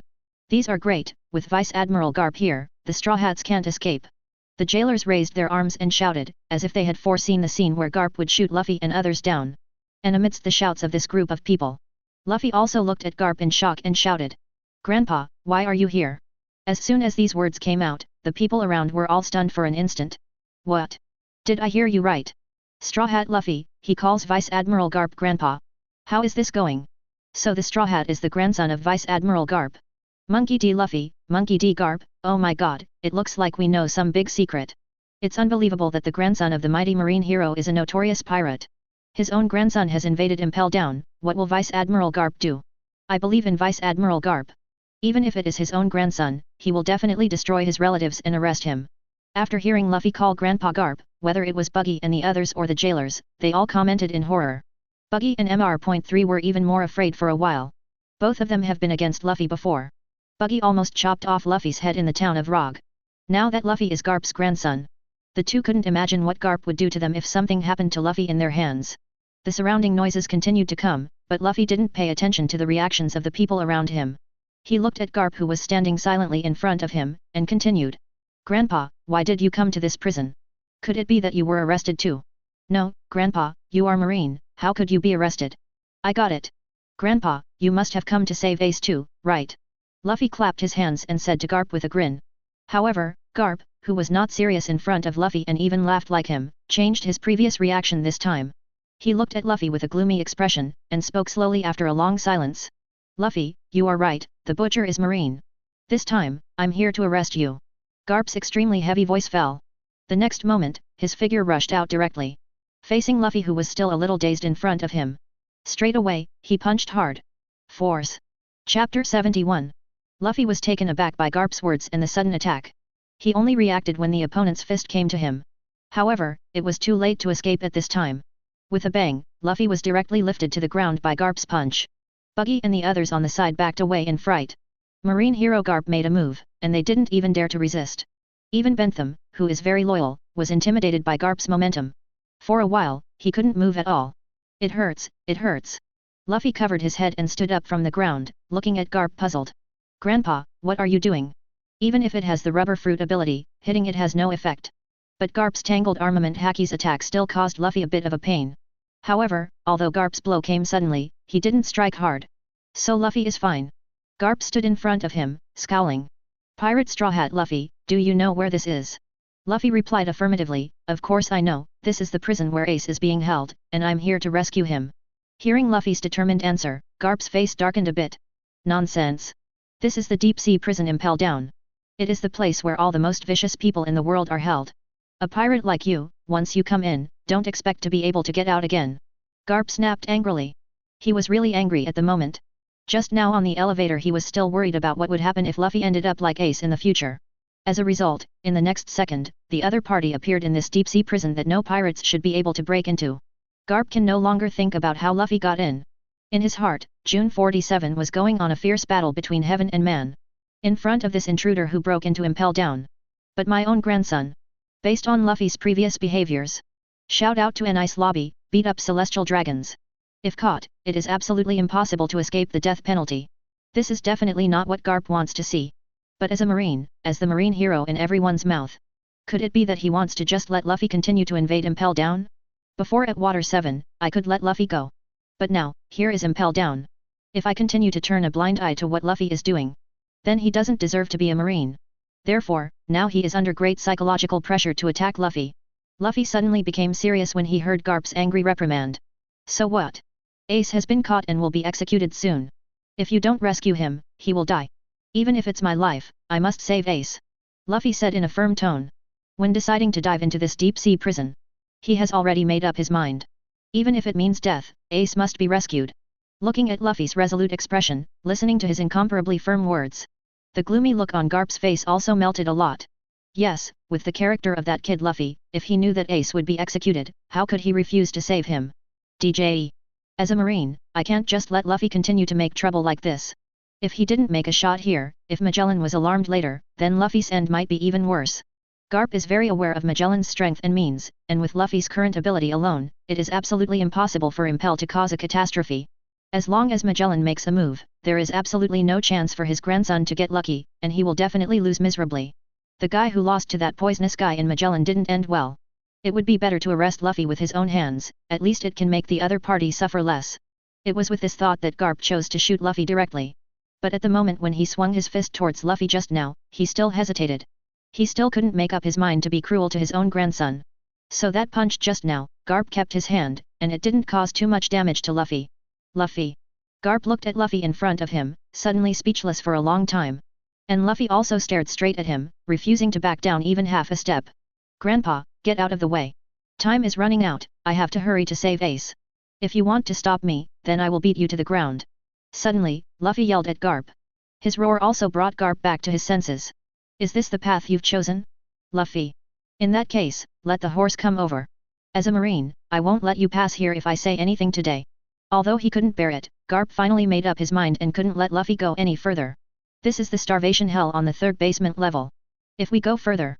But it is the blazing hell on the 4th basement floor where Magellan is located. I have to stop Luffy here first. As for what follows. Or think about it later. The voice fell. Luffy moved first. I saw him slowly squatting down. With one hand on the lap. With one hand on the ground. Immediately afterwards, a downward pressing action was made. Next second. His hand on the ground seemed to have turned into a pump. Keep squeezing. The complexion on Luffy's body turned red. There are also bursts of steam emanating from its body. Get in, second gear. Now that I have decided to fight my grandfather, Luffy is naturally ready to go all out. He is very aware of Garp's strength. If you don't try your best, I have absolutely no hope of escaping from the opponent. Rubber jet pistol. After entering second gear, Luffy has improved to a new level no matter in speed, strength, or reaction ability. His figure suddenly disappeared from everyone's sight. Appeared beside Garp in the next instant. He punched him hard. But these movements are too fast to be seen by ordinary people. In the eyes of a strong man like Garp, it is very slow. Facing Luffy's attack, Garp didn't move half a step. Stretch out a hand. Advertisement. Grabbing Luffy's arm easily. Then came a shoulder throw to him severely. Boom. Only a loud bang was heard. The menacing Luffy was smashed to the ground. Even smashed a huge pothole in the ground. Far away, Buggy et.al. and a kind of jailer from Impel Down are dumbfounded. They watched the fight break out between Garp and Luffy. No one dared to take any action. Vice Admiral Garp is really selfless. Even in the face of his own grandson, he is able to act so brazenly. Now that Vice Admiral Garp has made a move, the Straw Hat Boy's arrest is a certainty. However, Vice Admiral Garp must feel bad about arresting his grandson with his own hands. So what if it doesn't feel right? Vice Admiral Garp is a marine hero, and Straw Hat Luffy is a pirate. Marines and pirates are incompatible. Hey, I just don't know what the Straw Hat Kid is thinking. Even though my grandfather is a famous marine hero, he actually went to become a pirate. I really don't have any scruples about Garp Zonglin's feelings at all. I don't know what kind of people the Straw Hat Kid's parents are. Didn't they guide him well? Unfortunately, it's too late to say these things now, and we can only watch Vice Admiral Garp kill his relatives here. The jailers in Impel Down stood watching the battle from a distance, talking softly. With Garp taking the shot, they naturally don't need to intervene. On the other side, Buggy and others have much more serious expressions. Isn't Garp the little Straw Hat's grandpa, to be so cruel to him? No, I have to help little Straw Hat. Bentham couldn't stand it when he saw Luffy being slammed into the ground by Garp. But just when he was about to go forward to help Luffy, Mr.3 on the 10 side hugged him from behind. Mr.2, are you crazy? That's the marine hero Garp, the legendary marine who has brought the One Piece King Luoji to a dead end several times. Even if you go up, it won't help the Straw Hat Boy at all, it's just death in vain. Mr.3 stubbornly stopped Bentham, who wanted to help. But, I can't just watch the little Straw Hat get caught like this. Bentham looked pained. Buggy on the side also said, instead of worrying about that guy with the straw hat, it's better to worry about yourself. Once the Straw Hats are caught, then we are absolutely doomed. You have to find a way to escape. I don't want to stay a second longer with this shit Impel Down. Several people watched the battle between Luffy and Garp in the distance worriedly, thinking about their own calculations. Luffy, give up, you're not God's match. After smashing Luffy into the ground, Garp looked at the fallen Luffy and said in a deep voice. However, how could Luffy, who had already made up his mind, give up so easily? He quickly got up from the ground, and his figure suddenly disappeared again. Rubber et tomahawk. This time, Luffy in second gear appeared above Garp's head. Raise a leg high, use Rubber Fruit's ability to stretch. Then step down hard from a high place. Facing this move, Garp just turned his body slightly, and easily dodged it. Not enough, but he didn't continue to attack Luffy. After missing a blow, Luffy backed away a few steps and continued to attack Garp. Rubber jet machine gun. Luffy waved his fists desperately. The fists hit Garp like a storm. Such a fast attack makes it seem like it has grown dozens of arms. However, even with such a violent attack, Garp also just dodged perfectly in an understatement. Before you were born, this old man has already fought pirates on this sea. Since you were born, I have been trying to train you and Ace to be a good sailor. With the qualifications of the two of you, you will definitely become the most powerful marine battle king in the future. While easily dodging Luffy's attack, Garp slowly moved forward and approached Luffy's location. He stared into Luffy's eyes with a very serious expression, and said in a deep voice.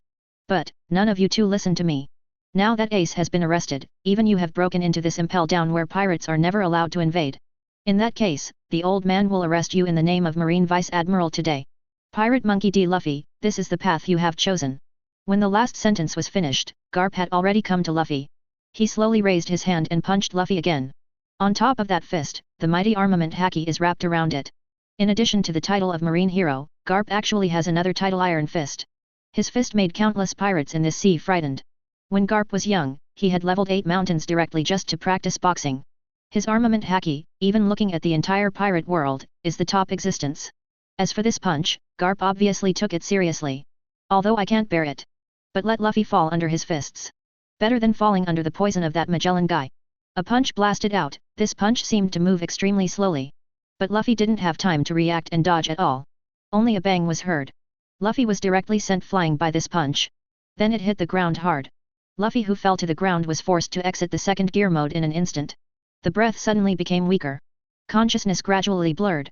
He didn't even have the strength to stand up again. However, even so, he was also struggling to get up from the ground. And in his mouth, he kept muttering, "Ace, I will definitely rescue you." But even with the perseverance and consciousness far beyond ordinary people, the power of Garp's 3.6 punch, it's not something the current Luffy can resist. After struggling for a while, Luffy finally completely lost consciousness. There is absolutely no possibility of waking up in a short time. Garp looked at the fallen Luffy and sighed. "Luffy, don't blame Grandpa. In the current situation, it may be the best choice for me to arrest you. After everything is over, I will find a way to plead with the world government for you. Even if I abandon my old face, I will definitely save your life." Garp silently made up his mind. Afterwards, he couldn't bear to see Luffy's painful appearance again, and turned around slowly. After Luffy was brought down, Buggy and the others were naturally doomed. Garp conveniently rearrested all of them and put them back in their respective cells. The comatose Luffy was also put on sea stone handcuffs by the jailers and locked in the freezing hell on the 5th floor of the basement. This is the end of the unprecedented invasion riot in Impel Down. Over Impel Down, the captain's room in the center of the Hikari. Locks sits on a giant black chair. In front of him, it is Kaido and Big Mom, who have returned from training in the House of Time and Spirit. Locks looked at the two and spoke in a deep voice. "All right, this farce in Impel Down is over. Then, it's your turn to play." Chapter 72. Impel Down. 4 floors underground. Blazing hell. Vice Admiral Garp, it is an honor for us Impel Down to have you here to guard Impel Down. However, you just said that the underworld might come to attack Impel Down, is that true? Magellan stood in front of Garp. Tian Fen said politely. Although the other party is only a Vice Admiral, but compared to the Flying Squirrel Vice Admiral who just left Impel Down with Hancock, the two are not a heavyweight at all. Treat this marine hero. Even as the Warden of Impel Down, he is extremely polite. Garp nodded solemnly. He who just personally arrested his own grandson is not in a good mood at this time. However, it is still necessary to explain Sengoku's concerns in detail to Magellan. That's right, though it's just me and Sengoku's guesswork. But in this special period, it is better to be cautious. If the underworld is really allowed to capture Impel Down, then this sea will fall into unprecedented turmoil. Go and tell the gang of jailers under your command that during this period of time, we must step up inspections around Impel Down, especially in the air, and we must be more vigilant. Hearing this, Magellan nodded solemnly. As the Warden of Impel Down, he naturally attaches great importance to this matter. Okay, I have explained everything that needs to be explained. I'll go to the 6th basement, and let me know as soon as possible if anything happens. After speaking, Garp started to walk towards the entrance to the 6th underground floor. And Magellan began to give orders to the jailers of Impel Down according to Garp's instructions. Basement 6 floors. Eternal hell. Compared with other harsh environments, this lowest level of prison seems to be much more normal. There are no ferocious beasts here. There is no extreme heat or cold environment. There is only boundless darkness and dead silence. Those imprisoned in this layer of eternal hell are the most heinous criminals in the world. They are the ones that even the world government wants to erase their existence. Prisoners imprisoned here never see the light of day again. Or, their only chance to see the light of day 07 again. It was time to be dragged out and sentenced to death. At this time, in a cell in eternal hell, 2 prisoners are being held. One of the 7 warlords of the sea, Haixia Jinbei, and the captain of the Whitebeard Pirates 2nd Division, who is about to face public execution. Fire Fist, Potter Cast D Ace. Ace's hands and feet are bound with chains. He lowered his head, and the expression on his face looked very bad. Seeing this, Jinbei at the side couldn't help asking, "Brother Ace, what's wrong with you? Your complexion seems to be not very good since Hancock came here just now." Ace still lowered his head and said in a heavy tone, "Jinbei, do you still remember my brother I told you about?" Jinbei nodded. "Remember, Straw Hat Kid, right? After hearing your description of him, I'm quite interested in him. He should be a very nice person." Having said that, Ace slowly raised his head. There was an indelible look of worry on his face. "Hancock just told me that Luffy came to Impel Down to save me." Hearing this, Lu Shiping couldn't help being surprised. "What? Is your brother coming to Impel Down? Impel Down is so heavily guarded, how could he get in?" Ace shook his head. "I don't know, but I've never met Hancock. She shouldn't have traveled all the way to Impel Down just to lie to me, it wouldn't do her any good." Hearing this, Jinbei was non-committal. "If your brother really ran to Impel Down, wouldn't he be in danger now? The defense force in Impel Down is so strong, not to mention that Monster Magellan is there. Although Jinbei knew that these words didn't sound good, but it was the truth, and he believed that Ace would understand even if he didn't say it. After he finished speaking, Ace also continued, "Yes, I am worried about this right now. Although we met last time, Luffy's strength has indeed improved a lot. But against a monster like Magellan, it's absolutely impossible to win. If he does come down this impel down, he's bound to have Magellan behind him. When the time comes, I'm afraid there will be more bad luck than good luck." Ace's tone was full of anxiety and concern. Jinbei at the side didn't know how to comfort him for a while. After all, the world of pirates is cruel. Impelled down for so many years no one has been able to invade successfully. Magellan is a big part of the reason. If the strength is not enough, it is completely courting death in front of Magellan. After being silent for a while, Ace suddenly said regretfully, "It's all my fault. Luffy must have broken in here to save me. As a big brother, I not only failed to protect him, but also put him in danger because of me.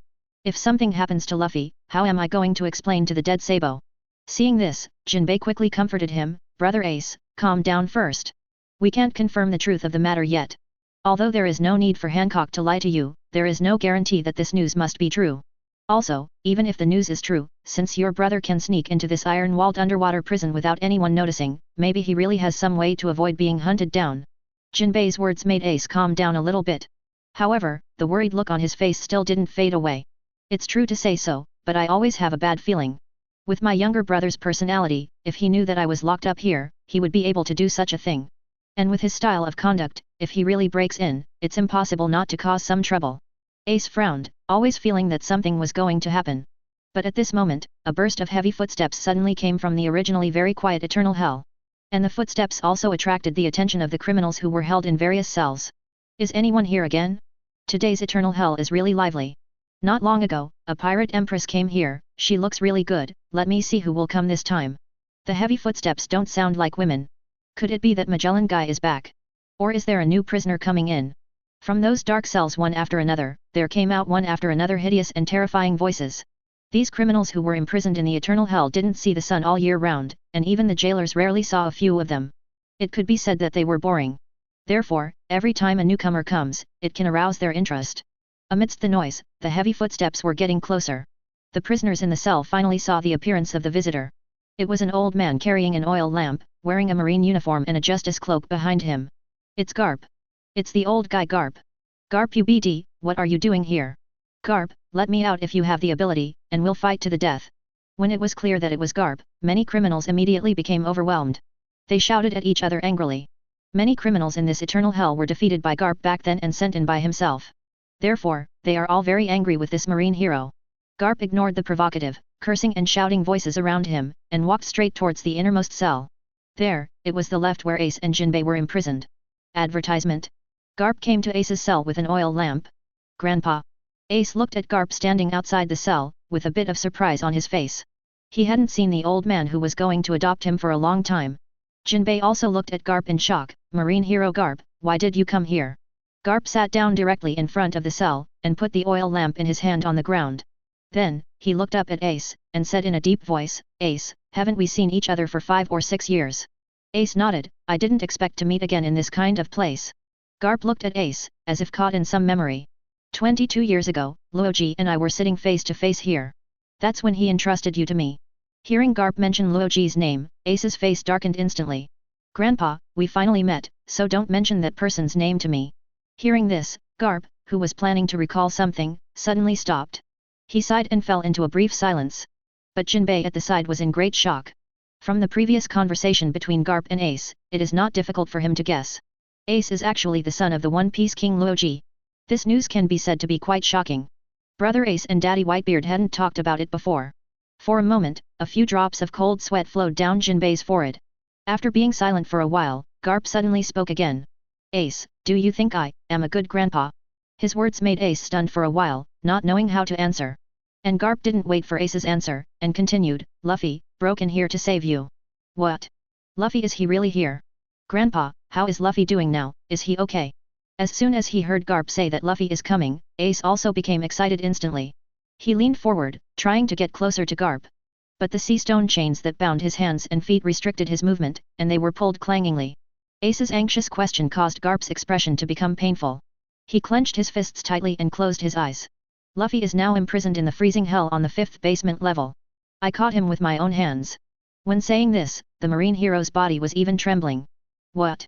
Father, are you lying to me? You captured Luffy and put him in freezing hell. He's your own grandson. Anxious, Ace couldn't help but yelled at Garp. But seeing the other party's painful appearance, he immediately calmed down again. I'm sorry, old man, Ace apologized under his breath. From Garp's expression alone, Ace can see that the other party is actually as worried about Luffy's safety as he is. Even Huey was more worried than himself. After all, that is the other party's grandson. Faced with Ace's reprimand, Garp was not offended. He lowered his head, hiding his expression in the dark shadows. Ace, if I stopped you and Luffy from going out to sea as pirates, isn't this all going to happen now? Garp's voice came again, but it sounded much older in an instant. Hearing this, Ace smiled softly. Old man, it's not like you didn't do this before. But do you think, can you stop us? With our two personalities, no matter how you try to stop us, you won't be able to stop us. I have never regretted being a pirate. I think Luffy thinks the same as me. Even if we knew that such a day would come, Luffy and I would still choose to go to sea as a pirate without hesitation. In Ace's words, there is a firmness that no one can shake. As he said, even if you give him another chance. Even if he knew in advance that he would end up in this situation. Without hesitation, he will hang up the flag that symbolizes pirates and continue to go to sea. After hearing what Ace said, Garp let out a long sigh. Yes, I had strongly opposed the idea of the two wanting to be pirates at the beginning. Even when Ace and Luffy mentioned that they wanted to be pirates, it was inevitable to give them an iron fist of love. However, even so, the two brothers finally embarked on the pirates' road of no return 720. If I had known that things would turn out like this, even if I had dragged you, I would have dragged you two to the marine base to become a marine soldier. Unfortunately, it's too late. Ace, this time, I may not be able to do anything. Garp's voice sounded trembling, full of remorse. This marine hero in the eyes of the world, when faced with such a situation, also revealed an unknown vulnerable side. Seeing Garp like this, Ace also sighed helplessly. It's all right, old man. This is the path I chose, and no matter what it turns out to be in the end, I have no regrets. Also, being able to join the Whitebeard Pirates is the luckiest thing in my life. My life is here, and I have no regrets. The only thing I can't let go of is that kid Luffy. As the conversation between the two continued, the atmosphere inside and outside the cell became more and more heavy. Jinbei has been listening quietly, without interjecting. The yelling prisoners in other cells stopped asking for trouble when they saw that Garp didn't answer them. Gradually, boundless silence returned to eternal hell. And at this moment, the entire 6th underground floor suddenly shook violently. How is this going? The sudden change caused Garp to walk out of his depression in an instant. He looked around gravely. The floor, ceiling, and chains in the cell were all shaking violently. In other words, the entire impel down is shaking non-stop. Could it be that, the most worrying thing still happened? Garp immediately released the perception of observation haki. Want to see what's going on? The powerful observation haki swept out like a tide. The entire impel down is covered in it. A strong man like Garp. Even enough to cover the entire island with observation haki. Therefore, it is not difficult to detect an entire impel down. In his observation haki perception, there is no abnormality in impel down. All prisoners are locked in cells. Or they are receiving all kinds of cruel punishments. It seems that the problem is not within impel down. However, Garp sensed that Magellan was heading towards the prison gate on the ground floor of impel down in a panic. Could it be that the shaking came from outside impel down? Garp continued to release observation haki's perception in doubt. Overlays to the outside of the impel down. And when his observation haki sensed the outside world of impel down, his complexion also changed suddenly. He was startled suddenly, his expression extremely ugly. It's Kaido and Big Mom. Sure enough, the underworld is still here. Chapter 73. Impel down outside. Kaido turned into a huge blue dragon hovering in the air. A series of sharp wind blades spit out from his mouth. It slammed into the outer wall of impel down hard. Although this deep-sea prison is made of extremely special and hard materials, even an attack like Kaido cannot destroy it. But the whole impel down was shaken severely because of this. Impel down, I think I was almost locked in many times. After Kaido spit out a gust of wind blade, he stopped attacking and said with interest looking at impel down below. His purpose of blowing out the wind blade on impel down was not to destroy it, but to attract the attention of Magellan and others. Hehe, you still have the nerve to say it. It's not all because you tried to kill yourself and committed suicide, so you were caught so many times by Marine. Ant stepped on Thundercloud Zeus, floating beside Kaido, and said to him. Kaido snorted coldly, exhaling hot breath from his nose. Humph, I just play suicide because I'm bored. Otherwise, just relying on the Marine guys, do you really think they can catch me? Also, even if I was locked in impel down, I could have escaped. What Shiki can do, I can do too. Kaido said swearingly. The ant on the side didn't pay attention to his prowess, and said in a deep voice, "Okay, don't talk about it, don't forget the mission the captain gave us." Hearing this, Kaido also restrained himself a bit, and said with a serious expression, "I know, with the results of our 2 years of cultivation in that hut, this little impel down still can't stop me. Just when the two of you are floating in the sky, you talk to me." The guards outside the gate of the prison on the first floor of Impel Down looked up to the sky in horror. Looking at the two extremely terrifying figures, he shivered. My god, am I not mistaken? Those two in the sky, are they Kaido and Big Mom? These 4 emperors of New World, why did they suddenly run to Impel Down, which is located in the first half of the Grand Line? And it looks like they have a good relationship. I'm not dreaming, am I? 4 emperors descended on Impel Down, what the hell is this for? Are they trying to invade Impel Down? If it's true, there's nothing we can do to stop it. Go ahead and inform Warden Magellan.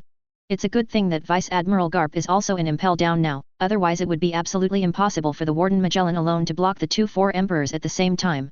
With the marine hero Vice Admiral Garp and Warden Magellan, even facing 4 emperors shouldn't be a problem, right? Impel Down is known as a place with a solid wall, but it must not be breached, otherwise, the reputation of Impel Down will be shamed in the future. The jailers gathered outside the prison gate, shivering and chatting nervously in low voices. And at this moment, the prison door behind them suddenly opened. A big man wearing a black overcoat uniform, black wings on his back, and 2 devil horns on his head came out from the door. It is the warden of Impel Down, the poisonous fruit ability user, Magellan. Magellan came to the gate of the prison, looked up at Kaido and Big Mom above the sky, with a solemn expression. It's Kaido and Auntie. It seems that what Vice Admiral Garp said is true, the underworld has really come to invade Impel Down. 2 powerhouses of the 4 emperors level invaded Impel Down at the same time, this is an unprecedented crisis. After muttering to himself, he turned his head and said to a jailer beside him.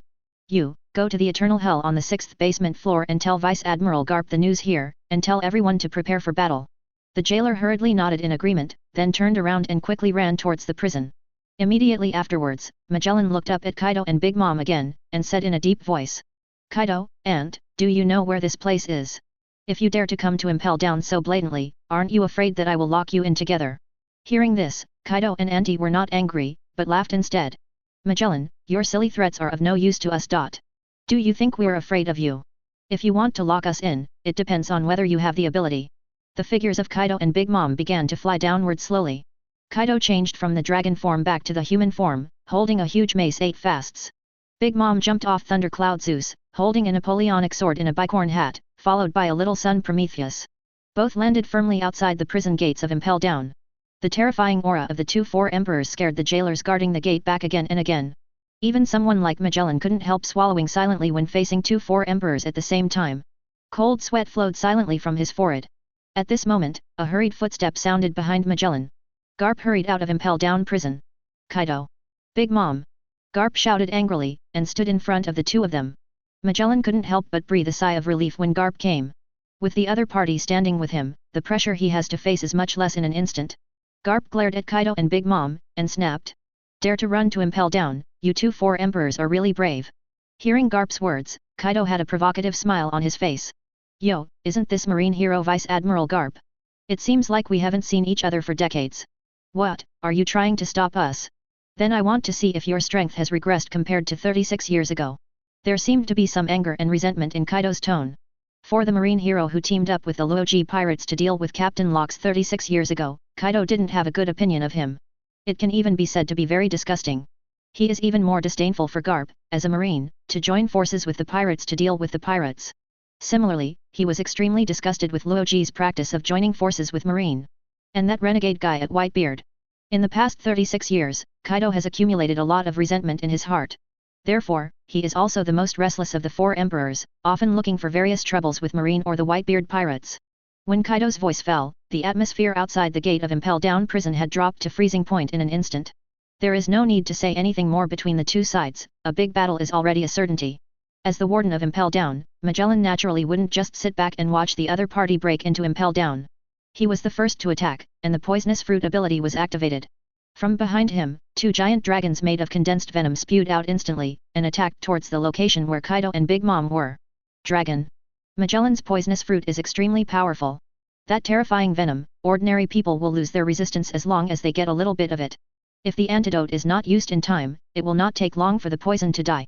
However, such an attack does not seem to be enough in front of the 4 emperors. Facing the 2 attacking poisonous dragons, Kaido and Big Mom didn't even dodge the slightest bit. Kaido waved the huge mace in his hand, and his mother cut out the giant sword transformed by Napoleon in the bicorn. The 2 extremely powerful attacks smashed the 2 poisonous dragons instantly. The terrifying venom scattered away, but it didn't touch Kaido and Big Mom's bodies at all. The venom fell on the floor outside the prison gate, and it actually melted the floor into potholes. Its strong corrosiveness can be seen from this Madara. Humph, Magellan, don't use this kind of trick against the little ones on us. Advertisement. Don't you think we will be brought down by your trick? Kaido snorted coldly and looked at Magellan with a hint of disdain in his eyes. Although the ant didn't speak, judging from the other party's expression, she also didn't take Magellan's attack seriously. The reaction of the 2 made Magellan's face darken instantly. He turned his head to look at Garp, and said in a deep voice, Vice Admiral Garp, I will try my best to hold one of them back later, and I will leave the other to you. Must not let them break into Impel Down. After speaking, Magellan took a step forward and walked slowly in the direction of Kaido and Big Mom. Oh? It looks like this guy wants to get serious. Then leave him to me. Don't you have a lot of grievances against Garp? I gave you the opportunity to vent your anger. Seeing Magellan walking this way, Auntie turned her head and said something to Kaido. Afterwards, she also took a few steps forward, preparing to face this man known as the strongest man in the prison. Kaido looked at Garp and nodded, just what I want. Let me teach this guy a lesson, who once made a name as a marine hero by stepping on the captain. As he said that, his figure also moved suddenly, and he rushed to Garp's position with Bazi in his hand. On Magellan's side, as he continued to step forward, a lot of venom slowly left on his body. These venoms are not the same as the venom that was condensed into the poisonous dragon before. Condensed into the venom of the poisonous dragon, it is purple. But now, what flows down from Magellan's body is as scarlet as blood. The scarlet venom is flowing down faster and faster. It quickly flooded the floor beneath Magellan's feet. Subsequently, the venom continued to pile up. Gradually, Magellan's body was completely wrapped in it. A moment's work. A scarlet venom giant with a height of tens of meters appeared on the spot. Magellan's body was floating in the venom package, with a horrifying expression. Poison giant. This is Magellan's most terrifying combat form. The scarlet venom is several times more toxic than the previous purple venom. Any object will be corroded in front of it. Moreover, its toxicity is highly contagious and contagious. As long as a little bit of it is touched by it, the venom will instantly spread to the whole body. Facing a 4 Emperors level powerhouse like Ant Kaido, Magellan did not intend to hide anything. As soon as he came up, he used his strongest form. If this is not the case, I am afraid it will be impossible to stop these 2 powerful Sea Emperors at all. Poison Giant Soldier Judgment of Hell. Without any hesitation, Magellan directly urged the poisonous giant to raise the huge poisonous giant palm and slap towards the ant. Although Big Mom's body is already huge, she still looks a little small in front of the poison giant soldiers. However, this does not mean that the ant will be afraid of such an attack. I saw her slamming the big knife in her hand, and slashed out with a giant's move. The powerful slash directly blasted the poison giant soldier's arms made of venom away. Hehe, I thought how strong your move is. It seems that you, the strongest man in the prison, are not worthy of your name. After smashing Magellan's attack with a single blow, Big Mom smiled arrogantly. Even the 4 Emperors would not dare to underestimate that terrifying venom. But how could a powerhouse at the 4 Emperors level allow himself to encounter the venom so easily? What's more, after 2 days of practice in the House of Time and Spirit, the ant has already made a great breakthrough in strength. Such an attack poses no threat to her at all. Seeing this, Magellan was not discouraged. After all, he never thought that he could subdue a 4 Emperors level ant with one move. After missing a hit, he continued to attack the opponent. The giant venom hand that had been scattered was also reunited again. The 2 giant hands of venom kept shooting like a storm. Faced with such a swift and fierce attack, the ant swung her knife with ease. An understatement is to resolve the opponent's attacks one after another. The blasted crimson venom splashed out in all directions. Wherever it was splashed, everything was corroded. Scared the surrounding Impel Down jailers back again and again. For fear of being stained with that horrible venom. The other side. The battle between Kaido and Garp has also broken out in full swing. As soon as Kaido came up, he waved the mace in his hand directly. Against Garp came a thunderous 8 trigrams. He has held grudges against Garp for a long time. Therefore, there is no mercy at all. At this time, Garp. Because he personally arrested Luffy and imprisoned him. The mood is not very good, with a bit of anger in my heart. Therefore, he also regards Kaido as the object of his venting. There was no hesitation or hold back when attacking. I saw him vigorously swinging that casserole-sized iron fist. It, Zhao Dezeo, is wrapped around the mighty armament Haki. It collided hard with Kaido's thundering 8 trigrams. The strength of this marine hero is somewhat stronger than the average admiral. Therefore, the collision between the two can be said to be comparable. Hit-miss. Both Kaido and Garp continued to launch the next round of attacks without any pause. Mace and Iron Fist collide constantly. Bursts of loud noises and powerful shock waves erupted. The floor under the two of them even cracked. Huge potholes were sunken downwards. That fight scene. It looks a lot more intense than the fight between Big Mom and Magellan. The jailers hiding in the distance couldn't help but be dumbfounded when they saw this scene. Is this the scene of the battle at the peak of this sea? Isn't the power that emanated from this battle really scary? 4 Emperors Kaido and Big Mom really deserve their reputation. If Vice Admiral Garp wasn't here today, Warden Magellan alone would have been unable to stop them. This time, it can be said that Impel Down has encountered an unprecedented crisis since its establishment. I don't know if Warden Magellan and Vice Admiral Garp can successfully repel Guy 2 and Big Mom. The jailers watched the battle of the 4 in the distance. This level of battle is simply not something they can intervene in. They can only pray silently, hoping that Impel Down can withstand this unprecedented crisis. If Impel Down is really captured, the criminals who were imprisoned in it all escaped. On this piece of sea, I am afraid that an unprecedented turmoil will erupt.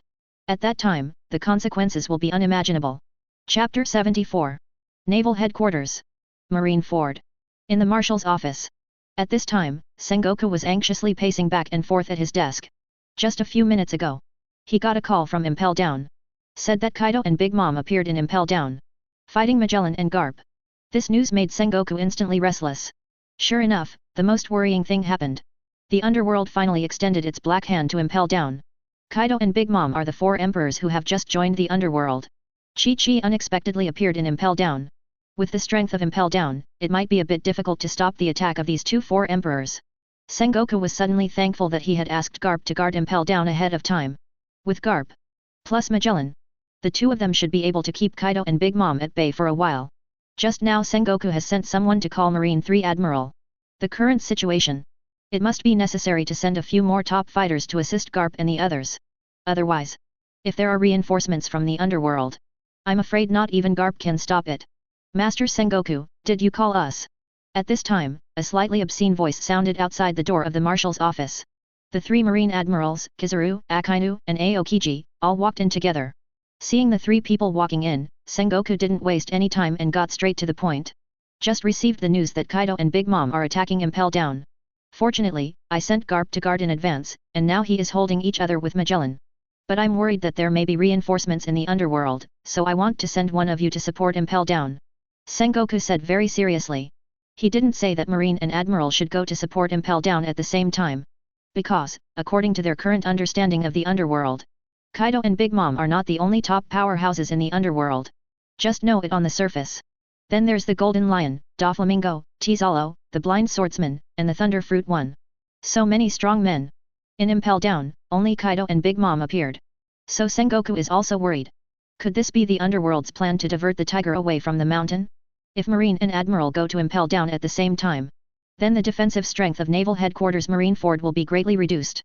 At that time, if the remaining powerhouses from the underworld appear in Marineford, I'm afraid it won't be long before Marineford can be completely captured.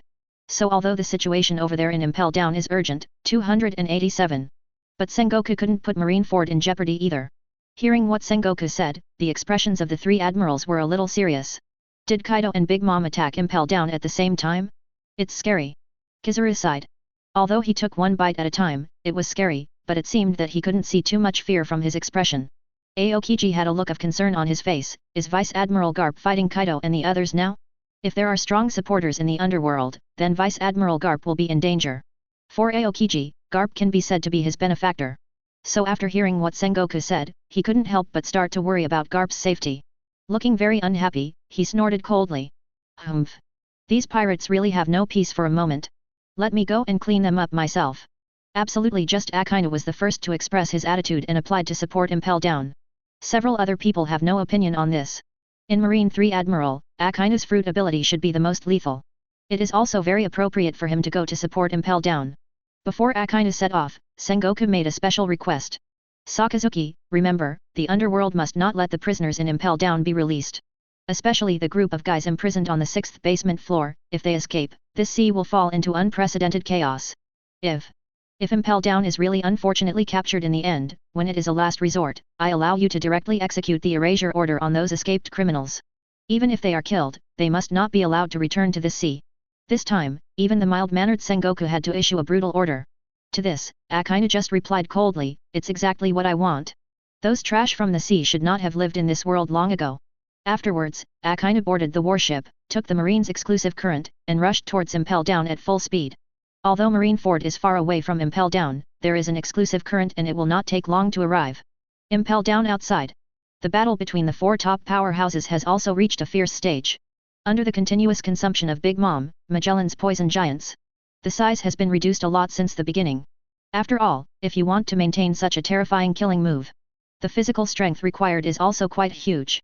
Now Magellan has gradually felt some physical exhaustion. But even with so much effort, his attack still did not cause any damage to Big Mom. Big Mom easily defuses the attacks of the poison giants again and again. It looks very relaxed and casual. It doesn't seem like you're using your full strength at all. Instead, it's like playing Magellan.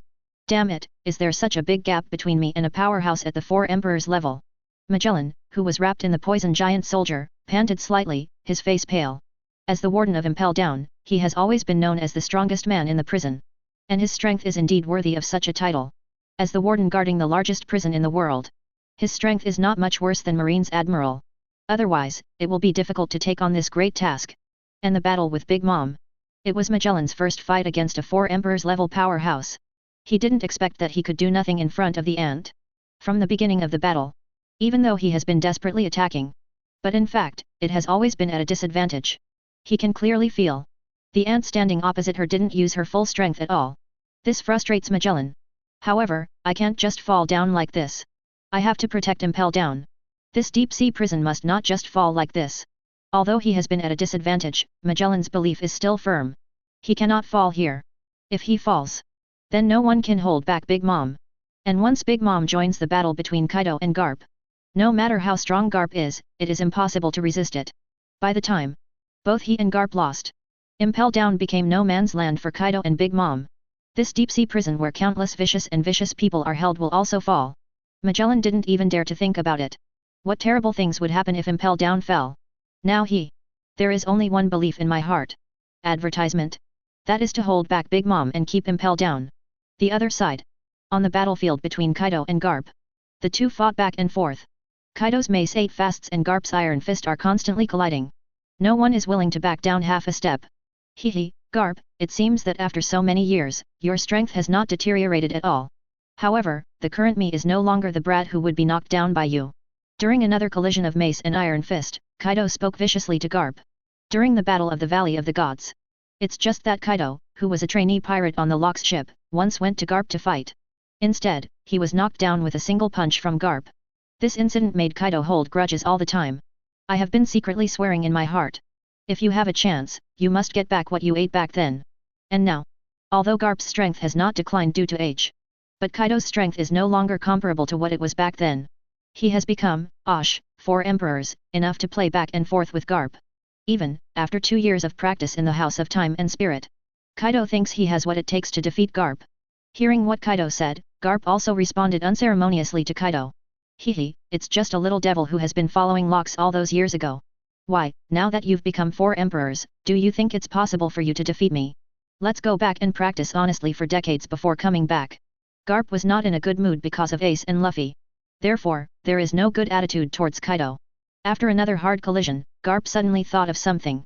Facing Kaido, he asked, "That Locks guy, is he still alive?" He asked this question, not hoping to get an answer from Kaido's mouth. He just wanted to see Kaido's reaction, and maybe he could get some useful information from the other party's reaction. However, Kaido seems to be well prepared for this. He didn't change his face, and the movement of his hands didn't stop at all, and he sneered.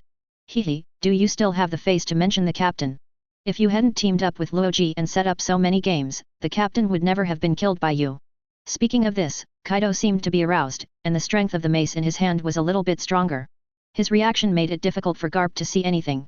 After the two hit each other again, each took a few steps back. Pulled some distance from each other. Okay, I don't have the patience to continue spending time with you. This battle is time to end. Kaido looked at Garp and said coldly. Then, his figure began to change suddenly. From human form to the most powerful orc form. After 2 years of training in the House of Time and Spirit, Kaido is confident that he in orc form can definitely defeat Garp. Seeing this, Garp also squeezed his fist. It just so happens that I'm having the same idea. It's time to deal with you guys who are trespassing on Impel Down. The Marine has caught you many times before, but let you escape while escorting you to Impel Down. But this time, you may not be so lucky. As he spoke, Garp moved first. His figure rushed towards Kaido rapidly. Fist in hand. The mighty armament haki wraps around it. This punch? Garp used 100% of his strength. No hands left. As he said. He is also ready to end this battle with one blow.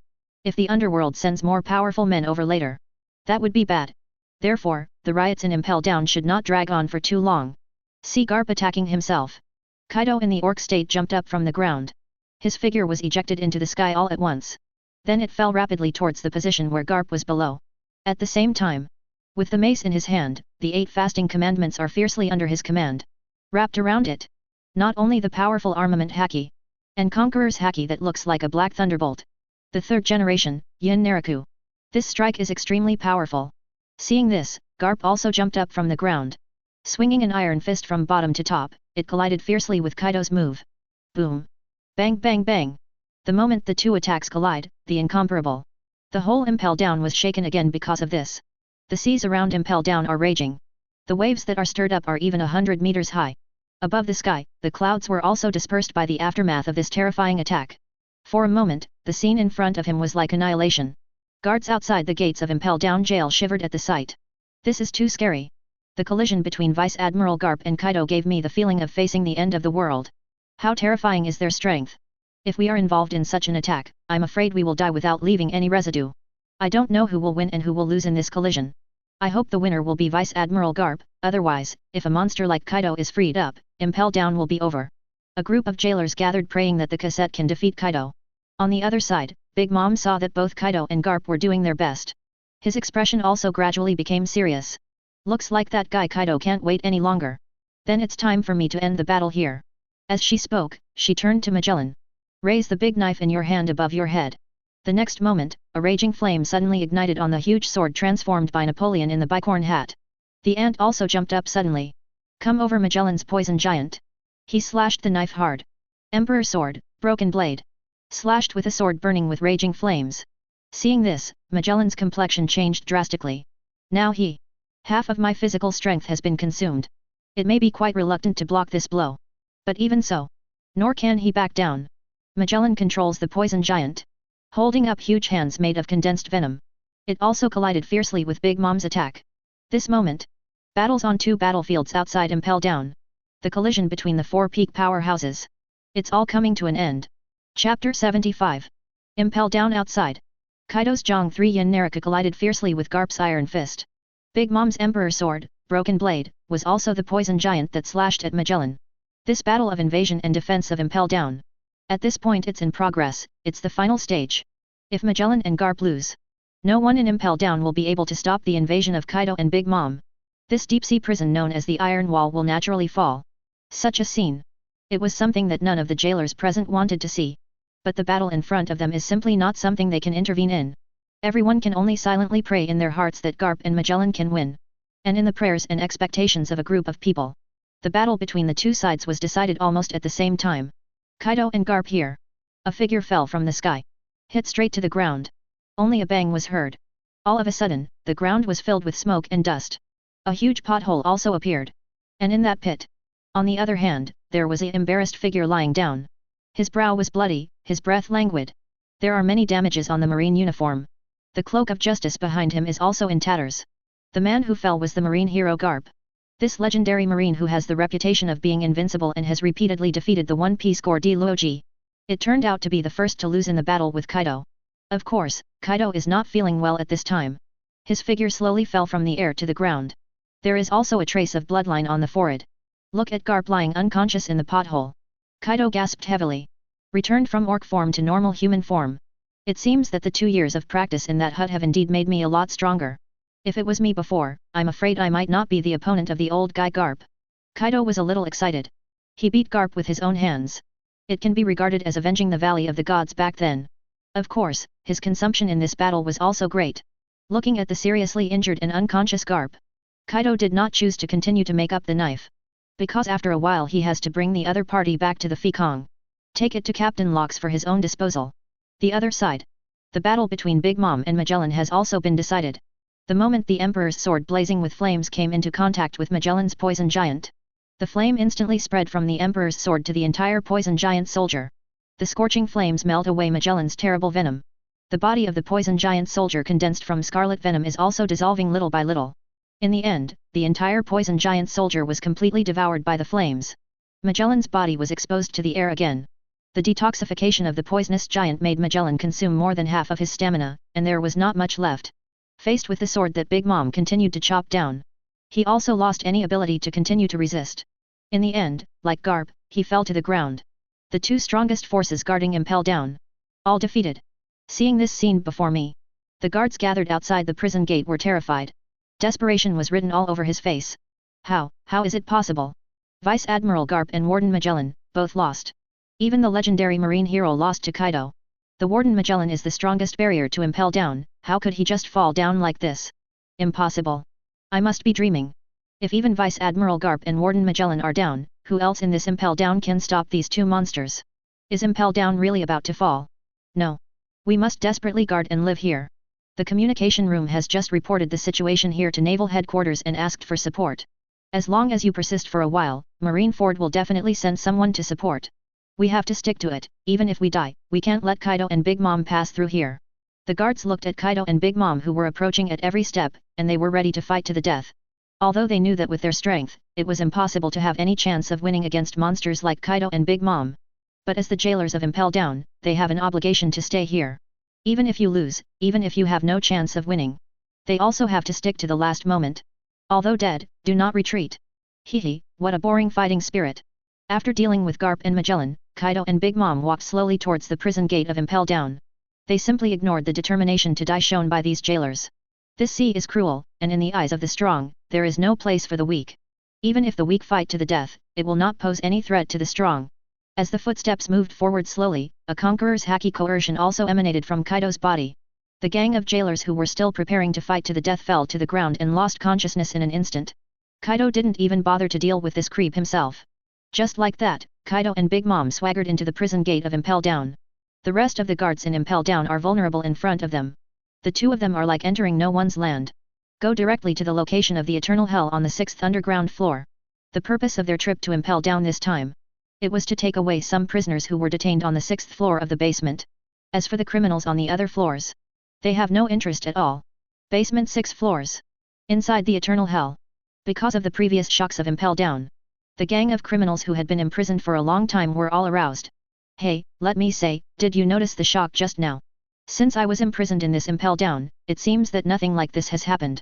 And that old fellow Garp just ran out in a hurry, so it could be that Impel Down was invaded. Hehe, who has the guts to invade this deep-sea prison? In this prison, not only Magellan is guarding it, but the old man Garp is also there. Advertisement.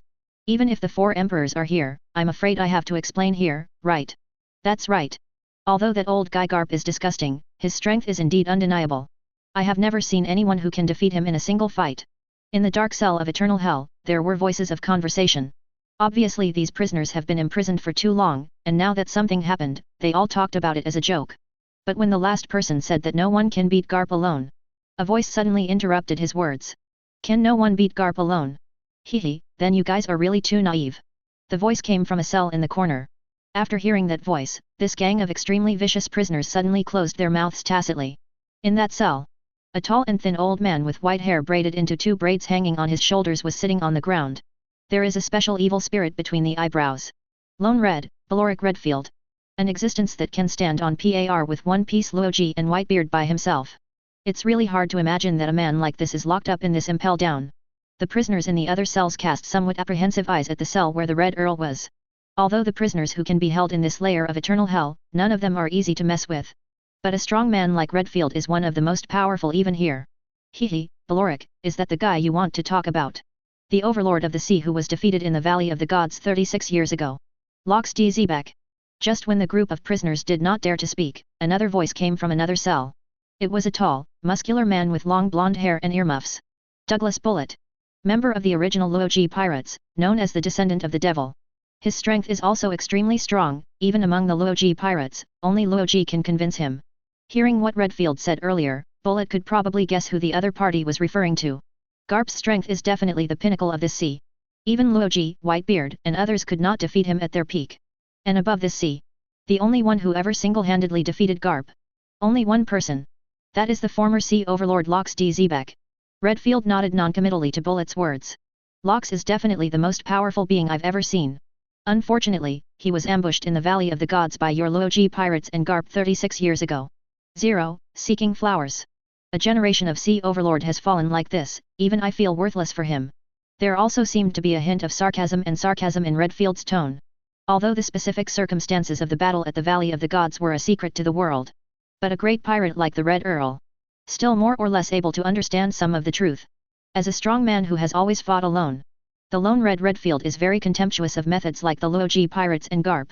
What makes him even more regretful is that a generation of heroes like Lox has fallen like this.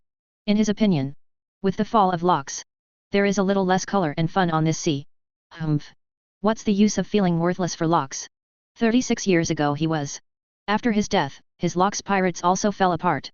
It's funny to say that Golden Lion, Kaido, Big Mom, and Whitebeard, who used to be members of the Lox pirates, have now become legendary pirates in the world. As for Lox, their captain, few people know of his existence. Bullet snorted coldly and said in a very disdainful tone. In another cell, Redfield shook his head helplessly when he heard the words, and didn't intend to argue with Bullet anymore. As a result, the entire 6th underground floor returned to silence again. After a while, there was another sound of footsteps in eternal hell. Oh? Is someone here again? 0. Who will it be this time? Garp or Magellan? Today's eternal hell is really lively. It always feels like something big is going to happen. Listening to the footsteps, it seems to be the feeling of two people. Did Garp come with Magellan? Or did the prisoner come back? Would it have something to do with the shock from the previous impel down? The sudden sound of footsteps once again attracted the attention of the criminals in the cell. They all looked in the direction of the footsteps. In the shadows at the end of that corridor, there are two tall figures as the footsteps get closer. Gradually appeared in the sight of everyone. Is this the cell on the bottom floor of Impel Down? It's really a group of great people who have been imprisoned. Looking around, it seems that many of them are our old acquaintances. He, they look like they are in a mess now. Kaido and Big Mom stepped out of the shadows. As they walked, they looked into the cells on both sides. The two of them kept talking. The criminals in the cells were all surprised when they saw that it was the two of them who had come. It's Kaido and Big Mom. How could it be the two of them? Could it be that the two of them were also arrested? But look at the two of them, do they seem to be arrested? Could it be said that the shock of the Impel Down just now was caused by the two of them? What about Garp and Magellan? Just let 2-4 emperors break into Impel Down. Kaido and Big Mom came to Impel Down, what's their plan? The scene in front of him was unbelievable even for the prisoners detained on this floor. 2 pirate emperors from the new century actually broke into the 6th underground floor of Impel Down just like that, as if they had entered the land of no one. No matter how you think about it, this seems a little too unbelievable. These guys are really noisy. I really want to knock them all out. Hearing the voices from the surrounding cells, Kaido said impatiently. The ant on the side reminded him aloud, don't forget the purpose of our visit this time, let's finish the task first. Cut, got it. Kaido turned his head away very unhappily. The guy we are looking for should be locked in a cell here. As they said that, the eyes of the two began to wander from cell to cell, looking for the main target of their visit this time. Found it, here it is. Soon, Kaido and Big Mom came to a corner cell and stood there. They looked into the cell, looked at the tall, thin, white-haired old man imprisoned in it, and spoke slowly. Balorik Redfield, come with us, someone wants to see you. Mountain. Chapter 76. Impel Down High Altitude. On the deck of the Sora, Kaido, Big Mom, and Redfield landed slowly. In the hands of Kaido. Still carrying Garp who has passed out. Previously in the 6th basement. Facing the request from Kaido and Big Mom. Redfield didn't say no. Although he hasn't figured out exactly what's going on. But as long as we can get out of that prison first. Then everything after that is easy to say. Therefore, Redfield readily followed Kaido and Big Mom to leave. Before leaving Eternal Hell, Kaido and Big Mom did one more thing. That is to beat up Bullet who was also locked up on the 6th basement floor. It directly beat the opponent until he didn't even have the strength to speak and breathe. During the Battle of the Valley of the Gods, Bullet was also part of the team that teamed up against Captain Lox. Kaido and Big Mom naturally had to give each other a hard lesson. Several people landed on the deck of the Fei Kong.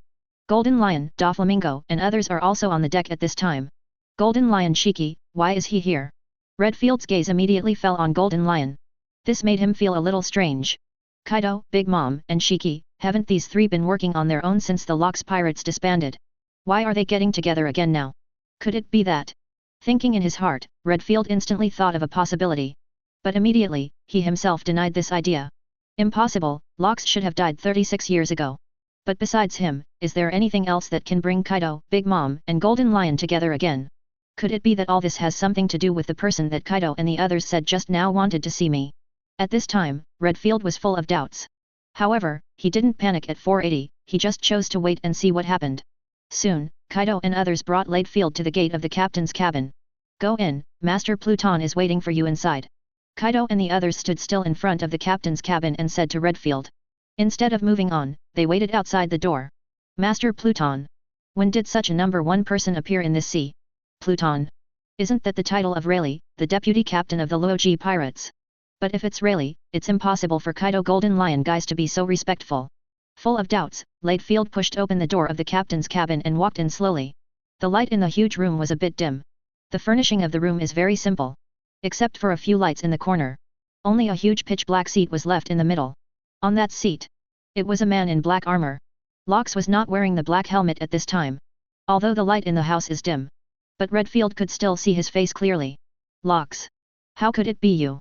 Aren't you already? The moment he saw Lox's face clearly, Redfield's eyes widened suddenly, and his tone was full of disbelief. In his memory, Lox should be dead. But how should I explain this man who appeared in front of my eyes now? Seeing Redfield's reaction, Lox, who was sitting on the huge pitch-black chair, smiled slightly. I'm dead, am I? Hehe, old man, I don't die so easily.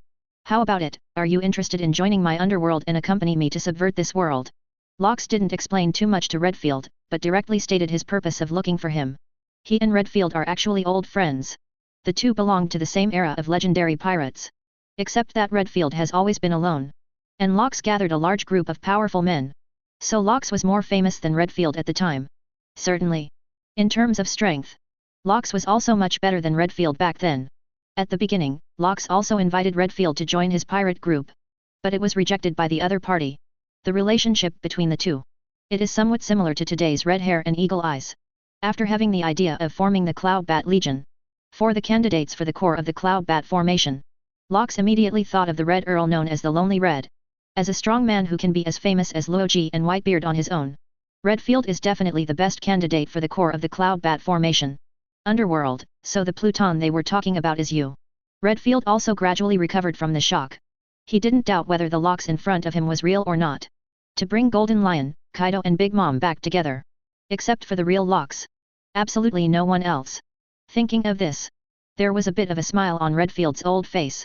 Knowing that you're not dead, I suddenly feel better. To subvert this world? It seems that you are planning to make a big move this time. Alright, I've been imprisoned in Impel Down for so long and I want to stretch my muscles. This time, just let me be your subordinate. Redfield didn't ask Lox too many questions, nor did he hesitate too much, and he answered straight away. As an old acquaintance, Redfield has always admired Lox in every way. The reason why he refused the other party's invitation to board the ship at the beginning was purely because his character was too arrogant at the time. After being locked up in Impel Down for so long, Defield's personality has also changed. Faced with Lox's invitation again, he naturally readily agreed. In his view, in this world, only a man like Lox can truly achieve such a feat of overturning the world. Ding! It is detected that Host has successfully recruited an S-level subordinate, Valoric Redfield. Congratulations to Host for getting a random lucky draw. Just when Redfield agreed to join the underworld, a system prompt sounded in Lox's mind. Without any hesitation, Lox ordered the system in his mind. Random draw. Received. Random lottery in progress. Ding! Congratulations to Host for getting the magic portal. Magic portal, it can teleport anything or person to the location specified by the host. There is no limit to the number and time of teleportation. Hearing the system's introduction to the random lottery rewards, Lox nodded slightly. This magic portal can be used to surprise the Marine and the world government in the Summit War. It seems that this upcoming Summit War is getting more and more interesting. With the acquisition of the magic portal, a rough plan has emerged in Lox's mind. Afterwards, Lox handed over the last remaining potion of the Cloud Bat transformation factor and the ability lock to Redfield. Let him enter the House of Time and Spirit to familiarize himself with this newly acquired ability. At this time, there is still more than a day left before Ace's public execution. In the House of Time and Spirit is more than a year. Such a long time. It was enough for Redfield to master this new power. Certainly. For the rest of the day, Redfield not only has to master his own power. You have to get familiar with the Cloud Bat formation with the other fighters of the Cloud Bat Legion. Time is running out. But fortunately, apart from the House of Time and Spirit, the underworld still has a cultivation gate that can accommodate a large group of people at the same time. Advertisement. Lox believes that, with Redfield's strength and savvy, before the Summit War, you must be able to initially master the Cloud Bat formation and the Cloud Bat army. It will also shine in front of the world. Impel down. End of line. The army of the underworld also slowly left the high altitude of this deep-sea prison. As for Garp brought back by Kaido and others, still in a coma, Lox asked Kaido and others to shut it down temporarily. For this marine hero who once joined forces with the Luoji pirates to deal with him. Naturally, Lox would not be merciful to him. The revenge that should be reported must be reported. However, the timing of revenge is also important. And now, and soon, there will be a perfect time and place for Garp to pay for everything he has done. So Lox is in no rush. Shortly after the underworld departed from the heights of Impel Down. That is, another marine warship sailed through the Gate of Justice. Akainu stands on the deck of a warship. From a distance, Magellan and a group of guards were seen lying outside the gate of Impel Down prison. Because of this, his face instantly sank. Are you late? Magellan actually fell down. Did Kaido and Big Mom, those two bastards, break into Impel Down? Where is Vice Admiral Garp? Before the warship arrived at the port of Impel Down, Akainu was already filled with doubts. Soon, the warship docked at the pushed pier. Akainu hurriedly got off the warship. He came to Magellan's side to check first. After confirming that the opponent still has breath and that his life is not in danger for the time being, it is to hand over Magellan to the care of Marine. He himself continued on to the interior of Impel Down. I didn't see Garp outside the gate of Impel Down prison. Akainu originally thought that the opponent was fighting Kaido and Big Mom in Impel Down. However, after he searched the whole Impel Down, but found there is no sign of Kaido, Big Mom, or Garp in Impel Down. Besides, in the Eternal Hell on the 6th basement floor, there is still an extremely important prisoner missing. Lonely Red, Aloric Redfield. These discoveries made Akainu's heart grow heavier. Magellan's defeat, Garp's disappearance, Kaido and Big Mom's invasion, and the Red Earl who was taken away. Even if everything here is taken out individually, it's a very serious situation. And now, all these things happened together. For a while, even Akainu feels that the current situation is not optimistic. There is a sign that the storm is coming and the building will collapse. After briefly dealing with the aftermath of Impel Down, Akainu rushed back to Marineford. Tell Sengoku everything that happened in Impel Down. Sengoku also relayed the news to 5 elders again. For a while, the entire naval headquarters and the world government were greatly shaken by this. Red Line. Holy Land Marie Joyce. Between flowers. This is the most mysterious place in the whole Marie Joyce. In addition to the 5 elders, no one else is allowed to come near here. Among the flowers, there is a magnificent palace. At this time, deep in the palace, in a large and empty room, 5 imposing old men respectfully kneeled in front of a long step. On the steps, topmost position, with a huge throne. On the throne, sitting upright was a mysterious figure. His whole being is shrouded in darkness. It is impossible to see his face and figure clearly. The 5 old men kneeling under the steps. It is the 5 elders who hold the highest power in the world government. And the figure on the throne. It is the most mysterious existence, Master Im. At this time, 5 elders and others are reporting all the recent information about the underworld to Im in detail. Things in the underworld have developed to the present. It has even gone far beyond the control of 5 elders. At such times, they also had to come to Master Im for help and advice. Master Im, 1 day later, the public execution of Luoji's son Fire Fist Ace will begin. But the emergence of the underworld has made things far beyond our control. If the underworld appears in Marineford to make trouble, and the Whitebeard pirates will come to rescue people, I'm afraid even if the entire naval headquarters is dispatched, it will not be a solution at all. Should we postpone the public execution of Fire Fist Ace for a while, and focus on solving the affairs of the underworld first? 5 elders and others knelt on the ground and said respectfully to Im who was on the throne. With the growing strength of the underworld, Yamato is active. 5 elders and others can no longer ignore its existence. Even they worry. If the underworld is not resolved as soon as possible, let it continue like this. Maybe in the end even they will have nothing to do with each other. Therefore, 5 elders and the others all came up with the idea of postponing Ace's execution. Although a temporary change has been announced to the world's public execution times, to a certain extent, it may affect the reputation of naval headquarters and world government. But it's better than letting the underworld take advantage of it.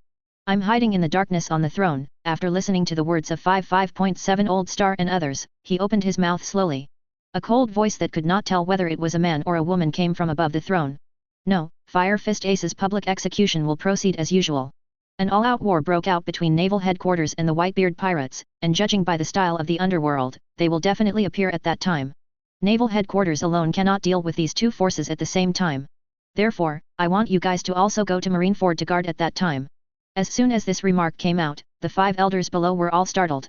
But, Lord, if all 5 of us leave Marie Joyce.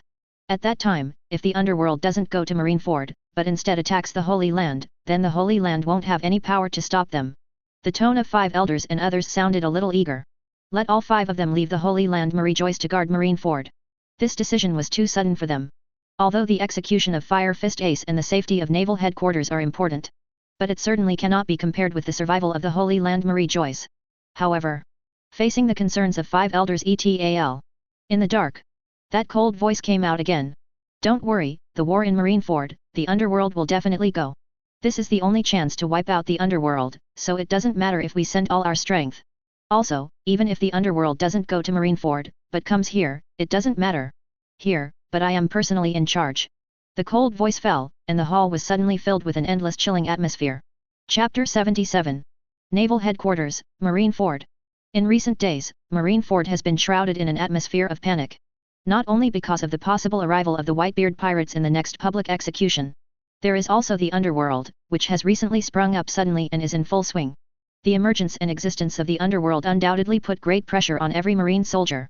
Such a mysterious organization whose true details are unknown, and even their true purpose is unknown. No one can guess what its next move will be. There is less than a day left.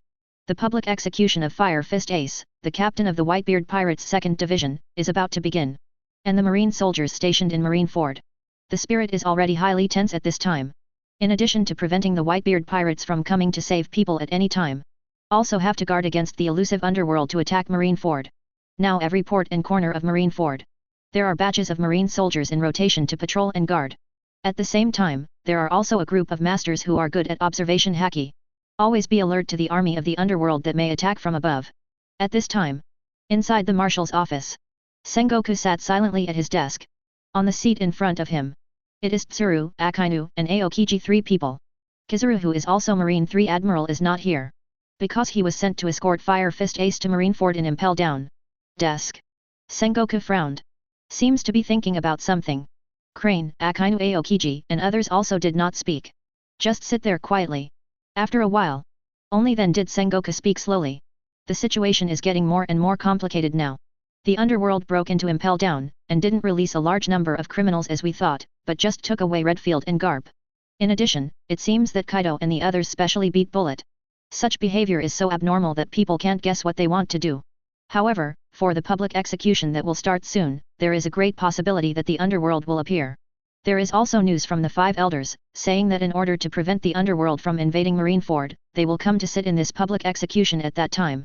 However, even with the 5 elders in charge, we can't afford to be careless. Sakazuki, Kyuzan, you guys will check Marineford's defense force and troop deployment again later, and you must not make any 07 mistakes. Sengoku looked at Akainu and Aokiji seriously, and gave an order. Hearing this, Akainu and Aokiji nodded, and then left. After the 2 left, Crane, who had been silent all the time, looked at Sengoku and said with a worried face. Sengoku, I think you should have the same premonition as me. Golden Lion, Kaido, and Big Mom reunited under the same force. The underworld invaded Impel Down and only took away 1 prisoner, Laidfield, and beat that guy Bullet half to death. Obviously Magellan and Garp were both killed. Defeated, but they only captured Garp. These various actions in the underworld have to make me think of one person. The ghost who died in the Valley of the Gods 36 years ago. Do you think that everything that happened in the underworld recently has something to do with him? Hearing Tsuru's words, Sengoku nodded noncommittally. Yes, I think the same as you. It's really hard not to think about that Locks guy with what's been going on lately. But, that guy obviously died 36 years ago. And in the past 36 years, there has been no incident or news related to it. Why did it suddenly become like this? Sengoku frowned, unable to figure out why. Crane narrowed his eyes slightly. It doesn't matter whether all of this is related to Locks, or whether he really reappeared in this world after 36 years. This time, naval headquarters and the world government may face the greatest crisis ever. Hopefully we make it through this public execution, and hopefully nothing happens to that old guy Garp. Garp's arrest is currently only known to the senior personnel of Marine and world government. They did not tell the news to the Marine soldiers below, so as not to cause some unnecessary panic. After all, Marine heroes are defeated and captured. Definitely a huge blow to the Marines. Hearing Crane mentioned Garp, Sengoku also showed deep worry on his face. Actually, I am also worried about Garp's current situation. If the underworld really has something to do with locks, then they won't let Garp go so easily. However, there is nothing serious about Garp's life card at present, and his life is not in any danger for the time being. Right now, let's focus on the public execution that is about to start. After the public execution is over, we will save Garp at any cost. Sengoku said very firmly. Although he is also very worried about Garp's situation. But as the Marine Marshal in charge of the entire naval headquarters, sometimes he has to hold back his emotions. Figure out what is the most important task right now. Hearing Sengoku's words, Tsuru sighed helplessly. This old man Garp can't do anything else, but his fate is hard, he will definitely be fine. Just as she was sighing, a marine soldier appeared outside the marshal's office. Report to Marshal Sengoku, Kizaru Admiral has successfully escorted Fire Fist Ace. The marine soldier stood outside the door of the marshal's office, shouting loudly. After the voice fell, Sengoku also stood up from the desk abruptly. Is it finally here? Then let's go, and start making final preparations for the public execution. I hope this execution can be successfully completed. Saying that, Sengoku strode towards the door. Crane followed closely behind and left the marshal's office. Front of Marineford Island. Nearest to the port. There is a very empty square. This square is big enough to accommodate more than 100,000 people at the same time. In front of this square, there is a high platform. It was the execution platform where the criminals were executed. From then till now, I don't know how many notorious pirates or criminals died on this execution platform. It can be said, too much blood of sin has been stained on this execution platform. And today, Fire Fist Ace, the captain of the Whitebeard Pirates' second team, will also be executed here. Unlike previous executions, the execution will be live-streamed simultaneously to the whole world by the live phone bug. At this time, the execution square was filled with elite marine soldiers from all over the world, a total of 100,000 people. There are 50 warships on standby along the coast of the island. The shore of the crescent-shaped port is covered with countless heavy artillery. In addition, 7 warlords of the sea has also been summoned, all Marineford. It can be said that for this execution, Naval Headquarters has gathered all the strongest combat forces that can be gathered. The news of the public execution had spread through newspapers all over the world a few days earlier. Therefore, the eyes of the whole world are focused on Marineford at this moment. Even ordinary people who don't know the inside story know. Next, Naval Headquarters is likely to have an all-out war with the Whitebeard Pirates, one of the 4 Emperor's pirates. And the result of this war will definitely affect the situation on the sea in the future. If Naval Headquarters wins, then this is a good opportunity to fight against the arrogance of the New World 4 Emperors. It can also show the world the power of Marine. Play a deterrent role in today's pirate era where pirates are rampant. And if Marine loses, the pirates' arrogance will increase even more. Advertisement. There will no longer be any power on this sea that can deter them. This era will also usher in unprecedented turmoil and violence. Obviously, this is not the result that ordinary people want to see. At this time in the execution square, the Marine soldiers looked very nervous. I have been preparing for so long. None of them wanted anything to go wrong in this public execution. On the side high platform, there were still a few figures with strong breaths standing. 7 warlords of the sea. Hawkeye my hawk. One Piece Boa Hancock. Gecko Moria. Tyrant Bartholomew Kuma. And Blackbeard Marshal D. Teach. Blackbeard originally planned to take advantage of the gap before Summit War. Go to Impel Down to search for a group of prisoners from the 6th floor of the basement to join your own pirate group. However, because of the relationship between the underworld, the guards of Marineford and Impel Down have become much stricter. Blackbeard couldn't even get a chance to sneak out of Naval Headquarters. So his plan had to be abandoned. Looking out to sea at Marineford, Blackbeard smiled sinisterly. Papa Whitebeard and the others will definitely come to rescue Ace. Maybe the fleet of the Whitebeard pirates is hidden somewhere around now. Although it's a pity that I didn't make it to Impel Down, but the upcoming war will make my blood boil, thief ha ha ha ha. Blackbeard was talking to himself alone, but the other Shishibukai around him ignored him, and each had their own thoughts. In addition to the high platform where Shishibukai is located, there is also a high platform directly below the execution platform. The high platform is divided into 2 floors. There are 3 seats on the high platform below. On the high platform above, there are 5 seats. For such an arrangement, even the soldiers of Naval Headquarters were puzzled. The 3 seats below should be where the 3 admirals sit. But who are the 5 seats at the top prepared for? In Naval Headquarters, apart from Vice Admiral Garp, Tsuru Vice Admiral, and Marshal Sengoku, there should be no one who can sit higher than Admiral. But even if you count Vice Admiral Garp, Crane Vice Admiral, and Marshal Sengoku, you should only need to prepare 3 more chairs. Why are there 5 chairs there? Could it be that there are some important figures coming? In the execution square, the Marine soldiers looked at the seats on the high platform and talked about it. In such a tense atmosphere, they also need to find some other topics to relieve their nervousness. And amidst their discussions, 3 tall figures slowly walked up the high platform directly below the execution platform. Marine 3 Admiral Akina Sakazuki. Aokiji Kyuzan. Kizaru, Polisalino. As soon as Marine 3 Admiral appeared, the square suddenly boiled up. Admiral has the most powerful strength and status in Marine. Among the 100,000 elite Marine soldiers gathered from all over the world, a large part of them were excited to see Admiral for the first time. 3 admirals walked up to the high platform slowly, and sat down on the 3 seats one by one. A powerful breath emanated from them, giving people a very reliable feeling. The originally tense atmosphere in the execution square eased a lot because of the appearance of the 3 admirals. Immediately afterwards, on the higher platform above, also slowly appeared a few figures. Those were 5 old men who looked very old. But despite looking older, their breath is not weaker than the 3rd admiral. Even more so. These 5 old men slowly walked up to the high platform with full majesty. Sit down on the 5 chairs prepared in advance. The momentum is extremely compelling. Looking at these 5 old men, the Marine soldiers on the square were a little puzzled. Who are these 5 old men who can actually sit higher than the 3 admirals? I thought it would be Vice Admiral Garp sitting there, but Vice Admiral Garp doesn't seem to be there yet. Are these 5 old men higher status than the 3 admirals? Could it be the previous Marine admirals? They also look very strong. It seems that for this public execution, Naval Headquarters really played all their cards. 11. Most of the Marine soldiers looked at the 5 old figures on the high platform and guessed. Among them, there were also some well-informed Marine soldiers who recognized the 527 identities of the 5 old men. Hey, what are you talking about? Those 5 elders are not the former admirals, they are 5 elders. As soon as this remark came out, the surrounding crowd suddenly boiled. What? 5 elders? Is that the highest authority of the world government?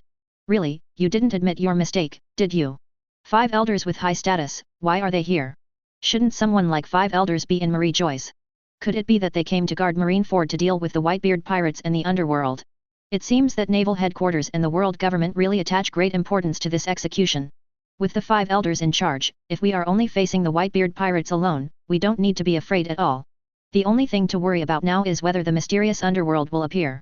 After learning that the 5 elders who are still above 3 admirals are actually the 5 elders, the highest authority in the world government, everyone present was shocked.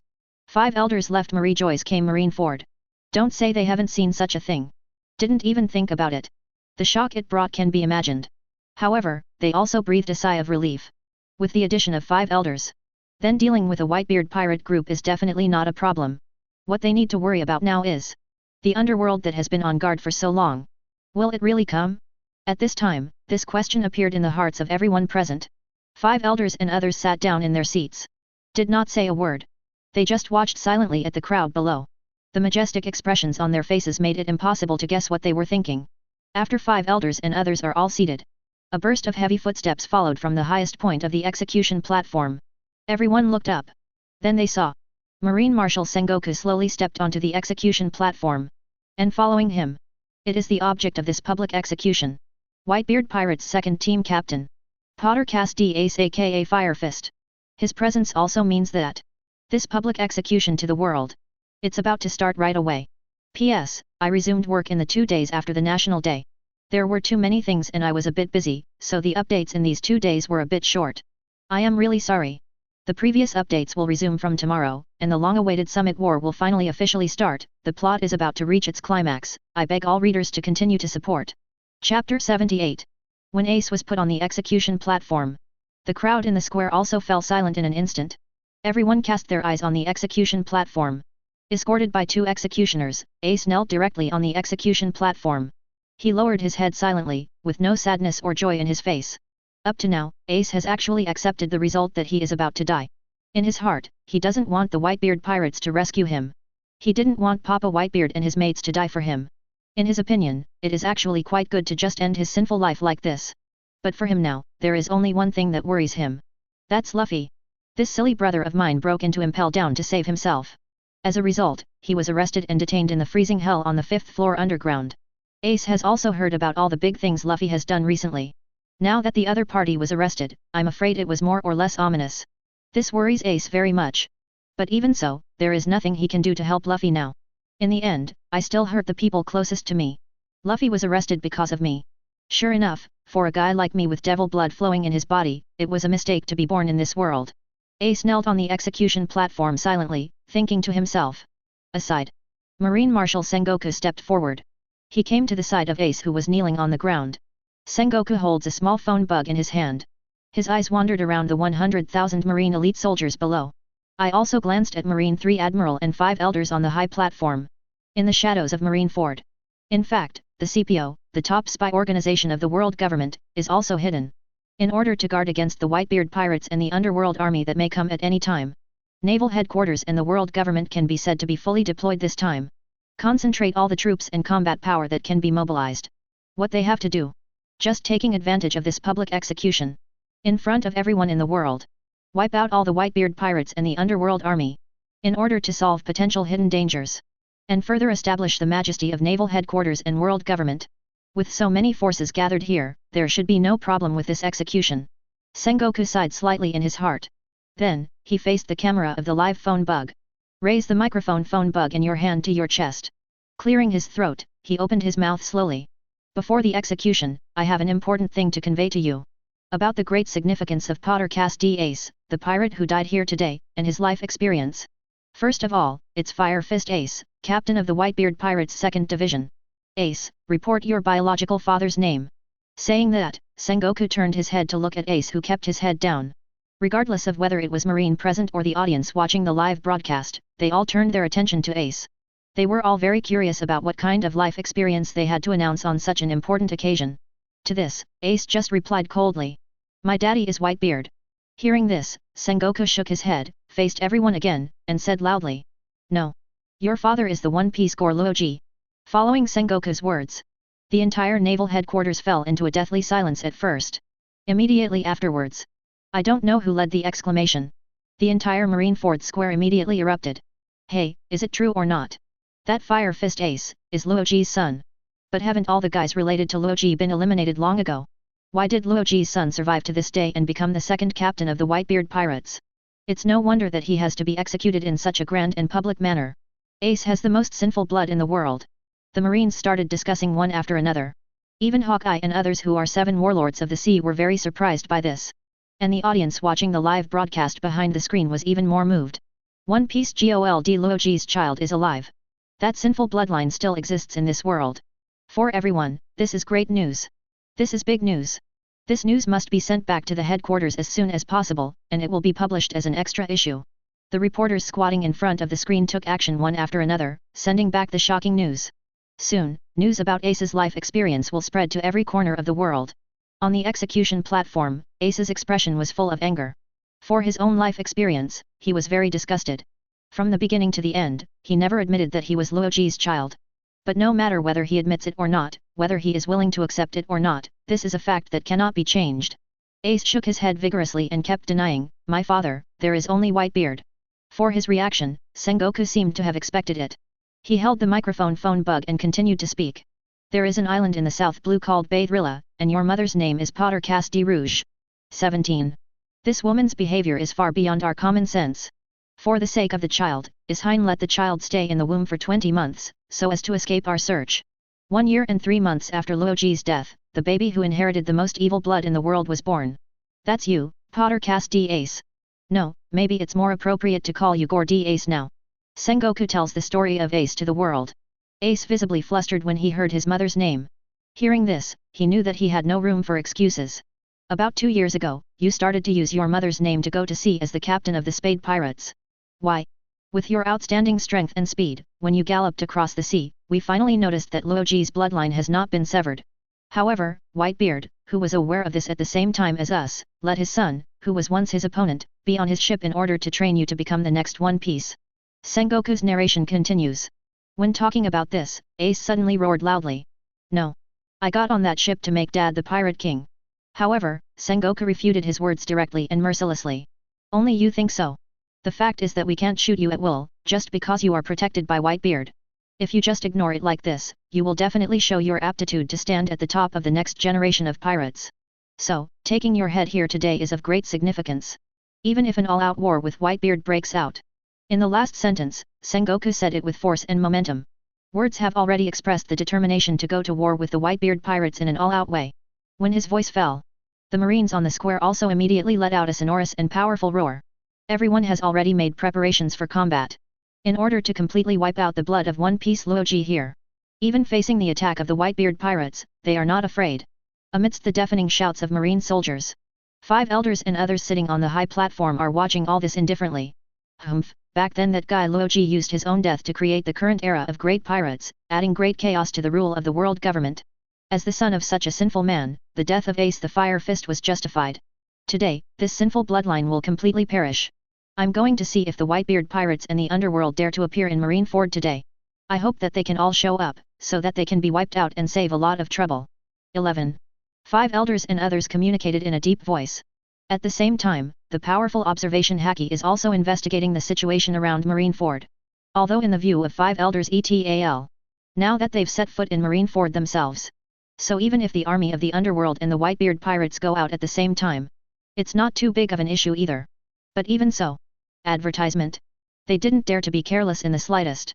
This public execution is being broadcast live to the whole world. Absolutely no mistakes are allowed. If war does break out, naval headquarters and the world government not only want to win, also to win beautiful. Above Marineford Square, the turmoil caused by the exposure of Ace's life experience is not over yet. 5 elders and others on the high platform suddenly looked at the sea in front of Marineford in unison. It seems that some people can't hold back anymore. 5 elders, holding first generation Onitsu in his arms, said softly. There was a bit of murderous aura overflowing between the words. At the same time, at the port of Marineford, a marine soldier in charge of watching the distant sea suddenly shouted. Marshal Sengoku, the shadow of a pirate ship appears on the sea. As soon as the word spread, the restless people immediately became alert. The marine soldiers restrained their minds one after another. Hold your weapon tightly. His expression became extremely tense. They all looked at the sea in front of the Marineford port. In the fog not far away, there are dozens of huge pirate ships slowly appearing. And it is constantly approaching the location of the execution square. It's a large fleet of pirate ships. Through the binoculars, the watching soldiers could clearly see the figures on the pirate ships. Yedoma, Kyugai, Great Eddie Spider Squart. Everyone is a first-class master, and each one is a captain who is famous all over the world in New World. A total of 43 enemy ships, Whitebeard and the captains have not been found yet. But there is no doubt that these are Whitebeard's pirates. As the reports came one by one, some marines immediately entered a state of readiness. Although Whitebeard and his captains have not been seen yet. But the fleet of pirate ships belonging to Whitebeard. It's all about one thing. The Whitebeard pirates, really come. On the execution platform, Sengoku looked at the approaching pirate ship on the sea, feeling a little puzzled. How did so many pirate ships bypass our surveillance? Where did they pop out of? Where are Whitebeard and the others? Why haven't they appeared yet? And the next moment, as if to answer his doubts, inside the crescent-shaped harbor of Marineford, many large and small bubbles suddenly appeared on the sea surface. A huge shadow emerged from the bottom of the sea. It was as if something was about to emerge from under the sea. Seeing this scene, Sengoku had a bad premonition in his heart. Could it be that they came from the bottom of the sea after coating the pirate ship? This idea just came from the bottom of my heart. Immediately afterwards, in everyone's horrified eyes, a huge pirate ship broke through the water from under the sea surface. It directly parked firmly in the port of Marineford. From the execution square, there is only the last distance left. It was a pirate ship shaped like a whale. Its size is astounding. On the mast of the great ship, a huge pirate flag is hoisted. Pattern on the flag. It is a skull with a Whitebeard shaped like a crescent moon. Whitebeard pirates, Moby DK. Moby DK emerged from the bottom of the sea. It stopped firmly in the crescent-shaped port of Marineford. However, the sea in the port did not become calm because of this. There are still many large bubbles constantly popping out on the sea surface behind the Moby DK. A few huge black shadows gradually emerged on the bottom of the sea. Another ship is coming out of the bottom of the sea. A marine soldier shouted. Immediately afterwards, 3 pirates that looked similar to the Moby DK but were smaller in size emerged from the bottom of the sea. 3 pirate ships stopped on the sea and surrounded the Moby DK. The marines who saw this scene seemed to have their hearts lifted into their throats. The main force of the Whitebeard pirates is finally here. Although the marines have long been ready to fight the Whitebeard pirates to the end. But in fact, in their hearts, of course they still hope that it will be better if nothing happens. If you can persist in the end of the sentence smoothly. No fighting and sacrifice is naturally what everyone would prefer to see. But obviously, this is just a luxury. At this moment on the deck of the Moby DK, all Whitebeard pirate team captains except Ace are present. Headed by the captain of the first team, Marco, there are 14 people in total. Looking at these menacing team captains, Many marine soldiers felt invincible. They can feel the opponent's powerful strength is simply not something they can compete with. To fight against these captains, at least marine or 7 warlords of the sea who are at the vice admiral level or above must make a move. On the execution stand, Ace looked at the Moby DK that suddenly appeared from the bottom of the sea. And those familiar figures on the Moby DK. My heart was shocked. Kings. Although he knows that according to the Whitebeard pirates' style, if you find out that you are going to be executed, it is absolutely impossible for them to sit idly by. However, Ace doesn't really want his companions to come to save him. If the Whitebeard pirates really want to go to war with naval headquarters, there will definitely be countless casualties. He didn't want to see anyone sacrificed for him anymore. He was afraid that more people would be involved because of his own reasons. But I don't know why, when I saw the Whitebeard pirates appeared, there was still a trace of joy in his heart that couldn't be restrained. Ace opened his mouth, but didn't know what to say. Clang clang clang. But at this moment, a dull and loud voice suddenly came from the deck of the Moby DK. At the same time, it was accompanied by the sound of metal plates colliding, as well as the sound of unhurried footsteps. Out of sight of everyone, there is a scary guy walking out slowly. Hearing this sound, everyone subconsciously held their breath.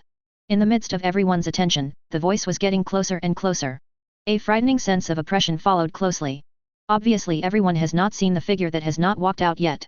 But they were all overwhelmed by that powerful sense of oppression. Many marine soldiers couldn't help swallowing. Cold sweat dripped from his forehead. Finally, the footsteps were getting closer. A huge figure slowly appeared on the deck of the Moby DK, appearing in everyone's sight. The man was tall and mighty, far taller than normal human beings. Holding a large knife Kong Yunki, wearing a black turban. The white beard is like a crescent moon curling upwards. World's strongest man. 4 Emperor's white beard. Edward Newgate. Finally at this moment. Official debut. Chapter 79. Whitebeard's appearance made Marineford briefly fall into silence. The marine soldiers looked at the tall figure standing on the bow of the Moby DK, feeling a little apprehensive in their hearts. Facing this man known as the strongest man in the world, the marines all naturally felt a strong sense of oppression. On the execution platform, Sengoku looked at Whitebeard's figure, and his expression was not good. Damn it, did he break into such a close place unknowingly? The situation is not optimistic right now. As the current Marine Admiral and one of the former Marine Admirals, Sengoku can be said to be Whitebeard's old opponent. Therefore, he naturally knew how powerful Whitebeard was and how fierce his attacks were. Now, the opponent broke into the crescent-shaped port of Marineford without any precaution. At such a short distance, once the opponent activates the shock fruit ability, then there must be serious damage to Marineford. In this regard, Sengoku is still a little worried. On the bow of the Moby DK, Whitebeard holds the great sword Amakan-Jiun, one of the 12 great swords. With a smile on his face, he looked in the direction of the execution platform. Gu la la la, Sengoku, haven't we seen each other for decades? Whitebeard looked at Sengoku on the execution platform, and said loudly. Immediately, he looked at Ace who was handcuffed by Seastone and kneeling beside him. Ace, is my dear son all right? Wait for me there for a while, and I will rescue you right away. Hearing what Whitebeard said, Ace, who hadn't known what to say, suddenly shouted. Dad. His voice contained too many complicated emotions. At his cry, Whitebeard smiled softly. Immediately, his gaze turned elsewhere. He saw on the platform below the execution platform the 5 old figures sitting on the giant chair. Seeing these 5 people, Whitebeard also paused slightly. I didn't expect that even the 5 elders came to sit in Marineford in person. It seems that you should not only be on guard against me, but also meditation. Regarding the underworld that has made a lot of noise in New World recently, it is naturally impossible for Whitebeard to be ignorant of its news. And he always feels. The appearance and behavior style of this underworld is very strange and strange. But since the priority is to save Ace, before going to Marineford, the Whitebeard pirates have to prepare too many things. Summon all affiliated pirates under the Whitebeard pirates. Coordinating the strength and running in between the various pirate groups. Detect marine movements. Coding all pirate ships. Heading to the Fishmen Island and more.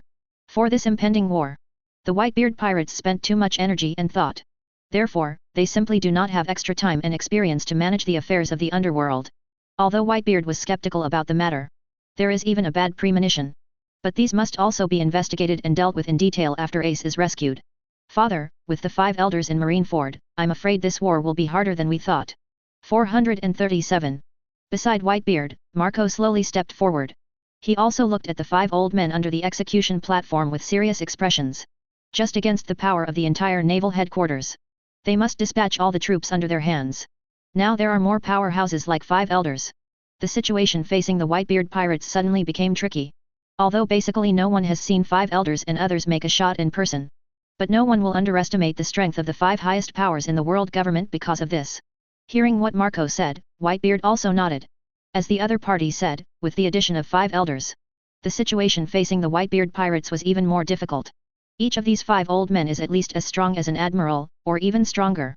In other words, Marineford has 5 more top-level combat powers on the basis of the original 3//admirals. That's not good news for the Whitebeard pirates. Even so, there was no trace of fear on Whitebeard's face. 5 elders? If you want to stop us from saving Ace, then come and try. After speaking, Whitebeard inserted the Kong Yunki in his hand into the deck of the Moby DK. He bent his legs, clenched his fists, and crossed his chest to charge. Immediately afterwards, both fists slammed down on the air on both sides. Above his fists, there was a transparent energy stiffness wrapped in yipping. When the 2 fists punched down, the surrounding space was covered with cracks like a mirror. Cracks appeared in the atmosphere and the sea began to shake. What followed was a terrifying tsunami. There are waves hundreds of meters high coming from both sides of Marineford's island. The shock fruit ability possessed by Whitebeard is a powerful existence known as one of the strongest paramecia devil fruits. The destructive power it can exert is undoubtedly extraordinary. If it is not stopped quickly, the entire Marineford will be completely submerged by this terrifying tsunami. Marineford's execution square. The marine soldiers looked at the huge waves coming from the sea on both sides of the island. They were all terrified. Hey, is it true or not? These giant waves are no joke. If these 2 huge waves were allowed to come down, the whole of Marineford would be submerged in sea water. Is this the strength of the strongest man in the world? He made such a big battle right from the start. Such an attack, only Admiral and the others can block it. Amidst the shock of the marine soldiers, the huge wave with a height of 100 meters is also approaching Marineford. The entire naval headquarters is about to be submerged in it. At this time, Aokiji, who had been sitting on the chair, stood up suddenly. I saw him leap up suddenly. All of a sudden, he jumped into the sky. Then stretched out both hands. Keep your palms on the big waves coming in from either side of Marineford. An astonishing chill suddenly burst out from between his palms. Going, ahead, towards the huge waves on both sides. Next moment, 2 long popsicles appeared between Aokiji's palms and the waves. One end of the popsicle is connected to Aokiji's palm. One end touches the huge waves on both sides. The biting chill also penetrated into the sea water along the popsicle. Ice Age. Just for a moment, the huge wave that was about to fall was frozen into 2 huge ice walls. An attack that would have cost naval headquarters heavy casualties was deflected. Above Marineford Square, marine soldiers saw this scene. They all cheered. Saved. It's Cusan Admiral. Admiral shot. As expected of an admiral-level powerhouse, he resolved an unimaginable crisis with ease. With the admirals around, even the Whitebeard pirates are nothing to fear.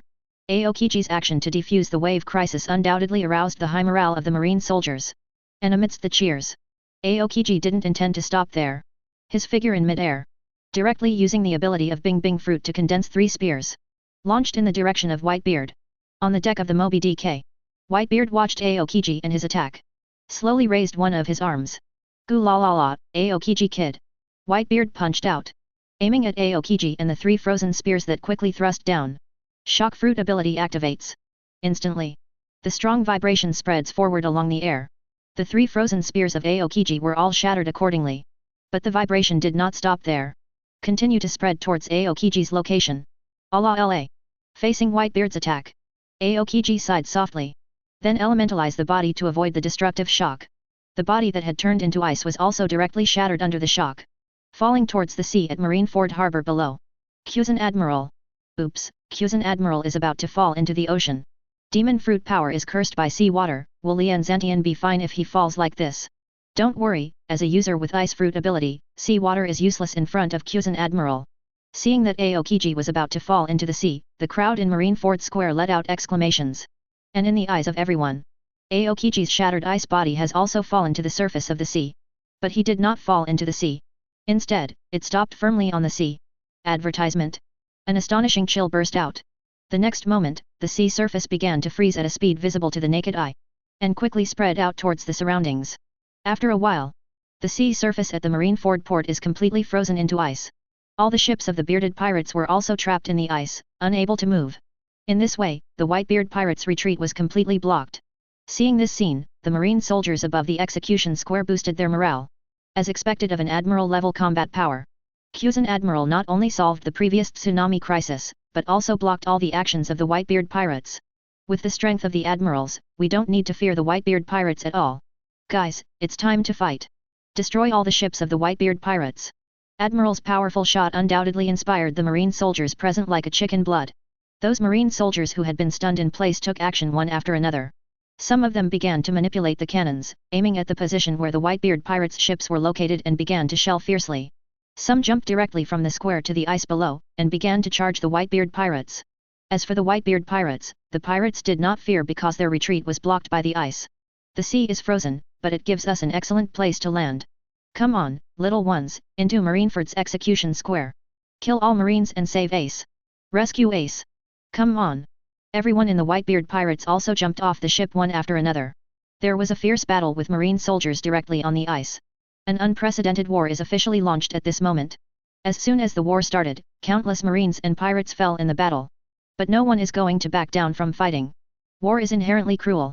Bloodshed is nothing more than normal. The fall of the partners will in turn arouse the desire and bloodiness of the people around them to fight. For a while, the ice in Marineford harbor is starting to be blood-soaked. The scene looked dire. On the execution platform, Ace stared dumbfounded at everything below. A remorseful expression kept appearing on his face. Everyone is shedding blood and dying to save me. Stop it, stop it. I don't want to see anyone fall for me anymore. Ace roared frantically. The sight before him seemed to him. It was undoubtedly a great psychological torture. Seeing my partners and brothers being injured or even sacrificed to save myself. His heart was filled with an emotion called guilt and pain. However, this cruel war will not stop just because of his roar. www.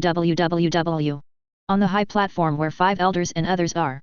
These 5 majestic old men just quietly watched the war between Marine and Whitebeard pirates below. No one was in a hurry to make a move.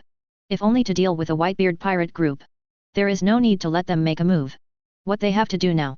It is to prevent the army of the underworld that may appear at any time. The other side. Where Shichibukai ETAL are located. Hawkeye, who had been silent all this time, slowly stepped forward. This move of his immediately attracted the attention of everyone on the field. Gecko Moria looked at Hawkeye and said with a little surprise, "Are you going to make a move?" Kizaru on the high platform of Admiral was also a little surprised by this. It's really rare, this man is actually the first to make a move in Wuhai. Under the gaze of the crowd, Hawkeye stepped forward again. From behind him, he slowly pulled out the black sword Yarrow, which was also one of the 12 supreme swords like Whitebeard's Amakan Jayun. I just want to try to see how big the gap is between me and the strongest man in the world. Hawkeye said coldly, and raised Heideya to the top of his head. Then he swung down hard in the direction of Whitebeard. Next moment, a gigantic slash of lingering sword energy blatantly attacked Whitebeard along the ice. The slash of the world's #1 swordsman scared the marine soldiers and pirates along the way to run around. If hit by this slash, that's no joke. Can the slash of the world's greatest swordsman be effective against Whitebeard? The surrounding marine soldiers watched the slash attack Whitebeard intently. I was wondering in my heart how Whitebeard would take the knife. However, Whitebeard standing on the Moby DK is motionless. He didn't even look straight at the approaching slash. A strong figure suddenly appeared and stood between the slash and Whitebeard. I saw the man clasped his hands together, directly blocking Hawkeye's slash halfway. Then he exerted all his strength, and he changed the direction of the slash and threw it high into the sky. It's the captain of the 3rd Division of the Whitebeard Pirates, Diamond Jotzi. He actually blocked Hawkeye's slash. Hawkeye's slash did not cause any damage to his diamond hard body. Sure enough, it's not just Whitebeard himself who is difficult to deal with in the Whitebeard Pirates, but also those captains under his command, every 10 of them are extremely powerful. After seeing clearly the appearance of the man who blocked Hawkeye's slash, the Marines shouted. With Jaw's shot. The other team captains of the Whitebeard Pirates also joined the battle one after another. Their strength is quite strong. Ordinary Marine soldiers have no ability to resist in front of them. Only the strong ones above the Vice Admiral level will participate. Only then can barely drag their footsteps. Zaz. Kizaru, with his legs crossed and a relaxed face, looked at the battlefield below, and suddenly stood up. Really, each of these captains is as strong as a monster. It's really scary. While speaking, he took a few steps forward. If you want to minimize the loss, then we can only capture the thief and the king first. Kizaru's line of sight directly crossed the fierce battlefield below and locked on Whitebeard's body. Afterwards, his body transformed into countless shining rays of light. Flew out towards the high altitude in the distance. In the blink of an eye, Kizaru came to the high altitude in front of the Moby DK. The figure is also condensed into a human form again from the flash. 8-foot Kyanguyu. Without too much nonsense, Kizaru is directly targeting Whitebeard underneath. Launched an attack with the Logia Sparkling Fruit ability. Laser beams shot out in an instant, shooting towards Whitebeard below like a goddess scattering flowers. Hey, why is it so dazzling? Whitebeard looked calmly at Kizaru's attack, still not moving a muscle. A figure flew out from behind him rapidly, and flew in front of Ryuzi in an instant. The countless laser attacks also landed on the figure, and all of them were blocked. What happened? Who is it? Admiral's attack was completely blocked. The marine soldiers were horrified when they saw this scene. They all looked at the figure standing between Whitebeard and Kizaru. It was a man burning with blue flames. He has short yellow hair like a pineapple. At this moment, the hands turned into huge wings transformed from blue flames. Kizaru's attack fell on him, caused many large and small wounds. But those wounds did not bleed. In the blink of an eye, everything has been restored. It was as if it had never been attacked at all. Captain of the Whitebeard Pirates, Marco the Phoenix. Bird Fruit Phantom Beast Species Phoenix Form Abilities. The blue flame burning on its body is called Resurrected Blue Flame. Possesses strong regenerative and healing abilities. For Marco, ordinary attacks are not a threat at all. At this time, Marco's figure was floating in midair. There was a confident smile on his lips. He looked at Kizaru and said, "How can you disturb our king as soon as you come up?" Seeing this, Kizaru said in a strange way, "It's so scary, Whitebeard Pirates." Marco, who was floating in midair, turned his head slightly and looked at Whitebeard. "Daddy, leave Kizaru to me. I know that you have more important things to do next." As he said that, Marco cast his gaze in another direction. That direction is the high platform where Shichibukai and others are. Blackbeard Marshal D. Teach is standing on that high platform right now. Hearing this, Whitebeard nodded slightly. He also turned his head to look at where Blackbeard was. He stretched out his hand and pulled out Tien Kanjiun, who had been inserted aside. Before rescuing Ace, it's time to deal with this traitor. Chapter 80. Blackbeard stood on the high platform where Shichibukai and others were, and when Whitebeard's gaze came, he felt it instantly. Facing Whitebeard's angry gaze, Blackbeard felt a little apprehensive. But he still managed to squeeze out a smile, facing Whitebeard, and said loudly, "Hey, Dad, long time no see." Hearing his shout, Whitebeard showed an extremely cold expression on his face. "Teach, do you still have the face to call me old? I, Whitebeard, don't have a son like you who would hurt his companions." In Whitebeard's words, there was an unconcealable anger. All along, he thought that Blackbeard was a simple and honest guy with no ambitions. The opponent's qualifications in the Whitebeard Pirates can be said to be very old, but they have always been neither contentious nor robbed, nor, not very showy. This made Whitebeard sometimes even neglect his son. He never imagined that a simple and honest guy like Blackbeard would actually kill his companion in order to snatch a devil fruit. In fact, with the atmosphere of the crew on the Whitebeard Pirates, coupled with the good-natured character of Sachi, if Blackbeard really wanted the dark fruit and asked Sage directly, Sage would even give the dark fruit to Blackbeard without hesitation. However, Blackbeard still chose to snatch the dark fruit in the most despicable way, and betrayed the Whitebeard Pirates. Such an approach has seriously touched the taboo of the Whitebeard Pirates. Naturally, it was impossible for Whitebeard to let the other party go so easily. But just when Ace said that he would go to capture Blackbeard himself, Whitebeard had a bad premonition. He tried to stop Ace, but was unsuccessful. Isheim wanted to avenge Sage and maintain Whitebeard's reputation. Ace didn't listen to dissuasion at all, and embarked on the road to hunt down Blackbeard alone. In the end, Whitebeard's ominous premonition came true. Ace was defeated by Blackbeard, and was even captured by the opponent and handed over to Marine. Such a move by Blackbeard is undoubtedly adding fuel to the fire on the basis of violating the taboo of the Whitebeard Pirates. When he learned that Ace was handed over to Marine by Blackbeard, Whitebeard even wanted to kill him. This was the first time that he was so angry with his son. Now that he heard that Blackbeard still had the face to call him father, Whitebeard's anger was instantly ignited. He suddenly raised his left hand, aimed at the direction where Blackbeard was, and punched hard. On top of that fist, there is also a transparent white energy ball wrapped. Activate the strongest Paramecia Devil Fruit and Shock Fruit abilities. Terrifying vibrations spread from Whitebeard's fist in an instant, aiming at the high platform where Blackbeard was. Although the distance between Whitebeard and Blackbeard is very far, the terrifying vibration is continuously transmitted along the air, and after a while, they came to the high platform where Shichibukai and others are located. "Hey, Whitebeard, UBD, settle accounts with Blackbeard and don't involve us." Moria on the high platform watched Whitebeard's attack, and jumped off the high platform in a flash. He didn't want to be affected by Whitebeard's attack. Bartholomew Kuma and Empress Hancock on the side also quickly avoided Whitebeard's attack range. Only Blackbeard seemed clumsy in stature and couldn't dodge it at all. He directly hit Whitebeard's blow abruptly, his body was hit by a violent shock, and he flew backwards violently. In the process of being knocked into the air, blood also overflowed from the corner of his mouth. Pain, pain, pain. Blackbeard was knocked down hard, rolling on the ground in pain. There is no sense of being powerful as a Shichibukai at all. Blackbeard Teach was born with a special constitution. This constitution makes him need no sleep at all. It is equivalent to having double the time and life of others. But correspondingly, this physique also brought him double the pain. Once hurt, Blackbeard feels twice as much pain as others. That's why he was writhing in pain from Whitebeard's blow. After finally feeling the pain subside, Blackbeard slowly got up from the ground. He looked at where Whitebeard was, and looked a little embarrassed and said, "Father, you are really cruel. It's so cruel to your dear son as soon as you come up."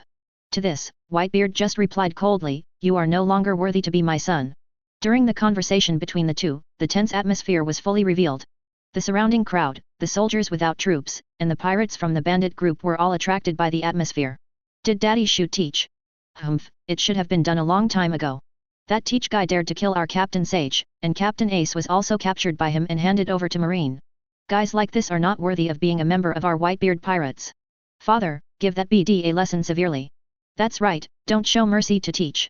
The pirates of the Whitebeard pirates let out a roar. They also felt incomparable hatred for this guy who killed their companions. As for Marine, the Marine soldiers were more astonished. What's going on here? Blackbeard is a Shishibukai anyway, why can't he even dodge Whitebeard's move just now? That's right, look at Moria, Hancock, and Xiong, they all escaped easily. And after Blackbeard was hit, he was rolling all over the ground in pain. Isn't this performance a bit embarrassing? That guy Blackbeard, is his strength really comparable to other Shishibukai? After seeing Blackbeard's reaction, the Marine soldiers began to doubt the opponent's strength. After all, the opponent has just become Shishibukai not long ago. And it was just an unknown little character in the Whitebeard pirates before. Therefore, in the hearts of Marines, Blackbeard's status is not enough to be compared with other old Shishibukai. From the opponent's previous performance, they couldn't help but began to wonder if Blackbeard's strength was a little too watery. The other side. Just as Whitebeard shot Blackbeard, Marco was not idle either. His body directly transformed into a flying bird with blue flames burning all over his body. Fly quickly towards where Kizaru is. After coming to the other side, Marco transformed into a human form again. A hard kick directly on top of Kizaru's head. Kizaru unhurriedly raised his arm to block Marco's attack, and said with a wretched expression, "You captains are really terrifying, this trick worked." However, Marco naturally wouldn't believe the nonsense of Admiral, who was so scary with one mouthful and one supernova with one kick. "Stop lying." Marco exerted all his force and kicked Kizaru to the ground. Kizaru's body that turned into countless flashes slammed into a wall, sending out a violent impact. Afterwards, flashes of light flew out from the ruins of the collapsed wall, and recondensed into Kizaru's body in the open space not far away. Although he suffered a powerful blow from the captain of Whitebeard pirates, Kizaru was not injured at all, at most, his clothes were dirty. With his hands in his trouser pockets, Kizaru leisurely glanced at Marco in the sky, then at Whitebeard who was glaring at Blackbeard coldly, and said slowly, "It seems that it is not so easy for us to go straight to Huanglong. In that case, let Whitebeard deal with his personal grievances first. It seems that there will be a good show to watch." After speaking, he stopped doing anything, just stood there quietly watching. On the ice surface of Marineford Port, the captain of the 3rd Squad Jaws did not continue to entangle with Hawkeye. He glanced at the distance between the Moby DK and the execution square, and murmured, "It seems that we have to find a way to bring the Moby DK closer to the square. To teach a lesson and save Ace, Dad must land in Marineford." Immediately, he turned his head to look at a member of the Whitebeard pirates, and said, "Go and talk to Ozzy, it's time for him to appear." The pirate heard the order and immediately ran towards a pirate ship behind. Because the Marine occupied the heights, the shelling launched was extremely fierce. Members of the Whitebeard pirates were constantly forced to retreat by the bombardment, causing heavy casualties. Many of their ships were also destroyed. Seeing this, Jaws knew that it couldn't go on like this. Before Ozzy comes on stage, you have to get rid of all your troubles. Having made a decision in his heart, Jaws directly aimed at the ice under his feet and punched hard. The power of his punch was so great that the water under his feet directly split a huge gap. The cracks continued to spread out, and the Marine soldiers along the way avoided and fled one after another. Soon, a huge circular crack formed on the ice. Immediately afterwards, Jaws bent down directly, and tightly grasped a crack with a pair of big hands. "What?" Kiyoshi exerted his strength suddenly, and let out an angry shout in an instant. When the surrounding Marines saw his behavior, they wondered what the other party was trying to do. Under everyone's gaze, the huge cracked piece of ice was actually picked up by Jaws from the ice. My God, is it true or not? Advertisement? How could he pick up such a big ice cube by himself? What is he trying to do with that ice cube? Looking at his posture, could it be that he wants to throw ice cubes onto the square? The Marine soldiers were terrified. And as if to confirm their conjecture, Jaws hugged the huge ice cube, and once again burst out violently. The ice cube was actually thrown into the sky by him, and fell towards the execution square in Marineford. Seeing this scene, the marine soldiers on the square suddenly panicked. Oops, be careful in the sky. Is this ice cube too big? This size can no longer be called an ice cube, this is completely a hill. If it falls down, there will definitely be countless casualties on our side. How can this be stopped? The marine soldiers panicked as they watched the huge ice block getting closer and closer above their heads. The huge shadow cast by the ice cubes already enveloped everyone in it. If it is not blocked, the huge ice cube will soon crash down. But with that gigantic size, even the marines of the giant race seemed a little small in front of it. It simply cannot be stopped by human power. At this time of panic, the only one of Marine's 3 generals who hadn't made a move yet, Akainu, who was still sitting on the high platform chair, finally stood up slowly. He looked up at the huge ice cubes that kept falling, and snorted coldly. Humph, those 2 AWOL guys. If we all leave, who will guard this place? Akainu snorted coldly, and punched directly at the ice above the sky. Above his fist, there is extremely terrifying and scorching magma flowing. Great eruption. The next moment, a huge boulder of magma spewed out and slammed into the huge ice block that dropped from a high altitude. The terrifying temperature engulfed in the magma boulder caused the water block to continuously melt and evaporate. In just a moment, the huge ice block was completely melted by Akainu's magma. Saved. It's Akainu Admiral. With admirals here, it's really reliable. The complete melting of the ice made the marine soldiers on the square heave a sigh of relief, feeling like they survived the catastrophe. The ice crisis was resolved, but Akainu's attack did not stop there. Numerous small pieces of magma boulders blasted towards the place where the Whitebeard pirates were. Faced with this terrifying attack, the members of the Whitebeard pirates had no choice but to evade in all directions. But even so, many pirates were injured or even killed. Many ships were also hit by magma, and raging flames were ignited in an instant. For a moment, because of Akainu's attack, the Whitebeard pirates seemed to be in a panic. But Akainu's attack didn't last long before it stopped. 0. Seeking flowers. Although such a large-scale attack is extremely lethal. But it's not just the Whitebeard pirates down there on the ice. There are also many soldiers from the marine side. If you continue to attack like this, you will easily accidentally injure your own people. The stop of Akainu's attack brought a sigh of relief to the Whitebeard pirates on the ice. They continued to charge bravely, fighting with the marine soldiers. The scene of the war is still extremely fierce and inseparable. On the Moby DK, Whitebeard held Kong Yunki and glared at Blackbeard on the distant square, and said in a deep voice. Teach, you just stay there and wait. Sage and Ace's account, I'll find you right away. Just as Whitebeard finished speaking, the sound of rumbling footsteps came from afar. On the sea in the distance, in the mist, there is a huge figure slowly walking towards this side. That huge body is several times taller than that of the giants. The size of the giants is nothing compared to them. The huge figure slowly walked out of the fog and appeared in everyone's field of vision. It was a huge creature with strange appearance and 2 horns on its head, with long fangs in its mouth, pale green skin, and long red hair. This gigantic creature, named Little Oz, is a descendant of the Devil Oz and the captain of the Oz pirates. The moment he appeared, everyone in the Whitebeard pirates was excited, while Marine felt a little overwhelmed.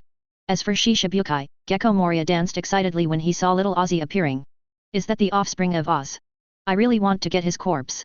As long as I can get his corpse, then I will have a powerful zombie puppet again. On the execution platform, Ace was also shocked to see Little Ozzy's appearance. He didn't expect that even Little Ozzy came here to save himself. Although Little Ozzy is huge in stature, his fighting power is also extremely strong. 0. But his huge body is also a trouble. In such a battlefield, he is completely the target of Marine's bombardment. When Little Ozzy appeared on this battlefield, he was already aimed at by countless cannons. The fierce artillery fire relentlessly bombarded Little Ozzy, and there was no way for the other party to avoid it with its huge body. Boom boom boom. Countless shells exploded on Little Ozzy's body in an instant. Even with the strength of Little Ozzy's body, Rao couldn't bear the pain. But he didn't stop there. Little Ozzy slashed out the huge sword in his hand. Each knife could destroy a fort on the port. And without a fort, the threat faced by the Whitebeard pirates will be a little bit smaller. At this time, Little Ozzy can be said to be using his body to attract fire power for the other partners of the Whitebeard pirates, and at the same time solve the threat of some turrets for them. In this way, Little Ozzy was bearing the bombardment while destroying the fort, and kept walking forward. Ace is very gentle, I won't allow you to hurt him. Little Ozzy let out a roar, and his feet moved a little faster. After a while, he had arrived beside the Moby DK where Whitebeard was. At this time, he was already scarred. Father, I'll take you to the square in Marineford. Little Oz whispered something to Whitebeard, and then hugged Moby DK tightly with a pair of big hands. Although the size of the Moby DK is huge enough, it is not difficult for Little Ozzy to hug it. Whitebeard glanced at the bruised Little Ozzy, and said softly, Ozzy, thank you for your hard work. Hearing Whitebeard's words, Little Ozzy gave him a big smile. It's nothing, Dad. You must save Ace. Also, give that teach a hard lesson. After finishing speaking, little Ozzy exerted all his strength, hugged the Moby DK and slowly moved towards the direction of Marineford Square. Not good. Stop him. He wants to land on the square with Whitebeard. We must not let him succeed. If Whitebeard were to land in Marineford, there would be great casualties. Stop that big guy. When the Marines saw little Ozzy's actions, they all realized the seriousness of the matter instantly. They acted one after another, attacking little Oz, trying to prevent the other party from breaking into the Marineford Square with the Moby DK. However, it is impossible for the crew of the Whitebeard pirates to let Marine succeed so easily. The team captains headed by Marco, as well as the captains of other pirate groups under Whitebeard, all took action one after another. They all stood in front of little Ozzy, stopped the attacking Marines, and opened a way for little Ozzy to advance. In this way, under the cover of everyone, Xiao Miz kept approaching the location of Marineford Square. When he was about to approach, he directly threw the Moby DK he was hugging with force. The huge Moby DK broke through the barriers of the port with indomitable power, and rushed into the square of Marineford under the astonished eyes of all the Marines. A group of Whitebeard pirates also rushed into the square along the gap that was hit by the Moby DK. So far, the Whitebeard pirates successfully landed in Marineford. And the crisis that naval headquarters is facing has become more and more serious. After the Moby DK stopped, Whitebeard, who was standing on the bow of the ship, jumped and landed firmly on the square of Marineford. And the place where he landed was just in front of Blackbeard.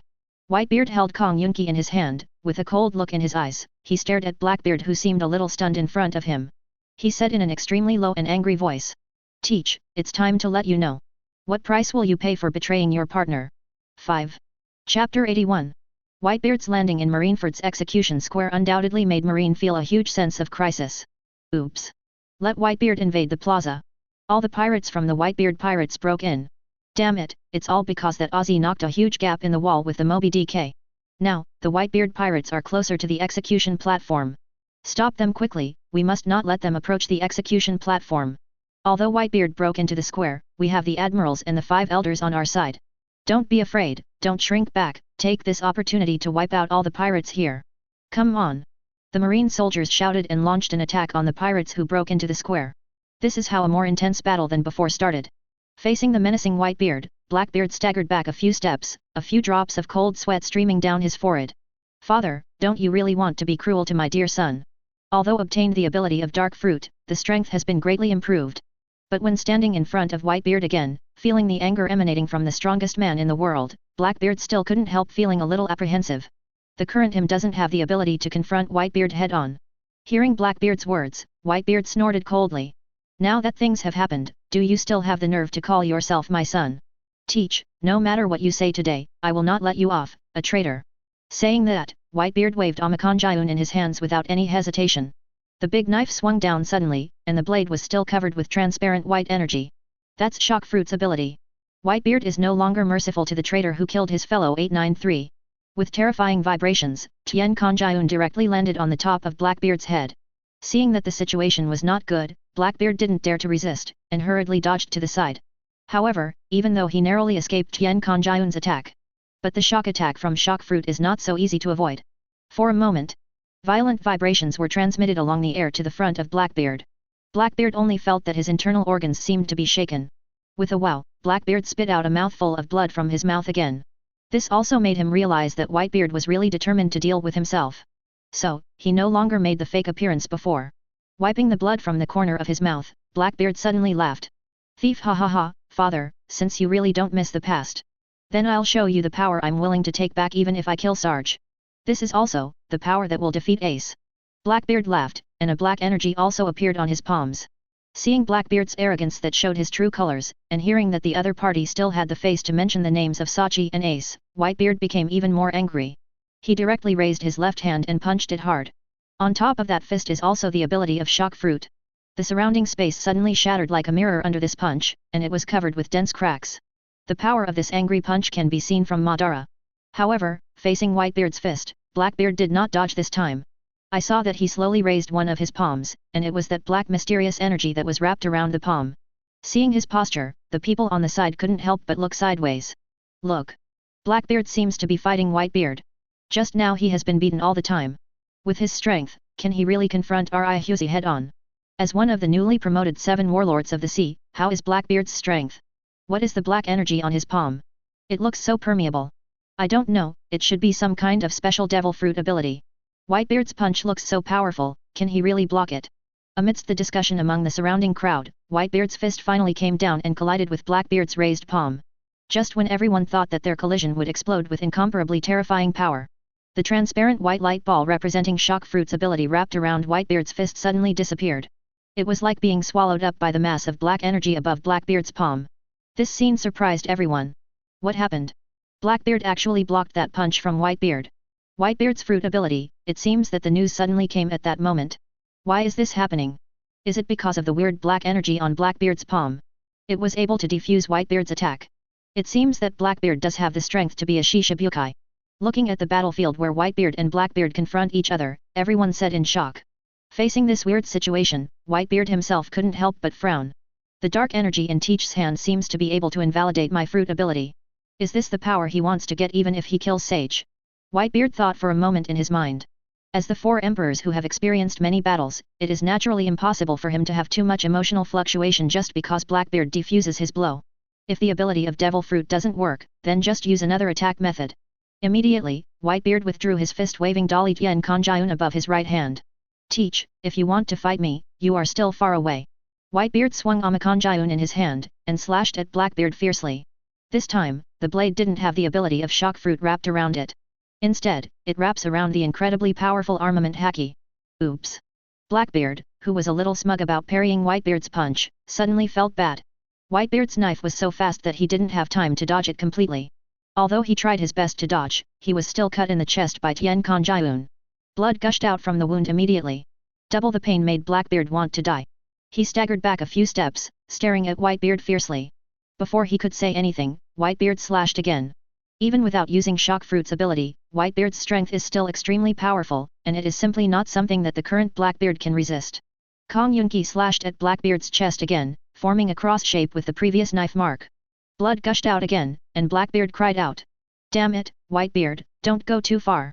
The cornered Blackbeard no longer called Whitebeard Daddy this time, but directly called him by his first name. Advertisement. He covered the wound on his chest with one hand, and quickly stepped back a few steps. Whitebeard did not take advantage of the victory to pursue, but just stood there and looked at the opponent coldly. After putting some distance away from Whitebeard, Blackbeard breathed a sigh of relief. The pain in his chest made his face look ugly. But the strange thing is that the wound on his chest that was still gushing blood has healed a lot at this time, and the blood has completely stopped. Phew, Whitebeard, it seems that you really want to kill me today. Thief, ha ha ha, I am indeed not your opponent now, but... However, on this battlefield, I am not the only one who wants to take your head off. Blackbeard laughed sinisterly, then turned around and ran away. Apparently, he had no intention of fighting Whitebeard. Blackbeard is a smart guy, he can even be said to be a generational hero. In order to obtain dark fruit, he was even able to stay dormant in the Whitebeard Pirates for decades shown because he felt that the possibility of encountering dark fruit's ability in the Beard Pirates would be due to many factors. Therefore, after realizing that he is not yet Whitebeard's opponent, it is naturally impossible for him to love to fight. Even if this behavior of turning around and running away is very depreciating, nothing is more important than saving one's life. Facing the angry Whitebeard, if he still entangles with the other party recklessly, then he may really die in the other party's hands. Whitebeard looked at Blackbeard who turned his head and ran away, and said coldly, I didn't allow you to escape like this before I avenged Sachi and Ace. Saying that, Whitebeard jumped up.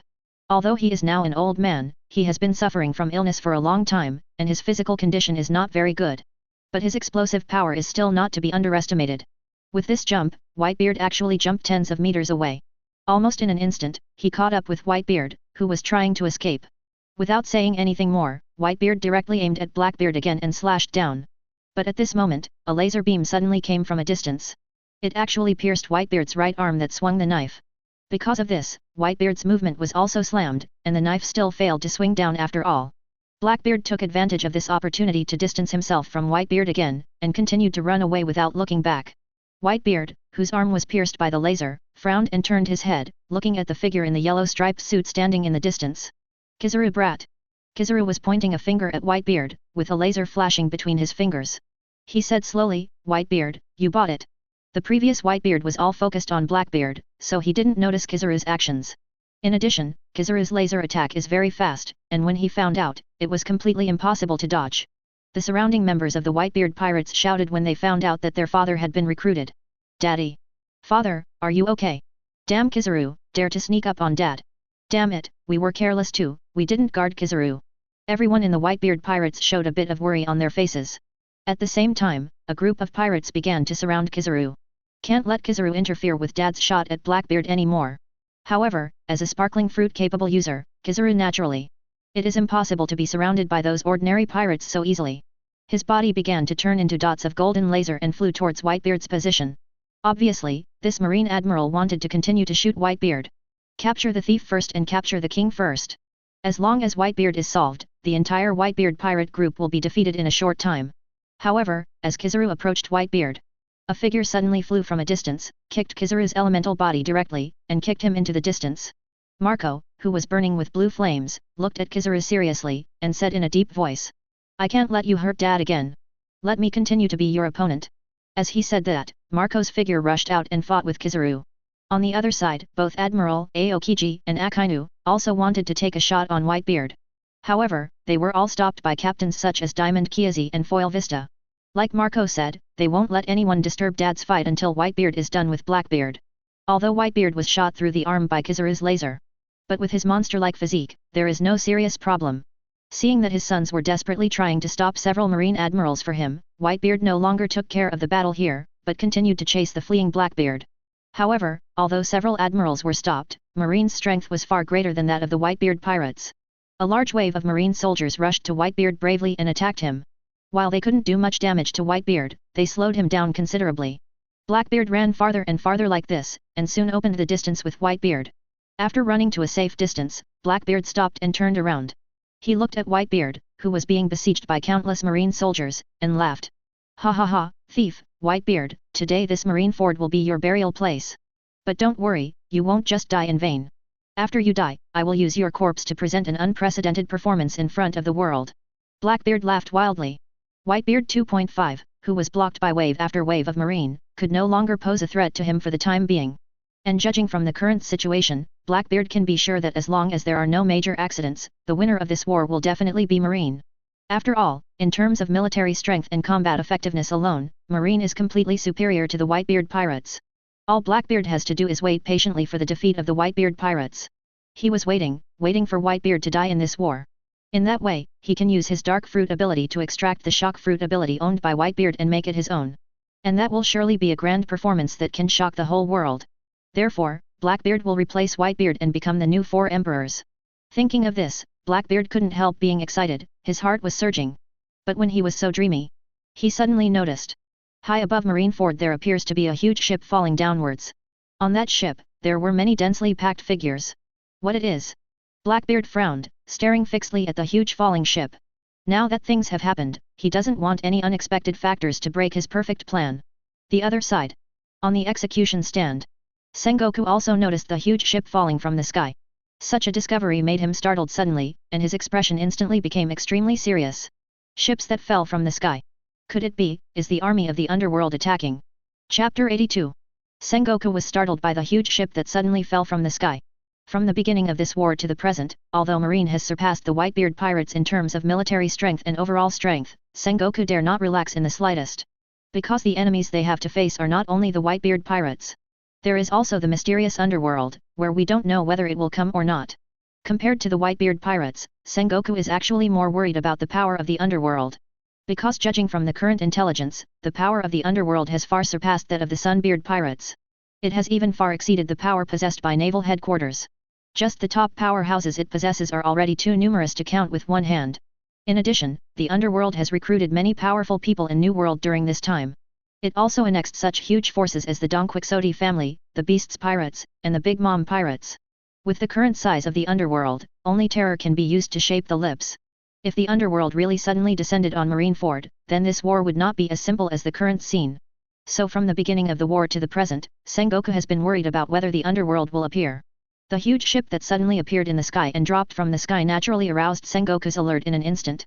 Could it be, the underworld is really coming? If that's the case, things are heading for the worst. In this war, there will be more sacrifices. Sengoku looked up at the huge ship falling straight down from the sky with a worried face, trying to see who it was. At the same time, 5 elders and others who were originally sitting silently on the high platform seats also noticed the huge ship descending from the sky. These 5 old men all looked up at the sky. Is it a surprise attack from the underworld? After waiting for so long, are you finally willing to show your head? Since the other party really dared to show up, let's kill them all here. Several five elders said, ready to stand up from their seats. They came to sit in Marineford. The purpose was not to deal with the Whitebeard pirates. If only to deal with the Whitebeard pirates, the power of naval headquarters is enough. The reason why they came here following Lord Im's order was to annihilate the power of the underworld. Therefore, they also reacted immediately when they saw a ship suspected of being in the underworld falling from the sky. However, when the huge ship got closer and closer to Marineford, the five elders discovered something was wrong. No, this doesn't look like the forces of the underworld. This group of people, Clock Doll, Jinbei, Ivankov, Straw Hat Luffy. They are prisoners in Impel Down. Why are they here? Could it be that something went wrong in Impel Down again? Five elders and the others looked at the warship and the crowd falling from the sky with serious expressions. Among the dense figures, many of them were familiar guys. Original 7 Warlords of the Sea, K-Lock Dar. Now 7 Warlords of the Sea, Haixia Jinbei. There is also the Cotter of the Revolutionary Army, the King of the Monster Kingdom, Yvonne Kiai. And the Straw Hat Luffy who was arrested by Garp for invading Impel Down not long ago. These guys who were supposed to be imprisoned in Impel Down all appeared above Marineford at this moment. This sudden change surprised five elders, Sengoku and others. Also stunned was Ace who was kneeling on the execution platform. He immediately recognized Luffy's figure from the dense crowd descending from the sky. Luffy. Ace looked at Luffy's figure, his mouth widened, and disbelief was written all over his face. Not long ago, he had learned from Garp that Luffy had been imprisoned in the freezing hell on the 5th basement floor of Impel Down. Why did it appear here at this moment? And Jinbei and K-Lock, the criminals who were supposed to be locked in the eternal hell on the 6th basement floor, also all escaped? Could it be? Kaido and Big Mom broke into Impel Down again and made trouble. Ace guessed in his heart. He had witnessed the invasion of Kaido and Big Mom in the prison on the 6th basement floor of Impel Down. Therefore, he suspected that the appearance of Luffy and others here was also related to the other party. Ace is naturally very happy that Luffy can escape from Impel Down. But the appearance of the other party here was not what he wanted to see. This battlefield is too dangerous. With Luffy's strength, if one is not careful, his life may be lost here. Therefore, for Luffy, the situation here is not much better than being locked up in Impel Down. In Ace's heart, he was extremely worried about Luffy's safety. However, the current him can't do anything at all, he can only watch helplessly here. High above Marineford. Along with the huge warship, Luffy, Buggy, Jinbei, Clock Kedar, Ivankov and a group of prisoners from Impel Down fell. His figure plummeted from a high altitude without any buffer at all. Below, is the extremely hard ice surface. If it just fell down like this, ordinary people would definitely be smashed into meat in an instant. A group of people screamed loudly in the air, obviously unwilling to land in this way. Quickly think of a way. If it just falls like this, it will kill people. Ah, I'm rubber, so it's fine. Hey, do you only want to be saved by yourself? Think of a way. I don't want to die like this. Who's going to help us stop? I shouldn't have listened to your advice, Straw Hat. In the sky, bursts of noisy sounds came, causing everyone who was fighting in Marineford Square to look up. Among the crowd falling from the sky, Luffy kept falling, but his eyes were fixed on Ace on the execution platform. He opened his mouth wide and took a deep breath. He then yelled, Ace, in a voice that could be heard almost all over Marineford. At this time, Luffy was very excited. After all the hardships, he finally arrived at Naval Headquarters and met Ace. Not long ago, he invaded Impel Down to save Ace. But he happened to meet his grandfather Garp who came to guard Impel Down. After being knocked down by Garp and imprisoned in the freezing hell on the 5th basement floor of Impel Down, Luffy tried every means but was unable to escape from the prison. Advertisement. This made him anxious. What he is worried about is not his own safety, but that Ace will be publicly executed soon. But when Luffy was burning with anxiety, a figure appeared outside freezing hell's cage. That was one of the Cotters of the Revolutionary Army, Lightning. Lightning is very interested in Luffy who has been struggling in the cell and refuses to give up. I took it to the Ladyboy Paradise hidden between the 5th basement and the 6th basement of Impel Down. After some conversations and exchanges, Ivankov and Lightning accidentally learned that Luffy is actually the son of the leader of the Revolutionary Army, Drago. So they immediately decided to help Luffy escape from prison. And when Luffy said that he broke in here to rescue his big brother Ace, both Ivankov and Lightning mistakenly thought that Ace was also Durag's son. So he took Luffy to the 6th floor of the basement, trying to rescue Ace. But at that time, Ace had already been taken away by Marine and taken to Marineford, and everyone's plan fell through. And just when they were about to leave the 6th basement floor to chase the warship escorting Ace, Jinbei and K-Lock Doll and others also made requests for peers. After some tossing, more and more people tried from Impel Down. Buggy and Mr.3, who were originally locked in the cell, also regained their freedom. Impel Down once again ushered in a big turmoil. Taking advantage of the turmoil, Luffy and others also successfully left Impel Down, and robbed a warship and rushed to Marineford. And just as they were about to reach Marineford, their warship just happened to be swept up by the tsunami that Whitebeard had previously caused with his shock fruit ability. Then Aokiji used the ability of Ice Fruit to freeze on the top of the huge wave. In order to save Ace, Luffy asked everyone to work together to get out the warship frozen in the ice. The result was that he accidentally used too much force and directly smashed the entire ice cube. Because of this, their group and the huge warship fell from the sky like this, and it became the current situation. The huge warship and a group of people plummeted from the sky, scaring the pirates and marines who were fighting on the ice below to dodge one after another. The next moment, the warship and the crowd all crashed down. Fortunately, they all just fell into the water. That was the ice surface that was smashed by Diamond Jaws before, and it can be said that the lives of the Impel Down criminals were saved at this time. Luffy, who sank into the bottom of the sea, was rescued by Jinbei, and lay on the shoulder of the warship, gasping for breath. Then, as if he had thought of something, he flexibly climbed to the prow of the erected warship. Behind him, there are Clock Dar, Jinbei, Ivankov, and others gathered. Luffy stood on the bow of the warship, looking across the entire battlefield, and landed on Ace on the execution platform. He took another deep breath and shouted, "Ace! Finally see you! Wait for me, I'll go over and save you right away." His shout also successfully attracted all the eyes of the entire battlefield. The marine soldiers looked at Luffy and the figures gathered around him with stunned and disbelieving faces. It's Straw Hat Luffy. By his side is K-Lock Doll. And Jinbei and Ivankov, a cadre of the Revolutionary Army. The group of people behind are all notorious criminals. Why do the prisoners in Impel Down appear here? Judging from the shout of the Straw Hat Kid just now, it seems that he is also here to fight the Fire Fist Ace. Just one Whitebeard pirate group is enough for us, and now a group of prisoners from Impel Down has come, and the situation has become more and more complicated. If the underworld suddenly comes at this time, the situation will be even worse. The marine soldiers looked at the vicious figures, feeling extremely worried. Hawkeye, who was constantly using Flat A to repel the pirates, also saw Luffy's figure, and he whispered to himself, "You've really been on the cusp, Straw Hat Boy." On the other side, Aokiji, who was fighting against Diamond Joes, also sighed, "There are another group of incredible guys." Kizaru, who was fighting with Marco, looked at Luffy with a casual look on his face, "I didn't expect to meet again so soon."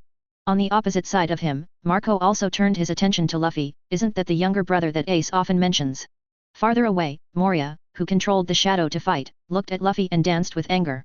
Then he looked at K-Lock Doll and Jinbei next to Luffy 530, with a puzzled expression.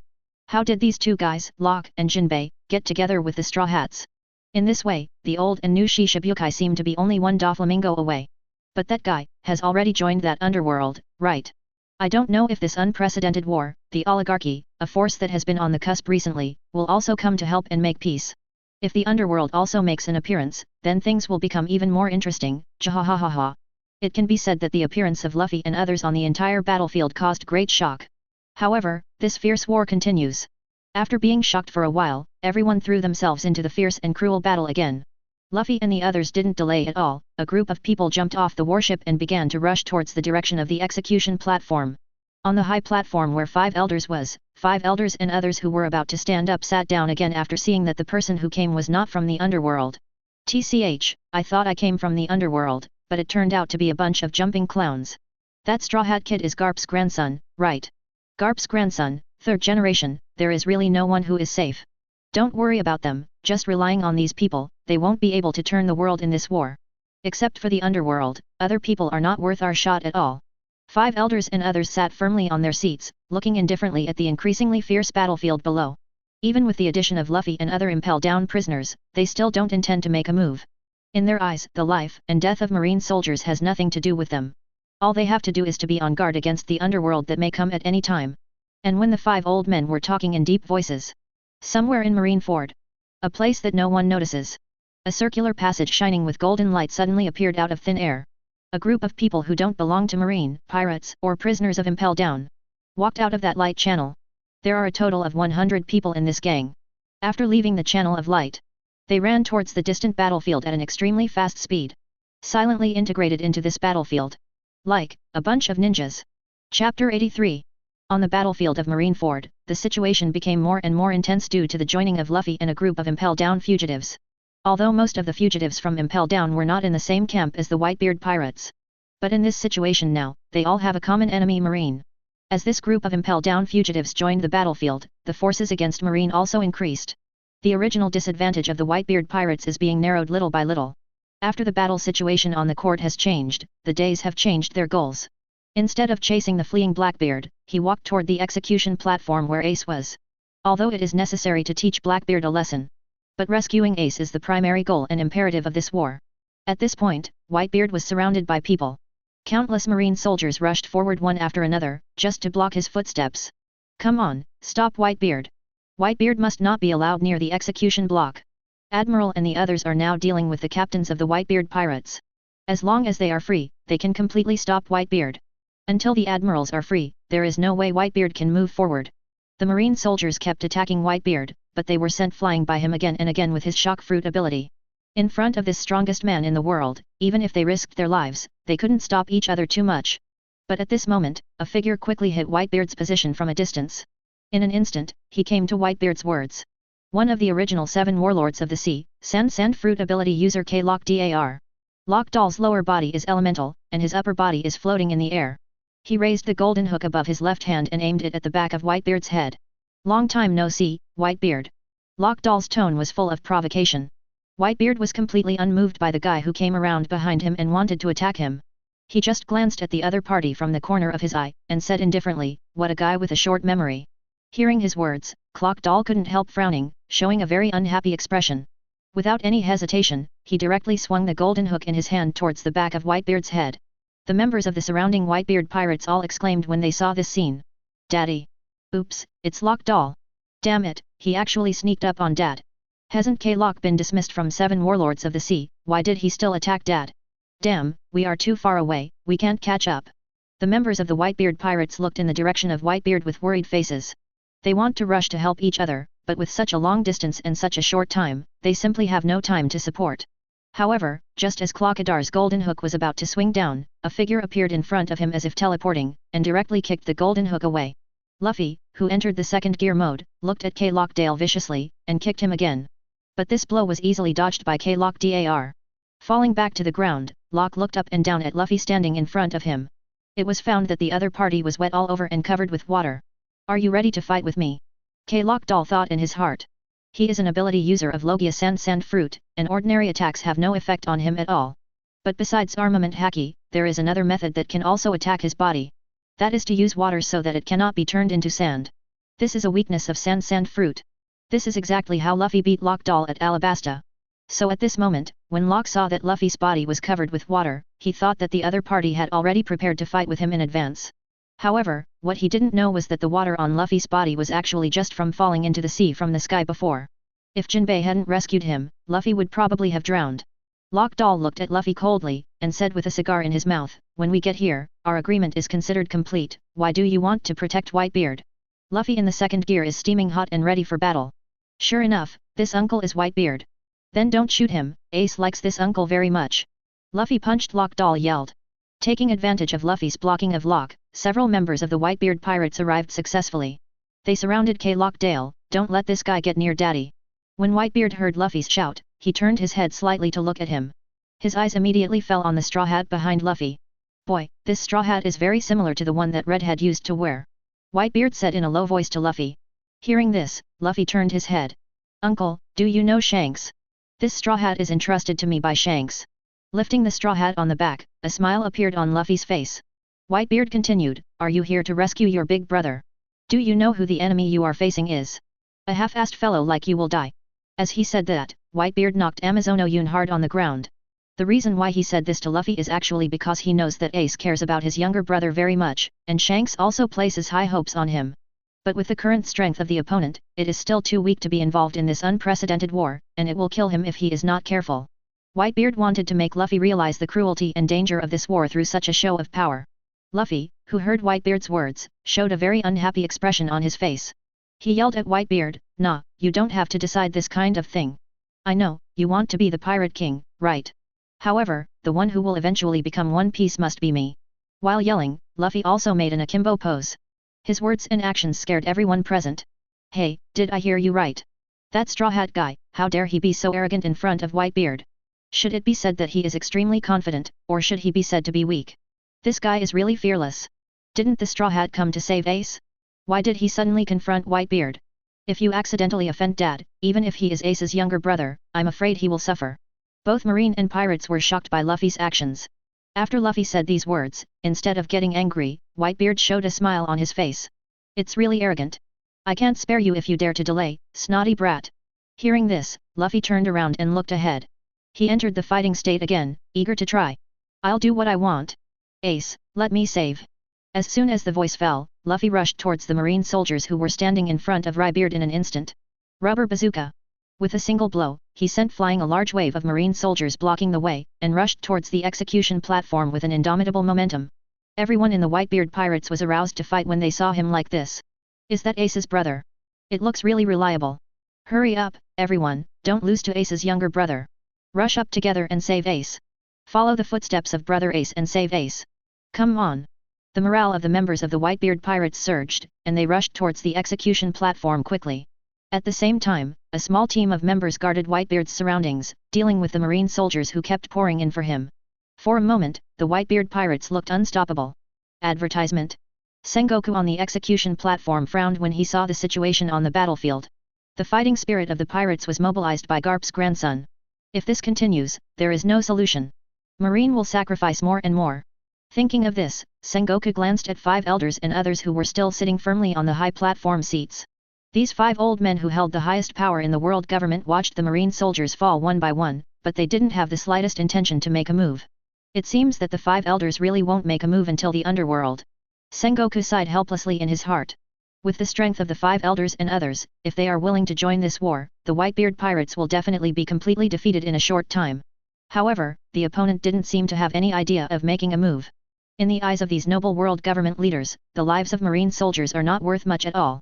Unless there is a crisis that the Marines can't resist at all, otherwise, they will never make a move so easily. Although Sengoku was very unhappy with the behavior of 5 elders and others, there was nothing he could do. As the Marine Marshal, there are many things that he cannot decide. When a person is in a certain position, he will be involuntary like this. Marine Admiral and Marine Marshal must directly obey the orders of celestial dragons. This is why Garp has not been promoted to Admiral. Well, if Garp is here, I will let him take good care of his grandson. Thinking of Garp, Sengoku sighed helplessly again. Then he took out another small phone bug from his pocket, and said to the phone bug. Let's raise the encirclement circle. In addition, the pacifists can also be dispatched. It is imperative to wipe out the Whitebeard pirates here today. Sengoku ordered decisively. Marine Marshal Sengoku also has the title of the resourceful general in Marine. He and Vice Admiral, the Naval Headquarters Staff Officer, are both resourceful types. When in the Battle of the Valley of the Gods in 2010, the reason why Garp and the Luoji pirates teamed up to defeat Lox was also due to the strategy of Sengoku and Crane. Naturally, it is impossible for such a resourceful general not to lay down any supporters in this war. Seeing that the battle between Marine and the Whitebeard pirates seems to have entered a fierce stage, Sengoku no longer hesitates, ready to show all the cards he prepared. Try to annihilate the Whitebeard pirates in one go. Yes, Marshal Sengoku. Following Sengoku's order, a sonorous voice came from the other end of the phone bug.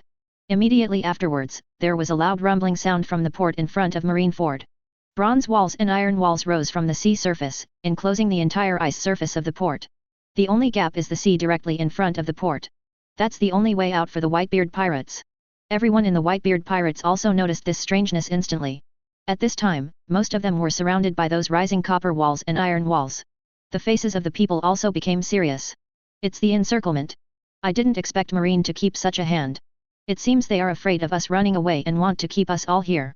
Hehe, we won't retreat until Ace is rescued. But that being said, we can't just sit around and be surrounded by them. The position on the sea in front of the port, we must defend. Only by holding there, can we guarantee to retreat immediately after rescuing Ace. Facing Marine siege, the pirates of the Whitebeard pirates did not panic, but responded quickly. They also realized that the sea directly in front of the port was their only retreat, and they had to stick to it. So, the Whitebeard pirates quickly sent a small team to guard there. However, when they were about to arrive, they were surprised to find that there were more than a dozen warships parked in the mist not far away. And on the ice surface in the distance, a large number of huge figures slowly came. Oops! There are Marines here too. Damn it, it seems that they still have a plan to block our only escape route. What are those huge figures coming this way? Giants! No matter who comes, we must defeat it. We have to hold on to this only retreat. The small group of pirates who came to guard the retreat looked at the huge figure gradually approaching in the distance, with high fighting spirit. After a while, those huge figures came out of the mist. When the pirates saw the appearance of these huge figures, they all opened their mouths. What happened? It's Bartholomew Kuma. Why is 7 warlords of the sea here? Shouldn't Bartholomew Kuma be in the square right now? Besides, there are more than a dozen bears in front of us, why are there so many? After seeing those giant figures who looked exactly like Bartholomew Kuma, one of the 7 warlords of the sea, the pirates couldn't help but panicked. These guys should be made by that genius scientist Vegapunk from Naval Headquarters, right? Looking at their appearance, they should be transformed humans or robots. Don't be afraid, the other party is not the real 7 warlords of the sea. Even if the real 7 warlords of the sea comes, we can't back down. Let's go together, we will definitely defeat these superficial guys. After panicking for a while, these experienced pirates quickly calmed down again. A pirate with a huge hammer rushed towards a pacifist first. He jumped up suddenly, and hit the pacifist directly with a heavy hammer. Humph, let me show you how powerful I am. The pirate laughed. However, the next moment, his smile froze on his face. After the huge hammer hit the pacifist, not only did it not cause any damage to it, the body of the hammer was even shattered. This scene made the pirate yell impossible. But then it fell through the glasses. The pacifist opened his mouth slightly, and a laser with the same ability as Kizaru's sparkling fruit was fired from his mouth. The pirate had no time to dodge, and was instantly hit by the terrifying laser, fell to the ground, and lost all resistance. The surrounding pirates were horrified when they saw this scene. What kind of monsters are these Bartholomew Kuma-looking guys? The pacifist laser attacks continued. In front of the powerful pacifists, this small group of pirates was quickly defeated. And the only escape route that allows the Whitebeard pirates to retreat is also completely blocked. On the ice of Marineford Harbor, the pacifists are under the command of Naval Headquarters Science Corps Captain Senmomaru. Kill the pirates of the Whitebeard pirates and the fugitives of Impel Down. With the addition of the pacifists, the war situation between the Marines and the pirates was once again reversed. Against the average Whitebeard pirates, the pacifists can be described as invincible. On the execution platform, Sengoku saw this scene, a gleam of water-cooled light flashed in his eyes. The battle to encircle and annihilate the Whitebeard pirates has begun. However, just when he said these words from his mouth, on the ice below, in front of a pacifist, a ghostly figure suddenly appeared. That figure didn't back down in the face of the powerful pacifists. I saw him standing in front of the pacifists. The hands are changing various strange movements and postures in front of the body. It is as soft as if it is bearing some kind of imprint. Next moment. Print completed. A bright electric light appeared in that person's palm in an instant. Immediately afterwards, his stature rushed out. He slammed the bright electric light in his hand at the pacifist in front of him. Rakery. Chapter 84. On the ice of Marineford Harbor. The figure that suddenly appeared before the pacifist. The palm of the hand burst out with bright and dazzling electric light. He rushed directly to the seemingly invincible weapon of war. The people around were a little surprised when they saw this scene. Who is this guy? It doesn't seem like a member of our Whitebeard pirates. Could it be a fugitive from Impel Down? I really want to have a little impression of him. If I remember correctly, he should be a pirate from New World, called T-Beard. Because his name is a bit like Dad, so I paid special attention to it. But he's just a little pirate with a bounty of 80 million Baileys, not worth mentioning. But why did the New World pirate appear here? When did he come here? A pirate with a bounty of 80 million Baileys dares to face up to the pacifists, is he crazy? I already expected his end to be miserable. When the surrounding Marines and pirates saw T-Beard's move, they all felt that the other party was a bit out of control. Although they don't know why T-Beard appeared here. But even the supernovas with a bounty of hundreds of millions will never get any benefit from the pacifists, let alone a little pirate with a bounty of only 80 million Baileys. In everyone's unfavorable eyes, the T-Beard's attack has also come to the pacifists. The lightning that burst out from his palm hit the pacifist hard. Rakery. The next moment, the lightning flashed. The originally impregnable pacifist fell to the ground in response. On the body made of extremely hard metal materials, a big hole was actually opened. All the mechanical parts inside were also exposed. The pacifist who fell to the ground trembled twice on the ground, and then he could no longer move. The light in his eyes also disappeared, completely destroyed, and crashed. This scene can be said to have shocked everyone. What? How is it possible? Those robot monsters who look the same as Bartholomew Kuma were actually given a second move by a guy with only 80 million bounties. Just now, no matter how we attack, it has no effect. Is this T-Beard so strong? Then why is his bounty only 80 million? Could it be that Marine's information is wrong? What happened to the electric light in T-Beard's palm just now? 127. Could it be the legendary Thunder Fruit ability? Thunder Fruit, one of the strongest Logia Devil fruits, is in the hands of T-Beard. The surrounding Marines and pirates, after seeing T-Beard knock down the pacifist with a single blow, were all shocked and somewhat skeptical of life. On the execution platform, Marine Marshal Sengoku also noticed this scene on the ice. There was also a bit of shock and bewilderment on his face. T-Beard Chadorus Higlitz, the captain of the T-Beard pirates, has a bounty of 80.06 million Baileys. If I remember correctly, he was not part of the Whitebeard pirates, nor was he caught in Impel Down, and he seemed to be active in New World not long ago. Why, he suddenly appeared here. And his strength is completely different from the information we have. Being able to defeat the pacifist with one blow is even stronger than the supernovas like Straw Hat and Captain Kidd. But before that, he has never shown such strength. At most, he is just a pirate with some three-legged kung fu. Sengoku stared at the T-mustache on the ice, thinking quickly in his heart.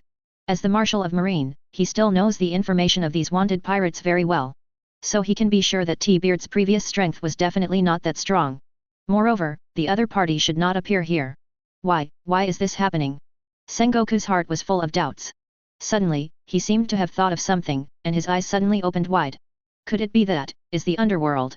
The venerable master has rapidly improved in strength in a short period of time, and it seems that only Ming can do the things about sheep. Moreover, T-Beard was active in New World not long ago, but now he appears here inexplicably. It is very likely that it is the ghost of the underworld. Thinking of this, Sengoku's heart skipped a beat. The more he thought about it, the more he felt that his guess was correct. The sudden appearance and strengthening of the T-Beard is too strange, and it can only be explained by the reason of the underworld. Could it be that the men and horses from the underworld have already quietly entered this battlefield? If T-Beard is really a subordinate sent by the underworld, then he is definitely not the only one on this battlefield. Sengoku immediately became alert, and his eyes began to scan the entire battlefield carefully, trying to find something strange. Sure enough, under his careful search, he really found a trace of strangeness on this battlefield. On the battlefield below, in the fierce battle between the Marine and the pirates, there always seemed to be a few figures that looked particularly abrupt. It's not because they're really weird looking or anything. It was because these people used indiscriminate attacks when fighting. Whether it is Marine or pirates, many have fallen in their hands. As long as you observe carefully, you can easily find that these people belong to neither the Marine camp nor the pirate camp. And their fighting style is also very peculiar, they will always make seal movements similar to those of T-Beard before. When they have completed the seal, they can spit out flames or water jets from their mouths to attack. These people are scattered all over the battlefield, and there are about 100 people. Due to the complicated and chaotic situation on the battlefield, these 100 people did not attract much attention before. It wasn't until T-Beard's actions shocked everyone that Sengoku finally discovered this group of unknown guys.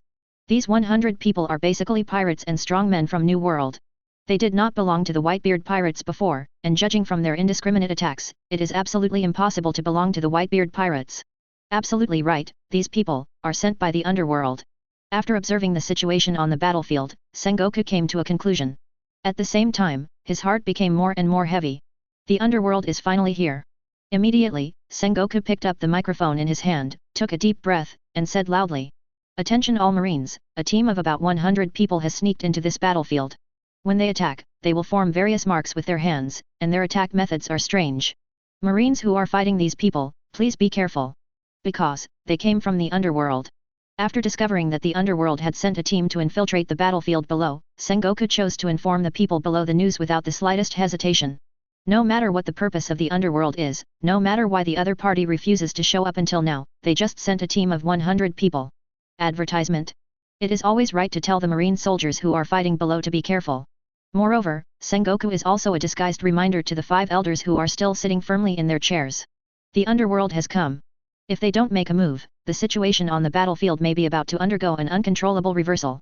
By doing this, Sengoku is forcing 5 elders and others to end the war in advance. Otherwise, if the army of the underworld is all on the scene, it will definitely be another fierce battle like never before. On the battlefield below, everyone was shocked when they heard Sengoku's shout. What? The underworld is coming.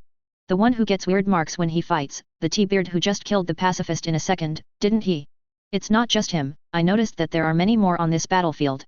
Before I thought they were some kind of special ability team of the Whitebeard pirates, but later found that they seemed to attack even the members of the Whitebeard pirates. It seems that these guys are the underworld squad mentioned by Marshal Sengoku. Abite, everyone must be careful, these guys' fighting methods are very strange, and their strength is also extremely strong. The underworld, which has been in the limelight recently, has finally extended its claws to Marineford. But why did the underworld only send a team of 100 people over? What about their army? I heard that the base of the underworld has always been floating above the high-altitude clouds. Could it be that they are now above Marineford? 11.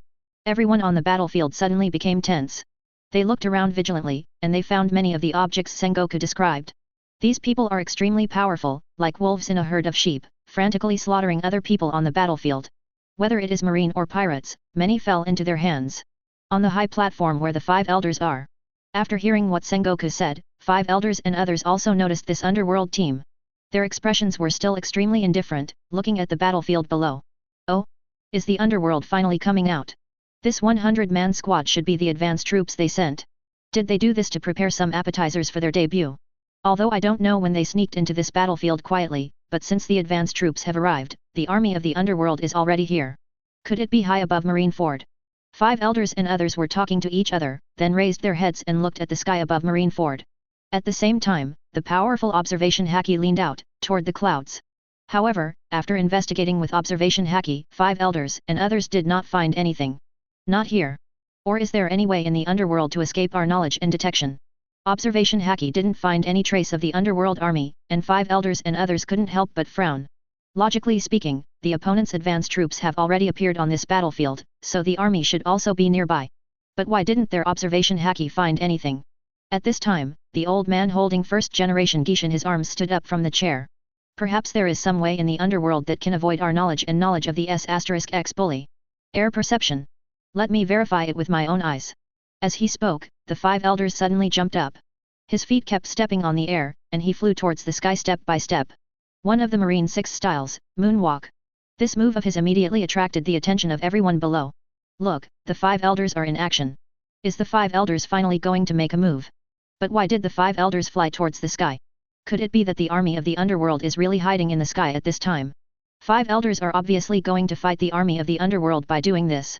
Judging from the actions of the underworld team, they obviously want to fight against our marine and the Whitebeard pirates at the same time. If the army of the underworld also joins this war, the situation will become even more complicated. We can really hold Marineford. When everyone was worried, the 5 elders soon came to the high-altitude cloud in Marineford. However, looking up, there was nothing suspicious above the clouds. What's going on? Is there really nothing? Where will the army of the underworld be at this time? Are they really only going to send this team to fight? That would be a bit too self-indulgent. The 5 elders snorted coldly, and after carefully observing the situation above the circle of clouds to make sure that there was really no trace of the army of the underworld, his figure slowly descended. Fell back to the high platform. He shook his head solemnly at the other 5 elders, indicating that he did not find the army of the underworld. This also made the other 5 elders couldn't help but wonder. Obviously dispatched the advance troops, but the army was not around. What does this underworld want to do? For a while, 5 elders and others couldn't figure it out. So, they set their sights on the underworld team of 100 people on the battlefield below. At this time, members of this ninja army from the underworld are scattered all over the battlefield. They used all kinds of ninjutsu to fight with marine and members of the Whitebeard pirates. The use of ninja transforming factor potions and such a long period of training in the cultivation gate have made their strength a qualitative breakthrough compared to before.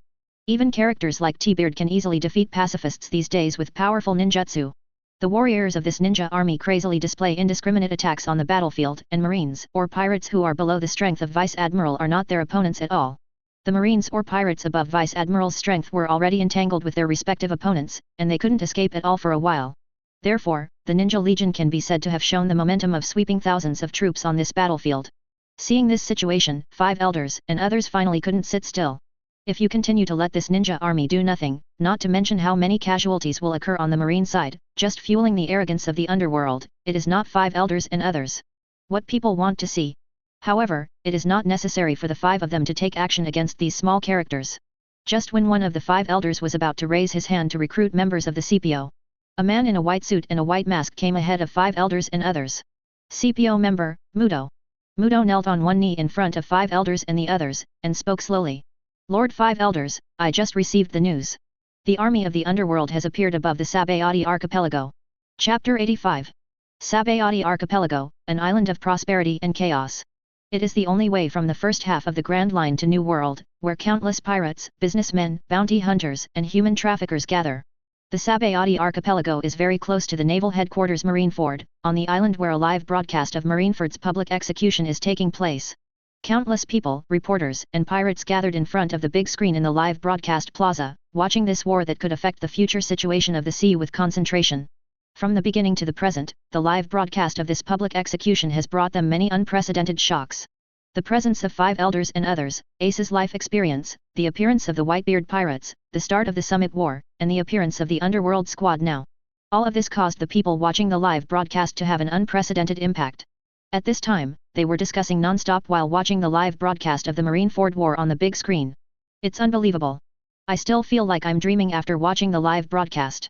Whitebeard Pirates Captain Fire Fist Ace is actually the son of One Piece Gore de Luoji. The son of One Piece became the crew of the 4 Emperors Whitebeard. What a wonderful world it is. And Whitebeard actually went to war with naval headquarters to save the son of One Piece.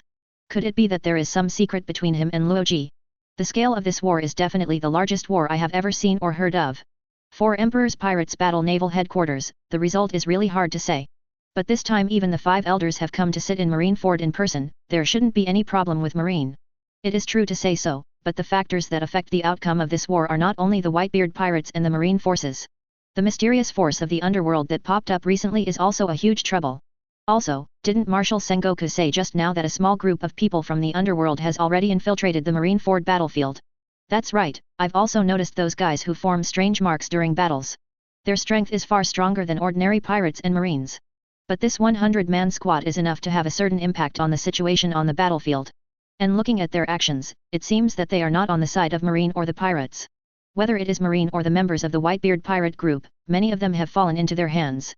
Although I don't know why the underworld has only sent a team of 100 people, but the army has not appeared for a long time, but there is no doubt that the underworld will definitely intervene in this war being staged in Marineford.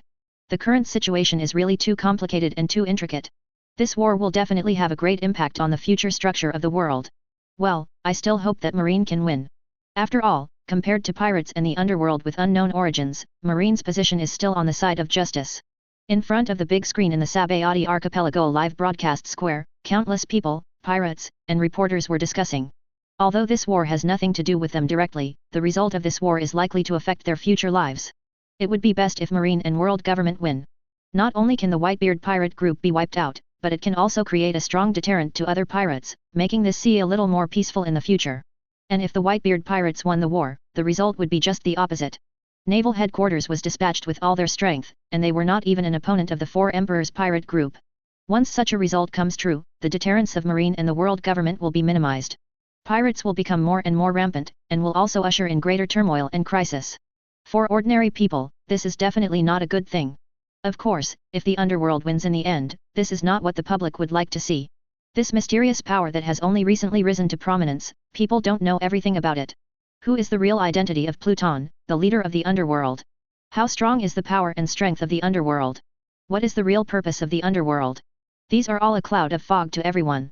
Therefore, the people are not willing to hand over the future fate of the world to such a mysterious force. When a group of people gathered in front of the live broadcast screen to discuss, it was on top of a tall building not far from the live broadcast square. Rayleigh, the former deputy captain of the Luoji pirates, known as the right arm of the One Piece, was sitting alone on the roof of the building, holding a bottle of wine in his hand, silently watching everything broadcast on the big screen. He is naturally very concerned about this war that is enough to cause a sensation in the whole world. From the beginning of the live broadcast of the public execution, he had already sat here to watch the whole process. The announcement of Ace's life experience and the full-scale war between the Whitebeard pirates and naval headquarters were all expected by Rayleigh. Regardless of whether the Marine wins the war or the Whitebeard pirates win, he can accept it calmly. But his expression now looks very serious. And all this is because of the appearance of the underworld. In the past few days, Rayleigh has also heard a lot about the underworld. Even because the leader of the underworld is also called Pluton like himself, it has caused many misunderstandings and troubles. Rayleigh is also very concerned about the news of this mysterious force. When he learned that the Golden Lion, Kaido and Big Mom had all become subordinates of the underworld, he always had an ominous premonition in his heart. When Golden Lion, Kaido and Big Mom get together, it's hard not to remind him of Locks, the former overlord of the sea. Even looking at the past, present and future, Rayleigh can't think of another person who can command so many powerful people at the same time, except for Locks. Therefore, after hearing the news, Rayleigh also had a very ridiculous idea in his heart. Could it be that Locks is still alive? Could it be, the leader of the underworld is Locks? Such thoughts made Rayleigh feel very absurd, but also very terrifying.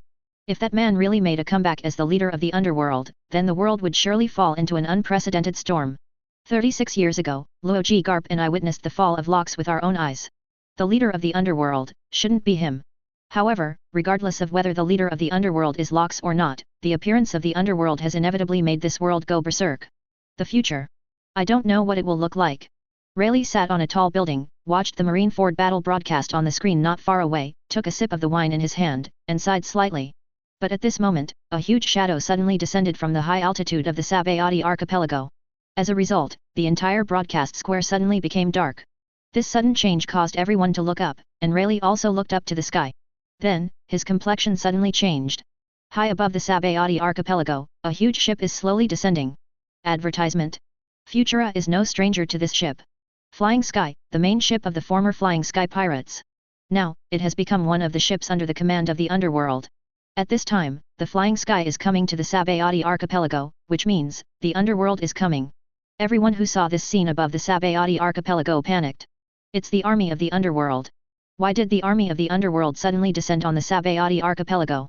Obviously the battlefield where fierce battles are taking place is Marineford. Why did the army of the underworld appear in Sabayati archipelago? No wonder the five elders just couldn't find any traces of the army of the underworld no matter how hard they searched. Who would have thought that the other party would come here? What on earth is it? The underworld only sent a small team to participate in the Marineford war, but the army has come here. What do they want to do? Seeing the Fekong continuously descending from the sky, the crowd gathered in front of the live broadcast screen became flustered and puzzled. Rayleigh, who was originally sitting on the roof not far away, also stood up immediately. He fixed his eyes on Fekong, and put down the wine bottle in his hand. The underworld, what's the plan? Under his gaze, the flying number that kept descending slowly stopped in the air a short distance from the ground. Afterwards, two figures jumped down from the deck of the Fekong and landed on the hill not far from the live broadcast square. Of those two figures, one of them had long golden hair like a lion, and his imposing manner was compelling. The other person was extremely tall and mighty, holding a huge mace and two animal horns growing on his head. When the two figures fell, everyone recognized their identities instantly. 0. Seeking flowers. Golden Lion, Shiki. Beasts, Kaido. It's Golden Lion and Kaido. Two top experts from the underworld appear here. What exactly are they trying to do? Could it be that on this Sabayati archipelago, there is something more important than the battle on Marineford at this time? Now is not the time to care so much. No matter what their purpose is, we may suffer if we are so close. Let's climb a little farther first. The underworld is coming to Sabayati archipelago, we must spread the news quickly. For a while, amidst all kinds of exclamations, some people had already started to flee towards the distance, and there were also reporters and marine intelligence personnel who immediately sent out the news that the underworld appeared in the Sabayati archipelago. On the hill not far away, Golden Lion and Kaido did not pay attention to the noisy scene in the live broadcast square. They don't care at all about the reactions and actions of these passers-by. At this time, the eyes of both of them fell on Rayleigh at the same time. Yo, Rayleigh, we meet again. We haven't seen each other for 36 years, right? Kaido stared at Rayleigh fiercely, and spoke in a cold tone. His voice was so loud that even those in the middle of a noisy crowd could hear him very clearly. This made those who were about to flee. The people couldn't help but stopped and turned their heads curiously. 0. Hey, did you hear whose name Kaido just called? Rayleigh? Is it Silver Rayleigh, the vice-captain of the Luoji pirates? Is One Piece's right arm also in this Sabayati archipelago? Look at the direction Kaido and Golden Lion are looking at. Is there an old man on the roof of that building? Could it be that he is Rayleigh? The Golden Lion and the Kaido came to the Sabayati archipelago for him. Why did the underworld suddenly find Rayleigh? Could it be that they also want to recruit Rayleigh like recruiting other strong men? But I heard that Kaido's tone didn't seem to be trying to solicit the other party, but rather looking to trouble Rayleigh. You said, is it because Rayleigh's title is also called Pluton, so the underworld wants to get rid of him? Yes, I think it's very possible. Pluton, the leader of the underworld, has many strong men like Golden Lion and Kaido under his command. With his status and majesty, he probably cannot tolerate someone with the same title as himself. Even if the whole person is the right arm of the One Piece. It seems that the underworld really came to trouble Rayleigh. The crowd in the live broadcast square stretched their necks one after another, watching the situation of Kaido, Golden Lion, and Rayleigh not far away. On the tall building, Rayleigh looked at Kaido and Golden Lion solemnly, and spoke in a deep voice. This kind of hypocritical greeting is still avoided. You two guys don't go to Marineford, but come to this Sabayati archipelago, you must have no good intentions. While speaking, he also slowly pulled out the saber from his waist. From Kaido's previous words, he already felt the other party's obvious hostility. Rayleigh can be sure that no matter what the purpose of Golden Lion and Kaido came to Sabayati archipelago this time, there will inevitably be a battle between him and them. Therefore, he also entered the state of preparation as soon as he came up. Although with his current state and strength, it is impossible to deal with Golden Lion and Kaido at the same time. But the strong also has the pride and persistence of the strong, and he will definitely not choose to back down so soon. On the hill not far away, Kaido had a wild smile on his face when he heard Rayleigh's words. Don't you have any good intentions? If you insist on saying that, there is nothing wrong with it. You must have noticed that one of the purposes of our coming here is to trouble you, Pluton. When he said this, Kaido's body burst out with a sharp aura, obviously eager to try, and couldn't wait to fight Rayleigh. Beside him, Golden Lion Shiki floated in midair, looked at Kaido and said in a deep voice. Kaido, the old guy Rayleigh is in your hands. I'm going to follow the captain's order and get another. Pluton. End. Chapter 86. I'm going to follow the captain's order and get another. Pluton. When the Golden Lion said these words, Rayleigh's expression on the roof not far away suddenly changed. Another Pluton. Could it be that the Golden Lions already know this secret? Pluton, one of the three ancient weapons, sleeps under the island of Sabayati. Rayleigh's mood at the moment can be said to have sunk to the bottom. From what Golden Lion said, he was able to get a lot of important information. First of all, the other party does not intend to join forces with Kaido to deal with him, but has other things to do. As for what this matter is, in fact, it can be clearly concluded from what Golden Lion said. That is ancient weapon Pluton. In this world, there are three extremely powerful ancient weapons. They were named Uranus, Poseidon, and Pluton. These three ancient weapons have the power to destroy the world. Among them, Pluton is a huge battleship. It can directly sink an island with one shot. The clues and whereabouts of the three ancient weapons are rarely known in this world today. Lok Dar, one of the original 7 warlords of the sea, even planned for several years in Alabasta in order to find the whereabouts of Pluton. In the end, his conspiracy was broken by Straw Hat Crew, and Pluton's clues were not obtained. However, Rayleigh, as the only vice-captain of the pirate group who has reached Raftel, the final island, still knows many secrets of this world. Among them are the blank century-old history and the whereabouts of the three ancient weapons. Therefore, Rayleigh knew very clearly that Pluton, one of the three ancient weapons, was sleeping under the Sabayati archipelago at this moment. In fact, this is why he has been staying in Sabayati archipelago since the Luoji pirates disbanded. On the one hand, September 47th is to retire on this island, and on the other hand, it is to protect the ancient weapon Pluton, preventing it from falling into the hands of some unruly people and threatening the world. And now, after hearing what Golden Lion said, Rayleigh understood why Kaido and Golden Lion did not go to Marineford at this juncture, but appeared in Sabayati archipelago. They're coming for Pluton. Thinking of this, Rayleigh's heart was extremely heavy. The purpose of the underworld is still unknown. If he is allowed to obtain such a terrifyingly powerful weapon as the Pluton, then the world is likely to fall into an unprecedented crisis. Such a thing is definitely not what Rayleigh wants to see, so he has made up his mind to stop the opponent with all his strength. In addition, among Golden Lion's previous words, there was another sentence that caught Rayleigh's attention. Follow the captain's orders. This sentence made Rayleigh feel something was wrong. Logically speaking, as a subordinate of the underworld, Golden Lion should call the leader of the underworld Master Pluton. But it was the captain who was called by the other party. This led Rayleigh to think of Lox again. Once, in the era when the Lox pirate group dominated the sea, Golden Lion, Whitebeard, Kaido, and others called Lox in this way. Now hearing the title of captain from Golden Lion again, Rayleigh naturally felt something was wrong. Could it be that the leader of the underworld is really Lox? Rayleigh thought with great worry in his heart. If this is the case, then he will not be able to let the underworld get the ancient weapon Pluton. That is, while Rayleigh was thinking this way, the Golden Lion who had explained to Kaido moved. His figure floating in midair directly began to fly into the distance. Seeing this, Rayleigh didn't hesitate anymore, and rushed towards the Golden Lion with a saber in his hand. He wants to block the way of Golden Lion and prevent the other party from getting hold of ancient weapon Pluton. However, just when his figure rushed out suddenly, a huge figure also appeared in front of him. The figure was holding a huge mace, and without a word, it aimed at Rayleigh's head and smashed it down. Hey, old man Rayleigh, I'm the one who's going to trouble you. At such a time, you still want to be distracted and take care of others. Do you think that I am still the brat who was suppressed and beaten by you 36 years ago? Kaido stood in front of Rayleigh, said viciously, and at the same time, the violent bombardment also fell. In the Battle of the Valley of the Gods 36 years ago, it was Kaido and Big Mom who joined forces to deal with Rayleigh. At that time, Kaido was only 21 years old, as he himself said, he was still a fledgling kid, and his strength was not very strong. Even if he and Big Mom teamed up, they could barely hold Rayleigh. In that fight, he can be said to be beaten by Rayleigh all the time. Therefore, Kaido has deep resentment towards Rayleigh in his heart. Now that he has the opportunity to wash away the shame of the past, he will naturally not neglect it. He came to Sabayati Archipelago's errand with the Golden Lion, and he also volunteered with Lox. Facing Kaido's mace, Rayleigh did not dare to underestimate it. although he was able to beat Kaido back then. But today is different. He is old now. Strength and physical strength have declined compared to before. In contrast to Kaido, the current Kaido strength is at its peak.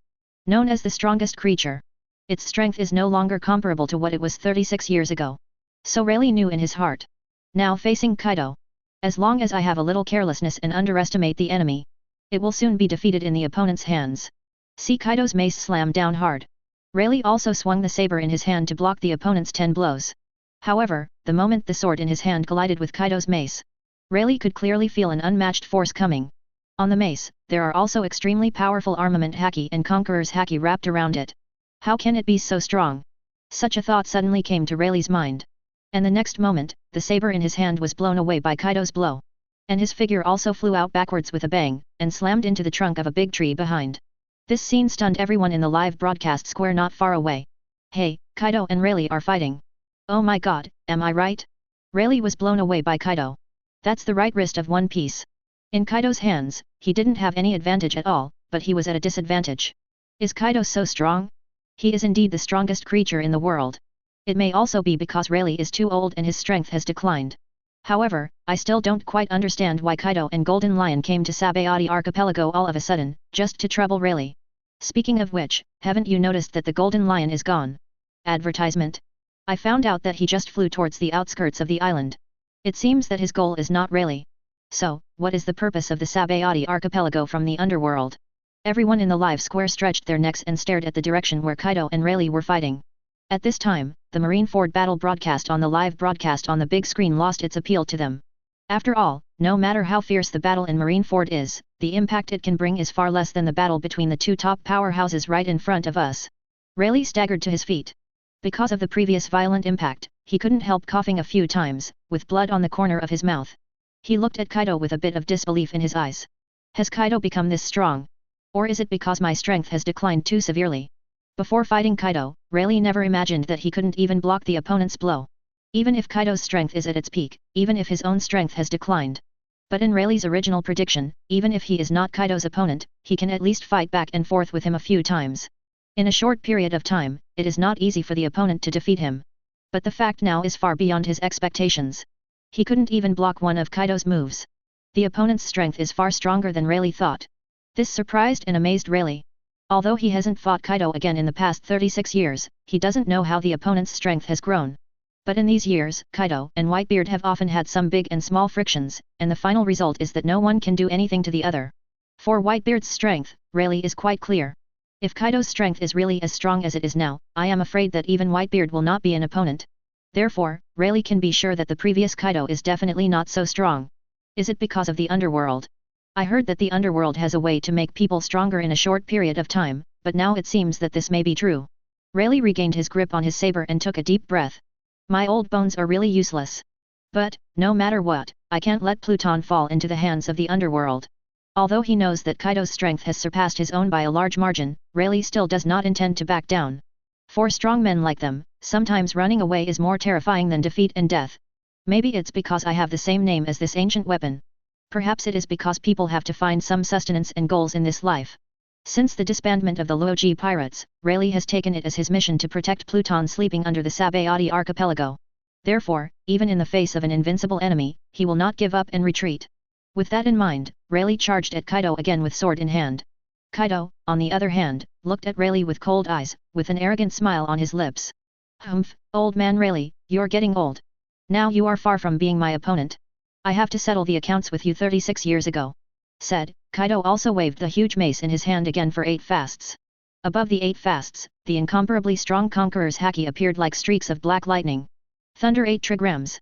Kaido used his special skills to blast Rayleigh, who was rushing forward, hard. Rayleigh pay. The sword is also haunted by the terrifying armament haki and conqueror's haki.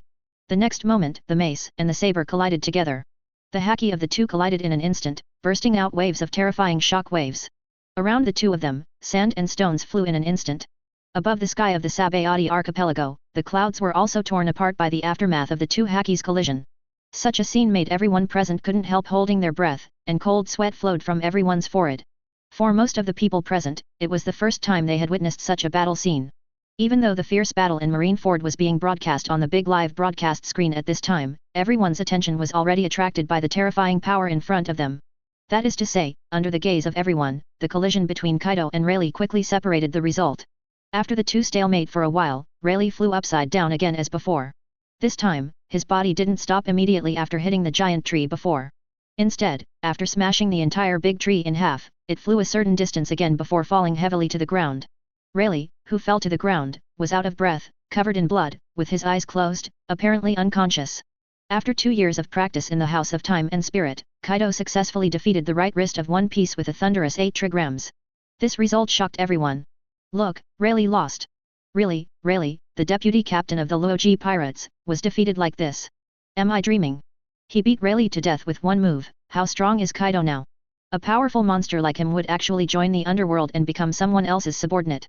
That mysterious Lord Pluton, what kind of character is it that can make so many top powerhouses willingly work for him? What do you think Kaido will do after beating Rayleigh? Will he attack us?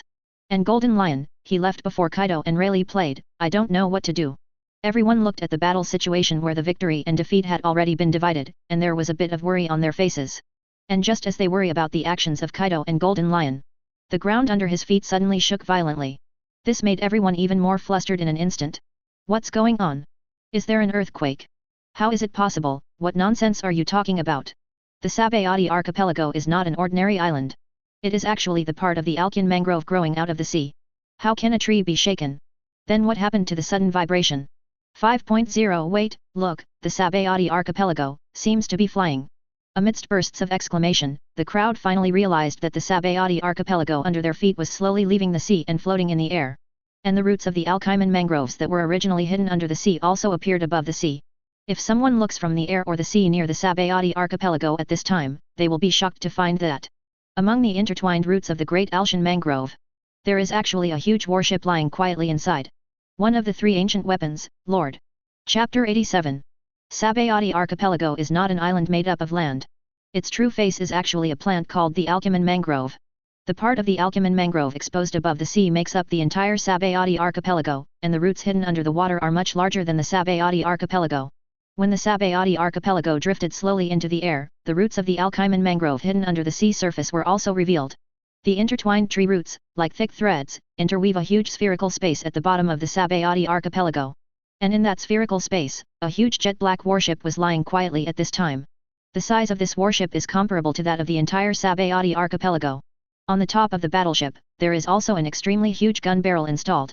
This is the ancient weapon, Pluton, which can flatten an island with one shot. Because Pluton has been hidden under the sea before, there are dense tree roots as a cover, and the light on the seabed is very dark, and the line of sight is very poor, so even if there are boats diving from the Sabayati archipelago to the seabed every day to the Fishman Island, no one has ever discovered its existence. But now, when the Sabayati archipelago floated into the air, this ancient weapon, which had been sleeping for a long time, finally appeared in the eyes of the world again. At this time, above the outer sky of the Sabayati archipelago, the Golden Lion was floating in mid-air, looking at the huge warship inside the roots of the Alcyon mangrove, with a somewhat shocked expression on his face. As the captain said, Pluton is under the Sabayati archipelago. A warship that can sink an island with one shot. Just mastering this power is enough to make the world government afraid. I wonder what interesting things will happen if you shoot a few shots at the red line with this Pluton. Looking at the rising Sabayati archipelago, Golden Lion muttered a crazy idea. Of course, this is just a thought that popped into his mind after seeing Pluton's true face. What kind of use this 07 ancient weapon will have in the future still has to be left to Lox to decide. The Sabayati archipelago continued to rise, and when the huge battleship emerged from the sea, the Golden Lion stopped it with the ability of Lion Fruit. The next step is to get this big guy out of the roots of the Alcyon mangrove tree. After Sabayati archipelago stopped rising, Golden Lion slowly pulled out 2 famous swords from his waist, Sakura Ten and Muku. I saw him pointing at the root of the Alcyon mangrove that entangled the spherical space, and quickly swung the 2 knives in his hand. Lion Shiajiri. The next moment, a series of extremely lingering slashes suddenly flew out from Jin Genzi's twin sabers. The sharp sword energy slashed towards the roots of the Alcyon mangrove at an extremely fast speed. Bang bang bang! Boom boom boom! At the moment when the sword slash collided with the tree roots, deafening bangs burst out. And with the sound of these sounds, the tightly entangled tree roots that wrapped the huge battleship Pluton in it all shattered in an instant. Under the incomparably fierce sword slash, these tree roots were all removed in a moment. And the huge warship Pluton wrapped in it also crashed down, and landed steadily on the sea. Golden Lion didn't have any delays, and after Pluton was on the surface of the sea, he flew out quickly. He came to the side of the huge battleship, stretched out his hand and lightly touched the hull of the battleship. Afterwards, the Lion Fruit ability was activated. This gigantic battleship, which was as large as the entire Sabayati archipelago, slowly rose into the air. With the rise of the battleship Pluton, the Sabayati archipelago, which was originally floating in the air, slowly fell back to the sea surface under the control of the Golden Lion. The Algerman mangrove has many roots and is extremely vigorous. Therefore, even if so many roots were cut off, it would not have much impact on it. After the Sabayati archipelago returned to its original position, it was not any different from before, and it did not sink to the bottom of the sea just because it lost some roots. However, although the Sabayati archipelago will not be greatly affected by this, but everyone on the Sabayati archipelago has already fallen into the shock that cannot be added. They felt the islands lift off, hover, and fall under their feet. This kind of thing is enough beyond their cognition. After all, although the Sabayati archipelago is not really a land island, the volume of the archipelago will only be larger than the normal island. The whole Sabayati archipelago floating in the air, they had never even thought of it before. But just when they thought they would suffer an unprecedented disaster, the Sabayati archipelago fell back to the surface of the sea safely. Except for a loud noise in the middle, it was as if nothing had happened. This made everyone on the island feel very curious and puzzled. What happened? Why didn't anything happen after the Sabayati archipelago took off? It's not like nothing happened. I don't know what happened to the loud noise just now. It's really unbelievable. Such a large island actually flew directly into the sky. Could it be caused by human beings? I heard that Golden Lion's lion fruit ability can levitate objects it touches into the air, even islands. Could it be that what happened just now was done by the Golden Lion? But what is his purpose? Is there something under the Sabayati archipelago? On the live broadcast square, the expressions on the faces of the people were both puzzled and frightened. They looked around. At this time Kaido has returned to the sky above the sky with Rayleigh in a coma. Suddenly, the people who looked around were surprised to find that, at some point in the sky above the Sabayati archipelago, another pitch-black warship appeared. The size of the battleship is even comparable to the entire Sabayati archipelago, and it is much bigger than the Haikon. This huge warship was slowly rising into the air under everyone's noses, reaching the same height as the Fekong. Everyone looked at the figure of this huge warship, and its shadow was enough to cover the entire Sabayati archipelago. Everyone's faces were filled with shock that couldn't be added. My god, what is this thing? A warship the size of an island. Looking at the direction this battleship is going up, it seems that it is going up from under the Sabayati archipelago. Advertisement? Could it be that this battleship made the loud noise just now? The barrel on this battleship is really too big. If this cannon was fired, how powerful would it be? I'm afraid an island will be blown up to ashes in an instant. Everyone raised their heads and looked at the huge black warship that covered the sky above the sky, all showing expressions of horror. The huge size, pitch-black color scheme, and terrifying gun barrel gave everyone present an extremely powerful sense of oppression. Just looking at this huge battleship, words such as destruction, doom, etc. can emerge in people's minds. I heard that there are 3 powerful ancient weapons in this world, and they have the power to destroy the entire world. These 3 ancient weapons are named Uranus, Poseidon and Pluton seems to be a huge battleship. Could it be that, the huge battleship in front of us is the legendary ancient weapon Pluton? Could it be that the ancient weapon Pluton has been hiding under the Sabayati archipelago all along? If this is the case, then I seem to understand the real intention of the underworld to come to Sabayati archipelago. Golden Lion seems to have said to Kaido before, saying that the purpose of their coming here is 2 Plutons. If one Pluton refers to Rayleigh, then the other Pluton should refer to this huge battleship. It seems that Lord Pluton in the underworld wants to get rid of Pluton Rayleigh, who has the same name as himself, and then take the ancient weapon Pluton into his own hands. 1. Such a terrifying ancient weapon has fallen into the hands of the underworld. I don't know what it will be used for. If they shoot at the Sabayati archipelago now, we probably won't even have a chance to escape. Everyone was discussing nervously, and for a while, an atmosphere of straightforwardness shrouded the Sabayati archipelago. However, amid the incomparable worries of these people, the flying sky and the huge battleship Pluton floating in the sky left at an extremely fast speed. And the direction they leave is exactly where Marineford is. At the same time, the captain's room in the center of the Fekong. Golden Lion and Kaido came in from the outside. In the captain's room at this time, apart from Locks who was sitting on the giant chair, Big Mom, Enel, Uxiao, Doflamingo, Tizalo and others were all there. All the top combat forces in the underworld, except for the Red Earl Redfield who is still working with the Cloud Bat army in the Gate of Cultivation, everyone else has arrived. Golden Lion and Kaido came to Locks, bowed and said, Master Captain, we have captured that old fellow Rayleigh, and the ancient weapon Pluton has also been obtained. Hearing this, Locks, who was sitting on the giant chair transformed from the coffin of Xianming, nodded slightly. Capturing Rayleigh and taking ancient weapon Pluton are naturally his orders to Golden Lion and Kaido. The reason for Kaido to catch Rayleigh is very simple. 36 years ago, the opponent participated in the siege of the Valley of the Gods, and Locks naturally would not let him go. Moreover, Rayleigh also has the same Pluton title as himself. If he doesn't get rid of it, won't it affect his style? As for the Golden Lion to take out the ancient weapon Pluton sleeping under the Sabaody archipelago, it is because Locks plans to perform a performance that will subvert the entire world. The Summit War had already started for a while, but he was not in a hurry to lead the army of the underworld to intervene in the Marineford battle in the first place. Because he needs to let the situation of this war continue to ferment for a while. Only a grander scene can be worthy of the return of the king after 36 years. Although he is not in Marineford now, he has a clear grasp of the Summit War situation. It was also his intention to let the Ninja Legion appear in Marineford first. Since the impel down last time, he also made the subordinates of the underworld do a lot of other preparations and things for more than a day. These preparations will become the fuse that detonates the entire world. But now, all the preparations are in place. The battle situation in Marineford is about to enter a climax. Locks feels that the time is almost here. So, he looked at a group of subordinates standing respectfully in front of him, and said in a slow and deep voice. Okay, you all go down and get ready. After all the actors have arrived, it's time for the underworld to make its official debut for this grand performance open to the whole world. After finishing speaking, Golden Lion and others nodded respectfully, and then 403 all left the captain's room. The army of the underworld flew towards the direction of Marineford from high above the sky. Naval Headquarters, Marineford. Standing on the execution platform, Sengoku slowly put down the phone bug in his hand, with an extremely serious expression. From the information sent back from the Marine stationed in the Sabaody archipelago, Sengoku has learned everything that happened on the Sabaody archipelago. Rayleigh was captured, and the ancient weapon Pluton was actually hidden under the Sabaody archipelago, and now it has fallen into the hands of the underworld. This situation is not optimistic. Sengoku frowned, sorting out the information he got from the phone bug. What's more, the army of the underworld has now left Sabaody archipelago and is heading towards Marineford. The distance between Sabaody archipelago and Marineford is very similar. If you go directly from the air, you can reach it in less than 10 minutes. In other words, the underworld officially lands in Marineford, and now there are less than 10 minutes left. For a moment, Sengoku felt an extremely strong sense of urgency.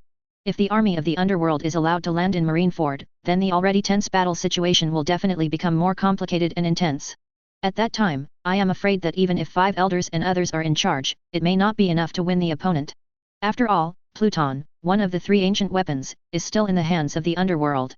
This made Sengoku extremely worried.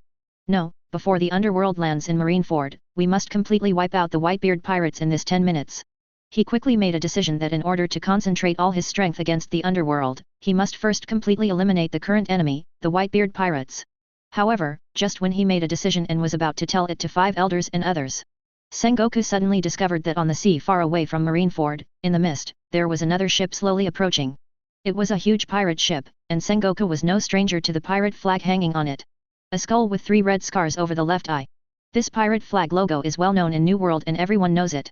It represents the youngest 4 emperors on the sea, the red-hair pirates led by the red-haired Shanks. And this pirate ship approaching Marineford is the main ship of red-hair pirates Red Force. Chapter 88. It's the red-hair pirates. Damn it, why are these guys here to join in the fun? Looking at the figure of the pirate ship appearing on the sea in the distance of Marineford, Sengoku's already dignified expression became even uglier. Originally, he was planning to wipe out the Whitebeard pirates in 10 minutes, so that he could concentrate all his energy on dealing with the coming army of the underworld. However, the sudden arrival of the red-hair pirates disrupted all his plans again. Although he didn't know why Shanks appeared here, but with the intervention of such a 4 emperors pirate group, it is absolutely impossible to wipe out the beard pirates in a short period of time. On the high platform where 5 elders was located, 5 elders and others also immediately noticed the figure of Red Force appearing on the sea far away from Marineford. Seeing the approaching Red Force, the 5 elders who hold the highest power in the world government couldn't help frowning. It's the red-haired guy's pirate ship. At a time like this, why is he running here? Could it be that he also wants to join in the excitement of this war? If the red-haired guy wants to intervene, things will become more troublesome. Humph, there's no need to pay attention to him. Anyway, the Whitebeard pirates and the underworld army, we have to wipe them all out this time. 5 elders and others looked at the sea far away from Marineford and said in a serious voice. At the same time, many people from the Marine and Whitebeard pirates on the Marineford battlefield noticed the Red Force appearing on the distant sea. Look! There's another pirate ship over there. That pirate flag logo, is the red-hair pirates. Hiss, is it true or not? Why are the red-hair pirates also in Marineford? Just one Whitebeard pirate group is enough for us to fight, and now there is another 4 Emperors pirate group. The red hair and the others also want to come to Fire Fist Ace, right? I heard that the red-haired Shanks used to be an intern on the ship of the Luoji pirates, and the Fire Fist Ace was Luoji's son. It seems reasonable that Shanks came to save his own captain's son. If this is the case, then things will be bad. The 4 Emperors pirate groups are not so easy to deal with, and there is also an army of the underworld that may appear at any time. The current situation is not optimistic. 1. What should I do now? The marine soldiers looked at the approaching red force, with worry written all over their faces. The Whitebeard pirates and the criminals who escaped from Impel Down were also shocked after seeing the appearance of the red hair pirates. But compared to the worries of the marines, they are more excited. Although they don't know what the real purpose of the red hair pirates came to Marineford. But there is one more thing they can be sure of, that is, as one of the 4 Emperors pirates, it is absolutely impossible for the opponent to stand on Marine's side. As the saying goes, the enemy of my enemy is my friend. Therefore, in this special period, the arrival of red hair pirates may not be a good thing for them. Under everyone's gaze, Red Force also slowly docked at the edge of the ice at Marineford Wharf. That was the only gap in Marine's encirclement of the Whitebeard pirates. Near the ice surface, there are several warships and several pacifists in charge of guarding. However, when the Red Force docked at the edge of the ice, there was no marine soldier to stop it. Because, the moment the Red Force docks, a burst of unrivaled Conqueror's haki bursts from its deck. Whether it was the marine soldiers on the warship or near the ice, they all fainted under the pressure of this Conqueror's haki. Several pacifists were not affected by Conqueror's haki. But just as they were about to launch an attack on the Red Hair pirates, a few more gunshots were heard from the Red Force's deck. Immediately afterwards, several bullets flew out of the deck rapidly. In an instant, it hit the heads of those pacifists. All of their heads, which are composed of extremely hard metal and countless precision instruments, were blasted away at once. At this time, on the deck of Red Force, Usopp with brown curly hair slowly retracted the sniper rifle in his hand. Is that the latest war weapon developed by the Marine Science Corps, the pacifist? It doesn't seem to be a big deal. Usopp touched his nose, already indifferent. Beside him, there were Beckman, Lagilu and other red hair pirates' cotters. In front of them, on the bow of the Red Force, the red-haired Shanks was looking at the battlefield in the distance. On that battlefield, he saw many familiar figures. Whitebeard, Blackbeard, Hawkeye, Luffy. At the same time, he also saw the pirates and marines who were still killing. The situation on the battlefield was far more tragic than he had imagined. Seeing the scenes on the battlefield in the distance, Shanks sighed helplessly. If the fight continues like this, it will cause too many unnecessary sacrifices and bloodshed. The result of this war is enough to affect the balance of the world in the future. Saying that, Shanks turned his head to look at the crew behind him, and said in a deep voice again. Come on, let's end this war. Following an order, everyone in Red Hair Pirates started to move. Together with Shanks, they jumped off the deck of Red Force and landed firmly on the ice of Marineford Harbor. Since the Marines and pirates near the ice have all been stunned by Shanks' Conqueror's haki, no one can stop them at all. After landing on the ice, Shanks and others rushed directly to the execution square in Marineford without any delay. Red Hair Pirates is different from several other 4 Emperors pirate groups, taking the elite route. Therefore, even if all members of Red Hair Pirates landed, there were actually not many people. But every crew member of Red Hair Pirates is incomparably tough. They rushed towards the direction of the execution square at full speed, and it can be said that there were no obstacles at all along the way. After a while, the Red Hair Pirates broke into the execution square in Marineford. At the execution square at this time, Whitebeard was constantly approaching the execution platform surrounded by the Whitebeard pirates. The captain of the first team is responsible for holding back Admiral Kizaru, Diamond Josie is responsible for fighting against Admiral Aokiji, and Foil Vista, Jinbei and others are entangled with Admiral Akainu. The 3 admirals couldn't get out for a while. Facing the Red Hair Pirates who broke into the execution square, Marine seemed to be helpless for a while. However, just when everyone thought that the Red Hair Pirates would unite with the Whitebeard Pirates to attack Marine after breaking into the execution square, Shanks stopped in the center of the execution square, and all the cotters of Red Hair Pirates also stopped, standing quietly behind him. Seeing their actions, both Marine and Pirates were a little puzzled. What are the Red Hair Pirates trying to do? They broke into the execution square so easily. But why did they stop in the middle of the square? Advertisement? Looking at them, it doesn't seem like they want to fight with us. What's the purpose of Red Hair Pirates doing this? Everyone looked in the direction where Shanks and others were in doubt. Although Shanks and the members of the pirates didn't make any moves, the incomparably powerful aura on them made everyone afraid to approach. Not far away, Whitebeard, who was surrounded by members of the Whitebeard pirates, also took a look at where Shanks was. What does the redhead want to do? With his character, he definitely didn't come to fight. After a few glances at Shanks, Whitebeard withdrew his gaze and continued to approach the execution platform. For him, the immediate priority is to rescue Ace as soon as possible. In his eyes, other things are not so important at this time. On the other side, Luffy, the Straw Hat Boy who was also running towards the execution platform, also found Shanks and others. The moment he saw Shanks, there was an expression of excitement and joy on his face. Yes, Shanks, them. I didn't expect them to come, it's been a long time. Luffy said to himself very excitedly. However, he was rare and did not immediately rush to greet Shanks and others. No, the top priority now is to rescue Ace. Say hello or something, let's wait until Ace is rescued. Thinking of this in his heart, Luffy resisted the excitement of reuniting with Shanks and others, and continued to rush towards the execution platform. On the execution platform, Sengoku looked seriously at the group of red-hair pirates standing in the center of the square, raised the phone bug in his hand, and spoke slowly. Redhead, what are you trying to do? This is a war between naval headquarters and the Whitebeard pirates, do you mean you want to intervene?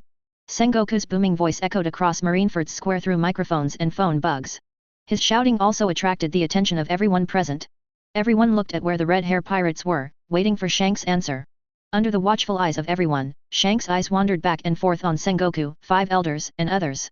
Then, he spoke loudly. I'm here, to end this war. As soon as these words came out, there was an uproar on the battlefield. Did I hear you right? Redhead said he was going to end this war. This is an all-out war between naval headquarters and the Whitebeard pirates. It can be said that it has reached the point of endless death. How does he want to end it? Could it be that he really wants to help the Whitebeard pirates fight us? If that's the case, it's really difficult to face 2-4 Emperor's pirate groups with our strength. What's more, on this battlefield now, there are not only these two forces, but also a large group of fugitives from Impel Down and the squad from the underworld. Does this war mean that it can be stopped if you want to? After hearing Shanks' words, everyone on the field was skeptical. Even if the opponent is the youngest 4 emperors, but to stop this battle has been carried out. Words like a fierce war still sound somewhat absurd. Hearing doubts from around, Shanks didn't care. He smiled softly, looked at Sengoku and 5 elders and others and continued. Sengoku, 5 elders, stop. The Whitebeard pirates are not your biggest enemy now, this war is meaningless at all. I hope you can give me a face and end this senseless war. Next, I'm afraid there will be more important matters that require you to concentrate your efforts, and even us to work together to solve them. Shanks looked at Sengoku, 5 elders, and others, and spoke in a leisurely manner. His voice was sonorous and powerful, which seemed to give people an irresistible feeling. Hearing his words, Sengoku on the scaffold frowned. Of course he knew what Shanks was referring to. If it was before the underworld appeared, the biggest enemy of naval headquarters was indeed the Whitebeard pirates. But after the underworld appeared, all this changed. Judging from the information they have at the moment, the strength of the underworld has far surpassed that of the Whitebeard pirates.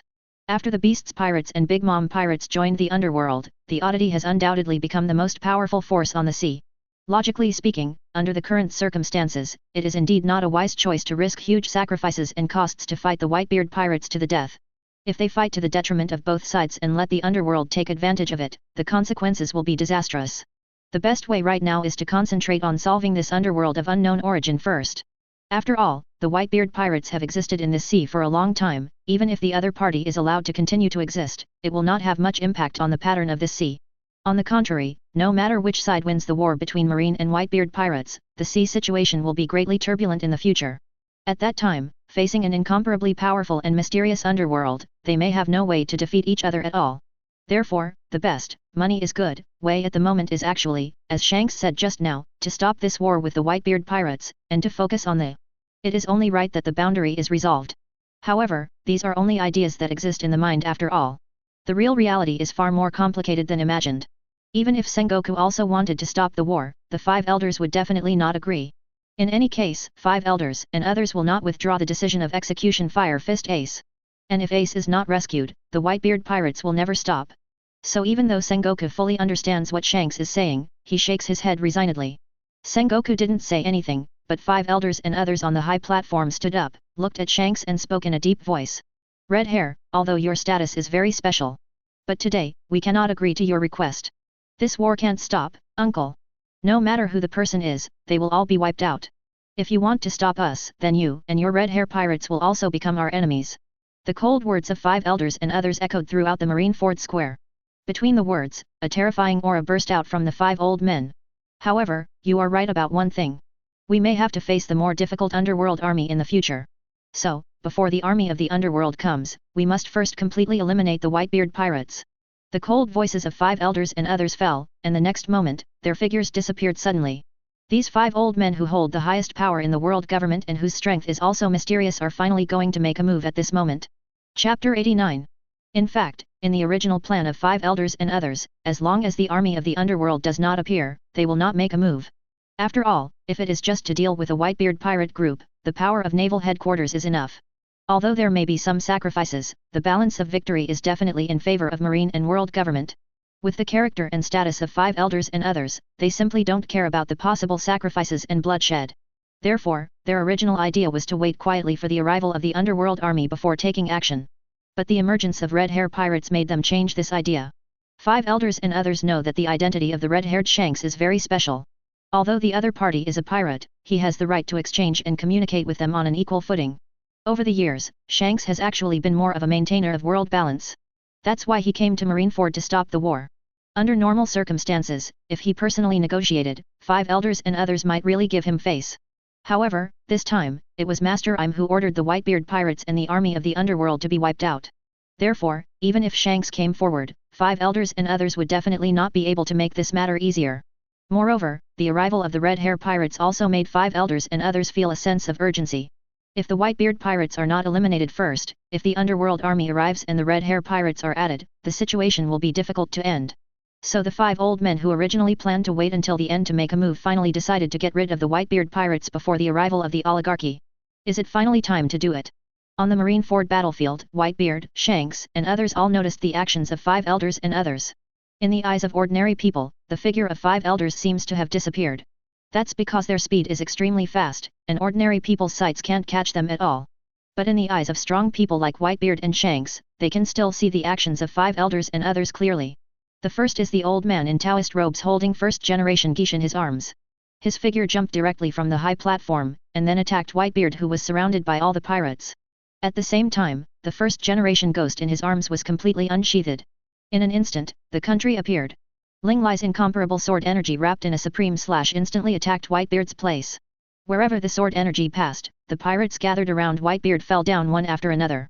A long sword mark also appeared on their chests, and blood was bubbling out. This 5 elders is named Tianyulua Shuang. In addition to being one of the most powerful people in the world government, he is also a top swordsman 860 with the strength of a great swordsman. The first generation Kitori he holds is also a peerless magic weapon of the 12 swords of the Supreme Sword along with Whitebeard's Ama Konjayun and Hawkeye's Black Daya. Coupled with his own top-notch swordsmanship, his strength is comparable to any of the 4 emperors, and may even be stronger. After deciding to make a move, Tianyulua Shuang went directly towards Whitebeard.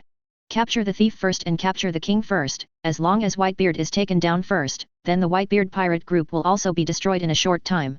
With his strength, those little gangsters gathered around Whitebeard couldn't stop him at all. Tianyulua Shuang held the first-generation geisha, and rushed towards Whitebeard with an indomitable momentum. And like him, he chose to attack Whitebeard, and there was another bald 5 elders in a dark green suit, with a mustache and a birthmark on his head. His name is Gorashev, and he manages diplomatic affairs in 5 elders. Like Tianyulua Shuang, his strength is also enough to match the 4 emperors or even surpass the 4 emperors. Gorakev's idea is the same as Tianyulua Shuang. As long as they take Whitebeard's head first, they can easily defeat the entire Whitebeard pirate group. Gorlachev did not use any weapons, but rushed towards Whitebeard with his bare hands. But even without the use of weapons, none of the pirates around Whitebeard is his single-handed enemy with the pinnacle of marine 6 styles and the incomparably powerful armament haki. The 2 5 elders approached Whitebeard quickly and invincibly. On the battlefield in the distance, Marco, Ziz, and Vista, who were entangled with the 3 admirals, all noticed this scene. Several captains of the Whitebeard pirates became anxious. Not good. The 5 elders are going to attack Papa. Oops, it's 2 5 elders fighting Papa. Although I don't know how strong the 5 elders are, but as the highest authority in the world government, they will definitely not be weaker than Admiral. 2 5 elders launched an attack, even Papa couldn't resist it so easily. No, we have to help Dad. Marco, Jaws, Vista, and other team captains saw the 2 5 elders attacking Whitebeard at the same time, and they were extremely anxious in their hearts, wanting to rush over to help their father as soon as possible. However, the 3 admirals in front of them will not let them go so easily. Kizaru transformed into a flash of light and blocked Marco, who transformed into a phoenix form and wanted to fly in the direction of Whitebeard. Aokiji took advantage of the moment when Jaws was distracted by the 5 elders attacking Whitebeard, and directly froze most of his body. Akainu strengthened the offensive of the captains of Baista and Yizang, Ahi. Under the extremely fierce attack of lava fruit, these team captains couldn't get away at all. For a while, although everyone wanted to rush to help Whitebeard fight the 5 elders, they were powerless. On the other hand, Shanks and the red hair pirates saw 2 5 elders attacking Whitebeard, but no one came to help. Because in front of them, the figures of 3 old men appeared in an instant. Except for the 2 5 elders who went to besiege Whitebeard, the remaining 3 5 elders all stood in front of the red hair pirates. Red hair, I advise you not to get involved in this matter. Otherwise, even if you have a special status, we won't show any sympathy. You and your red hair pirates should just stay here and wait for the Whitebeard pirates to be wiped out. If you really want to maintain the balance of this sea, you might as well wait for the army of the underworld to arrive and annihilate it with us. As long as the underworld and the Whitebeard pirates are eliminated, this sea can truly achieve the balance you want. The 3 5 elders looked at Shanks and said in a deep voice. Although the number of members of red hair pirates is not many, everyone's strength is extremely strong. Among them, the strength of the deputy captain Beckman can even be said to be comparable to that of Shanks. That is to say, there are at least 2 red hair pirates just at the 4 emperors level. And the remaining members, working together, can at least compete against a 4 emperors level powerhouse. Therefore, in order to stop the red hair pirates, at least 3 5 elders must be dispatched at the same time. That's why, except Tianyuluoshuang and Gorlachev, the 2 5 elders who went to deal with Whitebeard, the remaining 3 5 elders all came in front of the red hair pirates. Hearing what 5 elders said, the expression on Shank's face seemed to be a little dignified. His original intention of coming this time is to stop the war between naval headquarters and Whitebeard pirates. This unprecedented war, no matter who the final victor is, will greatly destroy the original balance on this sea. This is not the situation Shanks wants to see. What's more, the underworld has been in the limelight recently, and no one knows what their next move will be. At this critical moment of precarity, finding a way to deal with the affairs of the underworld is the most important thing. Originally, Shanks thought that after he told 5 elders and others about his intentions, the other party should think carefully. But now it seems that it should be impossible. Thinking of this, Shanks showed a helpless smile.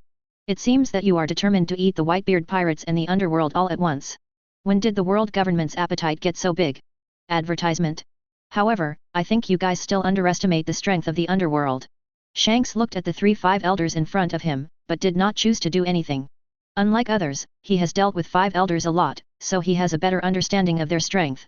The 3 5 elders go out at the same time, even if it is their own red hair pirates, it is absolutely impossible for them to get away from each other for half a day. The underworld is coming soon, and it doesn't make any sense to fight the 5 elders at this time. He didn't come here to fight, so after weighing the situation, Shanks had no choice but to stay where he was and do nothing. Now that it is impossible to stop this irreversible war, he can only wait quietly for the appearance of the underworld. Although I don't know what the purpose of the underworld is, but having myself and my own red hair pirates is like an extra layer of protection.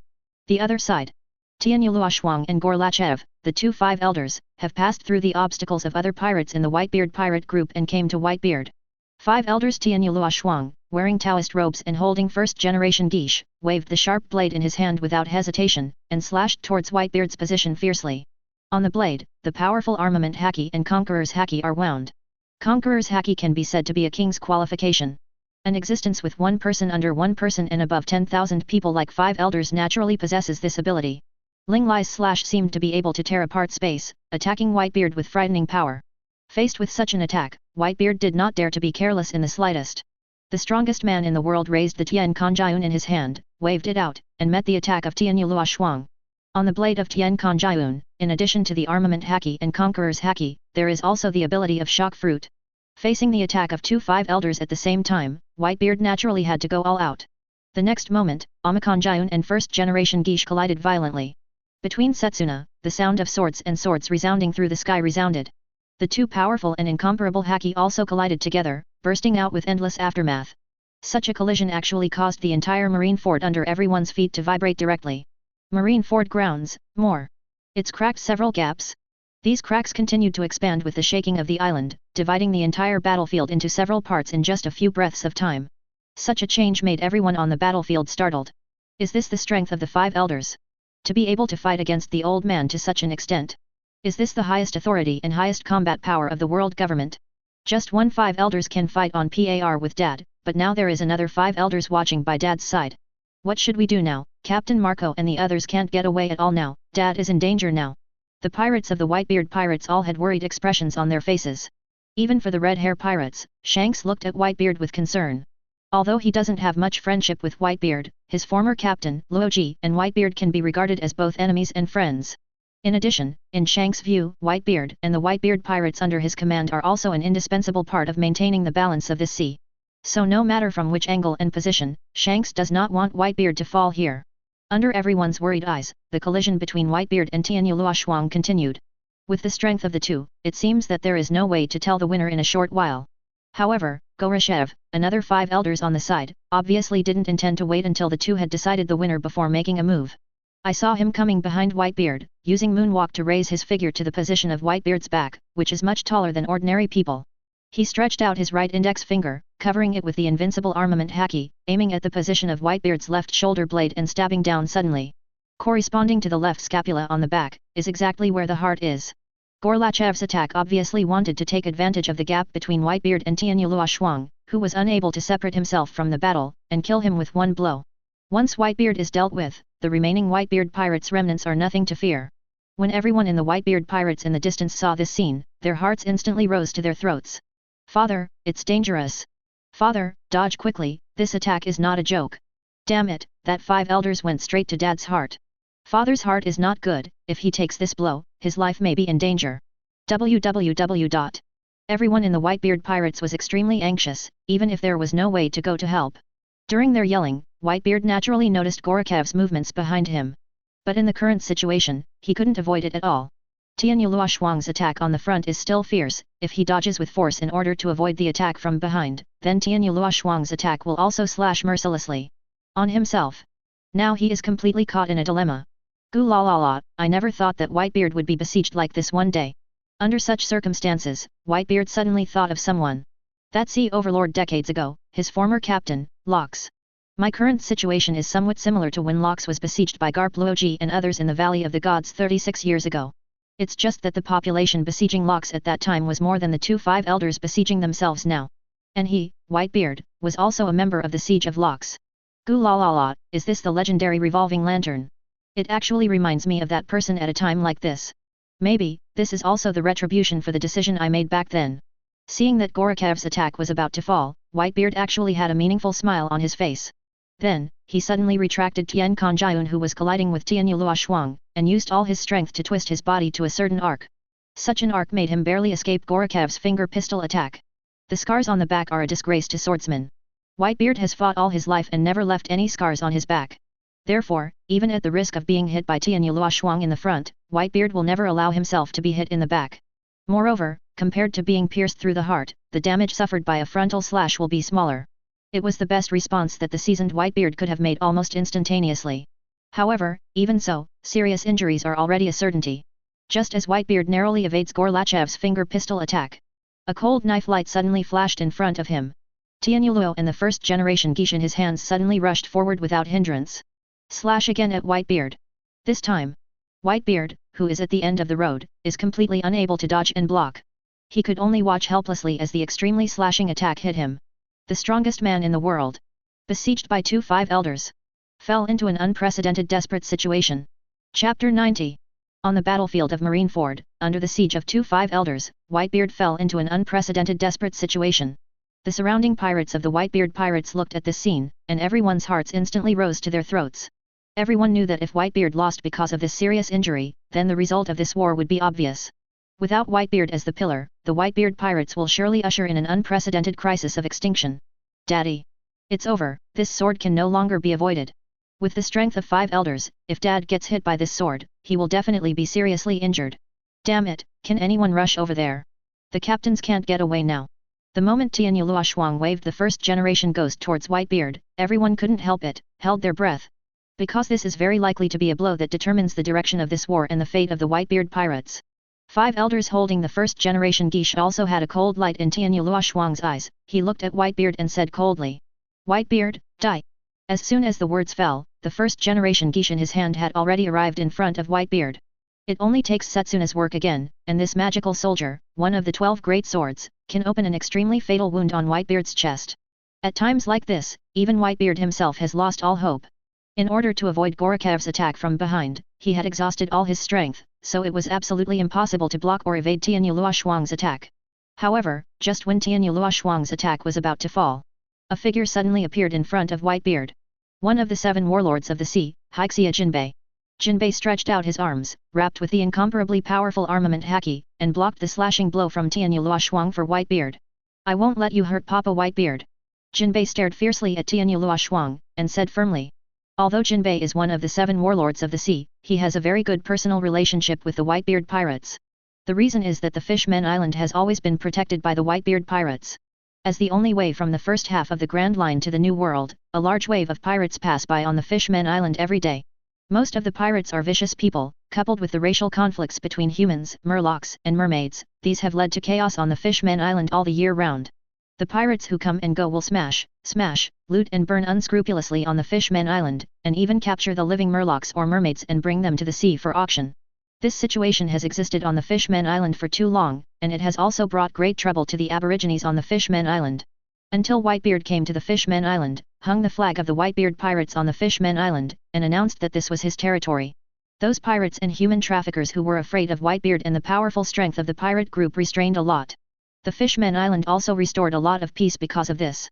It is precisely because of these that Jinbei is full of gratitude to Whitebeard in his heart. That's why he didn't accept the summoning order from the world government and was imprisoned in Impel Down. When he escaped from prison with Luffy and others and returned to the battlefield, he had already decided to help Whitebeard rescue Ace. For this reason, even if it is to sacrifice your own life, you will not hesitate. When everyone in the Whitebeard pirates couldn't come to help Whitebeard because of Marine's restraint, there was only one other person who rushed over. Finally, at this critical moment, he blocked the attack of Tianyu Luoshuang for Whitebeard. However, although Jinbei is not weak as a Shishibukai, there is still a certain gap compared with 5 elders Tianyu Luoshuang, who has 4 emperors level combat power. Even though he had wrapped armament haki around his arm, the opponent's knife still cut a deep scar on his arm. And his body also flew backwards suddenly, hitting Whitebeard's body fiercely. Jinbei risked his life to block, and Whitebeard also seized the momentary gap to slow down. He stretched out his hand to catch Jinbei's flying body, and when he saw the bloody hands, his eyes instantly turned cold. Thank you, Jinbei. Whitebeard thanked Jinbei in a deep voice. Jinbei, who was caught by Whitebeard, stood up slowly. Although he resisted Tianyu Luoshuang's attack head-on, but with the physique of the murlocs that is different from ordinary people and his own super strength, he is not as strong as before. What a big deal. Jinbei took a deep breath, looked at Whitebeard, and said, Dad, don't worry, I'm fine. I'll help you deal with them. Hearing this, Whitebeard was not hypocritical, but just nodded solemnly. Then, he turned his head to look at Tianyu Luoshuang not far away, with a cold expression. If Jinbei hadn't risked his life to save him, he would be the one who was injured now. Moreover, he didn't have time to use armament haki to defend, and his injuries would only be worse than Jinbei's. The battle has progressed to this point, and Whitebeard also knows that the relationship between himself and 5 elders and others has reached the point where there is no end to death. Without too much nonsense, he jumped up directly, and at the same time waved Tian Kanjiun in his hand, and slashed fiercely towards the top of Tianyu Luoshuang's head. When Whitebeard attacked Tianyu Luoshuang, Jinbei also attacked 5 elders Goroshev on the other side very tacitly. Although he is not the opponent of 5 elders and others with his strength, he is still confident enough to hold back the opponent for a short time. In this way, Whitebeard and Tianyu Luoshuang fought together again, and Jinbei was responsible for blocking Gorlachev for Whitebeard. Originally, everyone thought that Whitebeard would face a desperate situation, but because of Jinbei's joining, there was some hope again. On the battlefield of Marineford, the pirates of the Whitebeard pirates breathed a sigh of relief when they saw this scene. Hey, saved. Fortunately, Jinbei is here to help Dad through a crisis. However, Jinbei seems to be injured because of it. I guess it won't be able to stop the 5 elders for too long. We have to rush over to help as soon as possible. Guys, work harder, finish off the enemy in front of you, and go help Dad and Jinbei. Kill. The morale of the Whitebeard pirates did not weaken because of the previous incident, but became more exciting. The pirates' offensive also became more violent. The 3-5 elders standing in front of the red hair pirates couldn't help but darken when they saw the situation in the distance. Jinbei, the damn guy, dares to betray the world government to help Whitebeard. What a Jinbei, after this war is over, I must give him some color. Advertisement. It seems that if Tianyu Luoshuang and Goroshev take action, it seems that there is no way to solve Whitebeard in a short time. Since this is the case, let's go to another person, and Whitebeard must be taken down before the army of the underworld arrives. The 3-5 elders said in a deep voice, and then they prepared to send another person to deal with Whitebeard. They have no patience to continue to spend like this with the Whitebeard pirates. If they wait until the army of the underworld arrives, plus the Whitebeard pirates and the red hair pirates, they will indeed have too many forces to deal with. You know, the Beasts pirates and the Big Mom pirates are now under the command of the underworld. If the army of the underworld comes, it means that all the 4 Emperor's pirates have gathered in Marineford. With such a lineup, even the world government is not absolutely sure that it can win. However, just as one of the old men in a suit with short blonde hair was about to leave here and rush to the battlefield where Whitebeard was, Shanks moved in front of him. At the same time, members of the Red Hair Pirates, including Beckman, Lajilu, and Yasop, also moved with Shanks, blocking the way of 5 elders and others. With his remaining right arm, Shanks pulled out the sword griffin at his waist, looked at the 5 elders and said, "Since the 3 of you just told me not to act rashly, I will not give you the same words. You guys should stay here and watch this war honestly." As he said that, a powerful conqueror's haki emanated from Shanks' body, heading towards the 5 elders. Seeing this, the faces of the 5 elders also became a little ugly. Just like they blocked the Red Hair Pirates before, if Shanks insists on stopping them, they really have no way to leave here in a short time. However, as the highest person in power of the world government, he would not feel helpless because of this. One of the old men with a long beard clapped his hands lightly, and several figures rushed out from the far corner of Marineford, and quickly swept in the direction of Whitebeard. It was a few men in white suits and strange masks. They are the highest espionage organization of the world government, CPO. 0, Seeking Flowers. From the beginning of this war to the present, members of the CPO have not yet made a move, but are quietly waiting for the 5 elders' order in secret. Seeing the old man's gesture at this time, they naturally understood the other's gesture in an instant. Apparently, 5 elders and others want to eliminate Whitebeard and his Whitebeard pirates as soon as possible at all costs. Therefore, this top espionage organization that only belongs to the world government is finally going to make a move at this time. Hehe, Redhead, you can stop us, but you can't stop the others. The bearded 5 elders looked at Shanks and smiled grimly. No matter what today, the head of Whitebeard and the Whitebeard pirates under him must stay here. The same goes for the underworld. Even if their power has grown to an extremely terrifying level, as long as he dares to come, he will definitely explain everything here. You have a special status, and we don't want to fight with you, so I still advise you, it's best not to act rashly and do stupid things. The old man with the long white beard spoke to Shanks in a low voice. Hearing this, Shanks' expression was also extremely serious. Seeing the dispatch of the CPO members, he also knew that 5 elders and others were determined to get rid of Whitebeard as soon as possible. He sighed helplessly, and turned to look in the direction of Whitebeard. In this case, he can no longer help the Whitebeard pirates with other things. Several members of the CPO fly. He quickly ran towards the battlefield where Whitebeard and Tianyu Luoshuang fought. All of them carried an incomparably turbulent aura. As members of the world government's top espionage organization, the strength of these people is also extremely strong. The strongest among them is even enough to have the strength comparable to Admiral.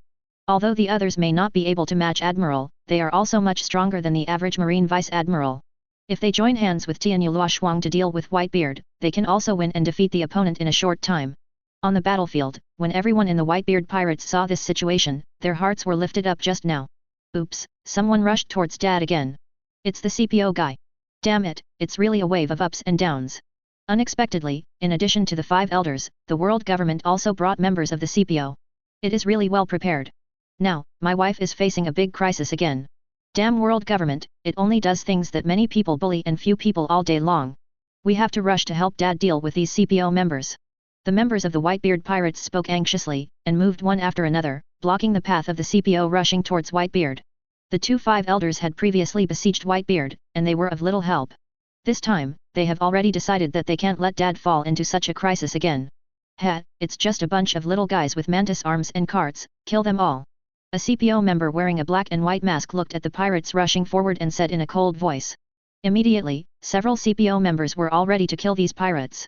However, at this moment, a thunderclap suddenly exploded above the sky. Immediately afterwards, a frightening bolt of lightning crashed down from the sky, slamming into the middle of the CPO members and the Whitebeard pirates. On the ground made up of hard stone slabs, a large piece of scorched black marks was left. Everyone also stopped their movements because of the sudden thunder. Whether it is the members of the CPO or the pirates of the Whitebeard pirates, they all looked up at the sky at this time.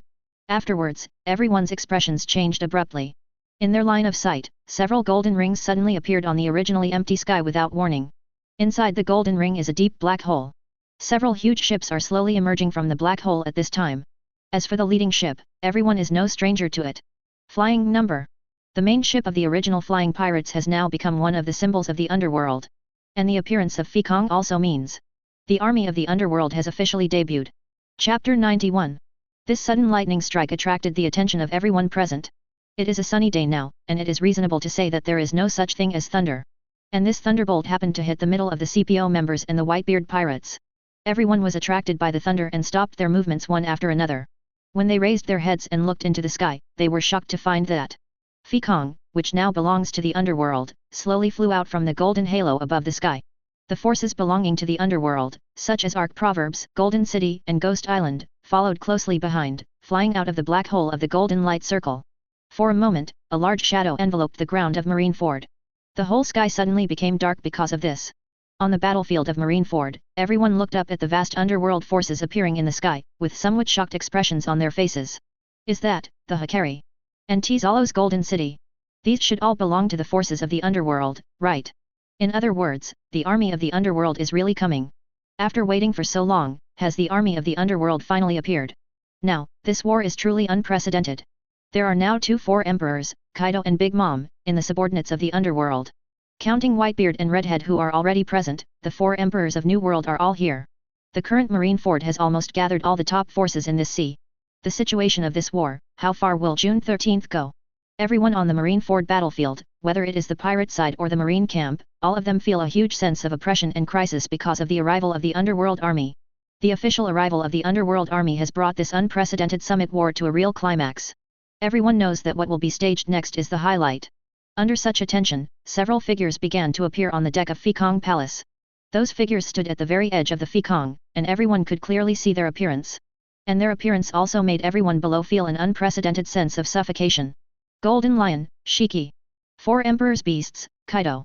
And 4 Emperors, Parklot Linlin. The Red Earl, Baloric Redfield. One of the original 7 warlords of the sea, Don Quixote da Flamingo. Golden Emperor, Gilder Tetzalo. And that mysterious thunder fruit-capable user and that blind swordsman. These people should be the top combat power under the command of the underworld, right? Any one of them has at least the admiral level of combat power now.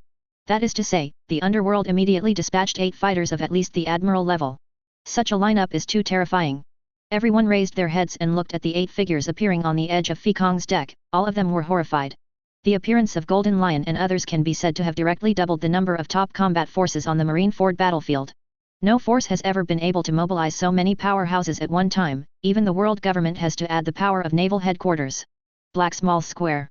On the battlefield of Marineford, because of the arrival of the underworld army, the battles that were going on stopped because of this. Even Tianyu Luoxuang and Whitebeard stopped their fierce confrontation very tacitly, and looked solemnly at the forces of the underworld above the sky. On the execution platform, Sengoku looked up at the sky with an extremely ugly face. The army of the underworld, is it here so soon? This is much shorter than I expected, how could this be?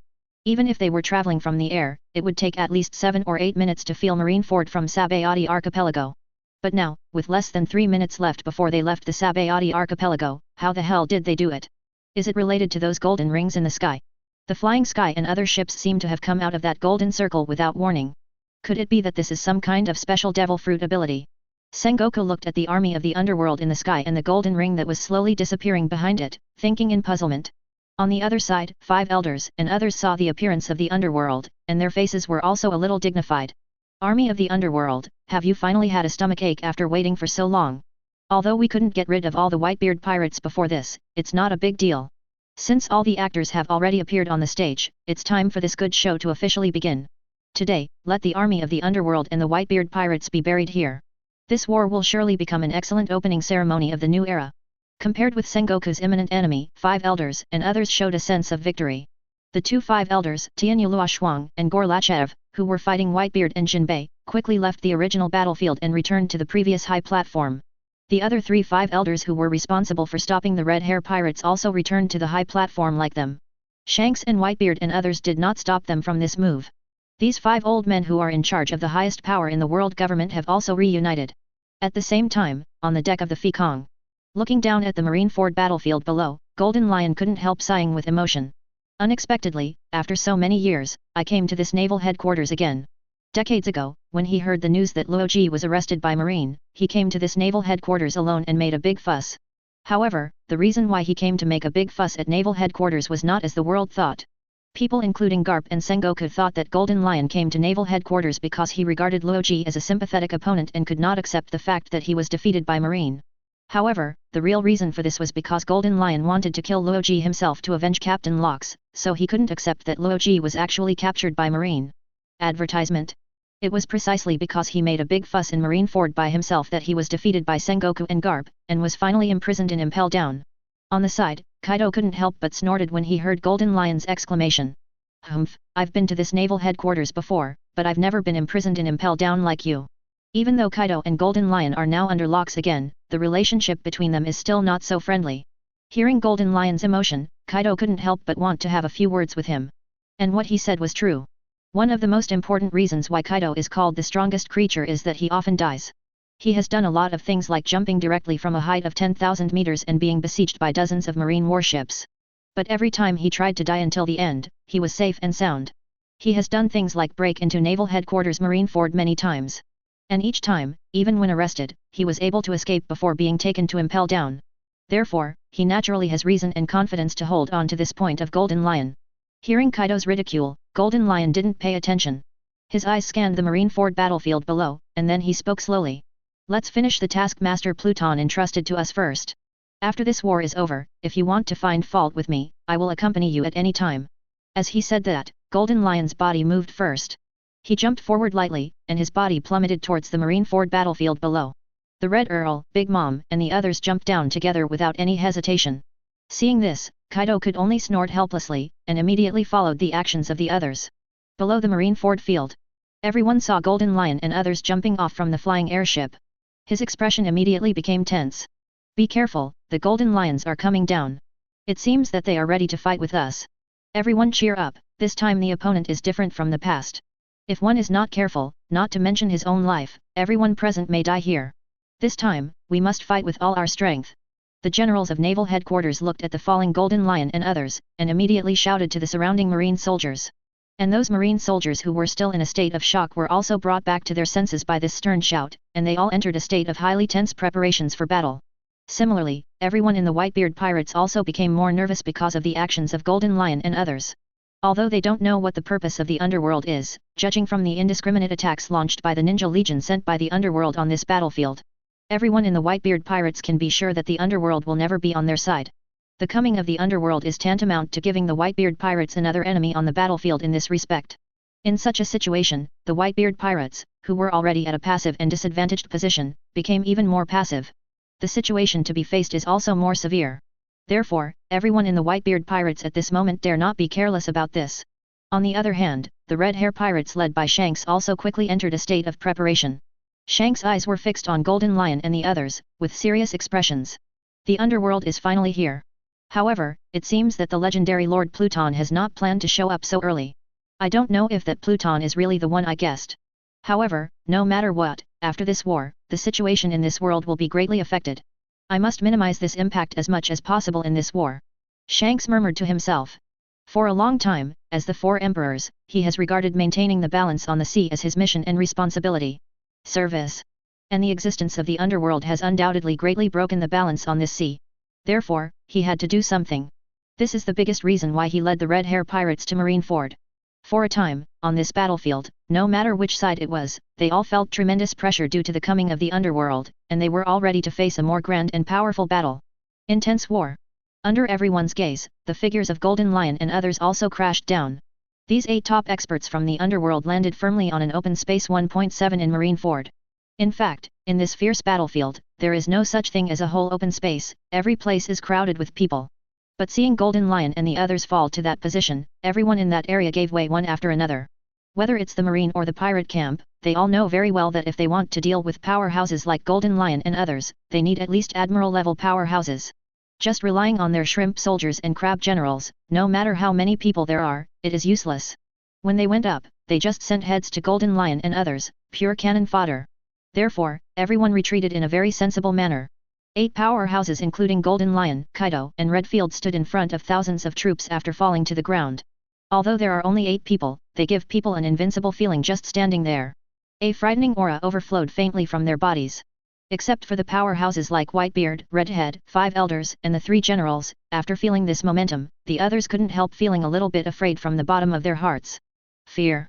And in such a heavy atmosphere, Golden Lion and others finally spoke. According to Lord Pluton's order, we are here to represent the underworld, all forces present declare war at the same time. Are you ready to accept the challenge of the underworld? Chapter 92. According to Lord Pluton's order, we are here to represent the underworld and declare war on all the forces present at the same time. Are you ready to accept the challenge of the underworld?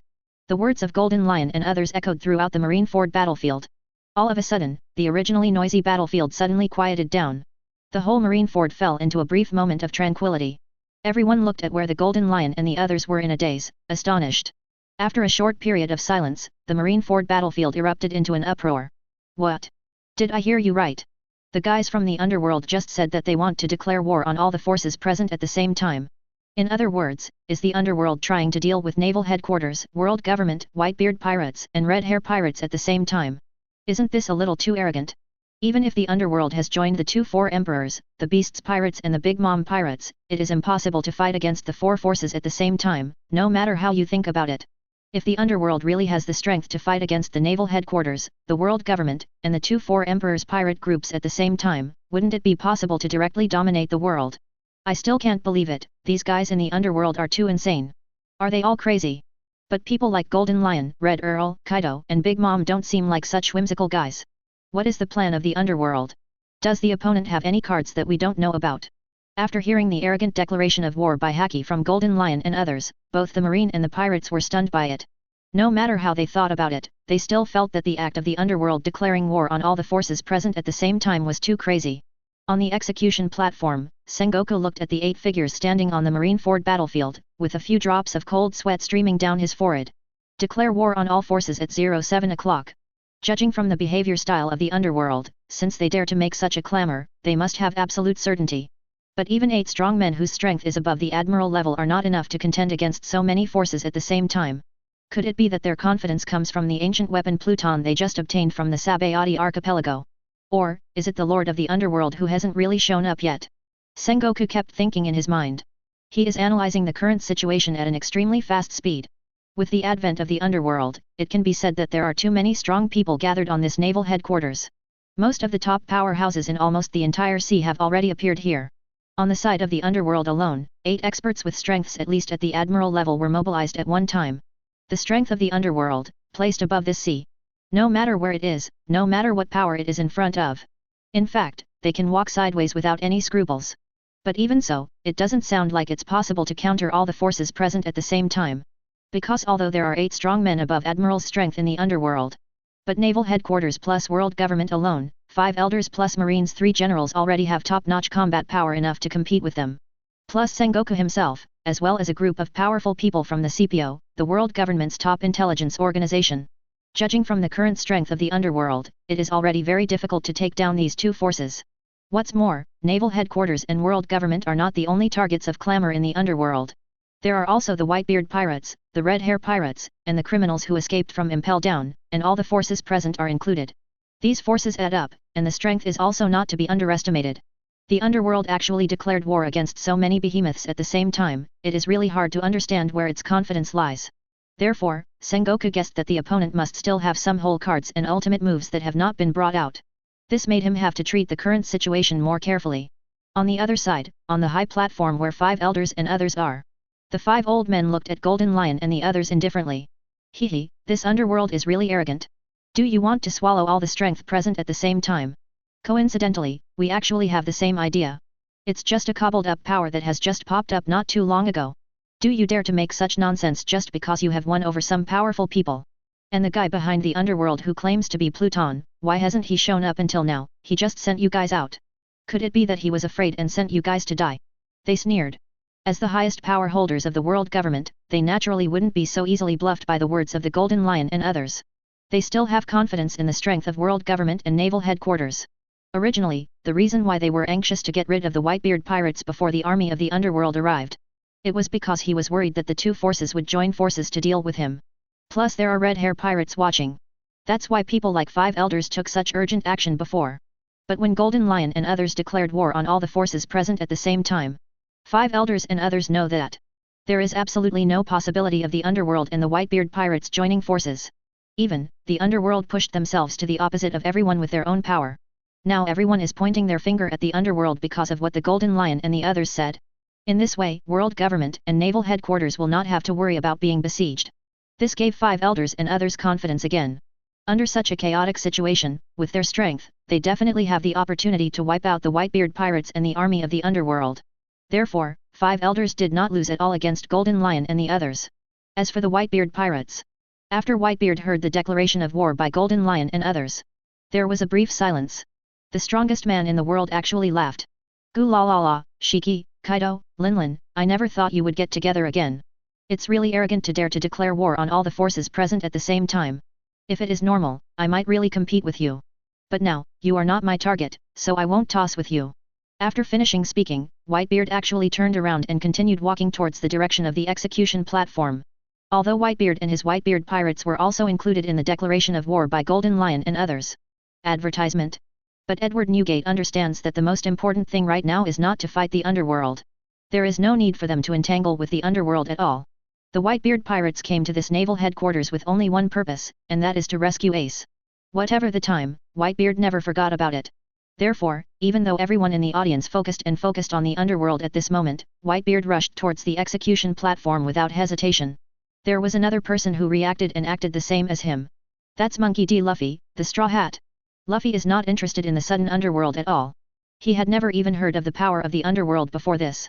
In his eyes, there is only Ace on the execution platform. Luffy simply ignored the noisy crowd around him, and rushed towards the execution platform without looking back. Seeing the actions of Whitebeard and Luffy, everyone in the Whitebeard pirates also recovered from the previous shock. Guys, don't stand still. Forget about the affairs of the underworld, the most important thing is to save Ace. While the Marines are still dazed by the underworld, now is a good time to rescue Ace. Rush to the execution platform. Follow in the footsteps of Papa and Brother Ace. Get Captain Ace out. The members of the Whitebeard pirates immediately continued to act, rushing towards the execution platform. And the actions of this group of pirates also made everyone in the Marine camp react. The Marine soldiers divided into 2 groups, and continued to stay in place to guard against the actions of the underworld. The other team is responsible for continuing to stop the actions of the Whitebeard pirates. For a while, the situation on the field became noisy again. Shanks and the red hair pirates he led didn't make any moves, they just stayed in place quietly, watching Golden Lion and others, as if waiting for their next move. On the other side, Golden Lion, Latefield, Kaido, and others were not too surprised when they saw the situation in front of them. Because it's all in their expectation. Or rather, as Locks expected. Before the action, Locks had given them some orders and instructions. And everything that happened right now was almost the same as what the other party predicted. Sure enough, Master Pluton said it right. If it's just a simple declaration of war, it doesn't seem to be enough to attract everyone's attention. These naive guys don't seem to realize the seriousness of the matter. In that case, let us teach them a lesson. At that time, the world will appreciate the true strength of our underworld. After this battle, the reputation of the underworld will surely resound throughout the entire sky. And Lord Pluton will also become the king of the new world. Looking at the chaotic battlefield in front of them, Golden Lion and others whispered a few words. Then, Kaido, holding a huge mace, moved first. He slammed his feet on the ground, and his huge body rushed towards the direction of Whitebeard like an arrow off the string. Old man Whitebeard, don't just run away like nothing happened. You are one of our important targets this time. There is also an account between me and you that needs to be settled. Kaido yelled at Whitebeard, and as he quickly approached the opponent, he swung the huge mace in his hand. Thunder 8 trigrams. Once up, Kaido did his best on Whitebeard. Whitebeard, who was rushing towards the execution platform, naturally noticed Kaido's attack. He uses Lee swung Omicron Jiun in his hand towards the direction Kaido was charging at, and at the same time the shock fruit ability was activated, facing the thunderous 8 trigrams that Kaido attacked. In an instant, the powerful attacks of the 2 emperors collided together. Another thrilling confrontation was staged on this Marineford battlefield. The collision of 2 emperors level powerhouses, the aftermath alone caused everyone around to retreat to avoid it. 170. During the collision between the 2, Whitebeard stared at Kaido, and said in a deep voice. Kaido, I advise you not to come now. There was some displeasure and anger in his tone. He obviously didn't plan to pay attention to the underworld, but this guy Kaido actually took the initiative to make trouble, hindering his efforts to save Ace. This made Whitebeard very angry. However, after hearing what Whitebeard said, Kaido sneered. Getting in the way? Now you know what it's like to be in the way. However, 36 years ago, you were more than just getting in the way. Today, I will take care of you, traitor. Kaido sneered, and the strength of the attack in his hands increased a bit accordingly. In the confrontation with Whitebeard, Kaido actually has the upper hand. When Whitebeard heard what Kaido said, his face suddenly changed and became a little gloomy. Kaido, what do you mean by that? Whitebeard didn't understand why the other party brought up what happened 36 years ago at this time. Humph, you should know what I mean. A traitor like you should have received the punishment and fate he deserved. And today is the day when the underworld will judge you. Kaido snorted coldly again, and his already violent attack actually intensified a bit. This time, Whitebeard felt the intense pressure from where Amazono and Hachisai collided. This made him realize that he was gradually becoming unable to resist Kaido's attack. Kaido is stronger than before.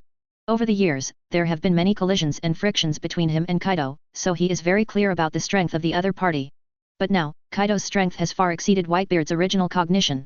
The current self seems to be no longer the opponent of the other party.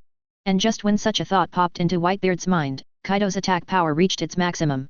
When that unrivaled attack came, the sky cloud in Whitebeard's hand was directly blown away. And Whitebeard himself was hit head-on by Kaido's huge mace, and he flew upside down, falling hundreds of meters away. His chest was also dripping with blood from Kaido's blow. The strongest man in the world, 4 Emperors Whitebeard Edward Newgate, was defeated by one blow in the battle with Kaido, one of the strongest beings who was also one of the 4 Emperors. Chapter 93. Whitebeard was blown into the air, causing the Whitebeard pirates present to be horrified instantly. They looked nervously at where Whitebeard had fallen, worry written all over their faces. Daddy! Father, are you okay? How could it be that Dad couldn't block Kaido's blow? Dad has fought against Kaido many times before. Although there is no winner, it has always been Daddy who has the upper hand. Why now, Dad actually lost to Kaido in one move? Could it be because of the battle with the 5 elders earlier, that made Dad's physical strength a little bit exhausted? Or is it that the old disease on the old man has relapsed, affecting the performance of the old man? Everyone in the Whitebeard Pirates was very puzzled by Whitebeard's instant defeat. As members of the Whitebeard Pirates, they are naturally very aware of their father's strength. Moreover, the Whitebeard Pirates and Kaido's Beasts Pirates are also old enemies, and they often have conflicts and dealings, so they also have some understanding of Kaido's strength. In any case, Whitebeard's defeat by Kaido in one move is really outrageous. This made everyone start to wonder if something was wrong with Whitebeard's state. However, while others think so, Whitebeard himself doesn't think so. The shock in his heart was not weaker than others. He is very aware of his physical condition. Although I fought with 5 elders and others before. But because of Jinbei's help. So he's all right. It will not affect its own strength. As for the unmentionable disease, so far, there is no tendency to relapse. Whitebeard can be sure that there was nothing wrong with his state when he played against Kaido just now. In other words, he lost to Kaido in one move, not because of his own strength decline. It's because Kaido's strength has become stronger. And it has become much stronger. Otherwise, it would be impossible for the opponent to knock him into the air in a fight with one move. It seems that joining the underworld has greatly improved your strength. Whitebeard staggered and stood up from the ground. He covered the bloody wound on his chest with one hand, and once again clenched the big sword Tien Kanjiun that was blown away with the other hand. Whitebeard looked at Kaido with a very serious expression, and said in a deep voice. Did you just say that you were going to judge me on behalf of the underworld? I'm curious, neither I nor my Whitebeard pirates seem to have dealt with it since it appeared. It stands to reason that there shouldn't be any ties or grievances between me and the underworld. I can understand the grievances between you and me, but why do you say that you are judging me on behalf of the underworld? After much deliberation, I can only think of one possibility. Halfway through, Whitebeard took a deep breath. There seemed to be a bit of fear in the eyes of the world's strongest man. After much deliberation, I can only think of one possibility. That is, the mysterious force of the underworld is related to Captain Locke's, right? After speaking, Whitebeard stared at Kaido silently, wanting to get an answer from Kaido. In fact, as early as when the underworld had just spread some fame, when Whitebeard learned that the Golden Lion would actually join the underworld and become someone else's subordinate, he already had some vague premonitions. But because he was preparing a plan to rescue Ace at the time, he had no time and energy to distract himself from other things. Later, as the underworld became more and more noisy in New World, the ominous premonition in Whitebeard's heart became stronger and stronger. And just a few days ago, he even heard that even Kaido and Big Mom had announced that they had joined the forces of the underworld. It made it hard for Whitebeard not to think of someone. That's his former captain, the Lord of the Seas, Locks. Golden Lion, Kaido and Big Mom, the 3 of them used to be the crew of the Locks pirates just like myself. Apart from Locks, Whitebeard couldn't think of anyone else in the world who would make these 3 willing subordinates again. However, Whitebeard is still a little bit in disbelief. Because he witnessed the death of Locks in the Valley of the Gods battle 36 years ago. Moreover, there is also his credit work in it. Whitebeard was absolutely certain that Locks had been buried forever in the Valley of the Gods 26 years ago. He was very puzzled about the matter. The emergence of the underworld, is it because Locks, the dead soul, has been resurrected and returned? Or is it just Golden Lion, Kaido and Big Mom, who are old Locks, reorganized together, wanting to revive the glory of the Locks pirates? Perhaps, Pluton, the Lord of the Underworld who has never been seen before, is just a title that exists in name only. Otherwise, why has that Pluton still not shown up even after the war in front of him has progressed to this point? Whitebeard looked at Kaido silently, thinking about the underworld constantly in his mind. www. On the other side, after hearing about Whitebeard's culture, Kaido gave a cold snort of disdain. Humph, do you still have the face to mention the captain's name? 36 years ago, if it weren't for you, a traitor, who turned against you, the captain wouldn't have been defeated by Luoji and Garp. A traitor like you should have been punished long ago. And today is the time for you to be judged. There was obvious anger in Kaido's tone. Apparently, he has held a grudge against Whitebeard for a long time. Although during the Locks Pirates, the relationship between Kaido and Whitebeard was not very good. But on the same ship, Kaido once regarded Whitebeard as his companion. Unexpectedly, the other party unexpectedly betrayed temporarily in such an important battle back then. Because of Whitebeard's rebellion, the Locks camp, which had already taken away most of its troops at that time, lost a strong man again, which gave a great boost to the alliance between Luoji and Garp. This also directly led to Locks being besieged and defeated by many strong players. Regarding this matter, Kaido and Big Mom, who participated in the battle in the Valley of the Gods, have always been brooding. Traitors are the most hated existence no matter where they go. So Kaido and Big Mom have been trying to settle accounts with Whitebeard for so many years. However, the strength of the opponent is also very strong. Even if Kaido and Big Mom have become 4 emperors, there is still nothing they can do about Whitebeard. And now, the opportunity to judge the traitor has finally come. Advertisement. Kaido, who is more impatient, was the first to rush forward. Kaido didn't stay for long after he said some harsh words. Holding the huge mace in his hand, he walked towards Whitebeard again. The stick just now can be regarded as helping him to vent his anger. However, this matter will not end so simply. He still had to teach the traitor Whitebeard a lesson. After 2 years of training in the House of Time and Spirit, and after experiencing the harsh environment of 10 times the gravity, Kaido's strength has been greatly improved just as Whitebeard thought. The current Whitebeard is no longer Kaido's opponent. Whitebeard, get ready to die. I will make you regret everything you did 36 years ago. Kaido said coldly, and walked unhurriedly towards Whitebeard not far away. The conversation between Whitebeard and Kaido did not deliberately lower their voices. So many people on this battlefield heard the conversation between them. For a while, everyone was also interested in what they were talking about. What are Kaido and Whitebeard talking about? They seem to be talking about something from 36 years ago. And that name that Whitebeard just mentioned, luxury. Why does it sound so familiar? Locks, isn't that the name of the once overlord of the sea? Captain of the Locks Pirates, Locks D. Zebek. That's right, it's him, no wonder the name sounds familiar to me. The Locks Pirates were definitely the most powerful pirates on this sea before the Great Pirate Era, none of them. It is said that Whitebeard, Kaido, Big Mom, and Golden Lion were once crew members of the Locks Pirates. Hey, there is such a thing, it turns out that there is still such a relationship between Whitebeard and Kaido. But what exactly is the 36 years later that they just mentioned? And from what Kaido said, it appears that Whitebeard betrayed the Locks Pirates. What I'm more curious about is how a sea king like Locks suddenly has no news. The Locks Pirates disbanded, it seems like 36 years ago. What happened 36 years ago? 11. On the battlefield, everyone was very curious about the conversation between Whitebeard and Kaido. Not only the marine soldiers and the criminals who escaped from Impel Down, even the members of the Whitebeard Pirates were also curious about their father's past. However, now is not the time for them to put their minds on this. Seeing Kaido walking towards Whitebeard again, the expressions of everyone in the Whitebeard Pirates immediately became tense. No, Kaido is going towards Daddy. It seems that he wants to continue fighting with Dad.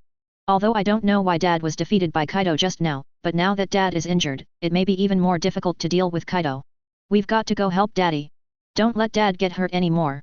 Dad has to save his strength to prepare for saving Ace later, we have to stop Kaido for Dad. The members of the Whitebeard Pirates took action immediately without hesitation. Whether it's the captain of the team like Marco, or the pirates below, they all rushed towards Whitebeard's position. They want to fend off Kaido's imminent attack for their captain. Marine did not stop the actions of the Whitebeard Pirates. The admirals who were still entangled with Marco and others did not intercept and chase these captains. The underworld and the Whitebeard Pirates fought first, which is naturally a situation that Marine and the world government are happy to see. From the perspective of Marine and world government, it is best for the Whitebeard Pirates to fight against the army of the underworld. In this way, they can eliminate 2 huge threats at once without any effort. However, how can Golden Lion and others not be clear about ideas like Marine and world government? The Golden Lion and others on the side looked coldly at the Marine and world government who were standing still, with a somewhat disdainful smile on their faces. Hehe, do you want to reap the benefits of being a fisherman? That's not an easy thing to do. It's time to make this battlefield more lively. As he spoke, Golden Lion waved his hand at the Golden City floating high above the sky. The next moment, the Golden City, which was huge enough to be an island, slowly descended towards Marineford. When it landed at a height of only tens of meters from the ground of Marineford, it slowly stopped. A huge shadow also shrouded the entire Marineford, making the atmosphere on the field dark and gloomy. Immediately afterwards, figures jumped down from the Golden City, and quickly and steadily landed on the battlefield of Marineford. Those figures continued to fall, there were tens of thousands of them, almost covering the entire Marineford in an instant. After incorporating the Beasts Pirates and the Big Mom Pirates, the number of fighters under Chang'er's command has also reached an extremely, huge number. When these soldiers fell into the Marineford battlefield one after another, the scale of this unprecedented war has once again ushered in a huge upgrade. As soon as the warriors of the underworld joined the battlefield, they started an indiscriminate attack and battle.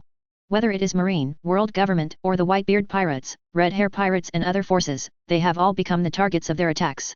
The battle situation on the field became fierce again in an instant. The entire Marineford was caught in the sound of endless fighting. In the sound of fighting like this, Kaido also walked towards Whitebeard step by step. Along the way, there were members of the Whitebeard Pirates who wanted to stop him, but they were all sent flying by him, mercilessly waving the mace in his hand. Whitebeard's face darkened to the extreme when he saw his crew being so cruelly murdered by Kaido.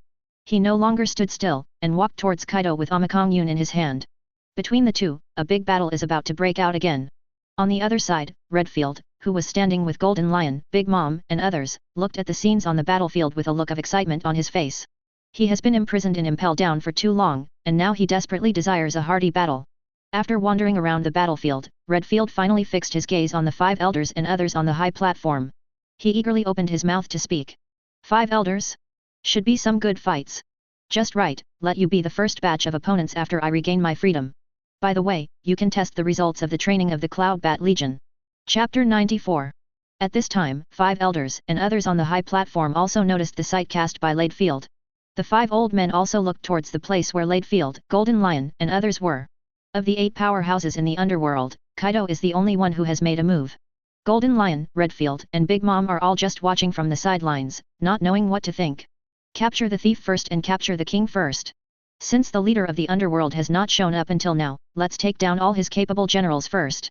When the time comes, I don't believe that he will continue to be this shrinking turtle. Since that's the case, let's do it, it's better to end this boring farce as soon as possible. 5 elders and others said while slowly getting up from their seats again. With one dodge, the 5 left the high platform and rushed towards the battlefield below.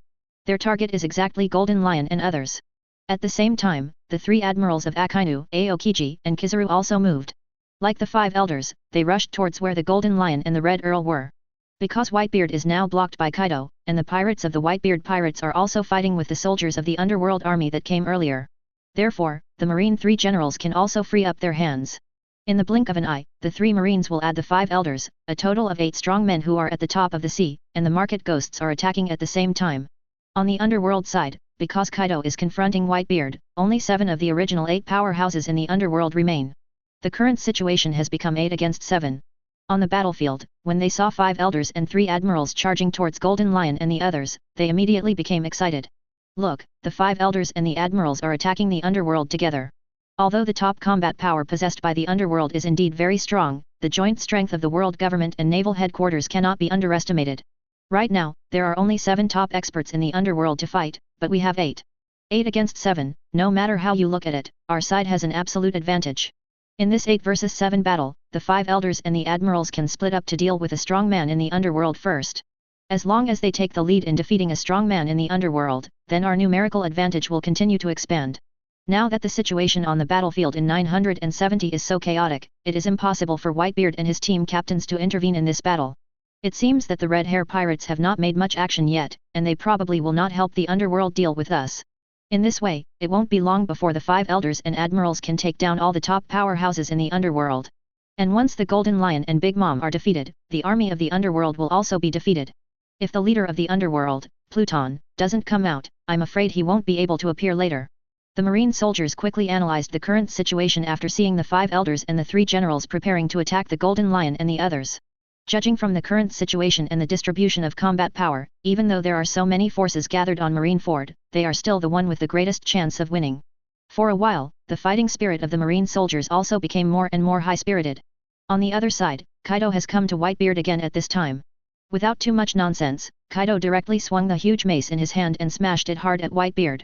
On top of that mace, twined the mighty armament Haki and Conqueror's Haki. It was another thunder and 8 monsters, attacking outrageously. Faced with such an attack, Whitebeard learned the lesson this time. From previous collisions, Whitebeard knew that he couldn't beat Kaido in a frontal collision. Therefore, he didn't intend to take this thunderous 8 trigrams hard. Instead, he launched Observation Haki, predicted the route and speed of Kaido's attack, and then dodged to the right to avoid the blow. Kaido's attack missed and hit the ground hard. The huge and incomparable power actually made the ground of Marineford split several huge gaps. Even the entire island trembled with the blow. This kind of destructive effect is even worse than Whitebeard's shock fruit ability. Seeing this scene, Whitebeard was also secretly startled. What did Kaido go through after he joined the underworld? Why did he suddenly become so powerful? The underworld is really a cloud of fog. After Whitebeard sighed silently in his heart, he glanced at 5 elders and the 3 generals who were rapidly approaching Golden Lion and the others. Afterwards, he looked at Kaido and said in a deep voice, "Over there, they want to fight more and fight less. Is it really okay if you don't help?" In the past, it was absolutely impossible for Whitebeard to say such words to his opponent in battle. But the current situation is special. Whitebeard understands that his top priority is to rescue Ace first. Now that Ace's execution time is very close, he can't waste time on these meaningless things. Moreover, Whitebeard has realized that his own strength is not as good as the current Kaido, and if he continues to fight like this, he will only lose. But at this time, I have no chance to rescue Ace. So at this urgent juncture, he wanted to avoid fighting as much as possible. If you can lure Kaido away and let him go back to help Golden Lion and others deal with 5 elders and the 3 generals. Then in this way the Marine, world government and the underworld and other forces can be restrained at the same time, and he can take advantage of this gap to rescue Ace. After considering the big picture, Whitebeard did something he would never normally do. However, after hearing what Whitebeard said, Kaido didn't even look to see where the Golden Lion and others were. With an incomparably confident smile on his face, he said, "Humph, do you think that with the 5 elders and the 3 generals, they can deal with our underworld powerhouses together?" 8 verses 7, the more you fight, the less you fight. I'm not worried about the outcome of this battle at all. What I'm worried about is, if there are only 8 people, I'm afraid it won't be enough for our side. After the words fell, Kaido swung the mace in his hand to attack Whitebeard again. Seeing that his strategy didn't work, Whitebeard could only bite the bullet and continue to entangle Kaido. As before, he did not choose to confront Kaido head-on, but kept dealing with him, as if he wanted to delay time. In Whitebeard's heart, he was also thinking about what Kaido meant just now. 8 people are not enough for the underworld? Could it be that, even in the face of the 5 elders and Sand/Admirals team up, even if they have some disadvantages in terms of numbers, the underworld is sure to win? And listening to Kaido's tone, it seems that he doesn't pay attention to the joint efforts of 5 elders and the 3 generals. Regarding this, Whitebeard also had some doubts in his heart. Advertisement. But right now he is still facing Kaido's violent attack like a storm, and being forced to retreat by Kaido, he has no way to distract himself from other things. At the same time, another part of the battlefield, where the Red Hair Pirates are located. At this time, the Red Hair Pirates were also attacked from the underworld. However, due to the strength of each member of the Red Hair Pirates is extremely strong, so they seem to be able to do a job with ease on this battlefield. Shanks and Beckman, the 2 strongest players of the Red Hair Pirates, didn't make a move. They set their sights on 5 elders, the 3 generals, Golden Lion, and others. The Red Hair looked solemnly at the group of top experts who were about to collide. A hog. It seems that the 5 elders intend to take down these top powerhouses in the underworld first. 8 verses 7, it seems that the 5 elders have a relatively large advantage. However, Golden Lion and the others didn't seem to be in a panic, instead they gave me a very calm feeling. Could it be that they have some certainty of victory? At this time, we'd better observe the situation first, and it's better not to act rashly. Shanks and Beckman communicated in a deep voice while observing the situation on the battlefield. Even if the army of the underworld has arrived, they don't intend to take action immediately. Instead, we are prepared to look at the specific situation of each party before making a judgment. On the other side, 5 elders and General V/Tien have also come before Golden Lion and others at this time. These 8 top powerhouses lined up in a row, full of momentum and astonishing coercion. 5 elders Tianyulua Shuang, holding first-generation Geisha in his arms, looked at Golden Lion and the others in front of him, and said sharply, "What? Did the underworld send you a few? Where is your leader, the so-called Pluton? Does it mean that he dare not come out to see us?" Tianyulua Shuang said coldly.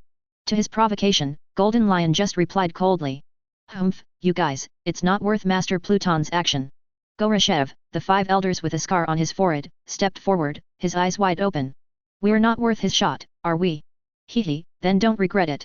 When you are all defeated by us, I am afraid that even if the so-called Pluton wants to make a move, it will not help the matter. As he said that, a powerful conqueror's haki burst out from Gorokhev's body, pressing towards Golden Lion and others. The rest of the 5 elders also released conqueror's haki one after another to put pressure on these strong men in the underworld. However, although their haki power is very powerful, but for powerhouses like Golden Lion, Big Mom, and Redfield, it doesn't have much effect. This kind of meaningless temptation can be avoided, or we can do it directly. Red Earl Redfield, who was wearing a long red coat, also took a step forward, looking at 5 elders and the others and said in a deep voice. When the conqueror's haki released by 5 elders came to him, it disappeared without a sound. One of the 5 elders, wearing a suit and with short blonde hair, spoke up over what Redfield had to say. Humph, Redfield, it seems that after escaping from Impel Down, you have become a lot more arrogant. However, what you said is also reasonable, there is no need for these temptations between us, it is more practical to do it directly. In that case, let me be your opponent. I'd rather. Let's see if you, the Lonely Red, have been imprisoned for so many years, and your strength has not regressed. Saying so, the blonde 5 elders was ready to take the lead in fighting Redfield. However, when he finished speaking these words, he was about to step forward. Redfield, who was standing opposite him, smiled and shook his head. There was a look of disdain and madness in his eyes. Redfield glanced over the 5 old men one by one, and then spoke in a somewhat frivolous and provocative tone. Oyega, you may have misunderstood me. I don't want to fight you alone. If you want to fight with me, you 5 old guys should fight together. Otherwise, I'm afraid you will die a miserable death. The provocative meaning in Redfield's words is quite obvious. And his words also caused the complexions of 5 elders and the others to change uncontrollably. It's up to you. Do you want one person to deal with 5 of us at the same time? Redfield, I think you've been locked up in Impel Down. The blonde 5 elders named Oyega shouted angrily. In his opinion, what Redfield said was really beyond his control. Even if the opponent is a legendary pirate who was once as famous as Luoji and Whitebeard alone, the strength of the 5 elders is at least comparable to that of the 4 emperors. If the 5 elders shot at the same time, no one in this world would be able to block it alone. Hearing Oyega's words, Redfield smiled. I didn't say that I was the one who dealt with the 5 of you. After finishing speaking, the Red Earl, known as the Lonely Red, clapped his hands lightly. In the next moment, nearly 100 figures quickly descended from the arc motto floating above the sky. These figures landed steadily behind Redfield and lined up neatly. These nearly 100 people were all wearing dark purple armor. Strange energy breaths flowed out from their bodies, giving people a very powerful feeling. And when they fell, Redfield also slowly took out a black and purple badge from his arms and put it on his wrist. On the badge, there is also a pattern of bats engraved. The moment Redfield put it on, a set of purple armor appeared on his body out of thin air, completely enveloping his body. A more powerful supernatural energy burst out in an instant, which shocked everyone present. The Cloud Bat Legion officially debuts. Chapter 95. 5 elders and others looked at the Cloud Bat Legion neatly arranged behind Redfield, frowning slightly. What do you mean, Redfield? Could it be that you want to join forces with the group of guys behind to deal with the 5 of us? I've been locked up in Impel Down for so long, could it be that even your people have been locked up stupidly? A strong man like you should know that numbers are meaningless in front of us. Based on the group of guys behind you, let alone 100, even if there are another 1,000 or 10,000, it is absolutely impossible for the 5 of us to be opponents. 5 elders and others said to Redfield with disdain. As they said, in front of the real top powerhouses, the crowd tactics have lost their meaning. This point, among other things, can be seen from Straw Hat Crew's battle against an army of 100,000 Murlocs on the Fishman Island 2 years later. Although the 5 elders could feel a strange energy fluctuation in the nearly 100 fighters of the Cloud Bat Legion, their strength should not be weak. But if each one is taken out individually, it is really not enough to look at them in front of them. Therefore, the 5 elders didn't care at all about the team of nearly 100 people behind Redfield. From their point of view, it was simply whimsical for Redfield to rely on this 100-man team to fight against 5 of his own without the help of Golden Lion and others. However, after hearing the ridicule from 5 elders and others, the corner of Redfield's mouth raised a playful smile. That's right, I'm going to use this team to defeat all 5 of you at the same time. Why, are you afraid? Are you afraid to fight? The provocative meaning in Redfield's tone is already very obvious. On the other side, Golden Lion and others did not stop him from this move, nor did they show surprised expressions. These top experts in the underworld seemed to take this for granted. At the same time, the 3 admirals Akainu, Aokiji, and Kizaru who stood with 5 elders and others carefully looked at the unbut army behind Redfield with doubts on their faces.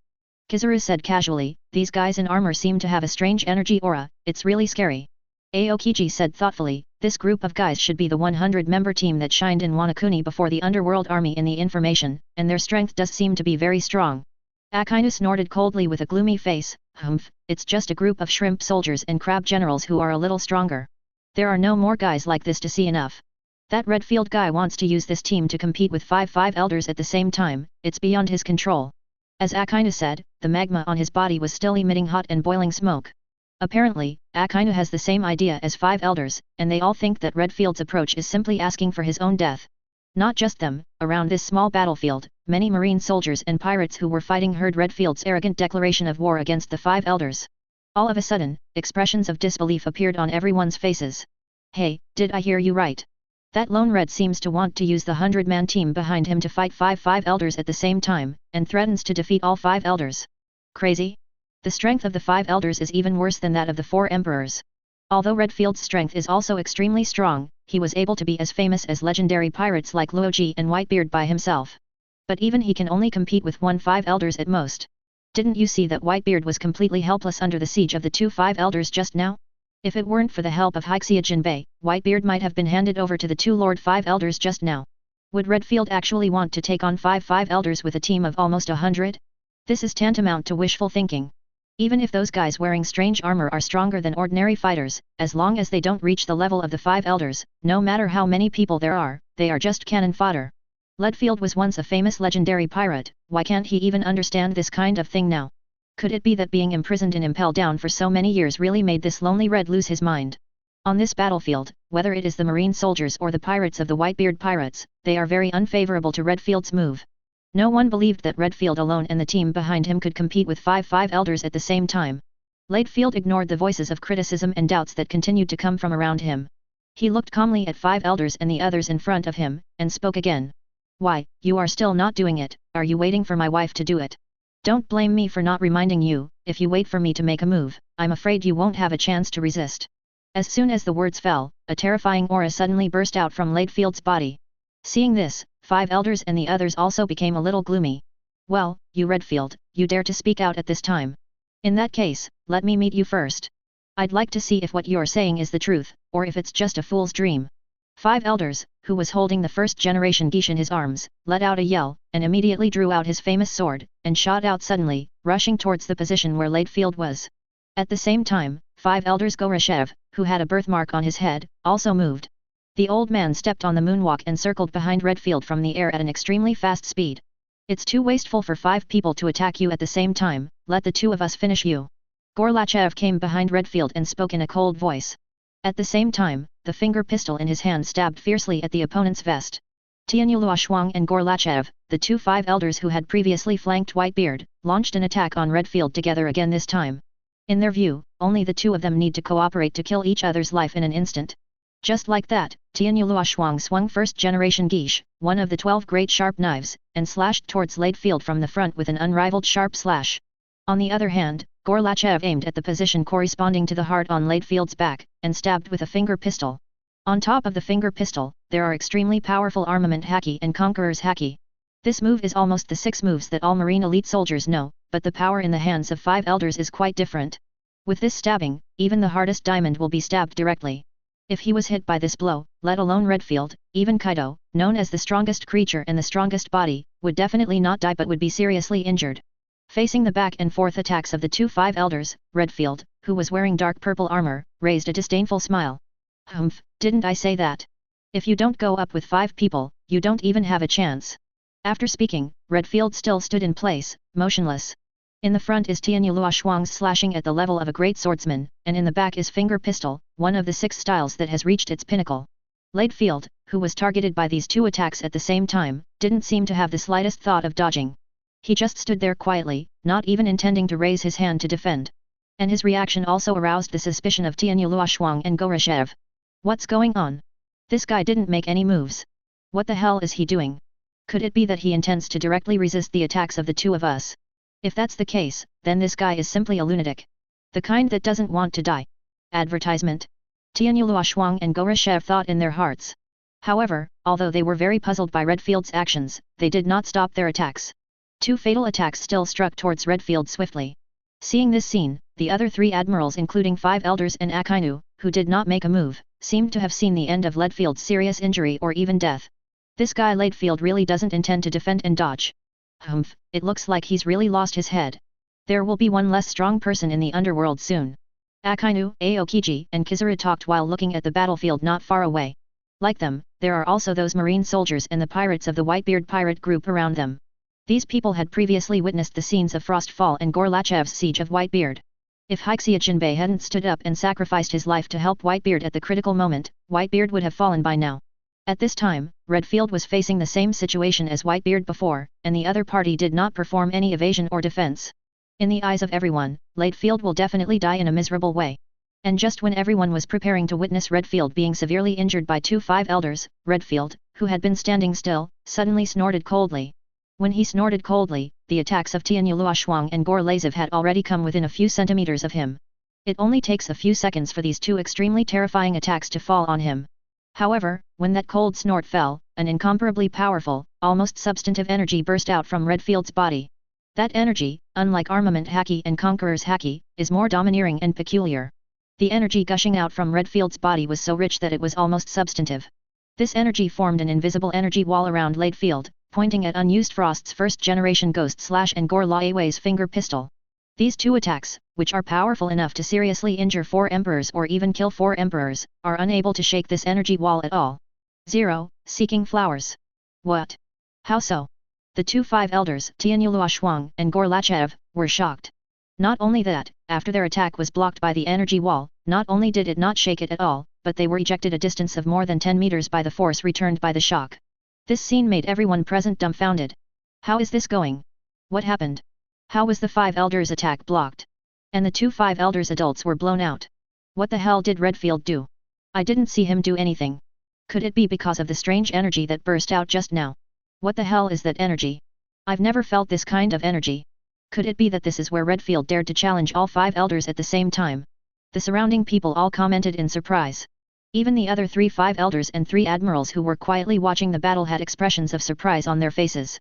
And in terms of the degree of shock, Tianyu Luoshuang and Gorashev were the 2 most involved. Tianyu Luoshuang looked at the first-generation Geisha in his hand with unbelievable eyes, and Gorlachev also raised his finger and frowned. At that moment just now, my attack seemed to hit an invisible wall. The wall is indestructible, and my attack can't shake it at all. Could it be the legendary Paramecia Devil Fruit with invincible defense, the Barrier Fruit? 0. But just now, Redfield didn't even move or prepare to activate the fruit ability. What's going on? Tianyu Luoshuang and Gorashev thought suspiciously in their hearts. Redfield's defensive method just now made them think of the ability to shield the fruit. This Paramecia Devil Fruit claims to have absolutely incomparable defense. It just so happens that Redfield was not a fruit-capable person before, and it is entirely possible that he obtained this unsolvable ability after escaping from Impel Down. This was the only reasonable explanation that Tianyu Luoshuang and Gorashev could think of. Otherwise, if it is said that Redfield relied entirely on his own strength to block the simultaneous attacks of the 2 of them so easily without the help of Devil Fruit's ability, the strength of the opponent is really strong and a little scary. In this regard, they definitely dare not and do not want to accept it.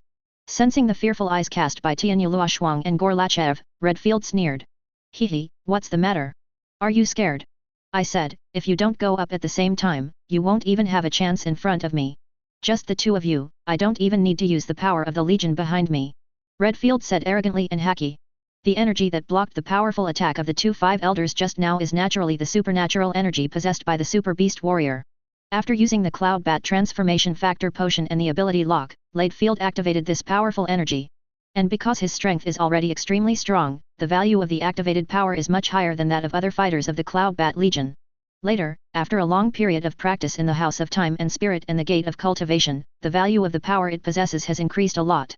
Now, he can easily block the simultaneous attacks of 2 5 elders just by relying on the supernatural energy released from the outside.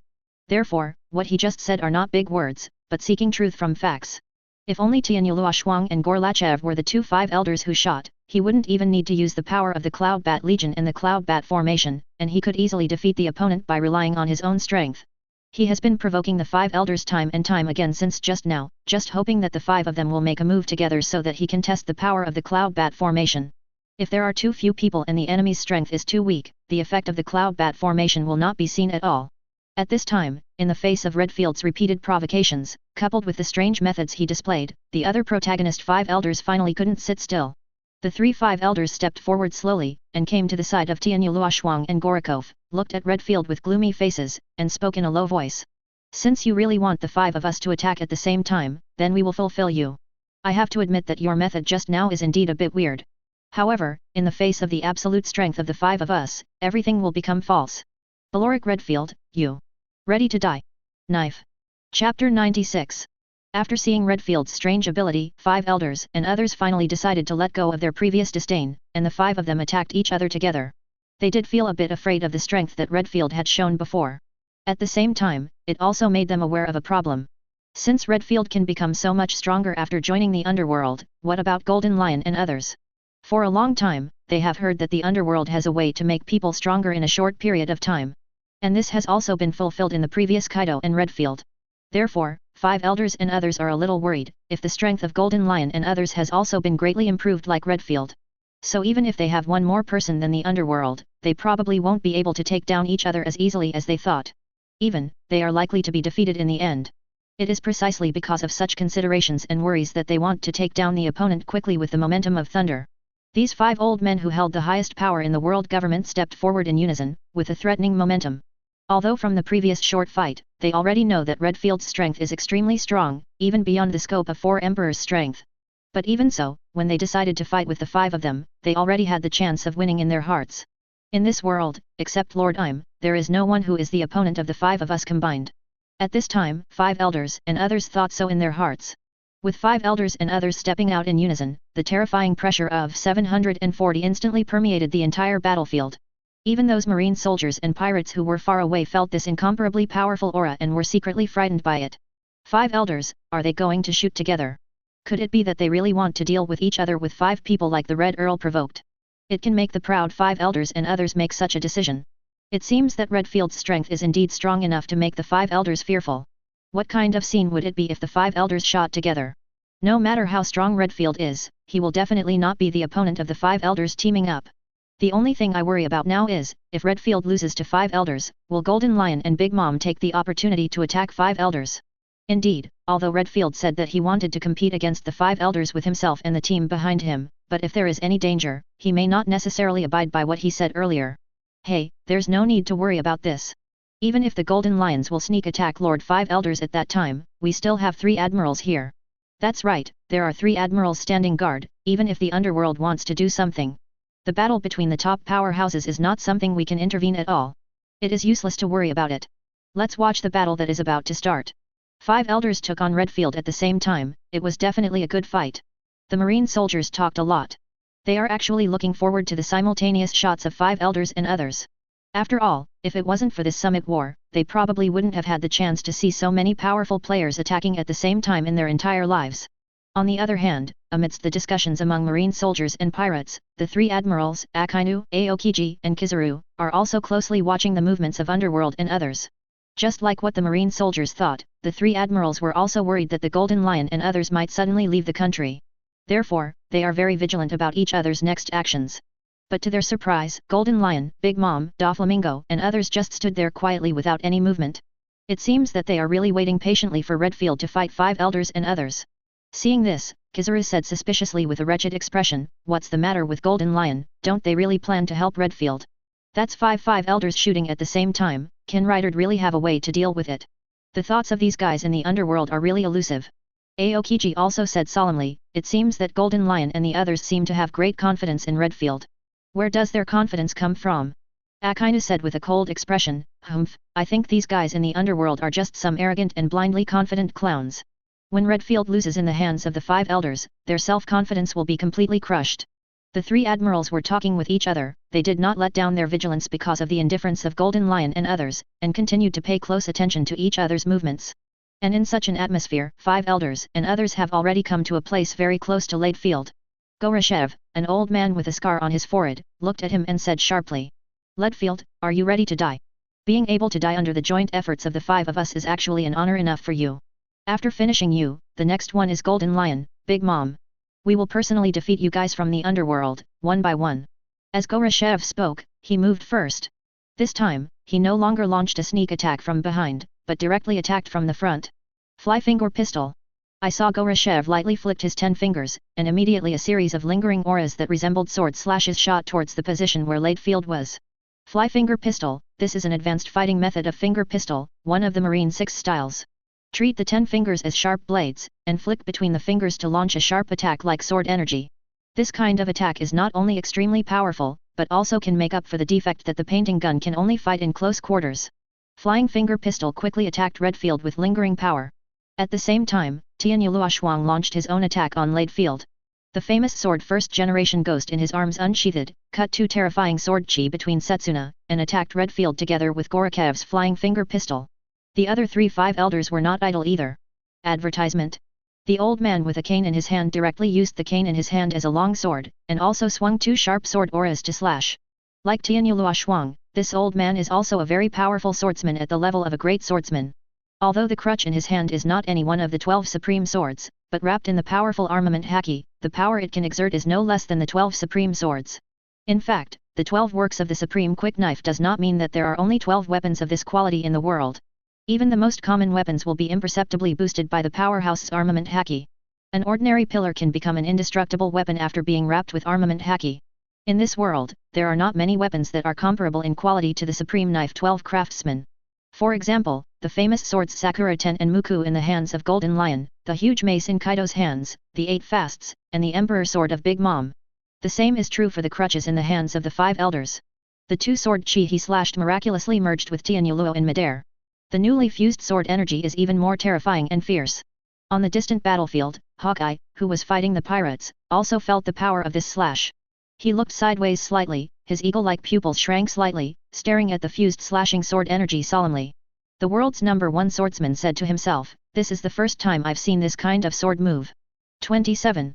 The swordsmanship of these 2 five elders, if taken out alone, can reach the level of a great swordsman, but they will definitely not be my opponents. But when their slashes are fused, the power they can exert has reached the effect that 1 + 1 is greater than 2. If such a slash can be performed by a single person, then my position as the #1 swordsman in the world may be handed over to others. As the world's #1 swordsman recognized by the world, Hawkeye's attainment in swordsmanship has naturally reached the pinnacle. Therefore, he could also see how powerful the slashing power jointly launched by Tianyuluoshuang and the 5 elders with a cane was. Even he didn't have the confidence to block such a slash. But the attacks of 5 elders and others did not stop there. The other 2 five elders also launched their attacks at the same time. The tall, thin old man with a long beard raised his right leg abruptly, and it showed a round foot that was one of the Marine 6 styles like finger pistol. These moves, which almost all Marine elite soldiers know, are performed by 5 elders and others at a completely different level. This Tempest kick move is enough to cut off a mountain in an instant. The remaining 5 elders Oyega with short blonde hair aimed at Ladefield's position and punched hard in the air. The next moment, an extremely violent shock wave flew out from his fist. The power of the shock wave left a deep and long trace on the ground where it passed. Oyega's fist is somewhat similar to the king's fist owned by King Elizabello II of the Kingdom of Province. The king's fist of Eliza Robert II is extremely powerful. It claims that once the power is fully charged, even the 4 emperors will be easily killed by it. However, this move requires at least an hour of energy storage and warm-up time. Therefore, although its power is extremely strong, its disadvantages are also very obvious. However, although Oyega's attack is somewhat similar to the power of King's Fist, it does not require such a long time for charging and warming up, and it can be almost instantaneous. This move is equivalent to an upgraded version of King's Fist. In an instant, the 5 elders all aimed at Redfield and launched an attack. Each of these attacks is enough to make a strong person at the 4 emperors level dread it. Among them, Tianyuluoshuang and the slash formed by the sword energy of the old man with crutches were even more terrifyingly powerful. These attacks headed in the direction of Ladefield, attacking with great speed and power. Everyone on the battlefield was shocked when they saw these attacks. Is this the strength of the 5 elders? Every Dao attack just feels very powerful. It turns out that finger pistol and tempest kick can exert such terrifying power in the hands of 5 elders. The fusion slash is even more terrifying, I feel like no one can stop it. 17. Under the siege of these attacks, I am afraid that Redfield will be defeated in an instant. 11. If you are hit by these attacks, you may die on the spot in an instant. The 3.9 that Redfield said earlier was so arrogant, I don't know how he should deal with it next. 11. It would be ridiculous if he died directly under the attack of the 5 elders. The people around watched several horrific attacks attacking Redfield, as if they had foreseen the outcome of this battle. But under everyone's watchful eyes, Red Earl Redfield remained extremely calm in the face of several terrorist attacks coming from the front. He stood where he was, still without any intention of defending or evading. On his face, there is still a confident smile. Seeing his reaction, 5 elders and others sneered in their hearts. It seems that he is trying to continue to use the previous method to defend in vain. Humph, don't think that if you block our attack once, you can block the second attack. Redfield, wait to pay for your hubris. The 5 elders sneered, and the attack came in front of each other in an instant. These powerful attacks seemed to tear Redfield apart in the next moment. And at this moment, Redfield, who had been standing still, finally moved. He looked at the several attacks in front of him, raised his hand slightly, and spoke confidently. Cloud Bat Legion, form and formation. Chapter 97. Cloud Bat Legion, form and formation. Accompanied by Redfield's stern shout, the soldiers of the Cloud Bat Legion behind him moved one after another. Their figures suddenly leaped up in uncanny unison. Most of these fighters who didn't have the ability to fly were miraculously floating in midair at this moment, and they didn't fall down due to the influence of gravity at all. The warriors of the Cloud Bat Legion wearing dark purple armor floated in the air, presenting an overall arrangement of an inverted triangle. And the position of the corner tip of the inverted triangle refers to Redfield, who is about to bear the joint attack of the 5 elders. The next moment, there was a surge of supernatural energy that gushed out from the bodies of the 99 warriors. This energy starts to pass forward continuously from the end of the inverted triangle, and becomes more intense and powerful as it progresses layer by layer. And when this energy was transmitted to the tip of the inverted triangle, it had accumulated to an extremely terrifying level. Just the power overflowing from this energy made countless people present startled. How is this going? What is that strange energy? Just by perceiving it like this, you can realize its incomparable power. It seems that they want to transmit this energy into Redfield's body. If such a powerful energy is concentrated on one person, what will happen to Tuwei? Could it be that this is the reason why Redfield dared to yell at all the 5 elders just by relying on this 100-man squad? However, even if this energy is really powerful, can it really help Redfield block the combined attack of the 5 elders? Everyone on the battlefield looked at Redfield in the distance and the Cloud Bat army floating behind him, with a bit of fear and curiosity in their hearts. What they are afraid of is the accumulated terrifying energy, and the coercion it brings is something they have never felt before. What is curious is whether Redfield can block the joint attack of 5 elders after receiving that energy. In the eyes of everyone, that energy 07 has been transmitted from the Cloud Bat formation to Redfield's body. Redfield's aura also rose suddenly, to an extremely frightening level. Feeling this situation, the attacks of 5 elders and others did not slow down because of this. They continued to attack Redfield with all their might. There's something weird about the energy that's coming from those guys. However, it's not enough to stop our joint attack with this alone. Redfield, all your struggles are in vain. Die! The 5 elders shouted angrily, and the power of the attack was also raised to the peak. In the next moment, under the gaze of everyone, these attacks landed on Redfield fiercely. Boom! Bang bang bang!